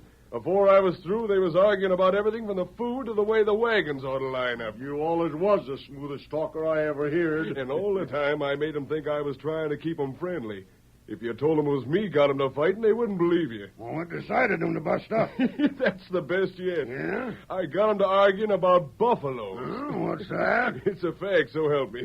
Old Ridley was dead set against killing off the buffalo for the fun of it. And then what? So when I told Carver the way Ridley figured, why, there wasn't nothing to do but he'd shoot as many buffalo as he blamed pleased. And now the wagon train is split up for sure? You bet it is. One half's going to Texas and the other half's heading for California. They carrying plenty of cash with them? Uh-huh. They sold everything they had before they started moving farther west. Well, they're just the sort of folks we want to meet up with then. What's your plans? Well, now that they've divided up, we can raid either one of them without taking chances. Yeah. First, we'll go after the bunch that's taking the Oregon Trail. You see, they most likely will get through Saddle Pass before they make camp for the night. Yeah, Carter said they aim to get that far. And once through the pass, there won't be no chance of their friends giving them any help. How's that? Shucks. That pass is so narrow, two fellas with extra guns can hold off a troop of soldiers if they wanted to. Then when we've finished, we can get the others. You gonna get started pretty soon? Oh, we'll wait an hour or so. Needn't start that early the way wagon trains travel. We can take our time. Oh, how about the engine here? We'll leave Buck behind to guard him. Maybe later on we can fix it some way to make it look like it was Injuns did the raiding. Good enough. And when that wagon train gets through the pass, we'll be there to make them folks feel right to home. Yes, sirree. They're going to get a red-hot welcome.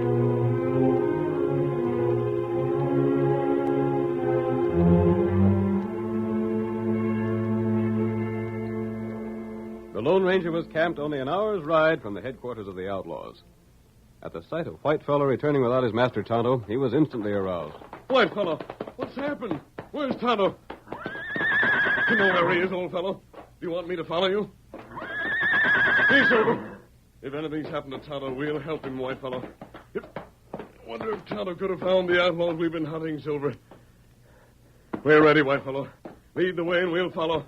Come on, Silver.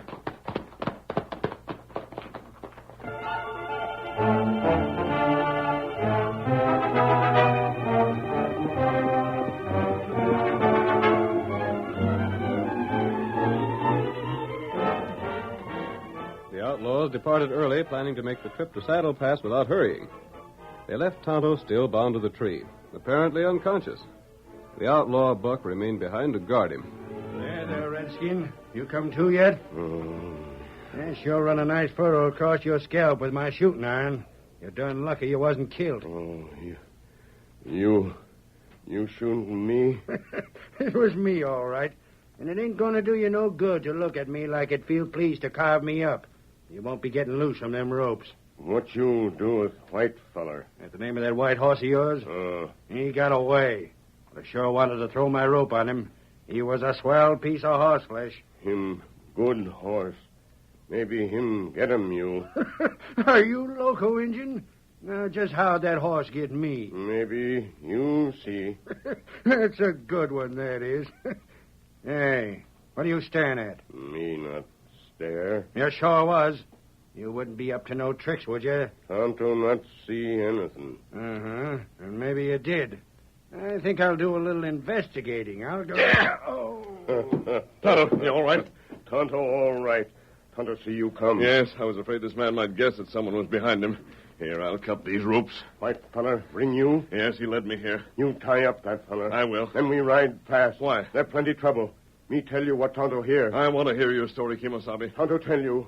Then maybe we save white people.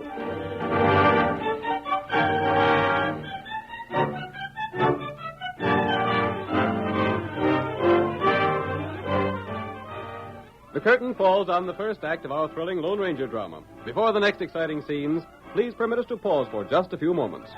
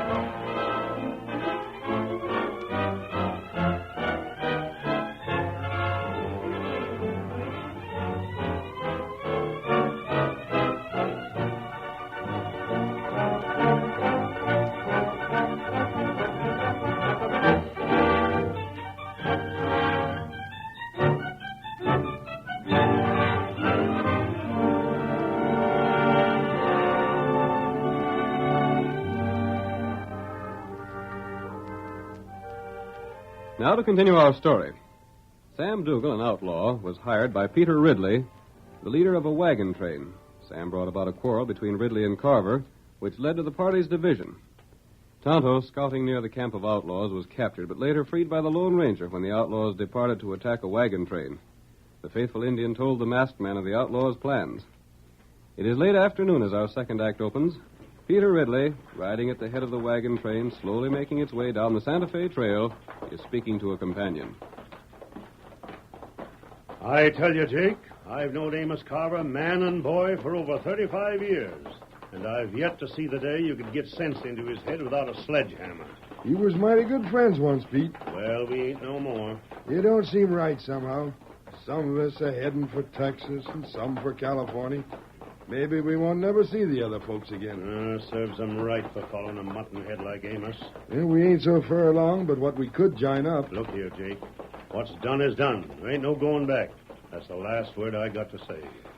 Well, Pa always did say there weren't no worse enemies than them that had been friends. Ain't seen nothing of Sam Dougal, have you? Nope, not since early morning. Reckon he went with Amos? Maybe. Well, I'll be... Look over yonder. That might be Sam now. Huh? See them two fellas riding this way? Mm-hmm. Gosh almighty, ain't they covering the ground, though? Neither one of them's Sam. How come you know that? Well, they're riding white horses. Sam's horse was a bay. You want no match for either of those critters. They sure are beauties. Come on, Silver! What was he hollering? Don't know. Couldn't make it out. Well, they sure ain't wasting time getting here. Leaping catfish. One of them's masked. The other's a redskin. Peter Ridley! That's me, stranger. Right over here. Pull up here, Jake. Ain't a holdup, is it? Two fellers hold up a wagon train? Jake, sometimes you ain't got a mite more sense than Amos. Oh, Silver! Oh, boy, steady! Oh. You're Peter Ridley? That's me. What's on your mind? Ridley, you've been tricked. Huh? What's that? Outlaws divided your train to make it easier to attack. Mister, what kind of a stunt is this? Sounds kind of funny for a fellow wearing a mask to talk of outlaws. But I'm not an outlaw. Then how about the mask? I can explain that later. Now you must listen to me. Pete, there's something about this feller I like. Maybe he ain't an outlaw. You leave me to handle this, Jake. Amos Carver and his party will be wiped out unless you hurry. This ain't some trick, is it, stranger? My friend was captured by the outlaws. You can see the bullet wound they gave him. Yeah? And how come he's still living? He pretended to be unconscious when the outlaws made their plans. They let him live because they didn't believe he'd heard them. Go on. They'll attack the other party somewhere beyond Saddle Pass. Just a minute. Where'd you get the darn fool notion that outlaws split up my wagon train? Sam Dougal is an outlaw. He brought about the quarrel. That was his purpose when he joined your party. Stranger, Sam was the most peaceable fellow you ever seen. He was always trying to smooth things out. You don't believe me? No, sirree, mister. You ain't going to get me to swallow a story like that. Pete, you're just as stubborn as Amos. I can't see the harm in checking up on what this fella says. The outlaws are traveling slowly. But if you don't ride at once, it'll be too late. Now, hold on. Maybe you're an outlaw. Maybe you're just planning to get the men folks away from here and Hey, then... wait. There's Chuck. Seems in as big a hurry as these fellers. Looks like he's been over the back trail, the direction he's coming. Whoa there, boy. Oh. Hey, Pete. Pete! What's ailing you, Chuck? There's something wrong with Carver's wagon train. Something powerful wrong. Yeah? I'm so darned out of breath, I can hardly talk. Well, if you got something to tell, tell it.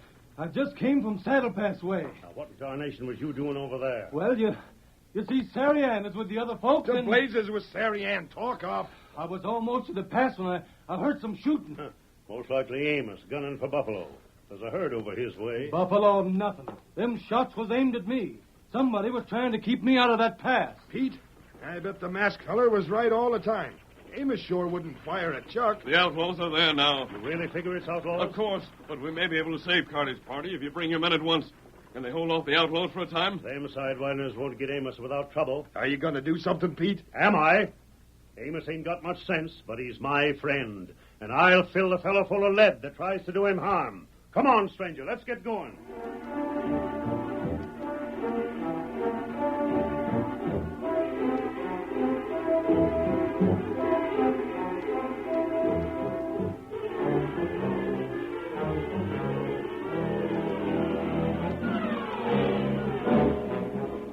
The Lone Ranger organized the men in Ridley's party to ride to the rescue of their friends. With the masked man in the lead, they raced toward Saddle Pass. As they charged down upon the narrow cut, they were met with a volley of shots. See, they don't want us to get through that pass. The rest of the outlaws are surrounding the wagon. Shall we try it anyhow, stranger? We can't. They can easily shoot us from cover as we approach. We gotta do something. We just gotta. Let's stop before we get within their range.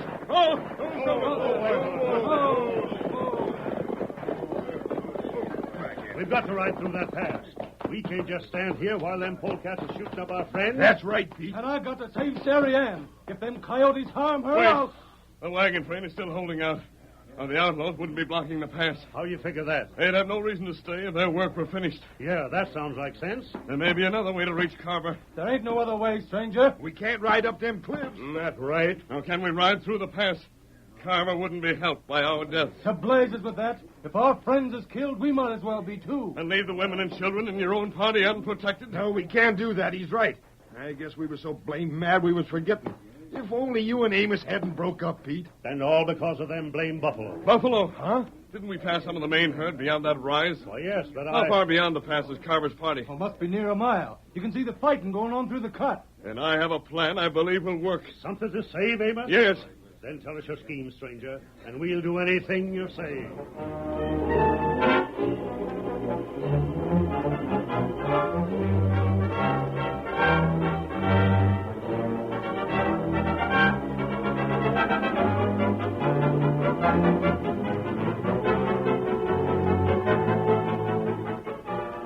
The Lone Ranger outlined his plan to the men, and they went into action. But in the meantime, the outlaws' attack was proceeding as their leader had ordered. The greater part of the gang, taking no risks, slowly wore down the resistance of Amos and his men. The remainder, including Rick Logan and Sam Dougal, held their positions at the pass. Rick is speaking. We're doing all right, ain't we, Sam? Yeah. Like you said, Rick, the whole troop of cavalry couldn't get through this pass unless we let them. But we ain't letting them. How are the boys making out with the wagon train? Taking it careful, like I told them. Ain't no use rushing the wagons. They can stand off and snipe them without getting shot themselves. It'll take a long time that way, boss. Oh, what about it? We ain't in no hurry. Nobody can get past us to give them a hand. It'll be dark for long. All the better. If they light fires, they can be shot at without no trouble. And if they don't, the boys can sneak up to the wagons without being seen. Yes, you're right, boss. Ever seen the time Rick had things figured wrong? You just bet I don't. Did you see how that bunch that came with the big hombre and the white horse stopped real sudden? They didn't take to the taste of lead we gave them. They sure pulled up without no hesitation. I sort of hoped they'd keep on. It'd have been fun picking them fellers off. Yeah. Wonder what they're up to now. They done the only thing they could do. What's that? Turned around and rid back to where they come from. Yeah, they must have. The hurry they was in, they probably figured we was like to chase them. That's funny. What's funny? What's that trembling in the ground? Huh? My golly, I don't know. Like there was a whole herd of cattle running wild. There ain't no cattle in this country. There ain't, and that's a fact. Now, I wonder... Hey, boss, take a look. Well, what do you mean? Down the valley. See it? Buffalo. Why, the thousands. Yeah. What in thunder brought them this way? They was grazing out in the prairie the last I seen of them. It's a stampede. Look at them raise the dust. Say, ain't there some fellows on horses chasing them? My golly, there is. And one of them was the same hombre we saw before. The fellow with the big white horse. That's him. The buffalo's heading right for the pass. If they come busting through here, we ain't got a chance. Stop Buffalo until they've gone loco. Fire at them. Try to turn them. The shots don't phase them. Keep on shooting. They gotta be stopped. They're trampling us. Cut us to pieces. I'm getting out of here. Stay where you are. If you move, I'll hit you with lead. But, boss, listen, If they get through, we're licked. Keep on shooting. You can't stop them. You can't, I'm telling you. Go on and shoot me. I ain't going to get trampled on. They're in the pass. We can't stop them no more than a mountain slide. Watch out, hey, watch out. We gotta run. Run for it, fellas. They're right on us. Run for your lives.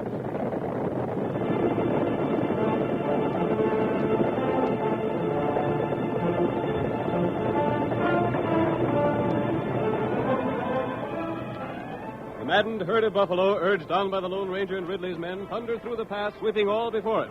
As they cleared the way, the masked man and his companions raced through the pass. Come on, Silver, old fellow! Stretch out those great legs of yours! The wagon train must be saved! Cut them outlaws down, boys! Cut them down!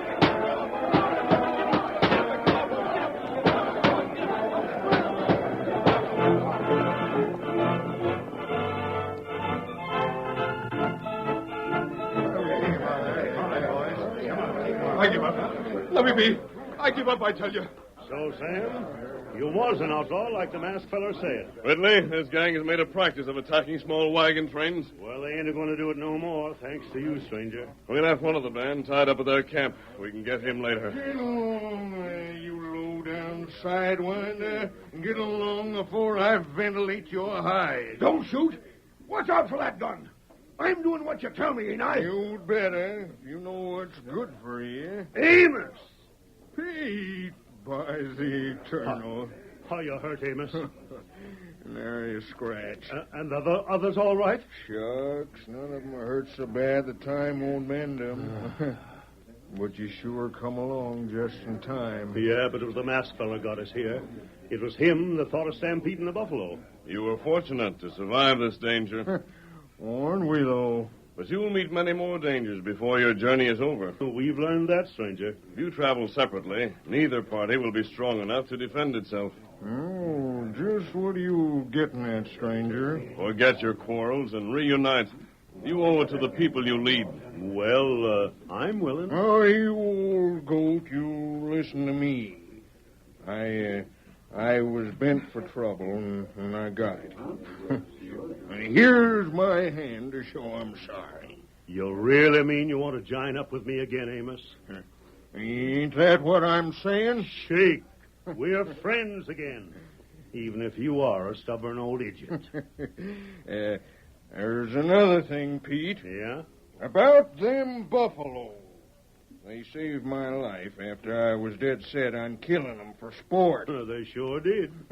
And I got this to say. The first feller I see shooting them regardless has got me to deal with. And that goes as it stands.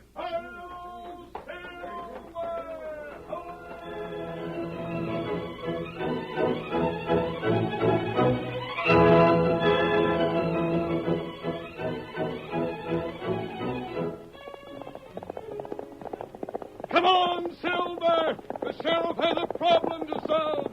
Hi-yo, Silver!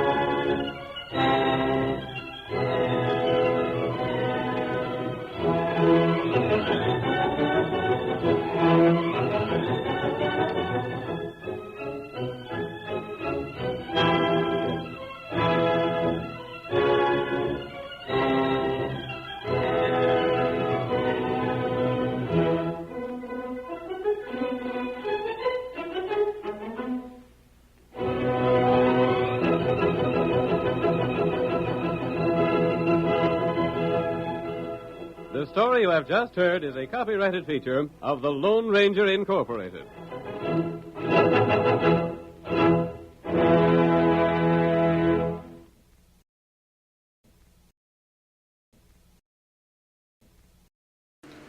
Groucho Marx meets some of the most interesting people you could ever hope to hear on radio in You Bet Your Life, coming up next. Ladies and gentlemen, the secret word anyone tonight... falling asleep during the show will be thrown out.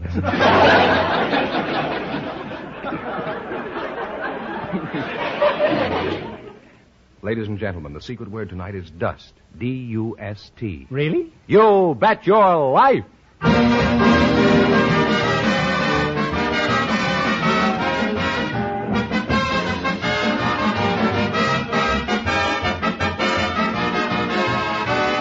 Elgin American, creator of America's most beautiful compact, smartest cigarette cases, magic action lighters, finest dresser sets, presents Groucho Marx in the Elgin American show, You Bet Your Life. The comedy quiz series produced and transcribed from Hollywood. And here's that sterling Elgin American, the one, the only... Groucho! He must be a kigme. Oh, that's me, Groucho Marx.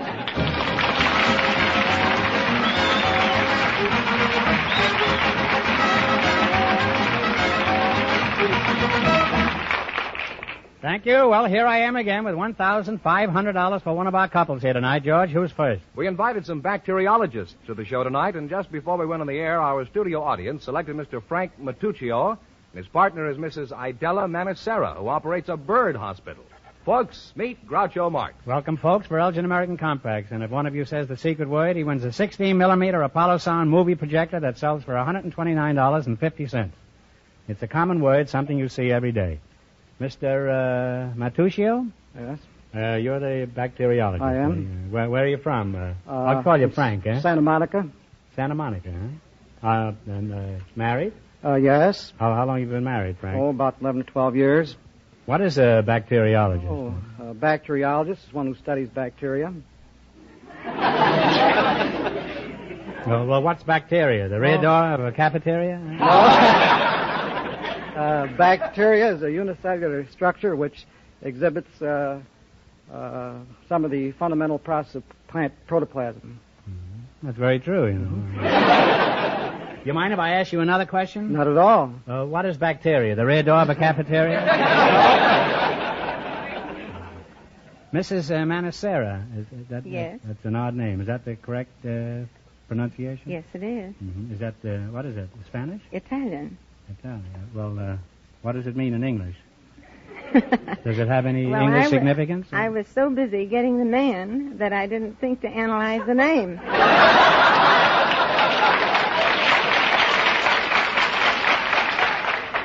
Well, Idella, is that your first name? Yeah, Idella? it is. My given name. Your given name, eh? Yes. I guess somebody was glad to get rid of that name. You operate a bird hospital, huh? That's right. And you're a bird doctor, I take it. Yes. Can you stand on one leg and go to sleep?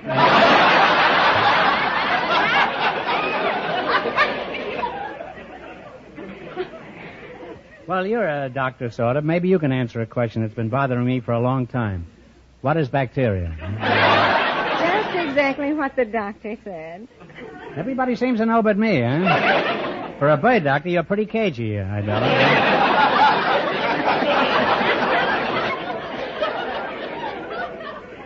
Well, tell me, Louis Pasteur, that's you. How did you meet your wife? Under a microscope, or? No, I met my wife at a Eastern hospital. She happened to be the personnel clerk there, and she took down my study then. Yeah.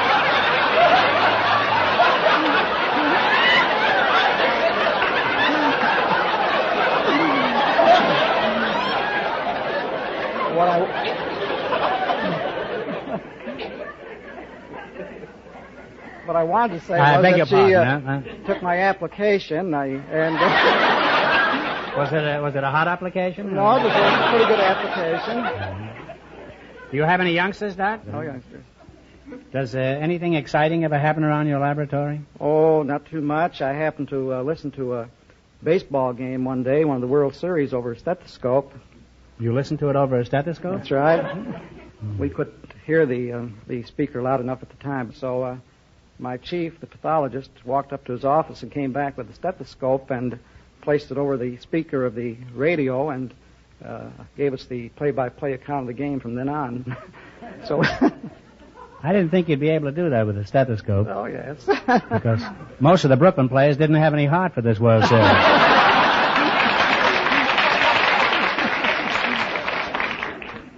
Well, tonight I'm learning quite a lot about birds and bacteria, and now I want you to have the perfect Christmas gift from our sponsor. For Mrs. Idella Manicera, Elgin American's beautiful pearls. An ideal Christmas gift for any woman. They're the finest pearls made by man. I'm sure you'll enjoy them. Thank you. They'll match everything I have. And what about Ducky here? For Mr. Matuccio, an ideal Christmas gift for a man. Elgin American's popular cigarette case with today's smart leather-like look. Oh, very nice. Now I can stop bumming cigarettes, I guess. Now, Idella, what kind of birds do you doctor? Well, we have all kinds. We have canaries and parakeets and cockatiels and parrots and minor birds. Minor bird? Is that the bird that looks after the miners? That isn't John L. Lewis, huh? Now, do you ever treat any wild birds? Yes, we treat wild birds. They're brought to us constantly. Mm-hmm. What kind? Well, all kinds. Mockingbirds and blackbirds and larks. Everything. What do you do for a lark?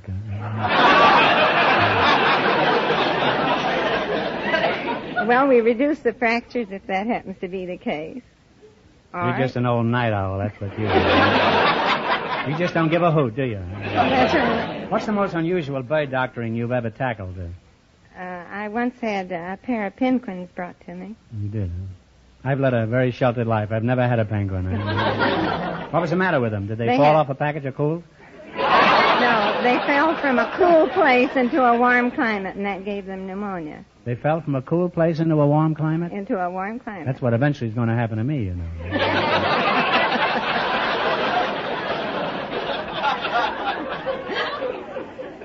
Now tell me, Florence Nightingale, when you were a young girl, a real young girl, I mean, you're still a girl, but did you always dream of someday being a bird doctor? No, What did you want to be? I wanted to be a physician.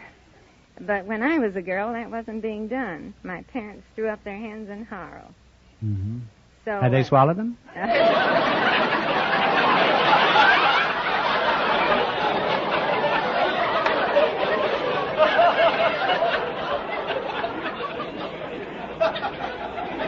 What a vulgar mind I have. In just 1 minute, you're going to work together as a team for $1,500. But first, listen to this. Who said Santa Claus was one man with whiskers? He's every gent giving Elgin American compacts to his gal and sisters. Lives there a woman with a bedroom to her name who doesn't long for an Elgin American dresser set to glamorize same? And show me the man who wouldn't strut with a cigarette case and lighter by nobody but Elgin American. Here's the gift inspirational for women and girls. Those gorgeous, sensational, simulated pearls by Elgin American. What causes this great Elgin American preference?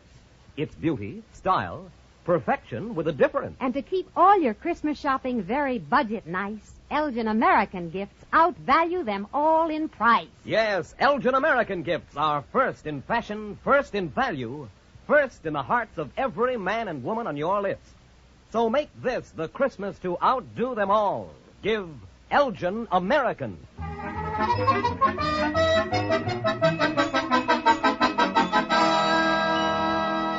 Now then, let's see if you're going to be our winning couple and get the chance at the $1,500 question. Fenneman, tell them the rules. Each of our three couples has $20. They bet as much of that 20 as they want on each of 4 questions. The couple that earns the most money gets a chance at the $1,500 question at the end of the show. Our other 2 couples are in a waiting room off stage, so they don't know what's going on out here. Here we go. Let's see how high I can build you $20. You selected nicknames for college teams, right? That's right. What college how many you have $20? How much do you want to bet? Well, 10. 10. What college team is known as the Indians? Stanford. Stanford is right. And they're off down the field with $30. You're going for $1,500 tonight. How much of your $30 will you try? Well, 20. 20. What college team is known as the Mustangs? Southern Methodist. Southern Methodist is on the nose. And now they have $50. Here's your third question. How much of the 50 are you going to try? 40. What college is known as the Vandals? Vandals. Tennessee? No. Vanderbilt? Oh, I'm sorry. It's where the big potatoes come from. It's Idaho. Oh, Idaho. That's right. They now have $10. Now you only have $10, and here's your last chance to beat the other couples. How much of the 10 do you bet? Oh, we'll bet the works. You bet the works. What college team is known as the Wolverines? Michigan? Michigan is correct. And they'll wind up with a total of $20.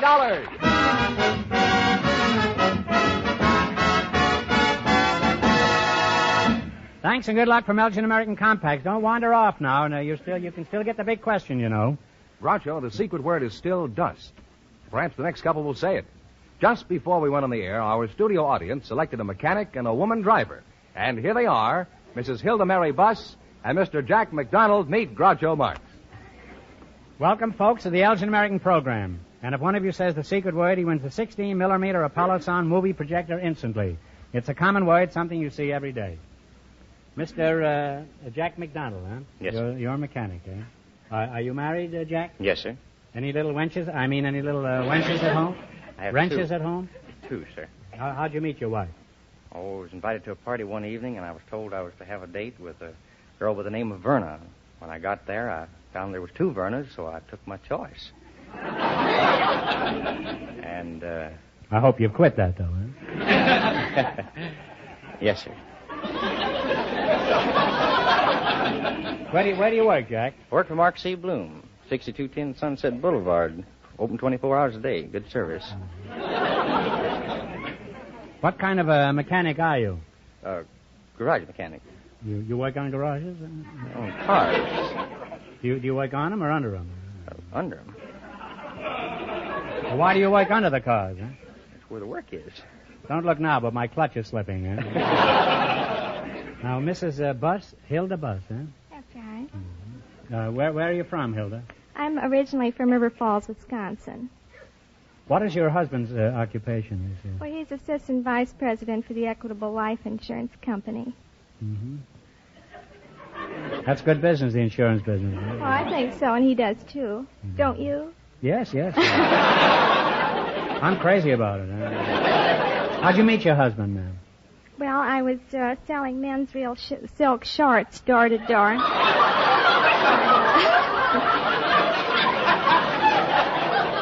You were selling men's shorts? Do you model these things? No. I met him in his private business office with a tape measure in one hand, a pair of orchid shorts in the other. That's how you met him? Yes, that's right. And what did he do? Well, I was trying to write up an order for him, and they come in the new 7-day pack. And, What's a 7-day pack? Well, Sunday is orchid, Monday is cardinal, Tuesday is Kelly green. You mean you know people who change their underwear every day?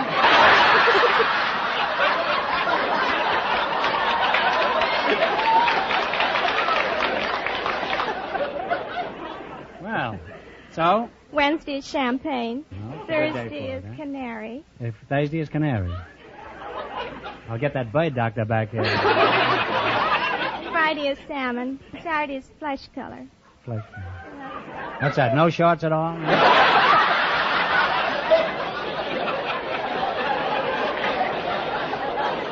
I suppose Sunday you spend all day washing, the other 7 days.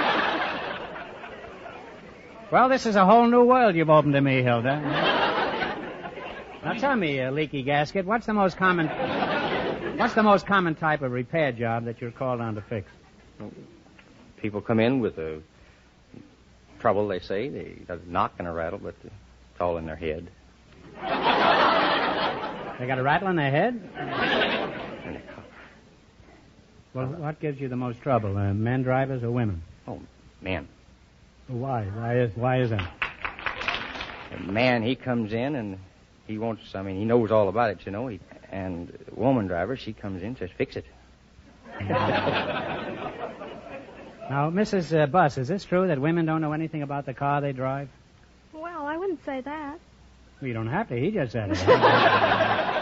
Let's see how much you know. For example, you've just stepped on the starter. Now tell me, what's going on under the hood? Oh, it makes an awful roaring sound, and there's gas going through the generator and jumps into the spark plugs. And first thing you know, the spark plugs are sparking away, and pretty soon I start off the car. Well, what is a microbe? Can you tell me? Now, Mrs. Buss, I'll give you one more chance. After you drive around a while, your motor heats up, doesn't it, as a rule? Uh-huh. Now, tell me, what keeps your car from getting too hot? Well, open the window.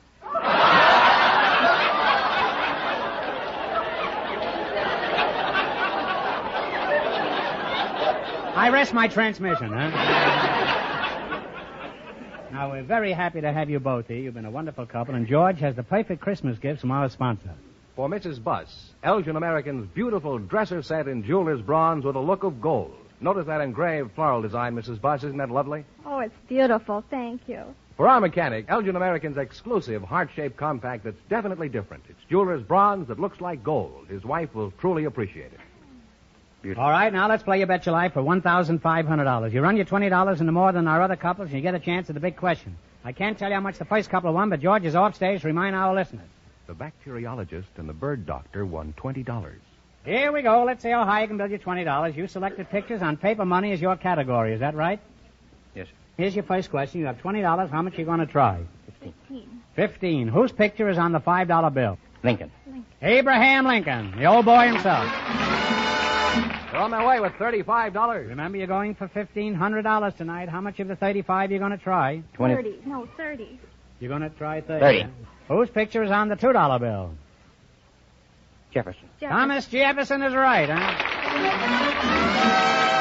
They're on their way. They have $65. All right, you've got $65, and here's your third question. How much of the 65 are you going to try? 60. $60. Whose picture is on the $50 bill? Grant. General Grant is right. They're really climbing now. They have $125. All right, you're reaching the peak. You've got $125, and how much are you going to bet of the $125? $125. $125. Whose picture's on the $500 bill? Harrison.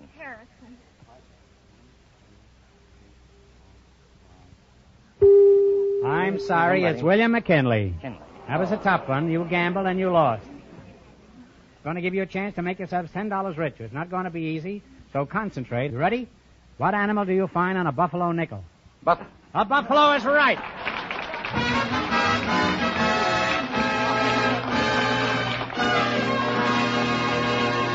Thanks and good luck from Elgin American Compacts. Now, in just 1 minute, our last couple will play the Elgin American game, and then we know who gets the $1,500 question. Right now, here's something all Christmas shoppers should pay attention to. Don't tell me your Christmas shopping is done. How on earth do you know what to buy? Me, I hunt and I shop till I'm ready to drop. Get so confused I could die. Save your time, disposition, and money, too, where they sell Elgin American Compacts. They're perfect. They're smart. Solve your list from the start. Do as I do. Buy easily. Relax. Yes, that's how to simplify your shopping and still give beautiful gifts. Buy Elgin American Compacts for all the women on your Christmas list. They'll be thrilled with the elegance and perfection Elgin American stands for. You'll be delighted with the values. Priced from just $3.95. $2.95 for American Beauty Companion Compacts. Whatever you pay, even for sterling silver or 14-karat gold, you'll give the best gifts at the best price with the best compacts made by Elgin American.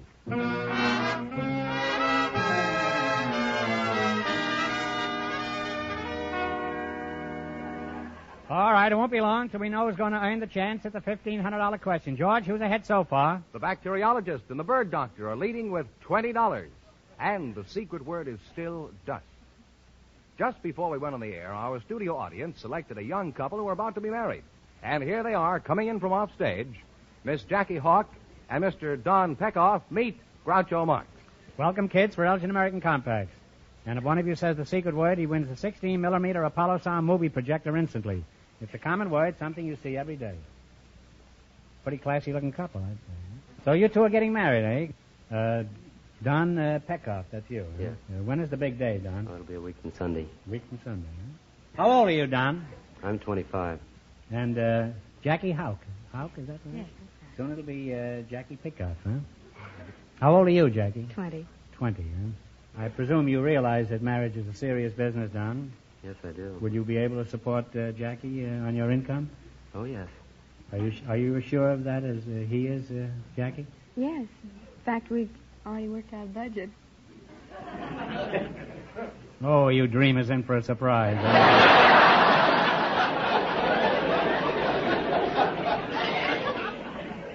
Where do you work, Don? I work at Orbach's. Is that a second-hand store? No? No, it isn't. Well, I'm sorry. I wish it was. I want to buy a second-hand for my watch.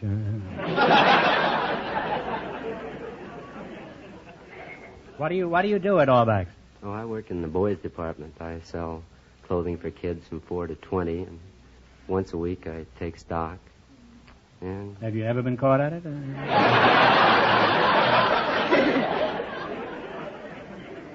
And Jackie, where do you work? I also work at Orbach. You work at Orbach. How did you meet this fellow, in the bargain basement? How'd you meet him, Jackie? Well, I was out with a friend of his, and we wound up the same place during the course of the evening. Where? And Hobnob, Beverly Hills. Who were you with? A friend of his. I said Don't even remember his name? Stanley. Stanley, huh? Mm-hmm. And? And well... you came in? Oh, I came in a little later. And Who were you with? I was with a girl named Merle. And what happened? Well, I went home at 12:30. Stanley took me home, and Donald picked me up at 1:45.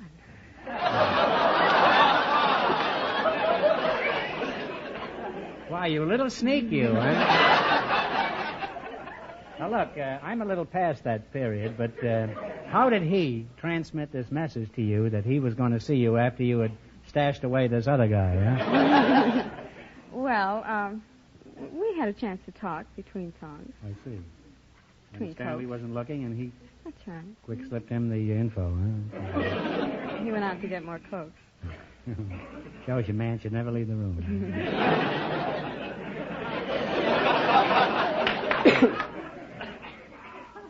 What do you do at the store, Jackie? I'm a rapper. A rapper? Mm-hmm. Pretty snappy-looking rapper. And how far from Jackie do you operate? Oh, about 2 minutes by the escalator, 2.5 minutes by the elevator, and 4 minutes by the stairs. There must be a faster way, isn't there? I haven't hit on it if there is. Have you tried squeezing in one of those little change boxes that they shoot along?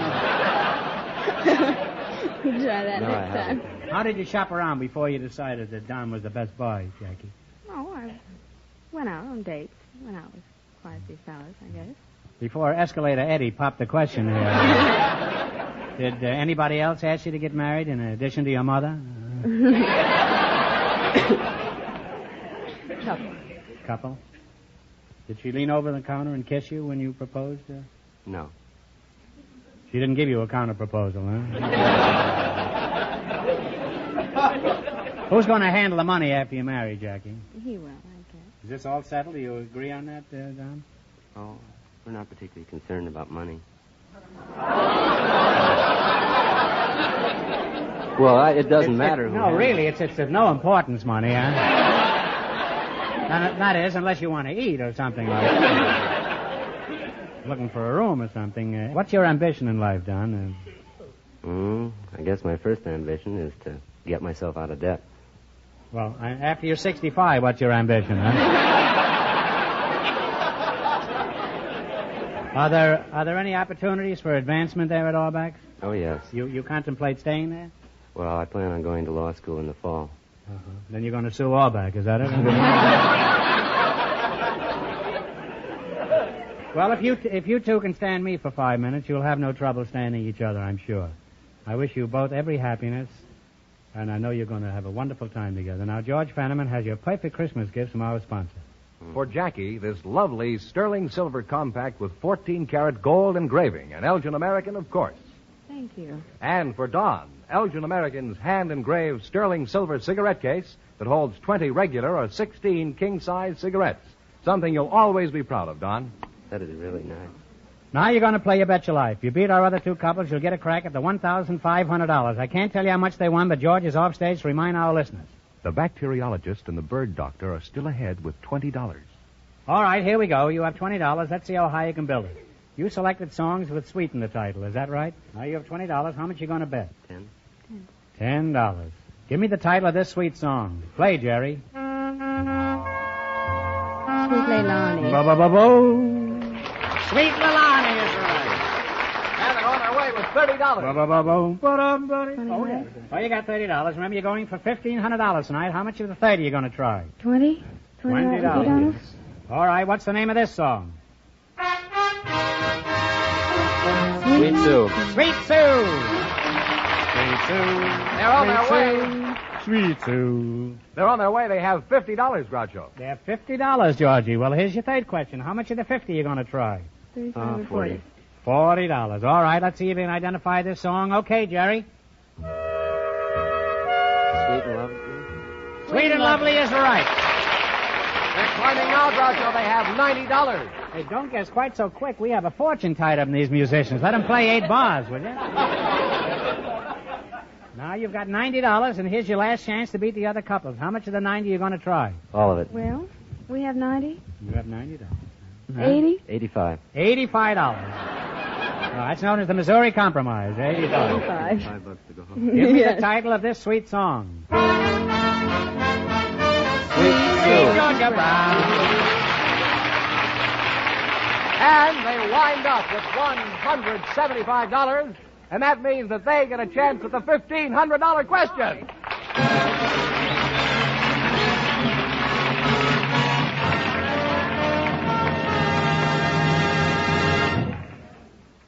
And now, a word from Myron Wallace. Perfection is the word for Elgin American's handsome lighter case. A lighter and cigarette case combined in one handy accessory. The lighter lights automatically when the cigarette case clicks close. Buy your Elgin American lighter case from $19.95 or its companion American Beauty lighter case from $9.95. Tomorrow, ask your dealer for Surefire lighter cases by Elgin American.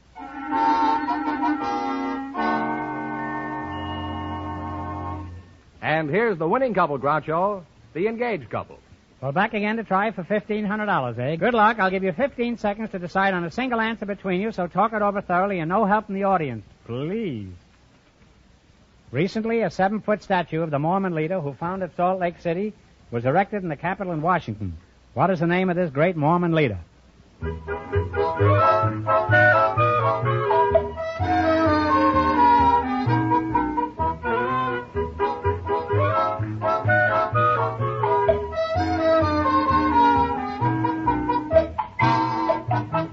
All right, what is the answer you two have decided upon? All I can think of is Brown. No, I'm sorry. It's Brigham Young. It's Brigham Young. That's a shame. That's a shame. So that means the big question next week will be worth $2,000. Well, you lost the big money, but you received those lovely gifts from Elgin American, and you won $175. Congratulations, and thanks to both of you.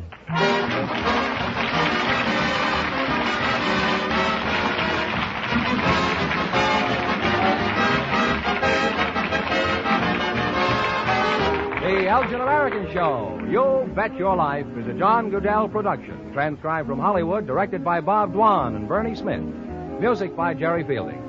Remember, next week's big question pays $2,000. Be sure to tune in again next Wednesday night at this time for You Bet Your Life, starring Groucho Marx, presented by the creators of America's most beautiful compacts, smartest cigarette cases, magic action lighters, and finest dresser sets, Elgin American.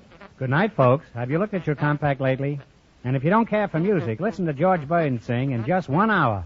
Good night.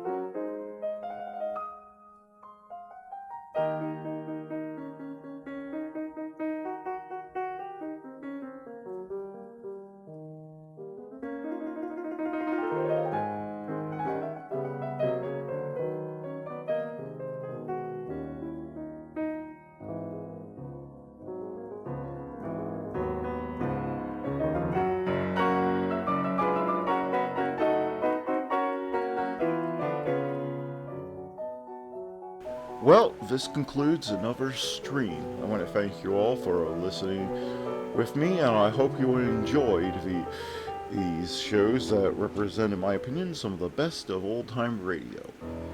Join me again tomorrow night at 8 p.m. Thank you for listening, and have a good day.